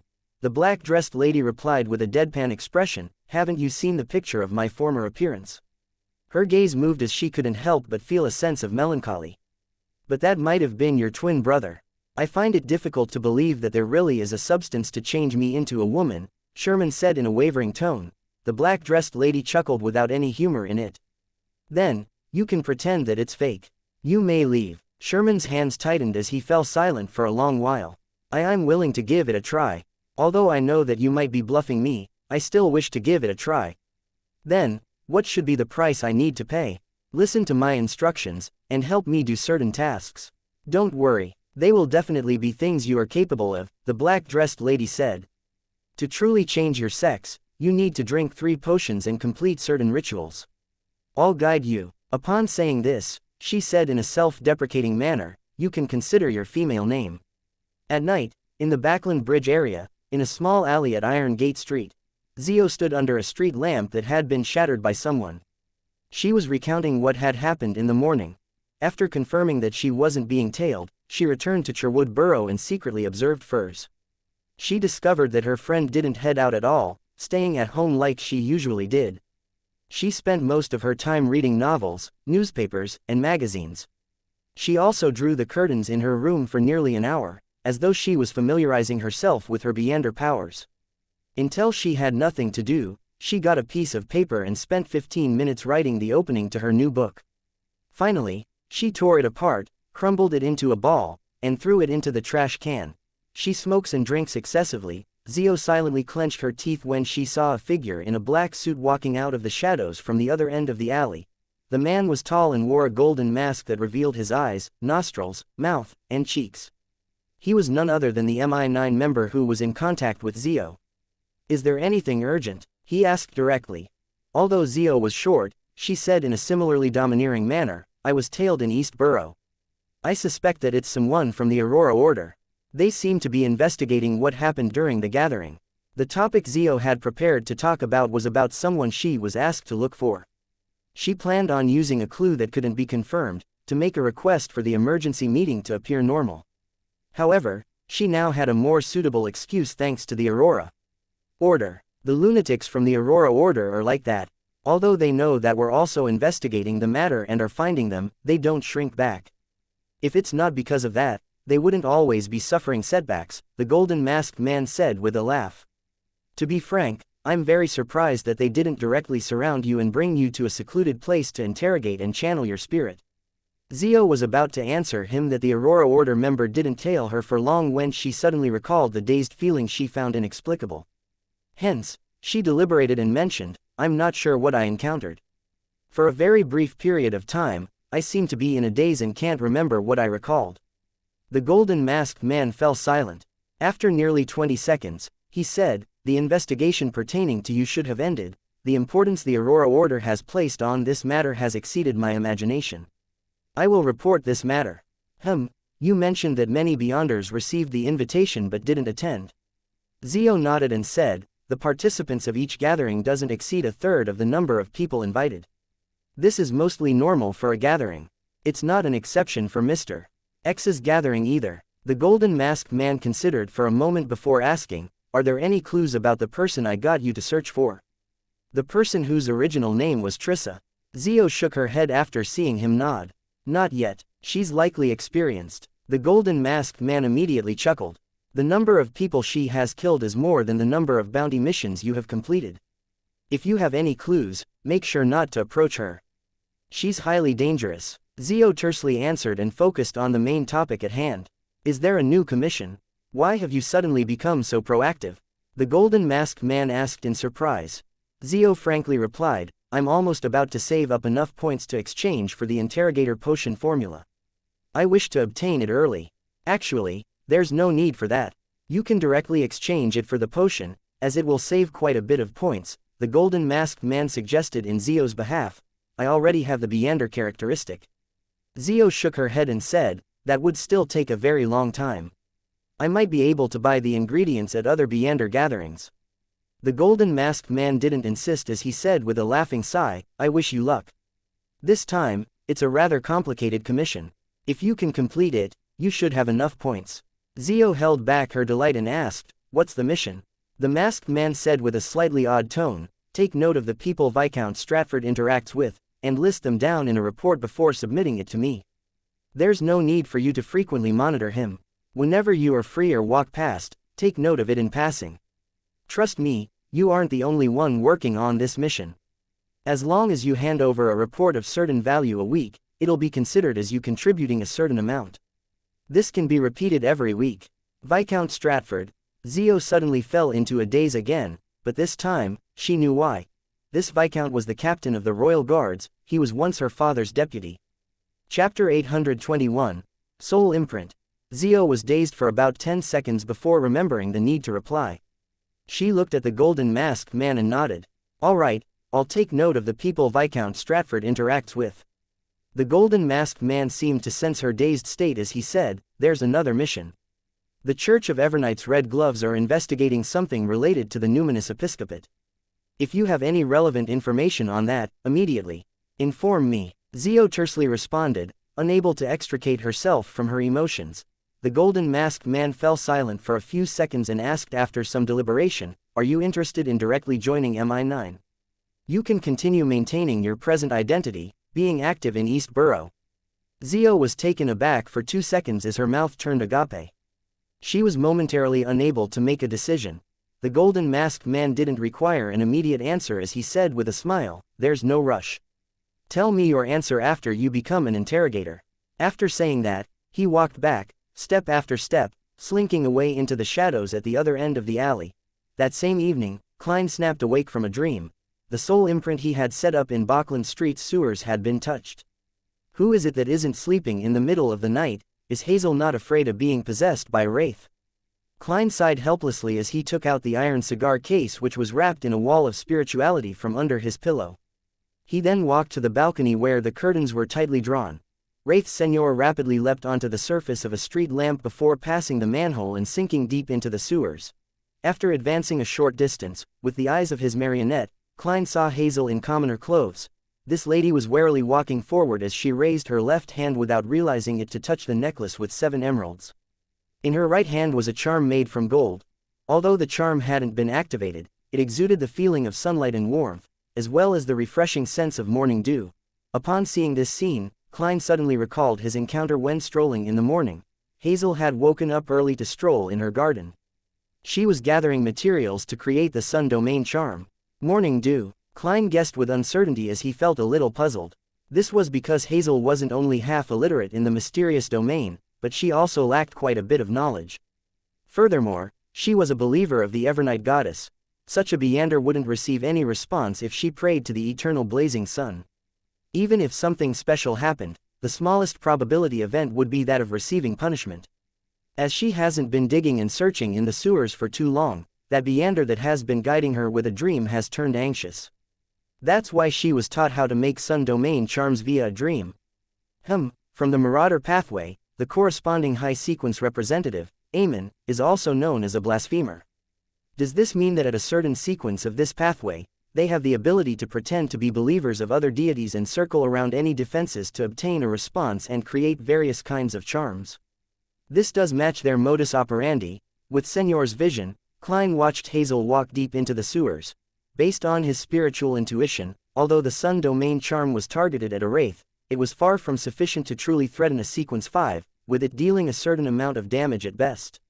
After all, Hazel had no way of obtaining high-level materials. However, Klein didn't let his wraith possess her again, afraid that it would alarm that Beander who was influencing Hazel. After tomorrow's tarot gathering, he believed he would obtain a low-level item from the Marauder pathway, allowing him to make the corresponding investigations. Before that, maintaining the status quo was the best choice. Of course, the premise was that he was certain that Hazel wasn't able to dig up anything within a day or two. He had plenty of time to prepare. As a seer, he had many ways to make a confirmation. The simplest way was to head above the gray fog. After retracting his marionette, Klein took 4 steps counterclockwise and arrived inside the ancient palace which had stone columns propping it up. He conjured a pen and paper, and he wrote down the corresponding divination statement. Something major will happen in Bachland Street over the next 3 days. With the topaz pendulum, Klein obtained a negative revelation. This also meant that in 3 days, no major incident would happen in Bachland Street. As for the possibility of what Hazel would really dig out, it would only affect him while being trivial to Bachland Street. He wasn't fazed. This was because something trivial wouldn't affect his subsequent plans. He didn't have any strong intentions of stopping her. He had previously given a hint to her at the ball. If Hazel didn't understand or didn't take it to heart, it was her problem. Klein didn't have any psychological burden on such matters. After returning to the real world, he waited for 45 minutes before Hazel came out. After confirming that no significant changes happened underground, Klein laid back in bed, and with cogitation, he quickly fell asleep. Monday afternoon at 3. Dark red beams of light that soared up from both sides of the long bronze table appeared before the fool Klein's, the son Derek's, and the world Gehrman Sparrow's eyes. Justice Audrey remained in a good mood as she bowed at the figure shrouded in gray fog. Klein nodded with a smile as a response to this lady who often delighted him. Meanwhile, Audrey swept her gaze and discovered an additional card beside Mr. Fool's hand, a new card of blasphemy. I wonder which pathway it's from. I really wish that it's from the spectator pathway. Audrey's heart stirred as she turned to greet the other members. Once everything was done, she looked to the end of the modeled table ahead of the hermit Catalia and said, "Honorable Mr. Fool, I've found 3 new pages of Russell's diary. This was actually obtained from the Lowen Relic Search and Preservation Foundation, but as its founder and main sponsor, she easily received the opportunity to make a copy." Audrey was rather proud in regards to this. She was increasingly convinced that establishing such a foundation was a wise decision of hers. Unfortunately, to not expose her identity, she didn't share this matter with the other members of the Tarot Club. "Very good." Klein smiled with a nod, indicating that Miss Justice could conjure the diary. And at this moment, the hermit Catalia didn't interject, as though she hadn't obtained any new Russell diary pages. There's temporarily no response from Queen Mystic. Or has she focused her attention on something else? Klein looked at the 3 diary pages which Miss Justice had conjured as he allowed them to jump into his palm. When he scanned them, the corners of Klein's lips nearly twitched. This was because he had encountered a familiar page of one of Russell's sexual escapades. Compared to the pages specially chosen by Queen Mystic Bernadette that had plenty of information, the other members often obtained parts that weren't too important. The content tended to be about Russell's daily life. The 3 pages that Miss Justice had provided was such an example. Klein casually flipped through them and discovered a diary entry that was worth a detailed read. As for the rest, it was either about him having a rendezvous with some lady or madam, or him belittling people who survived due to their status instead of intellect. He even expressed his desire for a demoness from all the rumors he heard. Soon, Klein placed his attention on the most valuable diary entry. Based on the information obtained from the church, there really are monsters in existence that are stitched at the soul level. After high-sequence Beyonders die, the Beyonder characteristics they produce will have remnants of the imprint of their soul. It can be very powerful and resilient. It might not even fully dissipate after centuries or even a millennium. But when Beyonder characteristics form a mystical item with their surrounding objects, there's a need to have a sufficiently similar soul in order to use them, otherwise, the negative effects will be extraordinary. And when such Beyonder characteristics are preserved and made into the main ingredient of a potion, the consumer similarly must have a powerful soul body to withstand it, otherwise, there's a high chance of failure. In mysticism, an advancement's failure will often lead to a loss of control or death. Only very few lucky ones can be calmed down and maintain an intricate balance. However, it's rumored that certain special sealed artifacts can draw out unfused Beyonder characteristics and recondense them. It would be akin to not having consumed the potion, so the failures will only suffer a storm-like assault on their soul. But according to my conjectures, there's likely some level of mutation at the gene level. This is because, based on the information provided, those who failed their advancement and survived by this method had mostly died from terminal illnesses within 5 years. Therefore, consuming a potion similar to one's soul body can effectively decrease the difficulty of advancements, but it will leave behind remnant soul imprints. Unknowingly, one will suffer an identity dissociation, and they would slowly transform into a monster stitched at the soul level. It's just like that high-sequence Beyonder who resurrected on his body.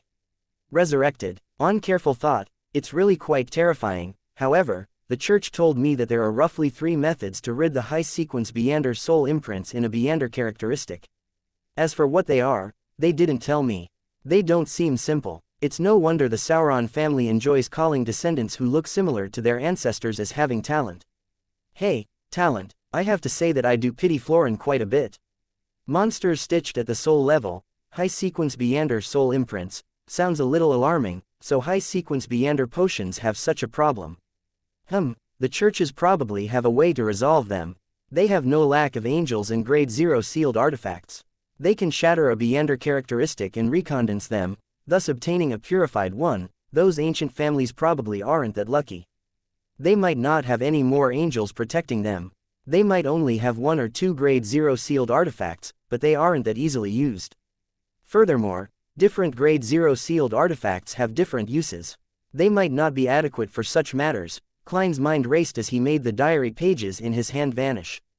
Then, he looked at Miss Justice and asked with a chuckle, "What do you wish to exchange them for?" Audrey was waiting for her potion ingredients, and she temporarily had nothing she lacked. Therefore, without any hesitation, she chose to satisfy her curiosity. "Honorable Mr. Fool, is that an additional card by your hand, a card of blasphemy?" "Which one is it?" Chapter 822, Another. I knew it. Miss Justice wouldn't not ask when she sees an additional card. I got through another question so easily. Klein secretly smiled as he casually flipped over the new card of blasphemy, showing it to Justice.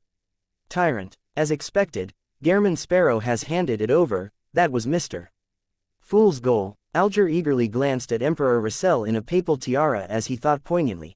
He had already obtained the cataclysmic interor potion formula, and he knew what ritual was needed. He was in a great mood and felt that, although there were obstacles ahead of him, he was filled with radiance and hope. Audrey quickly took in the details of the card of blasphemy. Tyrant card, it looks like it's the sailor pathway. How I envy Mr. Hanged Man, Mr. Hanged Man doesn't seem alarmed or surprised. From a psychological point of view, his reaction should have been greater than mine. He was already aware that it was the Sailor Pathways card of blasphemy. Eliminating all other impossibilities, this is the only explanation, but how did Mr. Hanged Man know of it ahead of time? Sequence 0. Tyrant, the potion name corresponding to the Lord of Storms as Tyrant. This Tyrant card was likely in the form of the Hierophant, however, the actual meaning has certain discrepancies with some similarities.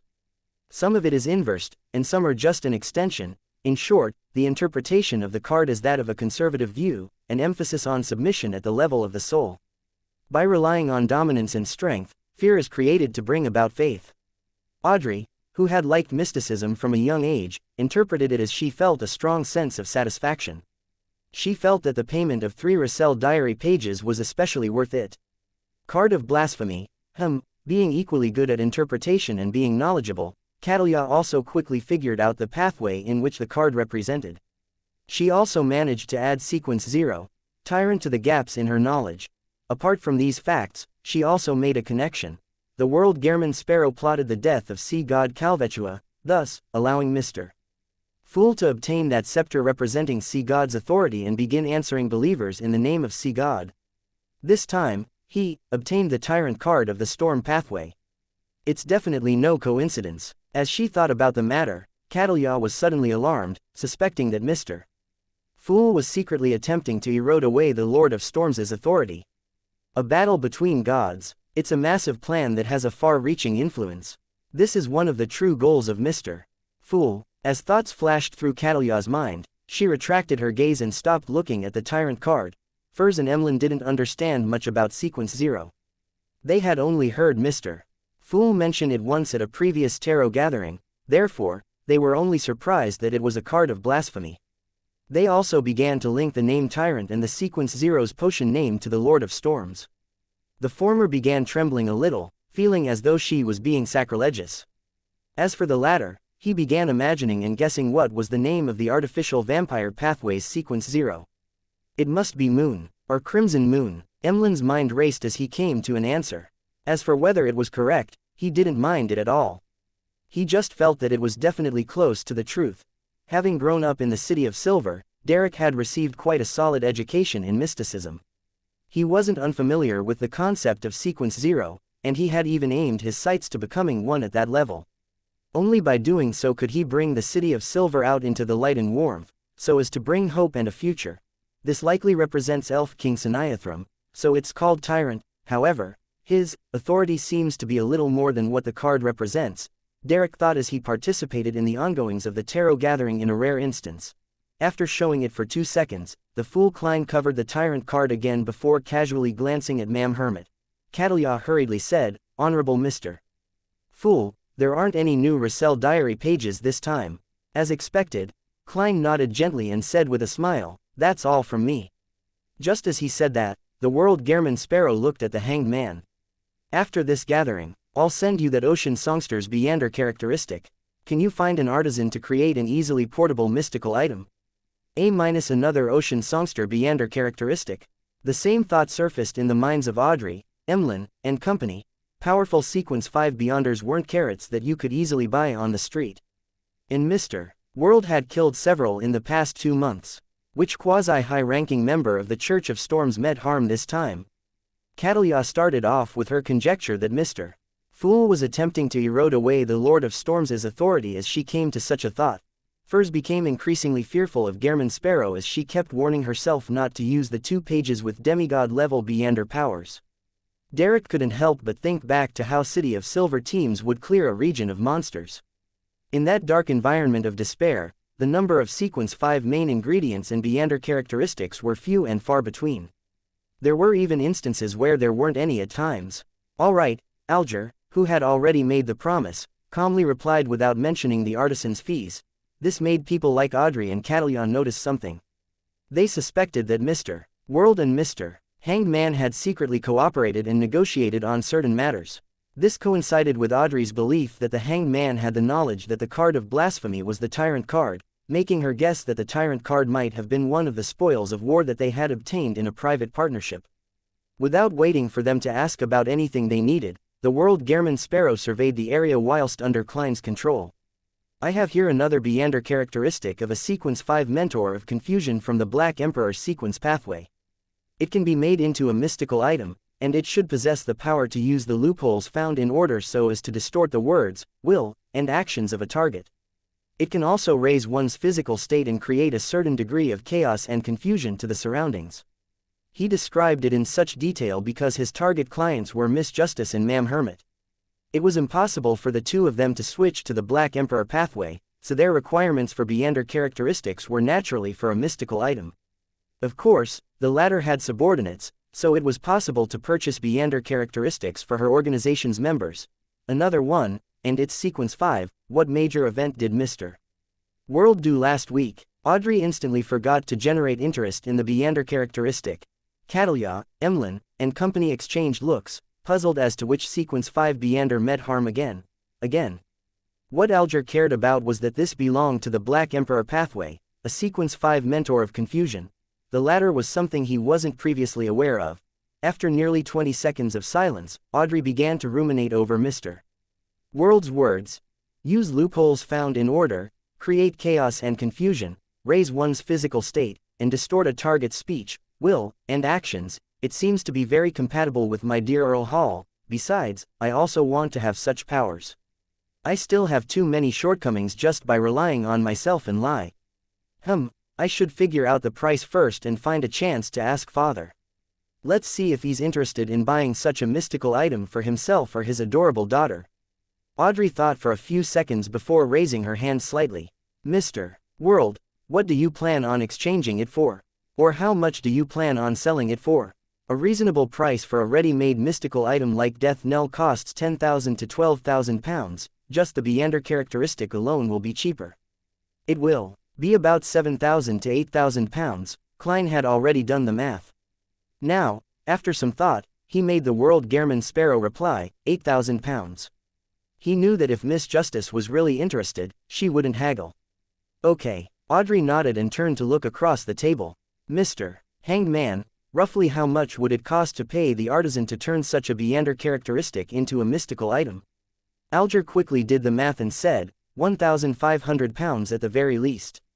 It might be higher. All right. Audrey shifted her gaze and said to the World Gehrman Sparrow, "I'll consider it for a few days and give you an answer by the end of the week. You can continue asking if anyone else wants it." The World nodded in silence as he looked at the other members. He noticed that Ma'am Hermit hesitated for 2 seconds but ultimately kept silent. As for the rest, they were only watching with interest. Just as Audrey was about to ask about the fruit of the illusory chime tree, all the members heard the World Gehrman Sparrow hoarsely say, "There's another Sequence 5 Beander characteristic from the planter pathway, Druid." Suddenly, the palace that looked like a giant's residence turned extremely quiet. Apart from Mr. Fool, who continued observing everyone in a leisurely manner, the Hanged Man Alger didn't show any additional thoughts. Another, when did Sequence 5 Beander characteristics become so common? What did he do? Catillon suddenly felt baffled. She felt that the risk and hard work she had put in over the years was, in essence, no different to the commercial goods the World Gehrman Sparrow was selling. It's terrifying. Furs had already begun imagining a series of stories.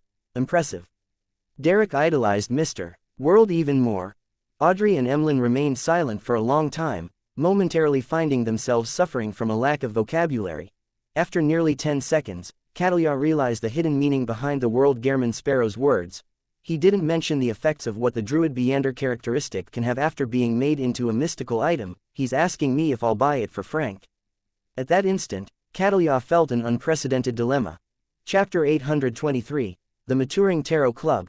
As the captain of the future, Catillon knew of the latent dangers that Frank Lee had better than anyone else. She knew that this first mate's strange ideas would at times be about truly terrifying and crazy developments. If it wasn't because those creations had yet to be proliferated and lacked the necessary elements, Catalia believed that the world would be different. Of course, if there came such a day, she would finish off Frank Lee ahead of everyone else by feeding him to the fishes. With him lacking godhood, many things will be limited in scope even if they're considered a success. It's impossible to distribute out and bring about a greater disaster. Just advancing to sequence 5 wouldn't result in any qualitative changes, and Frank has been holding back greatly in recent times. He's been focused on researching plants that can survive and grow through the absorption of monster corpses in the darkness. As her thoughts swirled and changed in her mind, Catalia finally made a decision. How much do you wish to get for it? She had a vague feeling that the World Gehrman Sparrow was recently in need of money. 8,000 pounds. If you can replace it with large sums of gold coins, you'll receive a discount. Klein secretly heaved a sigh of relief as he answered using the world. At the thought of how Frank Lee could be able to afford this sum, and how he wouldn't reject a druid's Beander characteristic, Catalia pondered for 2 seconds and said, "Deal. Give me a week to gather the amount." "No problem." Klein got the World Gehrman Sparrow to retract his gaze. After the trip to the primitive island, if not for having garnered the attention of the existence hidden in the depths of the cathedral, he would have given himself a perfect score. In less than half a night, he had obtained an invaluable card of blasphemy, a mystical item with not less than 10,000 pounds, as well as a possible total of 16,000 pounds. Furthermore, no taxes needed to be paid. It was faster than robbing a bank. Unfortunately, that primitive island has vanished. Otherwise, I can always pay a visit when I'm lacking money. Klein's thoughts wandered as he watched Miss Justice look at Mr. Hanged Man and ask with a tone of anticipation, "Do you have the fruits of the illusory chime tree?" Audrey actually had some inkling to the answer. This was because Mr. World had obtained so many Sequence 5 Beander characteristics recently, and Mr. Hanged Man was suspected to have had a private partnership with him in the past week. It was unlikely that he had obtained nothing. I can figure out certain clues from Mr. Hanged Man's satisfied and confident state. Audrey felt increasingly confident in her ability to observe others. Alger chuckled and said, "I was just about to tell you that I've already obtained the fruit." Excellent. Audrey held back and didn't act overly agitated. This meant that she had gathered all the ingredients for hypnotist. All she needed to do was wait for her psychiatrist potion to completely digest before she attempted the advancement, and it wouldn't take too long. Having already become an Aunt Agony in the aristocrat circles in East Chester County, Audrey thought with great certainty. To be frank, if she hadn't deliberately guided the topic of conversation, Audrey wouldn't have imagined that the aristocrats that all looked beaming with decent demeanors suffered immense stress. They had pains that others would find impossible to imagine. The changes of the times and the trends of society made them worried about the futures of their families and self. Of course, this was also related to them not being powerful aristocrats, as well as the limited resources they held on hand. These matters made Audrey truly understand the concept of a facade. She understood that faced with different targets, everyone wore a different facade. After concluding such situations, she had instantly digested a significant amount of her psychiatrist potion as her progress clearly sped up. Perhaps, in 2 weeks, more or less. In short, before I return to Backland, I should be able to become a hypnotist. Audrey looked at Alger with bright eyes and asked, "What do you want in exchange?" Having advanced to Sequence 5 recently, and having obtained the key to the door of demigods, as well as being about to possess a potent mystical item, Alger was lacking in money the most at the moment. Therefore, he said without any hesitation, 2,000 pounds. Deal. Audrey agreed with relatively great ease. This amount of money didn't need a reimbursement, for she could easily afford it herself. After completing the transaction, Audrey couldn't help but heave a sigh of relief. She finally didn't feel like she was falling behind in the Tarot Club. During this period of time, she had watched Furs become a Sequence 7, and watched Mr. Hanged Man approach the level of a high Sequence Beander. She also saw Mr. World finish off one Sequence 5 Beander after another, producing their corresponding Beander characteristics again and again. Yet, she remained as a psychiatrist, a Sequence 7 Beander. She couldn't help but feel stressed as she became a little anxious. She relied solely on placating herself, and Susie's counseling, to prevent any emotional problems from happening. Now, she had finally taken a step forward towards becoming Sequence 6. As the delighted, Audrey increasingly enjoyed the gathering. she heard Ma'am Hermit say to Mr. World, I can provide an answer to that drop of blood from the mythical creature. Do you wish for a private communication? The fool Klein controlled the world Gehrman Sparrow with piqued interest as he asked. If it's solely an exchange of information, I'll make a killing out of nothing. He thought with anticipation. Catalia looked around, and after a few seconds of thought, she shook her head and said, there's no need. I can only provide two forms of payment. 1. A single glance at the Wheel of Fortune card. I believe you know what this card of blasphemy that was created by Emperor Russell means. 2. It's to provide the means to regain a certain amount of strength during one's weak stages. Please pass this message to that angel, and ask if he is satisfied with such a payment. Provide the means to regain a certain amount of strength during one's weak stages. Queen Mystic has guessed that it's related to the Snake of Fate. That doesn't make sense. An angel includes a sequence 2 soothsayer. Can't the fool have an angel from the fate pathway serving him? I've no idea if Will Osepton knows the way to become the corresponding pathways sequence 0. If he is unaware, then taking one look at the Wheel of Fortune card would be an irresistible temptation. However, it's unlikely. He has lived for so long, and he's a sequence 1 at that. It wouldn't be so terrible to the point of only now grasping the ritual to becoming a god. Heh, I wonder what Russell looks like on the Wheel of Fortune card. It has a snake with the Emperor's face and other animals. Klein casually thought as he deliberated and made the fake person, the world, say, okay. If a transaction is ultimately made, you will need to pay an additional amount. What do you want? Catalia asked cautiously. The world Gehrman Sparrow said with a hoarse laugh, I want to meet Queen Mystic. Don't worry, the matter is very simple. There's just something that needs her help. After a moment of silence, Catalia said, I can only try my best to facilitate it, but I can't give any guarantees. Upon hearing their conversation, Audrey suddenly found it surreal. Has the Tarot Club already matured to such a level? Aside from Mr. Fool, from us only being able to exchange basic knowledge in mysticism and sequence 9 potion formulas, it has developed into transactions involving cards of blasphemy and the blood of mythical creatures. It hadn't even been a year. It's like a dream. I've also matured significantly. As Audrey sighed, the hermit Catalia continued looking at the world Gehrman Sparrow and said, there's some news regarding the Marauder Pathway mystical item you want. As she spoke, she requested Mr. Fool's help to conjure an item that resembled a tweezer. This tweezer was grayish-white in color, as though they were formed from 2 finger bones. Apart from that, it was relatively ordinary.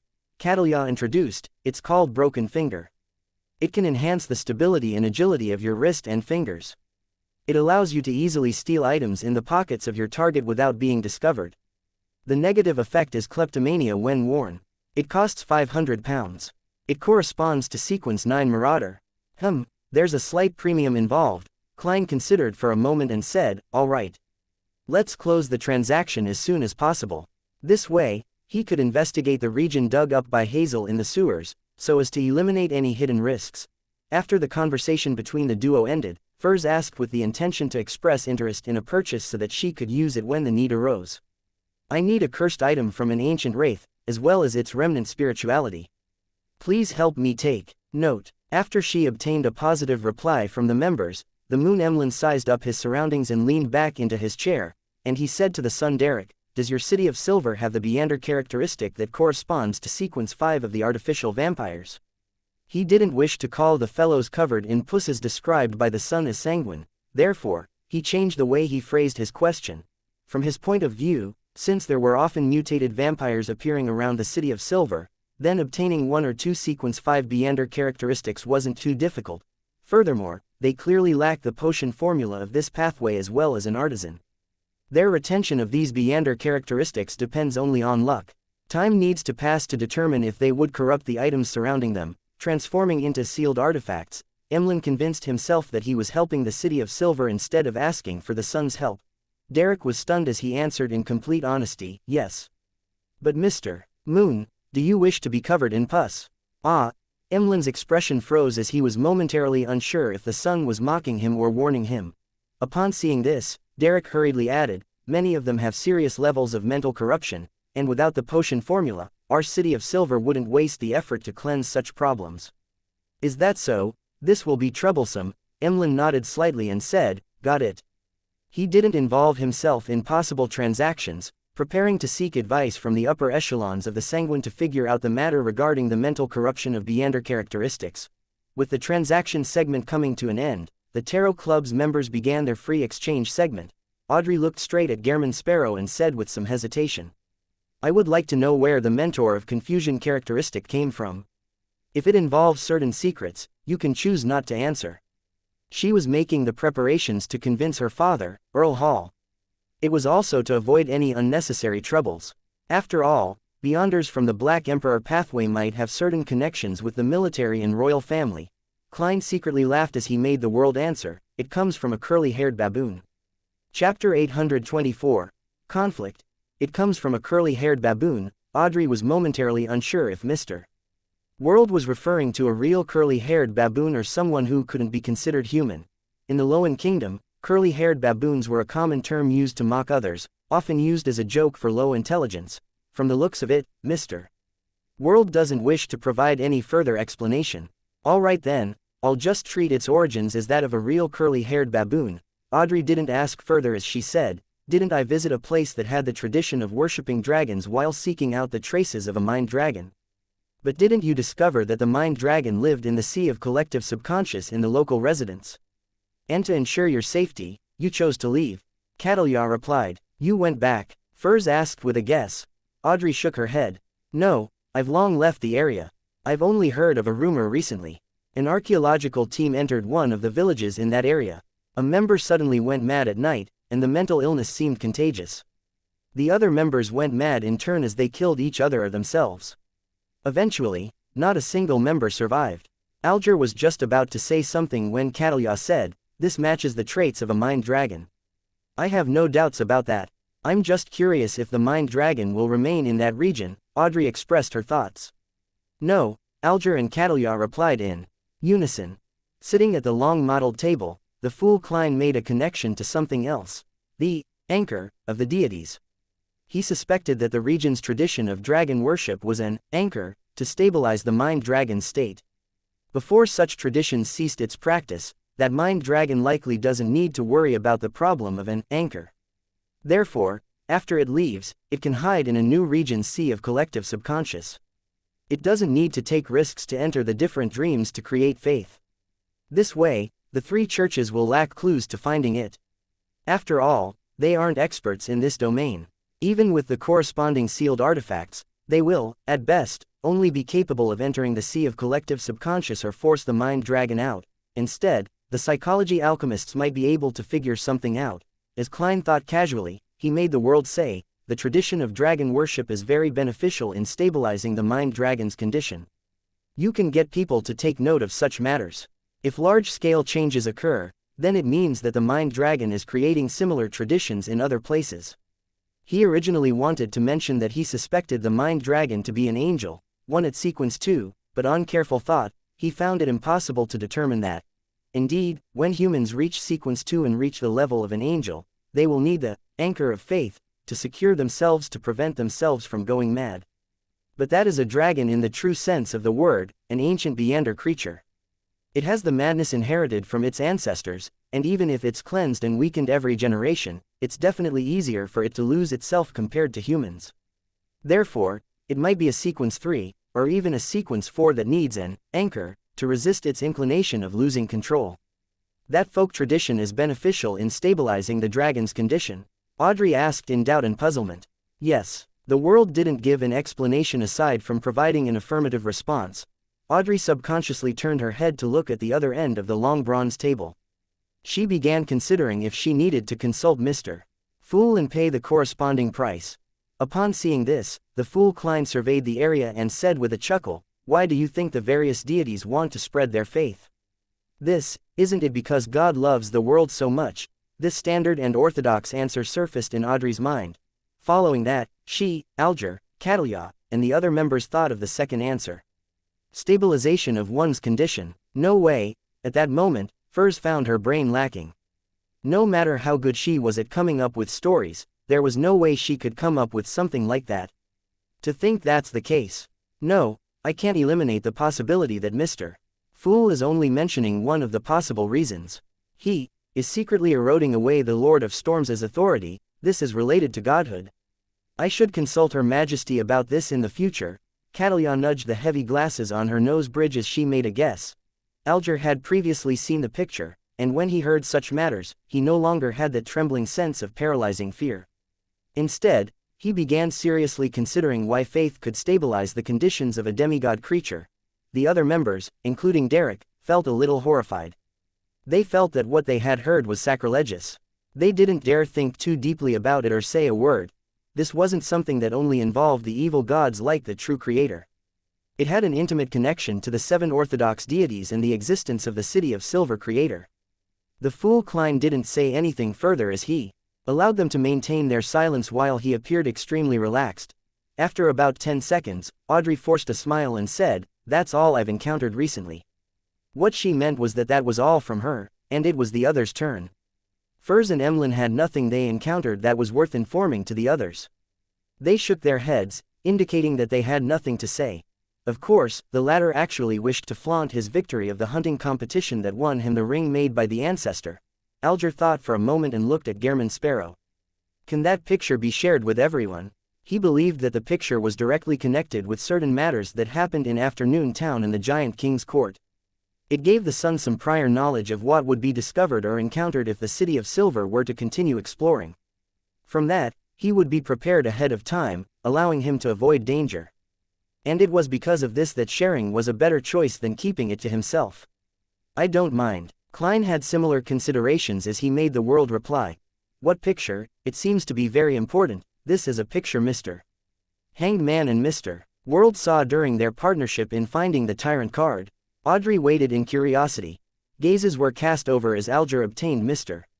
Fool's approval as he conjured the picture of the City of Silver creator being eaten by the kings of angels. The bloody, sinister, terrifying, and dark picture instantly left the Tarot Club members stunned. Even the knowledgeable Catalia momentarily lost her ability to think. Who are they? What are they doing? This is way too brutal a meal, right? A sanguine no longer do such things ever since the 4th epoch. We respect life and only drink blood. Emlyn was quite stunned by what he saw. As he had never seen the 6 statues in the Tudor ruin, he was unable to recognize the 3 figures. Back when the world shared the images of the 6 statues, he had yet to join the Tarot Club. However, he recognized the victim from the resplendent cross. He was likely, perhaps, probably the creator of the City of Silver, the legendary ancient sun god. In a previous free exchange segment, the sun had shared with them the corresponding symbols and sacred emblem of the Lord that created everything. Isn't this the eternal blazing sun, the Lord of Storms, and the God of knowledge and wisdom who Mr. World once presented? Why are they eating a human? No, they are feasting on the ancient sun god, the creator of the City of Silver. Audrey was dumbstruck as she instinctively suspected if someone had distorted or blasphemed the images of the orthodox deities. As Furs trembled in fear, she found the picture that was filled with darkness and evilness to have a form of aesthetics and was of high artistic value. In her mind, she had already come up with a title for the picture, The Last Supper. Catalia had never seen the 6 deities' statues before, and she only knew the ancient sun god. She subconsciously frowned and blurted out, "Kings of angels." Yes, at least the 3 present were, Alger said without any doubts. However, he wasn't sure who the dark infant inside the City of Silver creator was. As he spoke, Alger glanced at Derek and noticed that the youth's eyes were glazed over, his thoughts a mystery. At this moment, Derek's mind was filled with misery and despair. He believed that the one being eaten was the creator which the City of Silver believed in. He had also recognized the surrounding 3 to be the eternal blazing sun, the Lord of Storms, and the God of knowledge and wisdom. This made him suspect the term, Forsaken Land of God. In the various tomes in the City of Silver, they emphasized that God had forsaken the land due to certain reasons. It made them turn into the people of the dark. Therefore, as long as everyone repented from the bottom of their hearts and pleaded for forgiveness, the day would come when God would truly return to illuminate the entire world with sunlight. That's not right. No amount of repentance or seeking forgiveness can redeem the City of Silver, Derek muttered inwardly. That's because God is dead, eaten and never to return. This meant that the City of Silver's miserable pursuits and hope were only a mirage, one that would never be fulfilled. After a long silence, Audrey said, trying to convince herself, this is a distortion of the legend of how those 3 gods were born from the soul of the creator. 3 gods? Catalia's and Emlyn's eyes constricted at the same time, having figured out the general meaning of the picture. They knew what alarming matter it represented. Perhaps, but there's no way to explain that infant, Alger replied. He silently glanced at Mr. Fool, and he realized that this impressive existence had no intention of speaking. All he did was watch silently. With Audrey silent, the remaining members of the Tarot Club didn't say a word either. This silence continued until Alger dispersed the picture and turned to ask Derek, "Have you investigated the matter regarding your former chief's mausoleum?" Chapter 825, Reservation. Upon hearing Mr. Hanged Man's question, Derek replied in shame, "No. I've been constantly assigned to patrol missions recently, and I didn't have the time to investigate." Alger wasn't too surprised, but he was puzzled over one thing. Why don't you get the help of a few friends? You don't have to tell them your true motives. Split the task into very minor missions that wouldn't garner much attention. Let them search for information in different areas. This way, even if anything gets exposed, it wouldn't implicate them in a fatal way. Derek fell silent for a few seconds before saying, "I do not have friends." Before his parents died, he had a certain number of friends from general education classes and those at the combat training field. After all, there weren't many people that are roughly the same age in the City of Silver. They often got to meet each other, and they would even become teammates. However, after his parents' death, Derek had become introverted for a very long period of time. Burdened by the secret of the Tarot Club, he unknowingly distanced himself from his friends and stopped interacting with them. The last time someone visited him at home was Dark Regents who had been corrupted by the true creator. Alger choked on the son's reply. After taking a breath, he reorganized his words. "That's not a good thing. You won't be able to rescue the City of Silver just by relying on yourself. You have to unite a group of people, friends who can provide you with help during critical moments." "But this will make them be suspected," the son said hesitantly. Alger immediately said sternly, "Being suspected is better than being dead. The City of Silver is now at a dangerous crossroad. You have to carefully consider what needs to be done. It's impossible for there to be no sacrifices in such matters. There will even be a large number of sacrifices. Do you wish for their sacrifices to be worthless, or to be of value?" He didn't provide any further persuading words as he allowed Derek to inwardly struggle over what he had just said. Mr. Hanged Man is always able to find a reason to convince someone. Klein sighed and made the world Gehrman Sparrow turn his head to look at Justice Audrey. "Are you currently able to treat relatively serious mental illnesses?" His only understanding of a psychiatrist was frenzy and dragon might. He knew little about the rest, having only heard Miss Justice occasionally mention placate and psychological cue. Therefore, he wasn't sure how capable she was at treating mental illnesses. Audrey's attention was caught as she eagerly replied, "Yes, I can." "There's no problem, Mr. World. Do you have a friend that requires treatment? I happen to lack patience," she thought in excitement. At this moment, Emlyn raised his right hand and held it to his mouth and nose, as though he already knew the answer. Klein silently sighed and made the world said with a low chuckle, "No, I'm the one who needs treatment." The entire magnificent palace suddenly turned extremely silent. Alger, Catalia, and Furs all knew that Mr. World was a crazy adventurer, but they never expected him to have a relatively serious mental illness that brought him to the brink of complete insanity. This is the price for strength. Furs trembled as she felt increasingly afraid of Gehrman Sparrow. Communication and reasoning were still possible with a crazy adventurer, but it was impossible with a lunatic. The mental terror candle wasn't able to fully treat his mental illness. It has already reached such a severe state. Emlyn, who had expected this, felt that the world could go mad at any moment. Derek didn't think too much about it, solely feeling concerned for Mr. World. He had wanted to say that the City of Silver had a psyche analyst that could provide treatment, but realized that it would expose too many problems. All he could do was shut his mouth as he looked at Miss Justice with an expectant look. Audrey was alarmed, lost, and puzzled. She said with some deliberation, "Mr. World, based on my observation, you shouldn't have any relatively serious mental illnesses. If it's just anxiety and immense pressure, you can condition yourself and properly relax yourself to recover. There's no need for direct treatment." The world Gehrman Sparrow chuckled and said, "The reason you didn't discover it is because the mental illness from before has been treated. I'm only making a reservation. If similar signs appear again in the future, I wish to receive timely treatment." "I see." Audrey nodded in enlightenment. She suddenly felt a little pity for Mr. World. She felt that this cold reaper who had killed several sequence 5s a week was a cold and profound blessed of Mr. Fool. He was a powerful and fear-inducing Beyander, but he was also someone whose inner feelings resembled an ordinary person.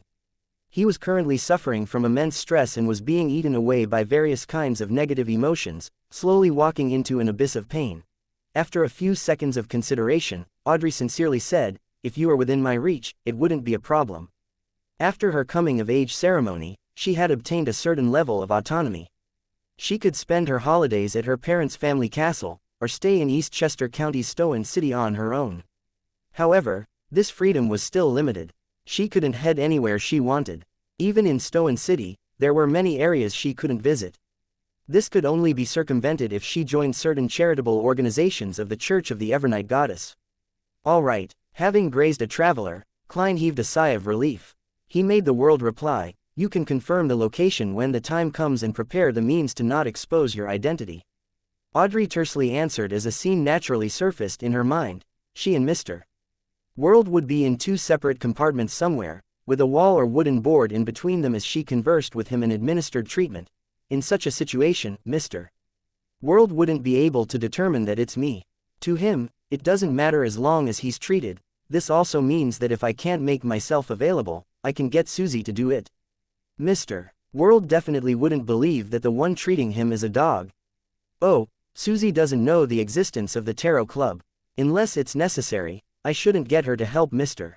World.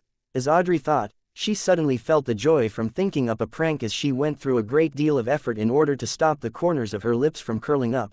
After confirming this matter, Klein thought of another problem and got the World to look at Catalia.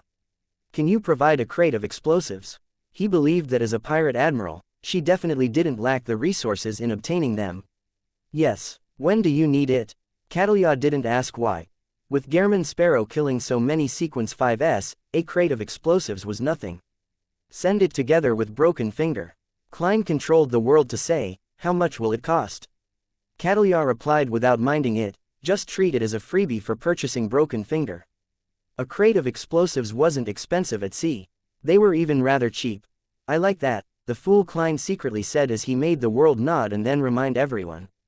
"That picture from before, try your best not to recall it or even try to draw it when out in the real world." Audrey and the other members subconsciously glanced at the other end of the long bronze table and realized that Mr. Fool didn't say anything against it. They immediately turned serious and didn't dare to be careless. This also made Catalia's thoughts of writing to Queen Mystic Bernadette about this matter be placed on hold. She had to consider a suitable method that could avoid influencing factors. Following that, the free exchange segment slowly came to an end as the area above the gray fog fell silent. Returning back to the future, Catalia stood behind the window of the captain's cabin. She was clearly in a dilemma. Finally, she took a deep breath and exhaled. As she nudged her glasses, she left the captain's cabin and walked to Frank Lee's room. This first mate had been chased to the bottom cabin after the crew's unanimous vote. It was to prevent his experimental products from suddenly spreading. Frank Lee was rather pleased with this because his new residence was much more spacious. Furthermore, it also suited the condition of a dark environment. Knock. Knock. Knock. Catalia came to the bottom cabin and rapped at the door. "Wait a moment," Frank Lee shouted a reply. It was unknown what he was busy on. After a minute, he opened the wooden door with his sleeves rolled up. He asked in puzzlement, "Captain, is there something?" Catalia didn't directly answer him as she used her night vision to peep into the pitch-black interior. She saw blue fish laid on the table with their eyes wide open. From the gap between the scales, green sprouts grew out. Some were already mature with a ear of wheat. "You succeeded." Catalia held back her instinct to take a step back as she asked. Frank nodded in glee before shaking his head. "Not yet, but I've already made significant progress. I've crossbred wheat, mushrooms, and a bit of a rose bishop's cells, and I achieved a first-stage product. Placing them in the stomachs of fish, they will be able to absorb the flesh and blood to grow to maturity even without any light. But the current issue is that the target is supposed to be monster corpses. There's a need to prevent the poison and madness accumulated inside to not spread to the food after their flesh and blood is absorbed. Also, producing them is a problem. There's definitely not that many rose bishops who are willing to be material. Therefore, there's a need for them to have the ability to split and absorb flesh and blood themselves." After hearing Frank Lee's description, Catalia silently nudged her glasses. Will such food begin to absorb flesh and blood and multiply while inside a human stomach after consumption? Frank Lee fell into deep thought. After a few seconds, he said, in theory, no. Because no one will eat them raw. I will have to test its activity under high temperatures. No, they still lack the ability to split themselves. It doesn't matter if they have any activity. Seeing Frank Lee in his confused state, Catalia fell into a dilemma again. After a while, she slowly asked, I have a channel that allows me to obtain a druid's Beander characteristic. Do you need it? Ah, of course. Frank became thrilled. Many a time, my abilities are what limit my ideas. This, I kind of regret it. Catalia suddenly had such a thought. Chapter 826, The Thought of Being Forgotten, Monday evening. 160 Bachland Street. Klein set up a ritual and summoned himself. He planned on investigating the secret hidden in the sewers. While responding above the gray fog, he was in a dilemma about the card to use, the Black Emperor or the Tyrant card. It was like the selection of clothes before heading out. In consideration of how Bachland was a place where the Church of Storms was a very powerful faction, and being afraid that he would end up attracting high-sequence irascible bros, Klein ultimately chose to use the Black Emperor card. He wore a crown and black armor with a cape behind him. Aside from this card of blasphemy, he also brought Creeping Hunger, Azek's Copper Whistle, Senor's Gold Coin, and Broken Finger, the Marauder Pathway's mystical item which Catalia had given him 3 hours ago, as well as some ordinary explosives. Of course, Klein didn't bring the entire crate of explosives. For a spirit body, it was just too heavy.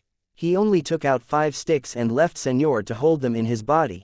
As for Death Knell, he had left it in his room. This was to prevent himself from having the urge to participate in a battle.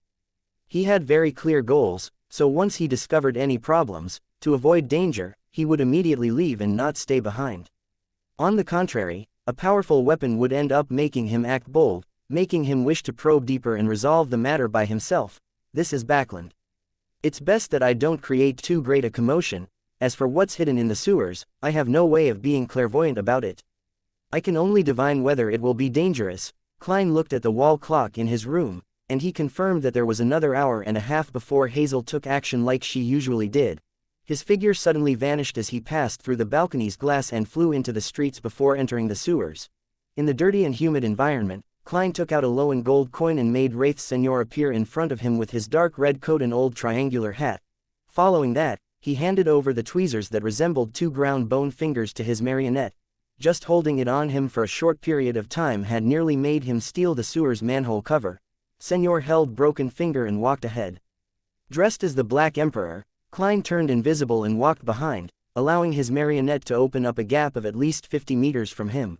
With this distance between them, he was no longer affected by kleptomania, and as a dead person, Senor also lacked the thoughts of stealing. He didn't even have any thoughts. Turning in at the corresponding fork and passing through the hidden door, Wraith Senor held the grayish-white tweezer and appeared inside the half-natural, half-artificial cave. Unlike before, the oilskin-wrapped tools like shovels had changed positions. The hidden passage on the right had deepened a little. That was clearly Hazel's main focus. Right on the heels of that, Klein, who didn't enter the fork, leaned against the water of the sewers, his back facing the target region. He controlled his marionette as he walked deeper into the right passage. Soon, Senor came to the end. At this moment, Klein suddenly felt the grayish-white tweezer in his marionette's hand tremble subtly, as though it had been attracted by some unknown object not far away. The unknown item was deep and profound like a calm ocean.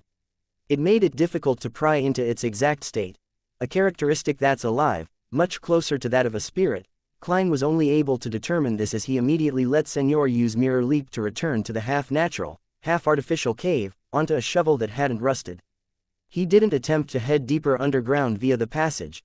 Then, Senor appeared again, took out the 5 ordinary sticks of explosives from inside its body, and placed them in different spots. Every wraith was a demolition expert. After doing all of this, Senor's figure phased away, appearing on the surface of the gold coin in Klein's hand. As he stuffed the gold coin into his body, Klein raised his right hand, in preparation to snap his fingers and trigger the 5 sticks of explosives. His idea was very simple. It was to deliver an explosion of a suitable scale in order to destroy Hazel's hard work and traces. It would attract the Nighthawks and resolve everything. This way, regardless of what was hidden deep in the passage, it wouldn't bring him danger.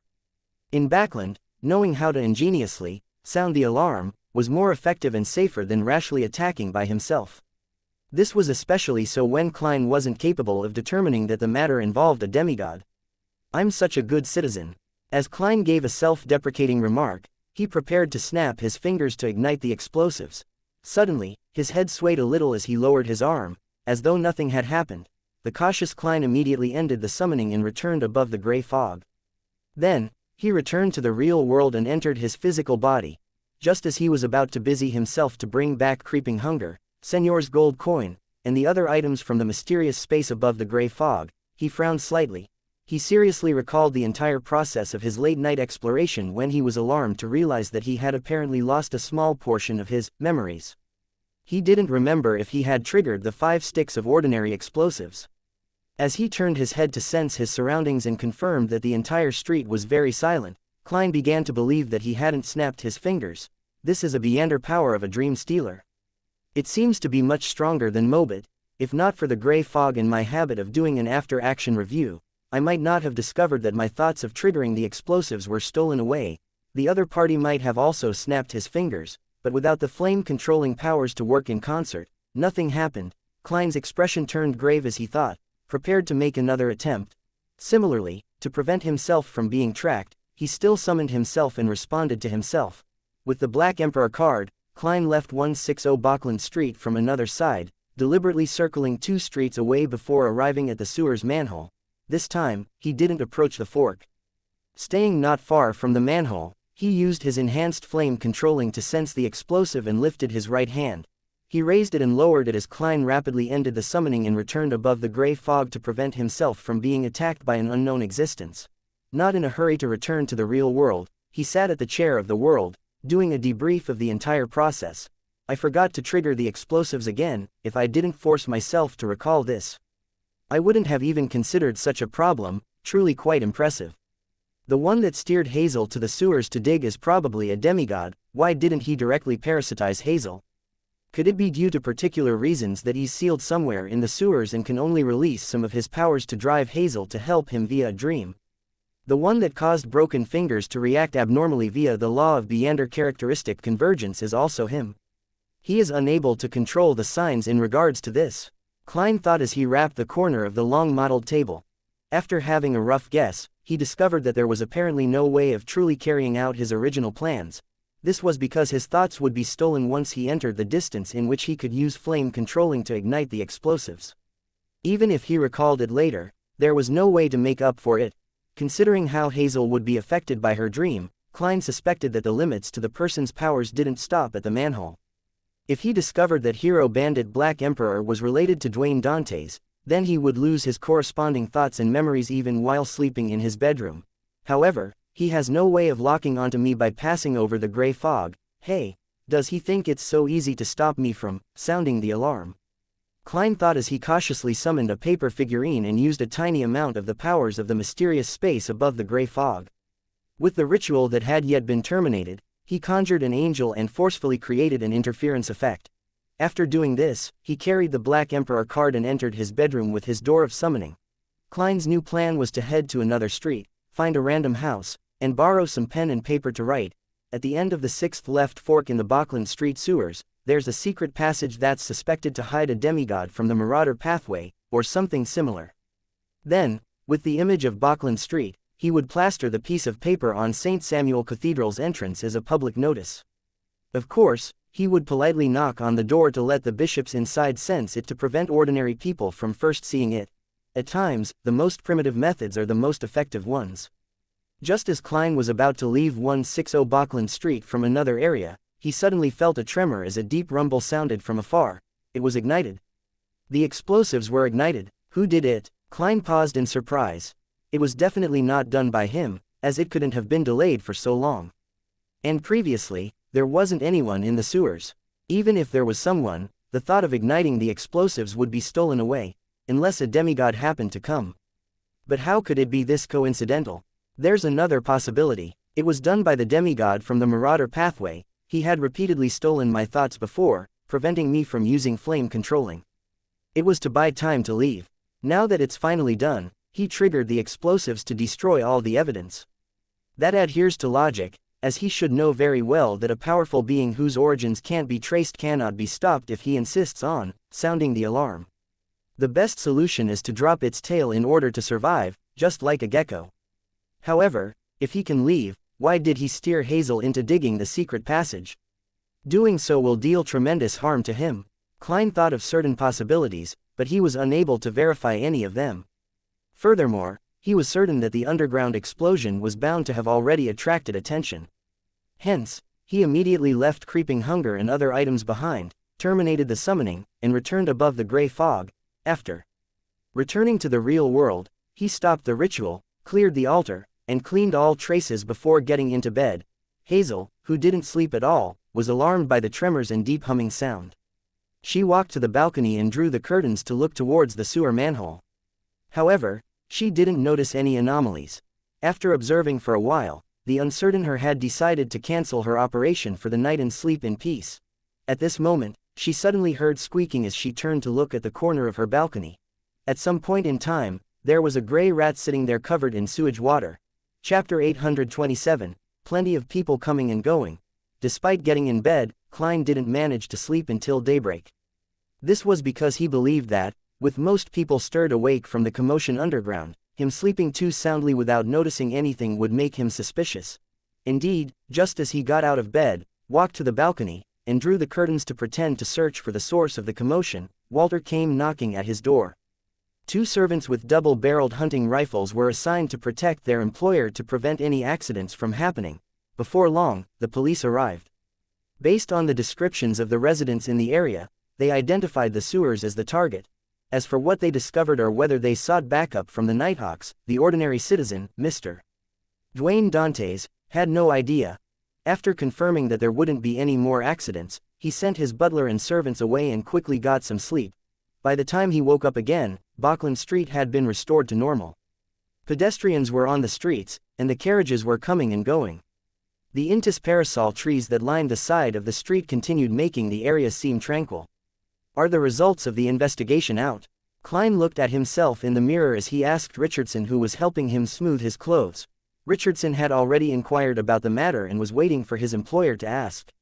He immediately replied, apparently some gang members were trading firearms in the nearby sewers and accidentally triggered an explosion. What a reasonable explanation. Klein didn't probe deeper, nor did he consider where the demigod of the Marauder pathway who stole away his thoughts went to or if the Nighthawks found him. Firstly, this was because he believed that the demigod's action of igniting the explosives would definitely implicate him in a serious manner. If the demigod had the ability or suitable environment to do so, he would have long parasitized Hazel without going through the convoluted and troublesome hassle. This also meant that in the next 2 to 3 weeks, or even 2 to 3 months, Klein didn't need to worry about the demigod. Secondly, if he continued pursuing the matter and pushed the demigod into a corner, Klein had no doubts that he would be harmed as a result. Once the demigod lost all inhibitions and began affecting the surroundings on a large scale, then, even if he didn't expose himself, he would suffer the demigod's attack, as well as implicate the innocent residents along the street. Apart from the first 2 reasons, Klein was apprehensive over the matter. If anomalies kept happening in the originally normal Auckland Street, it was bound to attract a deeper level of suspicion from the official Beyonders. And all of this happened after Dwayne Dantes moved in. Even if Klein's body was covered in mouths, there was no way he could explain himself. When the time came, he would have to give up on his plans and reconsider new ones. I shouldn't head into the sewers for the time being. There's probably a trap laid by the official Beyonders. There's one thing to do, take note of Hazel without leaving any clues. I'll observe to see if there are any abnormalities about her, and once I discover any dangerous signs, I'll immediately turn into hero bandit and put up advertisements. At St. Samuel Cathedral, Klein went downstairs to have breakfast with a composed look. After doing so, he returned to his master bedroom and got Richardson to wait by the door. As for himself, he took out the almost torn paper crane from his wallet. He planned on using it one last time and inform Snake of Fate Will Osepton of the choices that Admiral of Stars was offering him, and if he was agreeable or not. Typically, he could complete such matters by visiting his parents. However, without drive, Aaron's invitation, and him lacking a sufficient reason to pay a visit, that wasn't the best choice, as it easily made others question his motives. He obviously couldn't tell Aaron that he wasn't there for him, but for the fetus in his wife's womb. After carefully unfolding the paper crane, Klein glanced at the pencil marks left on it. His intuition told him that, as long as he used an eraser, the paper would definitely tear. However, this didn't stump him. He got a black fountain pen and directly wrote on it, "The other party has made their offer." The black ink was a lot more obvious than the pencil marks, therefore, although the text overlapped, it didn't affect anyone from recognizing the words written on it. There are always more solutions than problems. Klein nodded in satisfaction as he folded the unfolded piece of paper according to its crease marks. This time, he suspected that unfolding it again would result in it tearing. Ever since the tarot gathering ended, Derek was like a petrified statue who sat by his bed, motionless. After an unknown period of time, he was awakened by the noise on the streets outside. However, the feeling that he was still in a nightmare continued enveloping him. It made his footsteps towards the window appear especially heavy. God might already be dead, God might not return again. Such thoughts kept resounding inside Derek's mind as he felt an irresistible sense of despair and pain. Back when he had to kill his parents with his own hands, he had already suspected if God would return or show his blessings to his forsaken people of the dark. He later thought of relying on Mr. Fool, allowing himself to become the true son and help the people of the City of Silver to escape their cursed fates. However, having been educated from a young age and the environment constantly affecting him, he still looked forward to the return of the Creator. He held expectations that sacrifices and the repentance of the City of Silver would earn them a response, and now, all his hopes had been dashed. The tiny sliver of hope that was left had now been engulfed by the darkness. The City of Silver will continue in this state until it disappears into the darkness. There will be no one remembering that we once existed and struggled.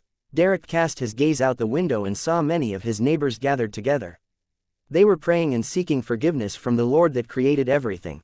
This wasn't a ritual organized by the 6-member council, but a tradition that took form in the City of Silver after 2,000 to 3,000 years. They would pray for almost anything: good developments, unstable emotions, an injury in the family, and the birth of new life. Lightning streaked across the sky and illuminated the streets. Derek stood motionless in the darkness of his room, staring outside in a daze. Unknowingly, he clenched his fists.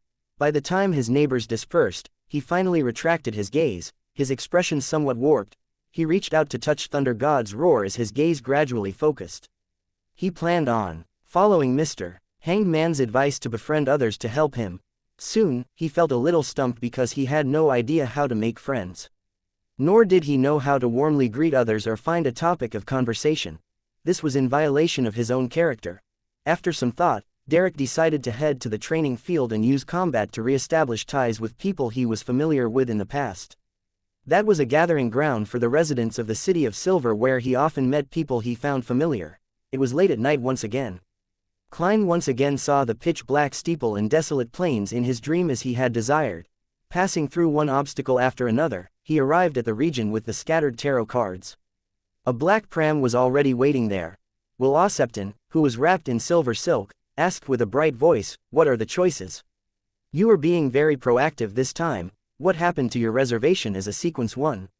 However, kids are like that. It's good that you maintain such a state of mind." Klein silently chuckled as he said, "2 choices. Choose either one. 1, it's to take one look at the Wheel of Fortune card. 2, it's the method to regain a certain amount of strength during your weak stages." Will fell silent for a second and chuckled. "So it's Bernadette on the other side. My intuition was right after all. I'll be able to obtain something good this time." Following that, he asked, "Which choice do you think I'll choose?" Klein's subconscious idea was, "I have a chance of posing a question once." Then, he said with a self-deprecating laugh, "2. Will tsked and said, "Do I look like a mythical creature that doesn't have such methods? I've already restarted so many times. I definitely have the right state of mind to make preparations." "Reasonable." Klein nodded and said, "You wish to take a look at the Wheel of Fortune card? Or do you want them to switch the choices?" Will sucked at his thumb and said, "I choose 2. Klein's expression froze. Will smiled and said, "Knowing one more method means one more trump card. Isn't that the right thing to do?" "Yes, whatever you say is right," Klein replied in exasperation. "All right. When can you complete the transaction? Will Osepton waved his short arms and said, of course it's when I'm born and have the placenta blood. This will probably be in early July, but it might be brought forward. Having said that, he relaxed his limbs as he chuckled. I wouldn't mind it either if they wished to hand me the method ahead of time. They, Klein subconsciously asked, unsure how the Snake of Mercury knew that it was they, and not her, Queen Mystic, Bernadette. Will Osepton sucked at his thumb and said indiscernibly, Bernadette has already passed that stage. The stage, that needs a drop of mythical creature blood, is likely being prepared for her subordinate. Is that the case? Ma'am Hermit needs it. Klein asked thoughtfully, what is that drop of mythical creature blood for? The main ingredient of some potion. He connected it to the fact that a drop of divine blood from the eternal blazing sun could be used for the unshadowed potion's main ingredient. No, isn't it suicidal for other pathways to consume the blood of a fate pathway mythical creature? Will Osepton said with a scoff. I heard that to advance from sequence 5 to sequence 4 for the mystery prior pathway, there's a need to completely analyze a drop of a mythical creature's blood and, from there, obtain complicated and massive amounts of knowledge. This is part of the ritual. As the mythical creature blood used is different, what they will be proficient at during the mysticologist stage will also differ. To think that's possible, the rituals of the different pathways and different sequences all have their unique traits. Klein bowed in enlightenment and said, thank you for your answer. Will Osepton waved his hand and said, stop disturbing me. Letting me be born in peace is the greatest form of gratitude. Without waiting for Klein to answer, he added, giving me that method doesn't count. With that said, the black pram retreated and entered the shadows before vanishing. Klein watched the surrounding walls collapse as he silently heaved a sigh of relief. He planned on escaping to sleep again. At this moment, he froze because he discovered a new power infiltrating his dream. Another one is coming just after one left. This is more lively than in the day. As Klein changed the dream according to his wishes, he pretended to look around in a daze. Chapter 828, Movement of the Night. Klein had set the dream to be that of 160 Bachland Street. He produced many beauties that circled around Dwayne Dantes. He did this to perfectly create the image of a knowledgeable and experienced tycoon who could only let go in his dreams while holding back in the real world to uphold his reputation. Sitting on a sofa and receiving a cup of red wine from a young lady, Klein found his surroundings suddenly change before he could even taste it. It turned from his brightly lit villa filled with elegant beauties to a dark, humid, and dirty sewer. Following that, he saw 5 familiar explosives in his hands. Aren't these the ones I placed earlier? Klein was first taken aback as he pretended to jump in fright, throwing away the explosives as he looked around warily. Noticing that there weren't any other abnormalities, he retreated one step at a time until he felt his way to an upright metallic ladder. He decisively climbed up, moved the manhole cover away, and left the sewer. As he returned to Bachland Street, his dream shattered as he woke up. Klein opened his eyes and found himself in a dark room. As he looked at the ceiling adorned in gold, he recalled his encounter. This was done by that Marauder Pathways demigod. He escaped the pursuit of the Nighthawks and is still hiding nearby. As he's afraid that the Black Emperor who exposed his whereabouts would appear again, he began steering dreams to seek out his target. Very possible. If it wasn't because I can maintain my reason and lucidity when others infiltrate my dreams, I might have been driven by my subconscious to place the explosives again. After all, this is something I've done before, and the memory is still fresh in my mind. Thankfully, I concluded the principle that a marionettist should try to hide behind the scenes.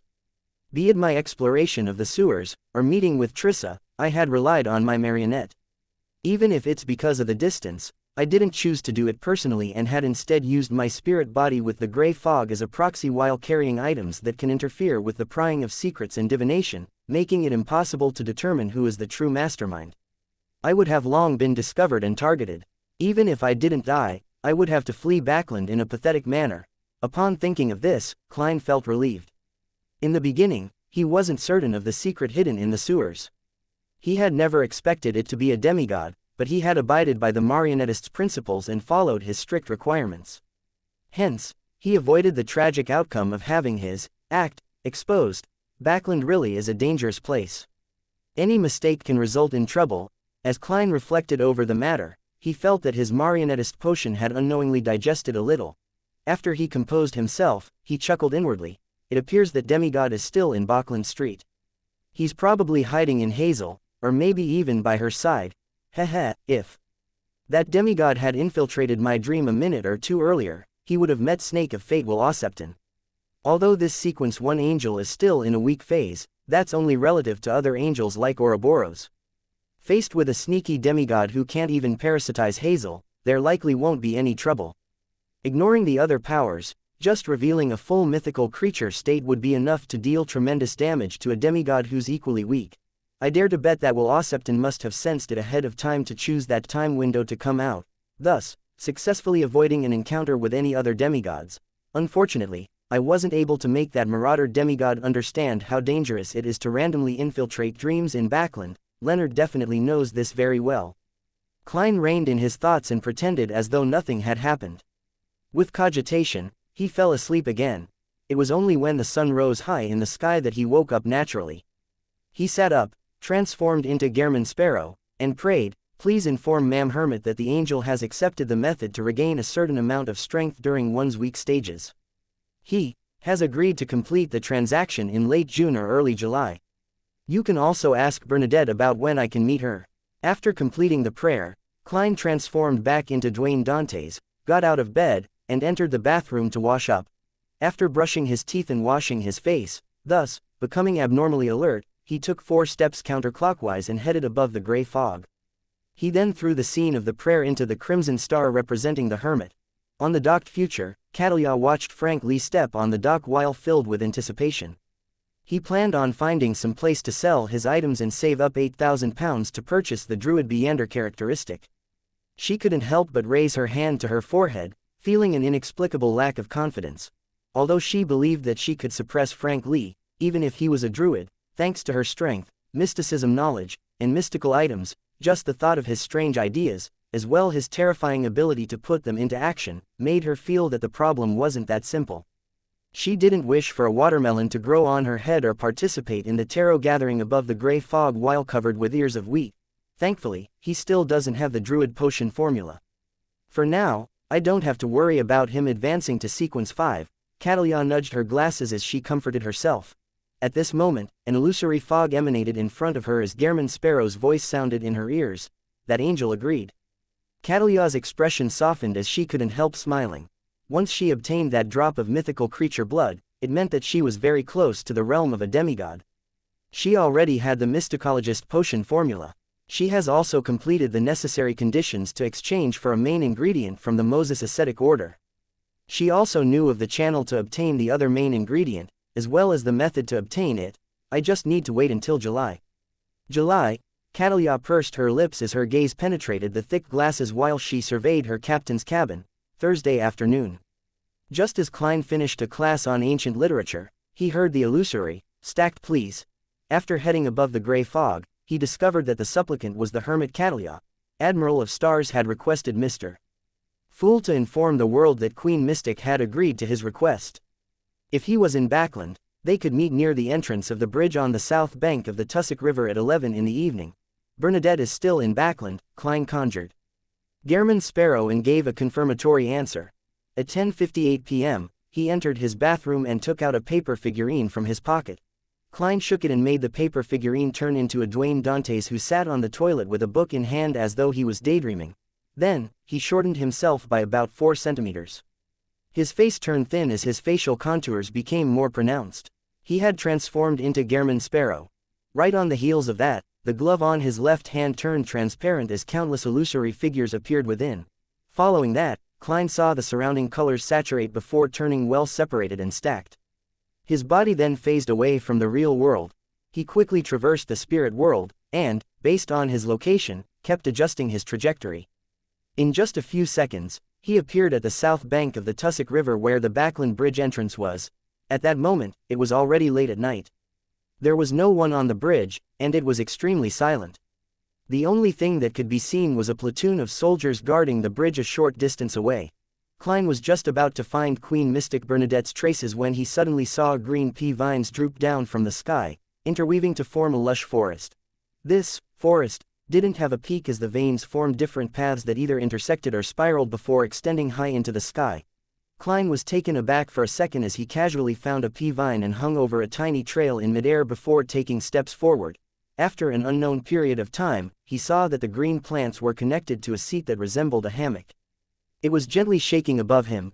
Queen Mystic was sitting there, wearing a white Intis-styled shirt and a dark black jacket. By her waist was a thin rapier. Other than not wearing a triangular hat, she was dressed like a standard pirate captain. She didn't only reveal her black leather boots like she did back when she interacted with Sherlock Moriarty in Backland. At that moment, her chestnut hair cascaded down as her blue and deep eyes looked over. She gently said without any emotion, "Thank that existence behind you on my behalf. So you are still quite respectful towards the fool." The few answers I previously gave her had likely resolved some of her confusion. With the mask of Gairman Sparrow on, Klein politely replied, "All right." Bernadette's eyes didn't shift as she continued looking at him. "Is there something this time?" Klein paused for a second as he said the words he had already prepared. "I wish to receive your help in reproducing the prolonged state of being contaminated by the core seal's power behind Channy's gate of the Church of Evernight." As he spoke, Klein made Wraith Senor appear beside him. Bernadette looked deeply at the upright Admiral of Blood. Without asking Gairman Sparrow how he knew that she had the means, she calmly said, "The core seals in the different cathedrals of the Church of Evernight are different. The state of contamination will also be different. Is it the Evernight pathway, the death pathway, or something else? Is it a main diocese cathedral, or a typical central cathedral in a city?" She had directly eliminated the option of the Church of Evernight's headquarters, the Cathedral of Serenity. This was because even a king of angels wouldn't cast their sights on it. Klein thought for a moment before saying, "Diocese Cathedral. Evernight pathway." Bernadette nodded gently and said, "Then, I can allow him to suffer the corresponding contamination, but doing so will basically destroy this marionette of yours. It can still be used normally in the beginning, but with the passage of time, the contamination will worsen. He will slowly fall asleep, never to awaken. Can the time it takes for the complete contamination be pushed back?" Klein asked, holding back the pain of potentially losing a marionette. Senor was one of the most valuable assets he had. Bernadette said with a calm expression, 2 months is the limit." Klein struggled inwardly for 2 seconds before replying in a deadpan manner, "All right." He then pressed his hand to his chest and bowed. Bernadette didn't say a word as she retracted her gaze. She extended her right hand as words that were written in Jotun, Dragonese, Elvish, and ancient Hermes appeared in midair. These words interwove into strange symbols with a star-like radiance, as though they were opening a secret door that led deep into the spirit world. With the secret door opened, a gust of wind blew, conjuring the upper body of a man that was covered in white cloth. "Sleep bugle," Bernadette said gently but sternly. The man who had a torso and wind for his bottom replied reverently, pulling out a human skull from the white cloth. The skull's eye sockets were deeply recessed and dark. It was impossible to see the bottom. The rest of the skull was covered with holes of different shapes and cracks. It was white like a piece of jade. Bernadette took the sleep bugle and glanced at Gairman Sparrow. "Go back at least 50 meters. Klein didn't ask why as he left Senor in his original spot, and he quickly distanced himself along the pea-vine path. After exceeding 50 meters, he suddenly heard a distant and serene melody that was filled with sorrow and gloom. Subconsciously, Klein looked up at the area covered by the pea-vines. Bernadette was sitting with her back slightly hunched. Her chestnut hair was fluttering as her head was bowed. She had placed the human skull to her mouth, letting the orifices produce an air stream that appeared like the orchestrated movement of the night. The movement brought with it the power of calmness and faint melancholy. Bit by bit, it spread out without alarming the soldiers guarding the bridge beyond the pea-vine forest. Klein stood there and listened seriously when he suddenly had a pining for home. That was home, something that a traveler who had been drifting for a long period of time yearned for the most but was unable to touch. Chapter 829.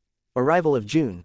In the dark night, and within the green vine forest, Klein closed his eyes as he listened to that musical movement that was emitted from the sky.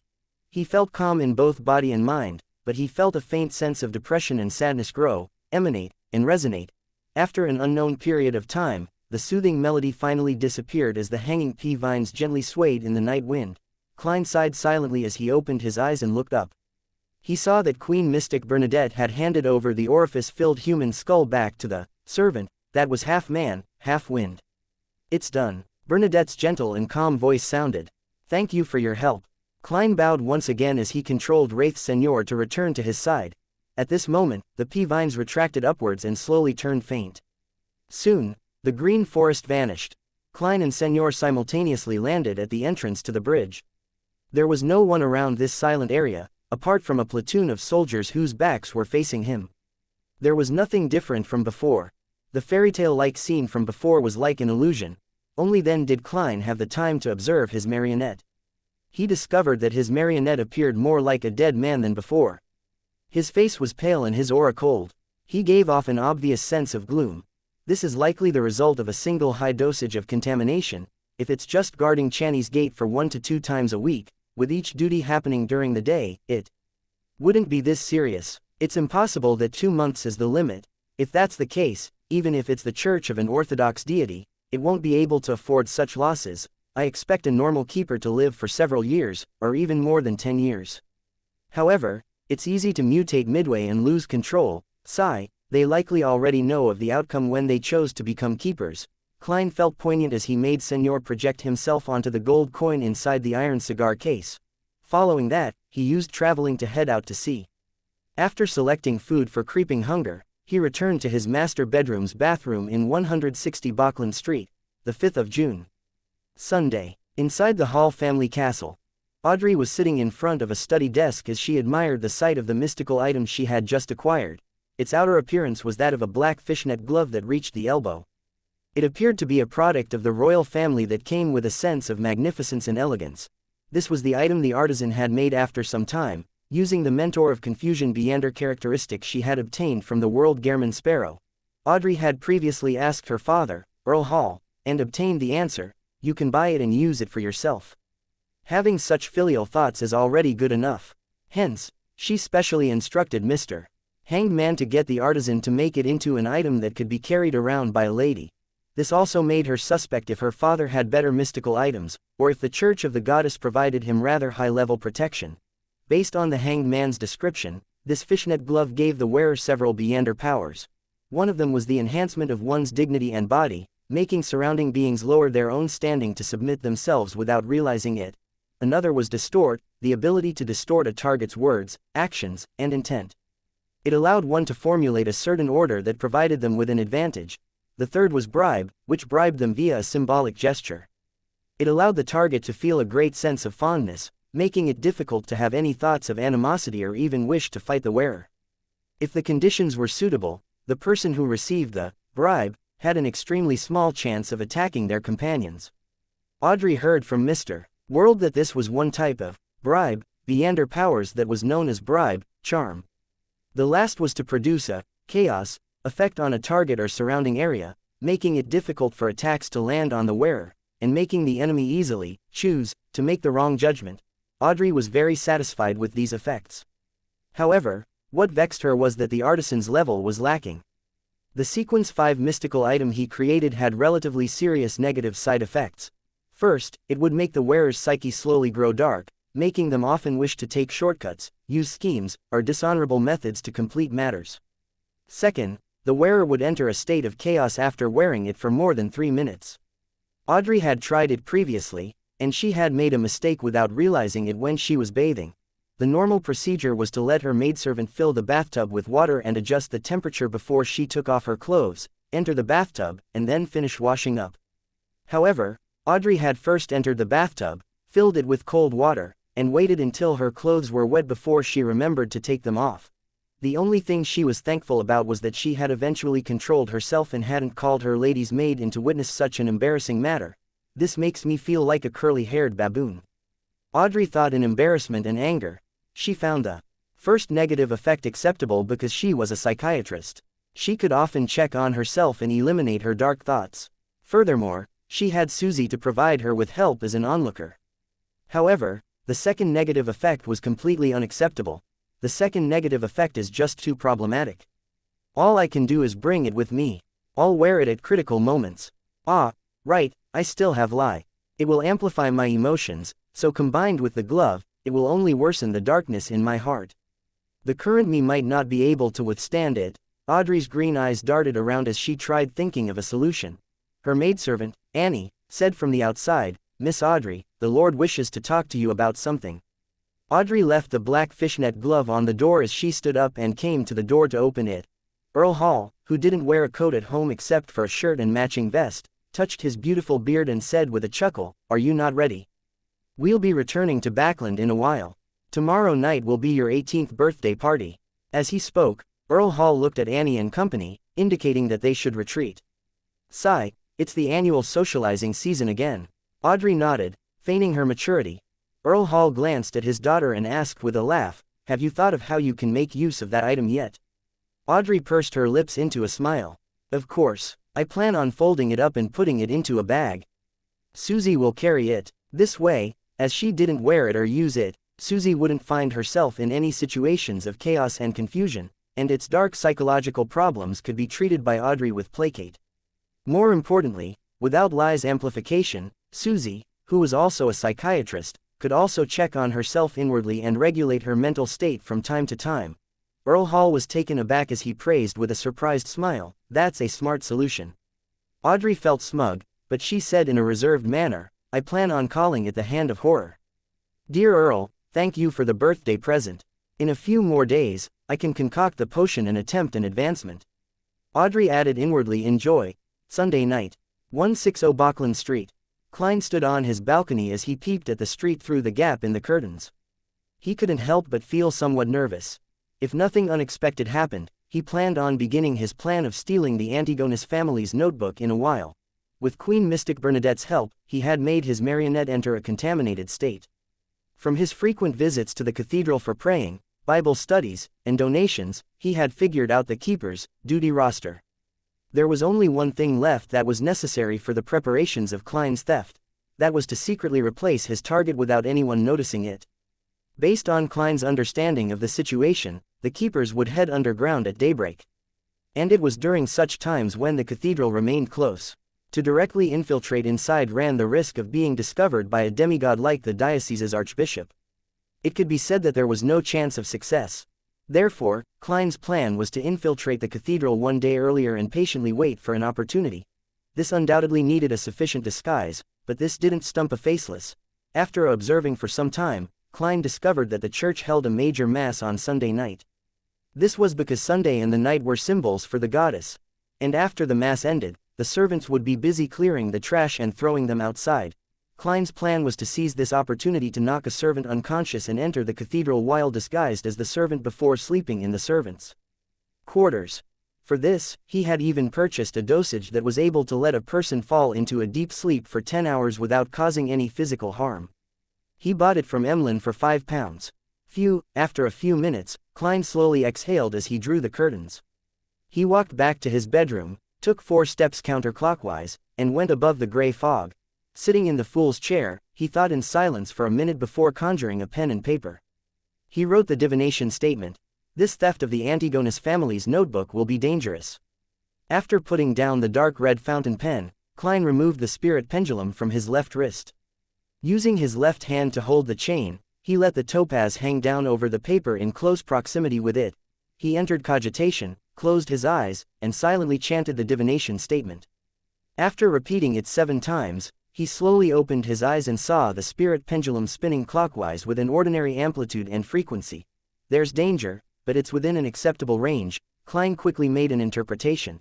In fact, he was a little worried if his divination was being interfered with, just like how the mother tree of desire had done so. However, he had no way of verifying it, much less falsify the possibility. Therefore, when the divination outcome, plans, and preparations satisfied the required conditions, Klein had made up his mind. He looked at the hanging topaz that slowly came to a halt. In Chinese, he said in a heavy voice, "A strong bow is poised to strike."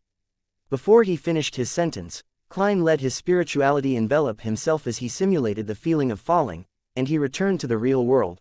This time, he planned on only bringing 3 items with him: Creeping Hunger, Senor's gold coin, and Azek's copper whistle. The characteristic they had in common was that they could be stored inside an iron cigar case. He could use Paper Angel and a wall of spirituality to provide a double layer of screening. As for the other items, there was a high chance that they couldn't pass through Channy's gate, as they could easily trigger an anomaly at the core seal. Therefore, Klein had left the rest of his items, as well as his money, above the gray fog, prepared to immediately flee if anything went wrong. It's just that the 3% coin company shares worth £12,800 is tied to Dwayne Dantes's identity.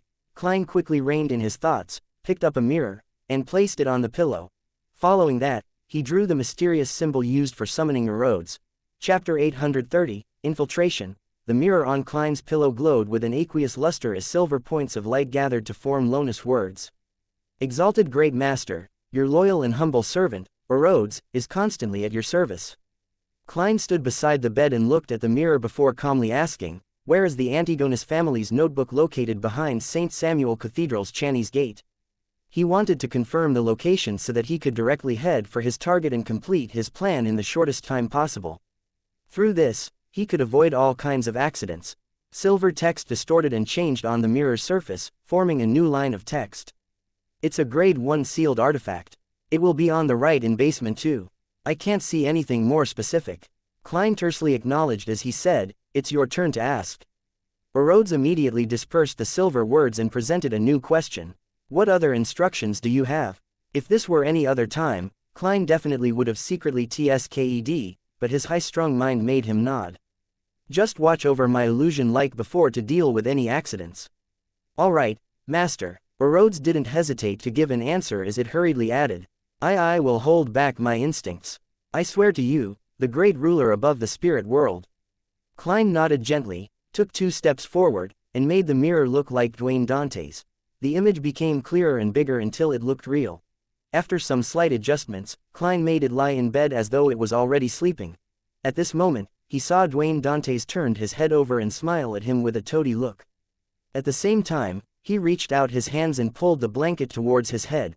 Without a word, Klein transformed into the cold and crazy adventurer, Gehrman Sparrow, as creeping hunger on his left hand turned transparent.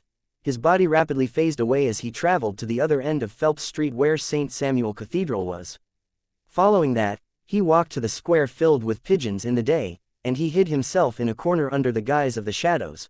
A short while later, a batch of believers who had attended Mass came out of the cathedral. Before long, servants began leaving the cathedral with all sorts of miscellaneous items, walking to the trash bins in an alley. A number of people were dealing with the feces that was found at the spot where the carriages parked at. At this moment, a servant's body suddenly trembled before he bowed his head. He seriously began cleaning the area, and he even proactively walked towards the square as though he wanted to clean the trash there. He slowly opened up a distance from the others until he came to a shadowy area. When the other servants stopped placing their attention on him, a hand suddenly outlined itself and reached out of the void, grabbing him by the shoulder and causing his body to phase away into nothingness.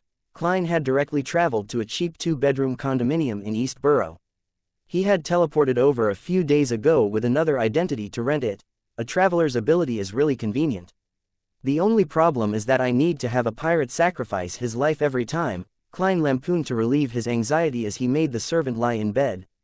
Then, he took out a long metal vial and threw it at him. The servant caught it and pulled out the stopper before gulping down the soporific medicine in it. In a few seconds, he fell into a deep slumber as Senor surfaced to the side. Klein observed the servant on the bed as his body suddenly softened like he had transformed into a slime monster. However, he didn't collapse into a pool. After some swaying, he instantly shortened his height by 15 centimeters as his skin darkened in color. His facial features moved, and soon, he had transformed into the servant.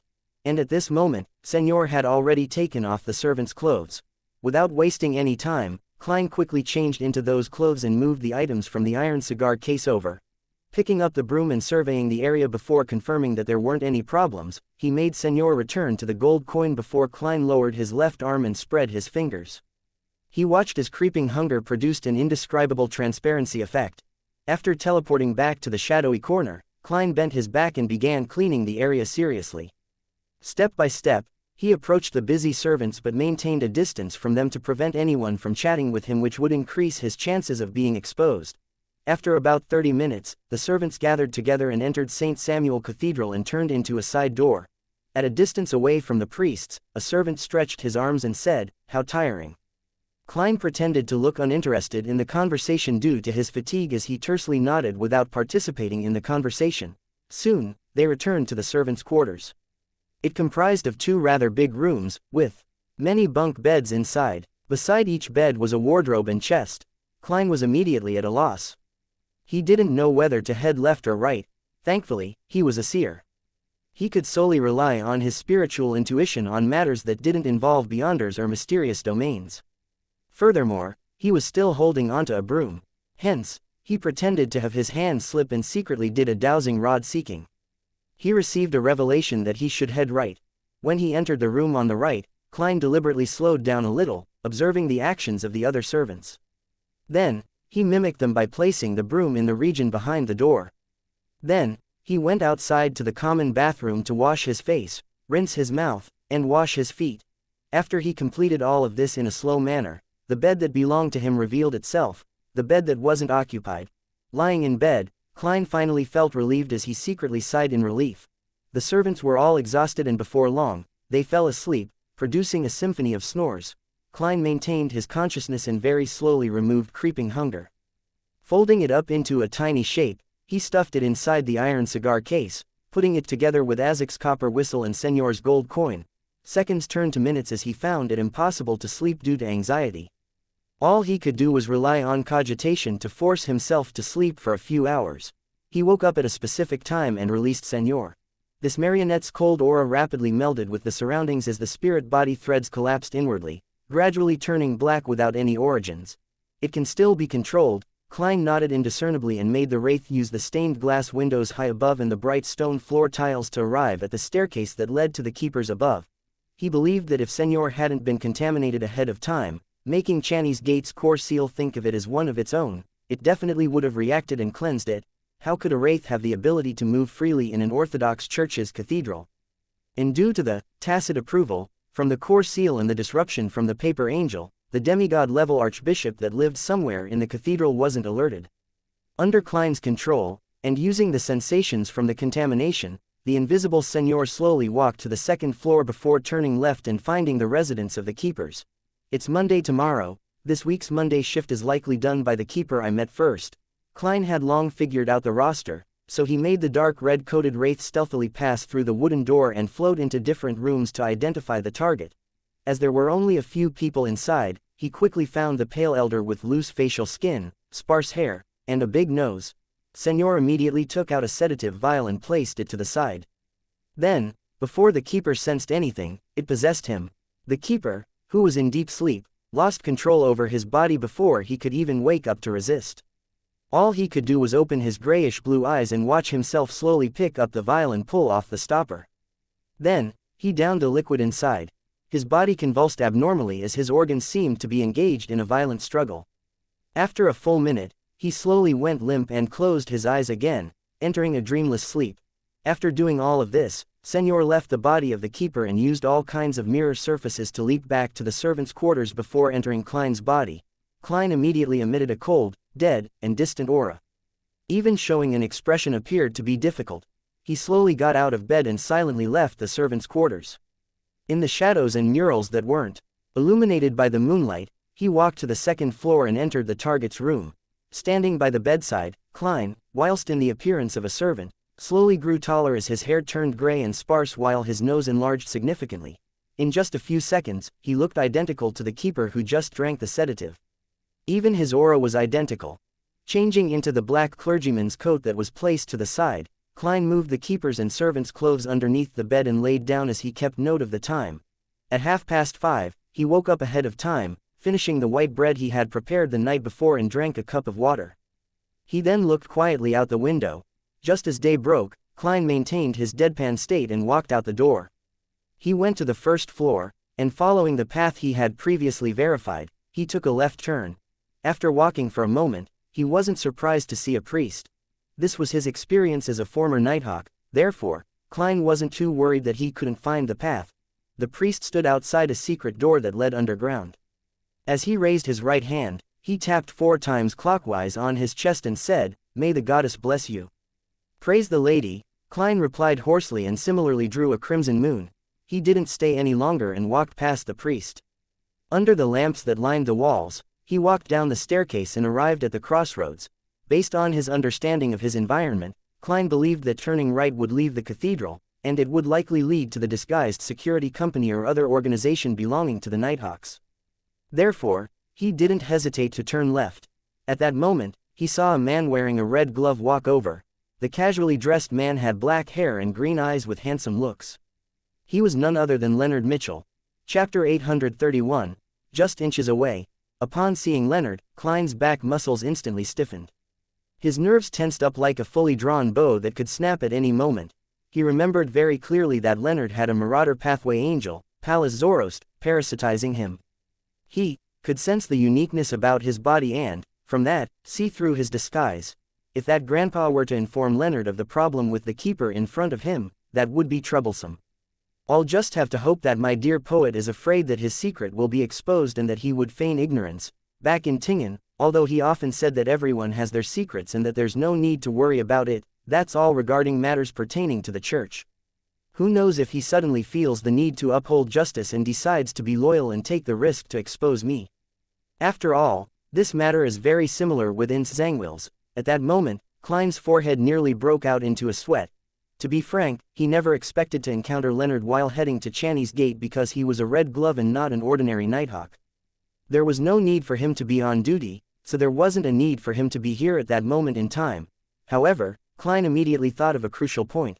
The one who could detect his uniqueness was Pallas Zoroast and not Leonard Mitchell. The former's attitude was more important. The grandpa knows that I know of his existence. Once he exposes my disguise and pushes me into a corner, he has to be prepared to be exposed by me.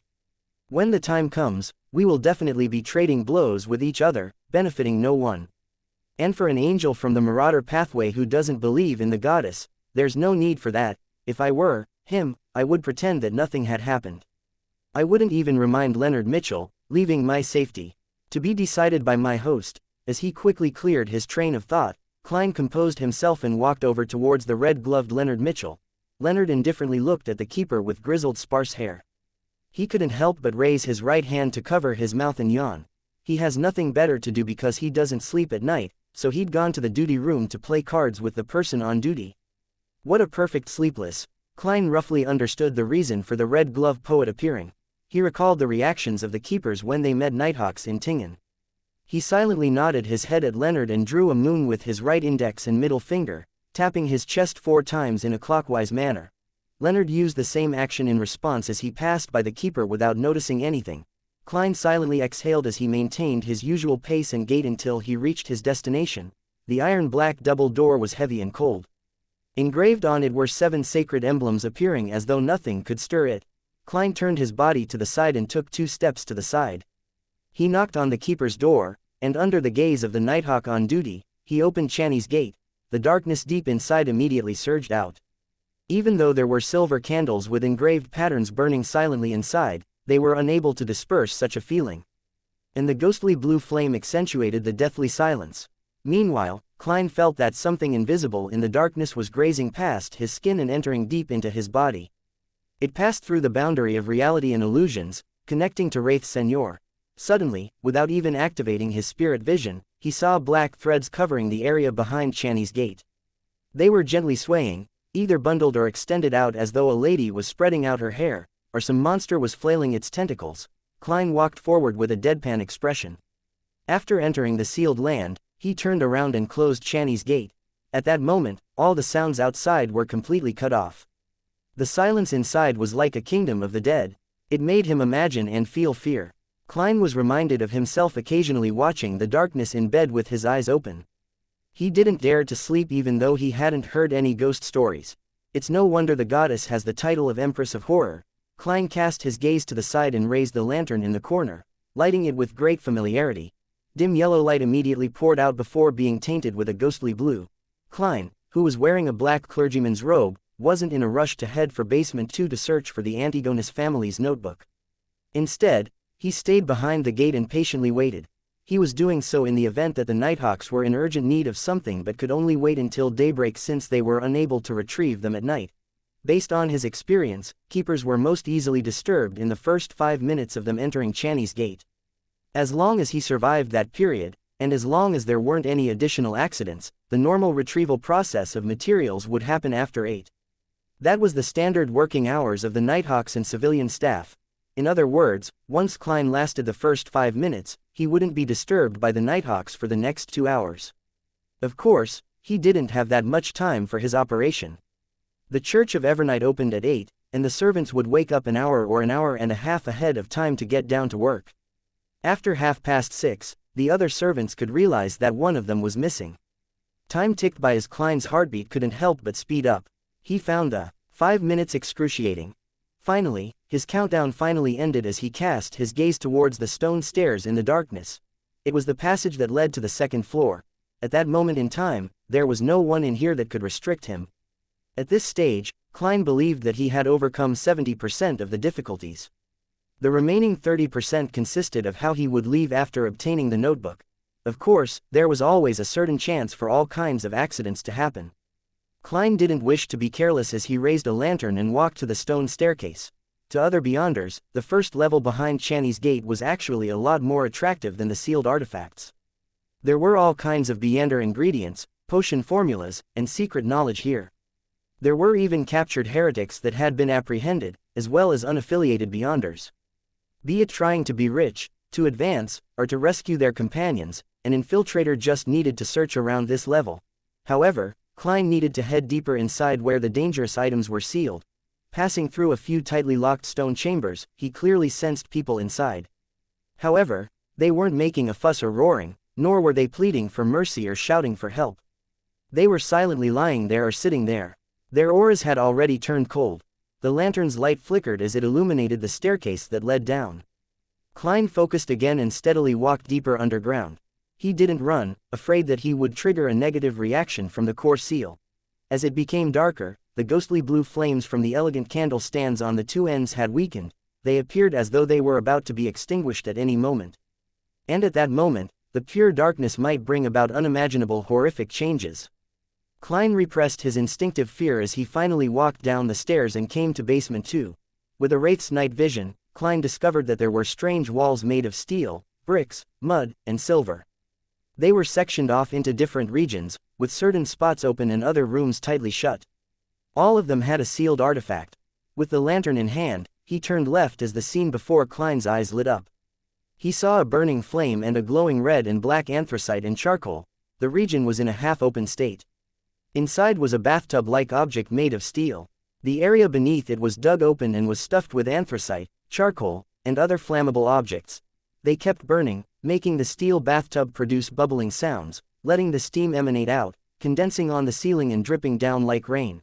An artifact that needs to be soaked in hot water for the seal, and the keepers need to periodically add anthracite and charcoal to prevent the fire from extinguishing.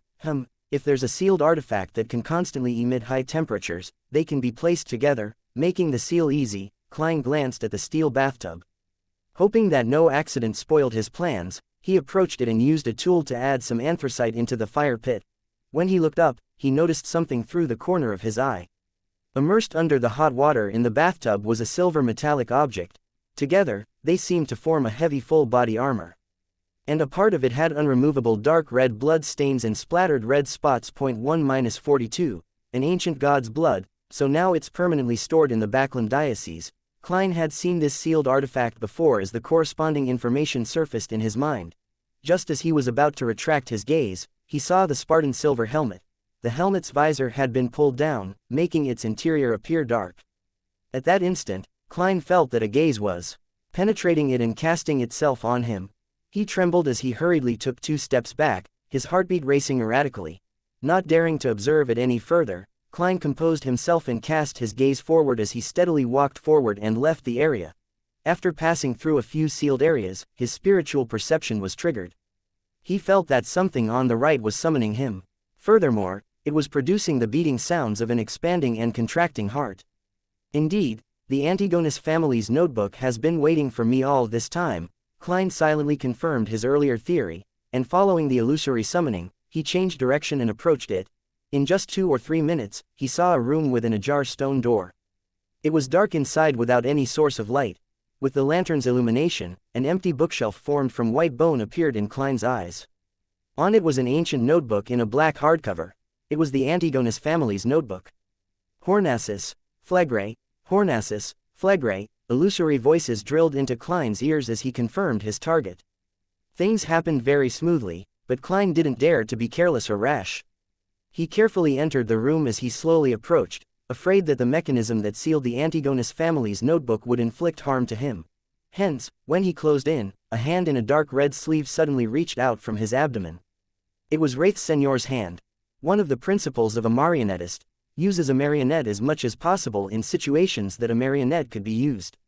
If anything were to happen, the marionette would bear the brunt. At this moment, there was a slam from the direction of the door as though someone had walked in.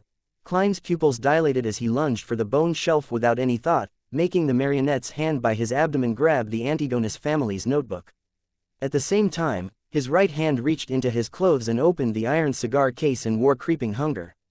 He was attempting to teleport directly outside before the core seal reacted. During this process, a scene of the door naturally appeared in his mind. A figure wearing a hooded classical robe was standing there. The figure had a pretty face that wore a lifeless expression. The deep black eyes lacked any spirituality. That high-ranking member of the church that directly wiped Mr. A out of existence and ended the great smog of Backland. Why would she be hiding underground? That's not logical. Just as a sense of horror emerged in Klein's heart, he instinctively lowered his head to look at his body. His body was rapidly being wiped away like an eraser erasing a pencil drawing. Before he could touch the Antigonus family's notebook, he had completely vanished. Chapter 832, Town. Before his brain, short-circuited, Klein only had time for two thoughts. How powerful. There's no way to resist. I wonder if I can be revived from such a death. As his thoughts resonated, Klein's vision turned pitch black. He lost all his senses as he entered a dreamless slumber. After an unknown period of time, the silent darkness suddenly stirred. He vaguely felt a sense of grogginess as he felt a cold wind blow at him.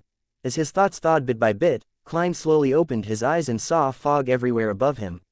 The crimson moon was hidden in it, occasionally showing itself. Did I just resurrect again? Or have I entered the underworld? Even if it's the latter, that's not too problematic. I might even be able to get the skeleton messenger to contact Mr.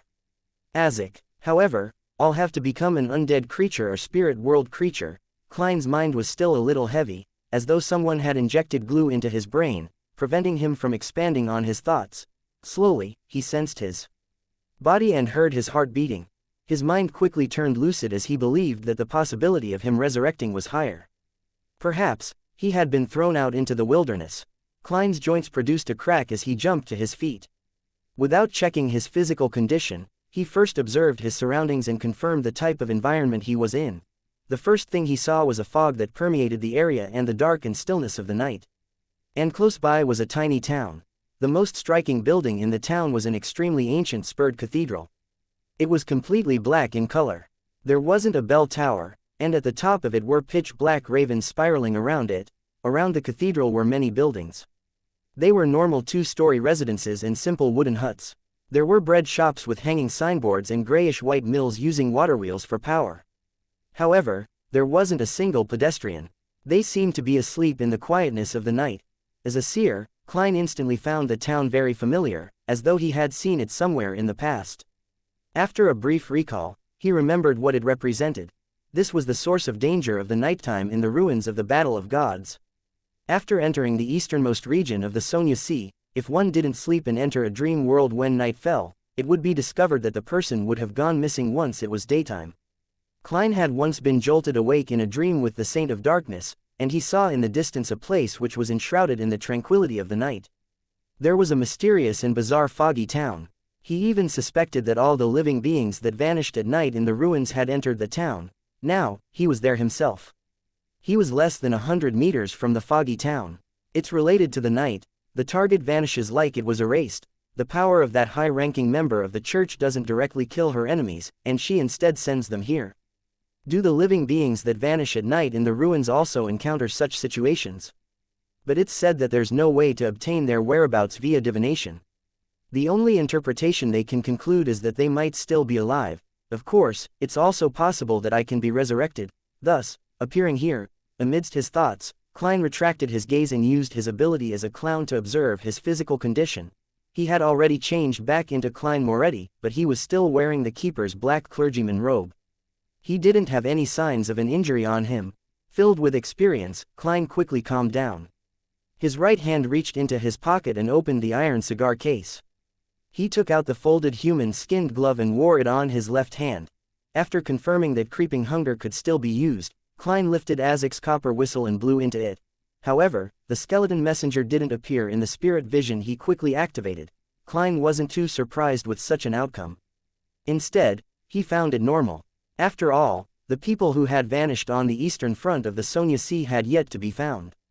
After all, over the years, there was likely no lack of beyonders here who could summon messengers, such as the members of the numinous episcopate. This place is directly isolated from the spirit world. From the looks of it, traveling can't be used, as expected of a high-ranking member the church sent to deal with the great smog of Backland. She sends her targets here as a form of eternal exile or imprisonment. It's impossible to use ordinary or simple means to contact the outside world. To escape from this place, even saints will find it difficult. Klein didn't lose himself to anxiety as he still felt confident. He placed Azek's copper whistle back into the iron cigar case and prepared to take 4 steps counterclockwise. He wanted to head above the gray fog to escape the imprisonment of the fog town. Blessings stem from the immortal Lord of heaven and earth. Blessings stem from the sky Lord of heaven and earth. Blessings stem from the exalted Thirk of heaven and earth. Blessings stem from the celestial worthy of heaven and earth. With 1 sentence per step, Klein rapidly completed the ritual. However, he didn't hear the familiar, frenzied ravings. Nor did he see the endless emanating grayish-white fog. Klein's pupils constricted as he fell into a momentarily daze. This place was isolated from the mysterious space above the gray fog. This made his greatest trump card unusable.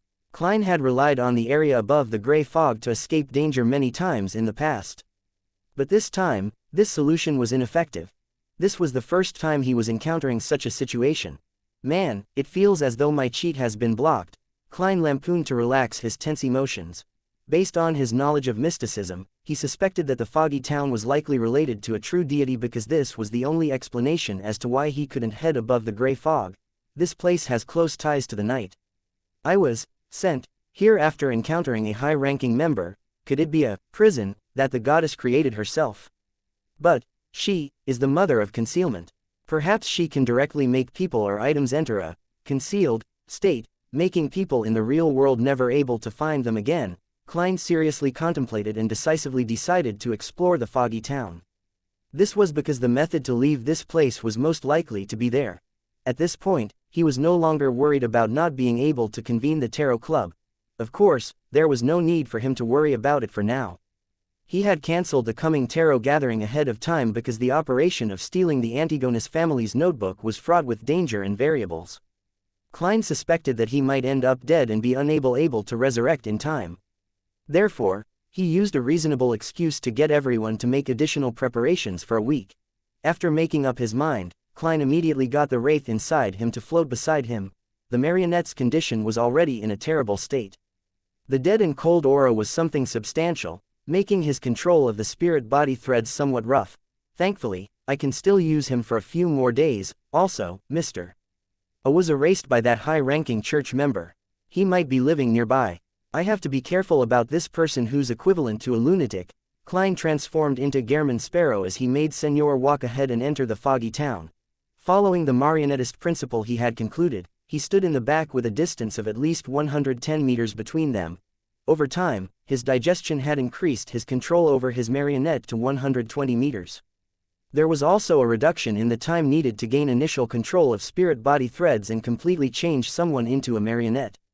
Faced with an enemy whose spirit body was equally strong, the former took 16 seconds, and the latter took 4 minutes. In the silent foggy world, Senor, in his dark red coat and old triangular hat, didn't take long to enter the bizarre and mysterious town. Many of the building doors were still open as though they were welcoming guests from afar. With his marionette's vision, Klein saw that there was a half-chewed loaf of white bread on the table. There were wine glasses for red wine and messy silver cutlery. It looked like someone had been enjoying dinner, but there was no one present. The owners of these different houses seemed to have suddenly vanished into thin air. Vanished, this term suddenly surfaced in Klein's mind as he hurriedly made Senor cast his gaze towards the grayish-white mill. Inside the mill, the wind-powered mill was rotating silently, but other than the floor that was scattered with flour, no flour came out again. This scene feels familiar. I seem to have heard of it before. Klein frowned bit by bit. As he relied on his marionette, He continued surveying his environment while carefully recalling the similar situation. Just as he was considering using dream divination to question his spirituality, he found the corresponding answer. A similar scene had appeared in the ancient ruins that appeared at the main peak of the Hornassus mountain range. Based on the literature, the buildings there had every arrangement and decoration well preserved. Even the wall murals didn't have any signs of damage. The table was arranged with cutlery, and there were dried stains of rot on the dining plates. In some rooms, there were half-filled bottles of alcohol that had almost turned into plain water. The discoverer mentioned that when he first discovered the remains, he even had the belief that the people residing there had just vanished all of a sudden. There's some relation between this foggy town and the main peak of the Hornassus mountain range. No way, after trying to avoid it, I ended up coming to it. Klein's facial features twitched involuntarily. For a moment, he couldn't believe what was on his mind. Of course, the scene was just similar and wasn't enough to make him come up with such a conclusion. After taking a deep breath and slowly exhaling, Klein forced himself to calm down. He controlled Wraith's Senor and made him venture deeper into the foggy town. At that moment, he heard light footsteps. Klein's heart tensed up as he hurriedly hid inside the mill and made his marionette stop.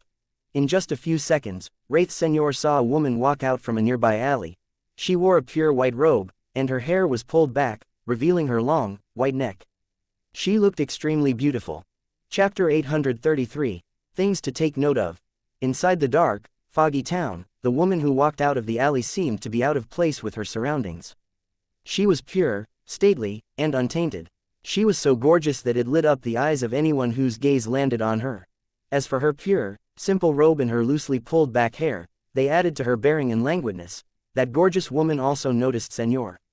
Her expression froze for a moment before she smiled. Using a sweet voice, she said, "Senor, when did you become a marionette? If not for the powers of Evernight contaminating you this badly, I wouldn't have recognized you." Although she looked like she was talking to Senor, she was actually conversing with the controller through the marionette. "Sigh, this kind of dead and cold aura can't be hidden at all. I can't fool beyonders of higher sequences. I was still hoping that I could hide somewhere inconspicuous and use Admiral of Blood Senor to make contact with her so as to maximize my own safety. This place screens away the power of the gray fog, so if I were to die, I likely won't be able to resurrect." Klein hid inside the grayish-white mill and made his marionette speak hoarsely. "If you could leave, you'd easily find out that I've been serving my master more than a month ago." He used Admiral of Blood's tone and experiences to answer as though he was still alive. This was the acting principle of a marionettist, to let each marionette have their unique identity and setting. Meanwhile, Klein also buried a keyword, leave, in preparation to broach the topic of leaving.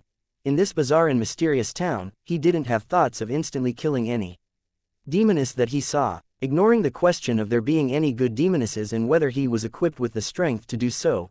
Just the fact that they were trapped in here had made it imperative that he communicated with her for intelligence to seek a way to get out. This was enough to make him choose peaceful coexistence for the time being. The woman in a simple white robe chuckled and said, not forgetting to constantly act. "From the looks of it, you will quickly digest the marionettist potion. A member of the secret order. She's very familiar with the seer pathway." The Demoness sect was a secret organization that was active in the Fourth Epoch. Even if they didn't have close ties with the Zeratul or Antigonus families, they should be quite familiar with each other. It's very normal to understand the seer pathway. Of course, the premise to that is that this lady is a demoness. Klein's heart stirred as he deliberately asked, aren't there other possibilities? He tried to sound her out to see if other organizations might wield control over the seer pathway. The beautiful and pure lady walked forward and leaned towards Admiral of Blood Senor as she said with a smile, "It doesn't matter which organization you belong to. We have been exiled here, and it's practically eternal imprisonment.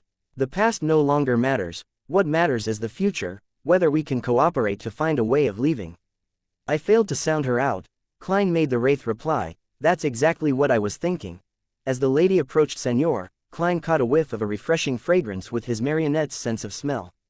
Due to her words, he suddenly had a baffling thought to help each other in such a perilous situation while abandoning all morals, to help warm up each other's souls with their bodies.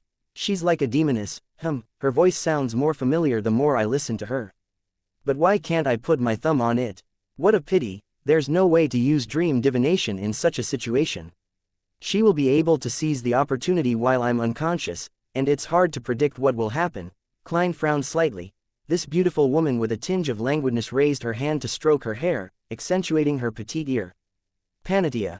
Klein had originally planned on randomly choosing a disguise, such as the Aurora Order's Mr.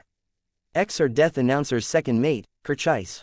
After all, he could use creeping hunger to simulate their powers, but he ultimately gave up the disguise and directly said, Gehrman Sparrow. He didn't know when this suspected demoness had entered the foggy town, so he was unable to eliminate the possibility that she knew about Admiral of Blood's disappearance. Panatia nodded and asked, how did you get in? Klein didn't keep the truth from her as he said with the marionette's mouth, I encountered an unknown lady. She wore a hood, and her eyes were like the night, but it lacked any spirituality. Panatia fell silent for 2 seconds before saying, so it's her. Hey, she didn't continue in detail as she said with a smile, what did you actually do?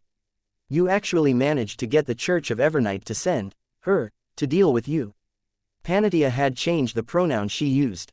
Her. That lady is an angel. An ascetic from the church. Panatia seems to know much about her. Klein's thoughts whirred as he said vaguely, I infiltrated St. Samuel Cathedral and attempted to steal a sealed artifact, but in the end. He didn't go into the details, because he had no idea how he encountered the lady. Klein believed that as an angel, it was impossible for the lady to keep living behind St. Samuel Cathedral's Chinese gate. There was nothing in there that required an important figure like her to keep watch on the entire time. Is that so? So, she is indeed in the basement of Samuel Cathedral. Panatia seemed to confirm something. In secret organizations, the word saint is not used when talking about St. Samuel Cathedral. I should take note of this detail in the future. Klein ruminated over her choice of words. Panatia didn't continue on the topic as she said with a smile, all right, let's not bother with the past. Just as I said, what's important is the future and how we can escape. Klein used this opportunity to make Senor ask, what do you know about this place? Panatia glanced at the spurred cathedral in the middle of the town and said, this place isn't the real or spirit world, nor is it the astral world. It's in some kind of secret, hidden state. I've explored most of this area, including the area outside the town. I didn't manage to find any clues. All that's left is that cathedral. Perhaps all the secrets are hidden inside. Why don't you explore the cathedral? Klein asked with his marionette's mouth. Panatia yanked her pure white robe. On it were signs of wear and tear. My intuition tells me that there's extreme danger inside. Upon saying that, she switched topics. And now, there's a solution. Your marionette can help us scout. Even if it's lost, it wouldn't deal you any harm. Don't worry, as long as we gain an understanding of the situation inside, I'll find a chance to give you a better marionette. After all, it doesn't look like it can last long. There's nothing unreasonable about that, but I don't trust you. After all, you are most likely a demoness. Klein didn't agree or object to it as he took the opportunity to get Senor to ask, are there any things to take note of while in here? Panatia pursed her lips and said, due to various reasons, a sizable number of people end up here, but they have all vanished. All vanished. Klein's heart palpitated as he asked, what happened? Panatia sighed and said, there are things I'm not sure about. Some entered those buildings and ate some of the food inside. Then, they vanished, instantly. In this time, the results of divination indicate that they've lost their lives and are undergoing eternal sleep. There will be erasure and vanishing events in this foggy town. Furthermore, they will no longer exist. Klein was horrified before he thought of another matter. He nearly blurted it out. Won't you feel hungry? Afraid that it would result in an anomaly, he forcefully held his tongue and made Senor ask her indirectly, how long have you been in here? As though sighing and laughing, Panatia said, perhaps it's been half a year. I've witnessed many people cannibalize others for sustenance. Thankfully, I don't need much and can live very long with a bit of food. And on a human's body, there is food that won't damage the body too significantly. As she spoke, she raised her hand and pointed at the crimson moon hanging behind the fog. Another thing to take note of is that once the crimson moon turns clear, there will be changes here. It will become extremely dangerous. I've been severely injured as a result. As she said that, she turned to point at a tear in her pure white robe. Klein subconsciously made Senor cast his gaze over, and he saw that at her collarbone underneath the tear, there was a deep wound that exposed her bone amidst fair, supple skin. At this moment, the skin transformed, producing dense patterns of mystery and colors of darkness and evil. Klein's mind seemed to explode as ravings and cries resounded in it. Meanwhile, his breathing became difficult as his body rapidly weakened. He couldn't help but collapse backward as he broke into a coughing fit. Then, he saw the pure white robe and the two long female legs, Panatia. This lady had already entered the grayish-white mill, and as she watched the struggling German sparrow, she cracked the corners of her lips and revealed blood-colored tendrils in the gaps between her neat, white teeth. She softly said, "Got you." Chapter 834, Good Luck. Got you. Invisible threads emanated over as Panatia said that. They quickly wrapped around German sparrow as though she was binding him into a cocoon. At this moment, the figure in a black clergyman robe suddenly turned thin, transforming into a paper figurine covered in metal rust.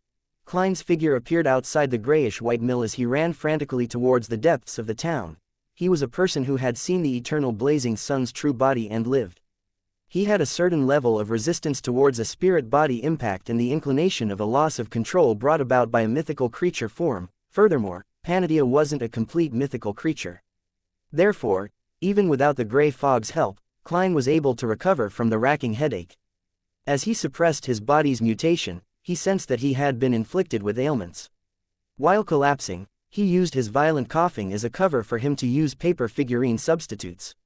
Paper figurines weren't mystical items, nor did they have any spirituality. Hence, Klein wasn't afraid that it would trigger a reaction from the core seal behind Channy's gate. Hence, he had brought quite a number with him. As Klein ran forward, he rubbed his right thumb and middle finger and lit up the flour piled inside the mill. The flour burst into flames as the mill was sent flying. The windmill outside collapsed to the ground as Panatia's figure crumbled bit by bit in the intense blast and scarlet flames as though she was a mirror. Almost at the same moment, her white-robed figure appeared behind Klein. Her loose, pulled back hair instantly flared up and wildly extended in Klein's direction. As Klein snapped his fingers to ignite a tree leaf beside him, he controlled Senor to use Mirror Leap to appear in a window on a two-storied residence beside Panatia. Then, he attempted to make the terrifying woman's eyes reflect Senor's figure to complete the wraith possession. Scarlet flames suddenly leapt up and enveloped Klein's body, making him vanish from where he was as he appeared in a flame tens of meters away. As for Panatia's gem-like eyes, they seemed to hide mirrors that reflected figures wearing an old triangular hat and dark red coat. They overlapped one another and descended into chaos. Klein didn't hesitate to let Senor leave the window, transforming into a werewolf state to charge the demoness. Yes, Klein had already determined that Panatia was a demoness, and she was a demoness at the demigod level. The strands of black hair, as well as the invisible transparent threads, flared up, forming a ludicrous spiderweb that enveloped Senor, whose body was covered with thick, short hair. However, just as they made contact, Admiral of Blood's figure instantly phased away, causing the black hair and illusory demoness threads to pass through it. Without being able to touch him, it was obviously unable to bind him. He had taken his wraith form. Humph. Panatia's expression didn't change at all.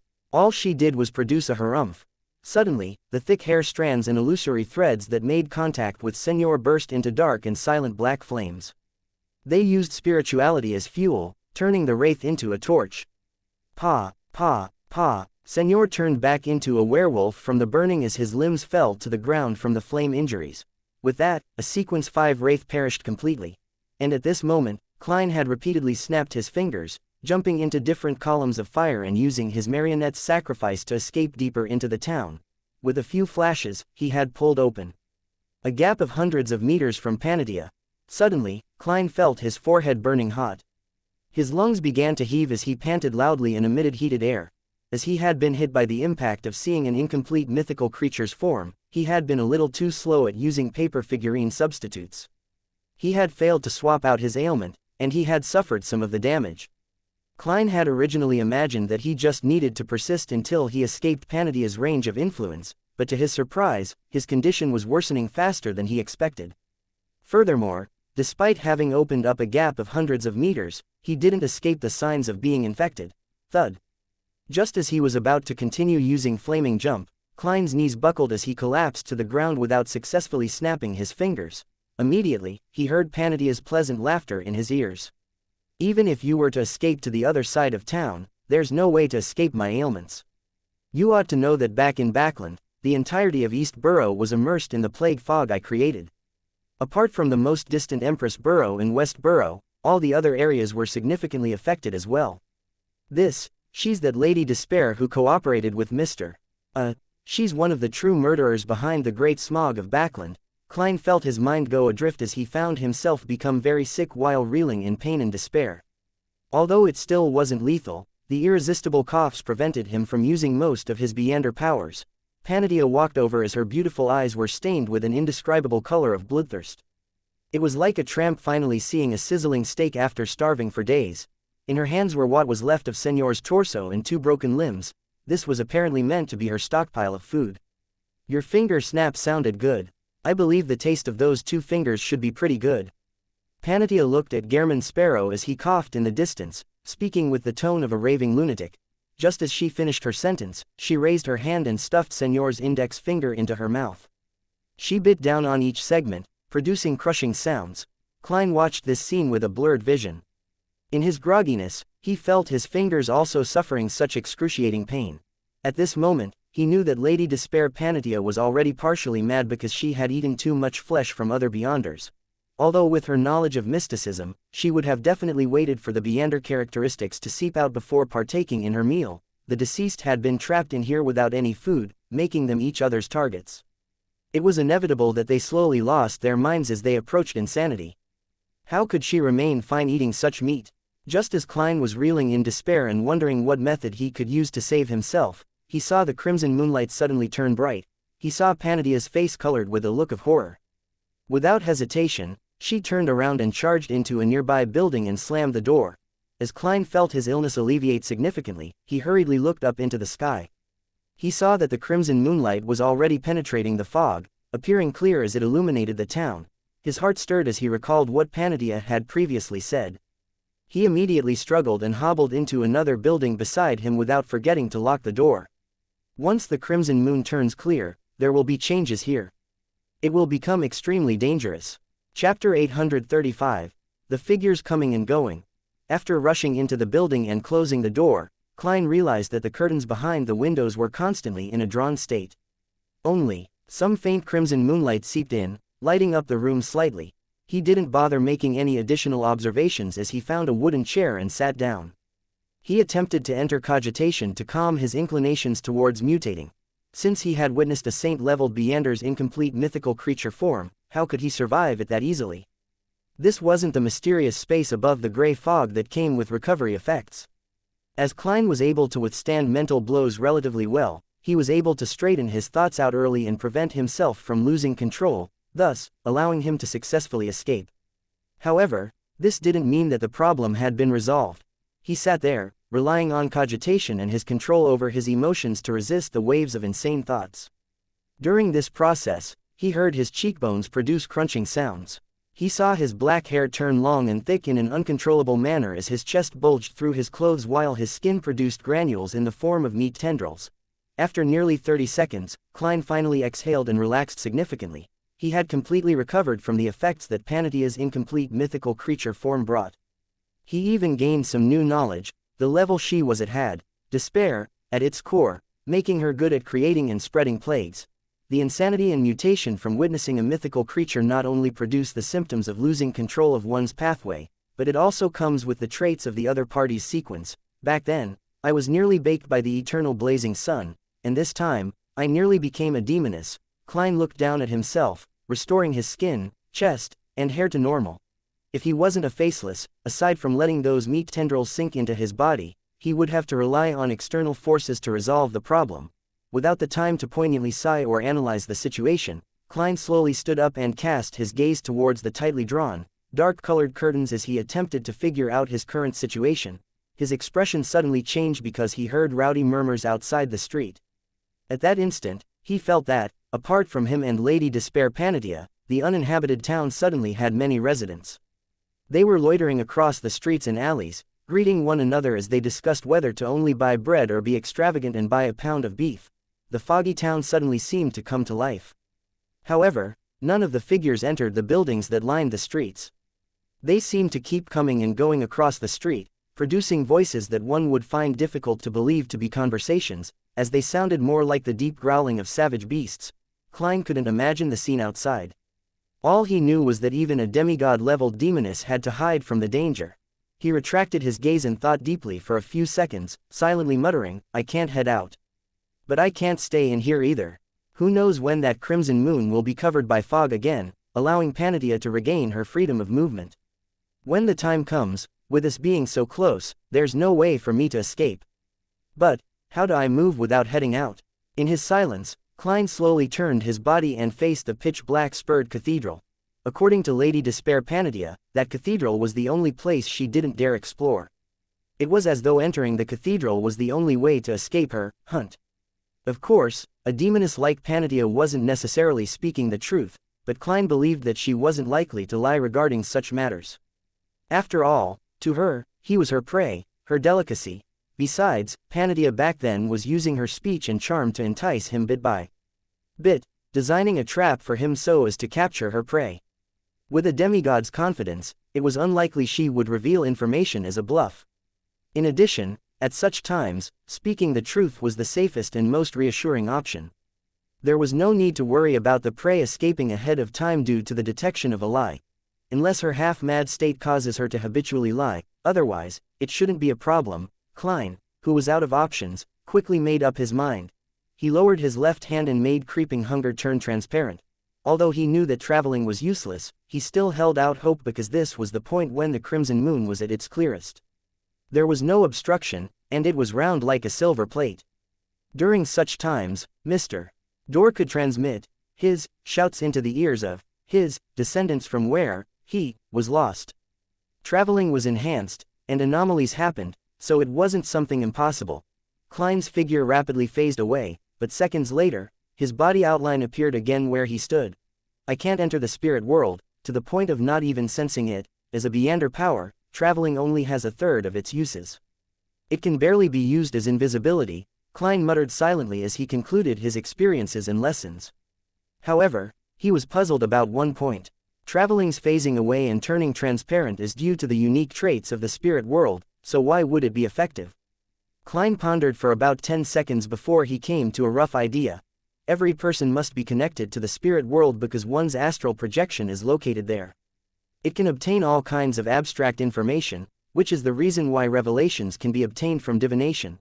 Therefore, when we are converted into a hidden and secret state, our connection with the spirit world becomes part of it. This can explain why I can still use the unique traits of the spirit world, but am unable to enter it. This is because the former had a portion of it hidden away. I didn't have the time to consider it before and had attempted flaming jump. I was met with success, and this also requires the unique traits of the spirit world. After confirming this point, Klein raised his right hand and snapped his fingers, attempting to ignite a half-melted candle in the neighboring building. He wanted to use flaming jump to pass through the neighboring buildings and slowly approach the spurred cathedral. Once the crimson moon was hidden by the fog, he would reassess the situation to decide if he would take the risk and hide inside. A scarlet flame was set ablaze in the neighboring building as it slowly expanded and illuminated the surroundings. At that moment, the streets outside suddenly turned abnormally silent. All of the beast-like growls disappeared. The figures that loitered on the streets seemed to turn to face the building, using their gazes in an attempt to penetrate the windows. Klein instantly broke out into a cold sweat. He didn't dare to leap over as he instinctively snapped his fingers and extinguished the flame. After a brief silence, the rowdy murmurings sounded again. The indistinct figures continued walking here and there. Only then did Klein heave a sigh of relief. He raised his hand to wipe the cold sweat from his forehead. He discovered that he had unknowingly made several mistakes after entering the foggy town. In such a dangerous and bizarre environment, he hadn't divined if he should light the candle in the neighboring building. My spiritual intuition should have warned me, but it didn't. From the looks of it, after the gray fog was screened away, my spiritual intuition and sense for danger are no longer enhanced. Now, I'm just a little stronger than a marionettist of the same level. I'm far from being crazy powerful. It's because of this that I was incited by Panatia's instigator powers to look at her wound. I didn't receive any premonition for danger and subconsciously believed that it wouldn't be a problem with a marionette in between us. Klein temporarily didn't have time to have an after-action review of his previous battle. He placed his attention back onto approaching the cathedral without heading out. He began scrutinizing himself and his mystical items, Beyonder powers. Suddenly, his eyes lit up as he found a solution. This solution stemmed from a traveler's door opening which he thought was useless. This Beyonder power was completely overshadowed by teleportation under normal circumstances, but in this mysterious and bizarre foggy town, just its usage of the unique traits of the spirit world became more useful.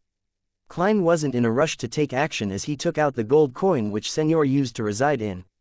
Using divination to question his spirituality, he obtained the answer that he should penetrate the wall, and without any way to obtain a revelation from the spirit world, he could only choose to trust himself. He then walked to the wall that was shared with the neighboring building and pressed his hands on it. Silently, Klein passed through the stone wall and entered the next building. He followed the terrace houses until he arrived at the final one. According to his initial impressions of the town, he was already very close to the spurred cathedral. He didn't need more than 2 flaming jumps to reach it. At that moment, the crimson moonlight that penetrated the dark-colored curtains didn't weaken. He could vaguely see figures coming and going like they were leading a normal life. Without being capable of moving further away, all Klein could do was sit down on a wooden chair that was a distance away from the windows. It was almost completely dark here with deep, dark shadows. Only at this point did he had the time to recall the details of his encounter with Demoness Panatia. She's actually the murderer that caused the great smog of Backland. Tens of thousands of people died because of her. Even more people suffered the pain of losing their loved ones. Old Kohler who worked hard to live, Mam Liz who worked hard to raise her 2 daughters. Klein closed his eyes as he lifted his head and took deep breaths. He forced himself to extricate himself from the anger and hatred that suddenly surged in him as he calmly observed the turn of events. Unfortunately, I didn't let Senor wear that flower of blood, otherwise, he should still be able to put up a struggle. However, there wasn't a choice. While possessing me, wearing a ring corresponding to a rose bishop while entering Channy's gate would be equivalent to blasting myself apart. Now, the only mystical item I can use is creeping hunger. There's zombie, baron of corruption, desire apostle, and traveler inside. Yes, I should try to see if I can contact the gray fog by praying while the crimson moon is clear. It doesn't work. I can now confirm that even with a marionette between us, I'll still be affected by a demoness's charm and incitement. Since Panatia can release a plague on a large scale, why didn't she attack me in secret in such a concealed manner? Instead, she waited until I nearly lost control from witnessing her incomplete mythical creature form and exposed my location before spreading the ailments. She can definitely do it. The Great Smog of Backland is the best proof. There are 2 explanations. First, it's because I was personally sent here by the angel. This made her place a great deal of attention on me, worried that spreading the plague in advance would be detected by my spirituality. Second, she's afraid of something, so she doesn't dare to blanket the area with her plague. If it's the latter, there are other dangers here.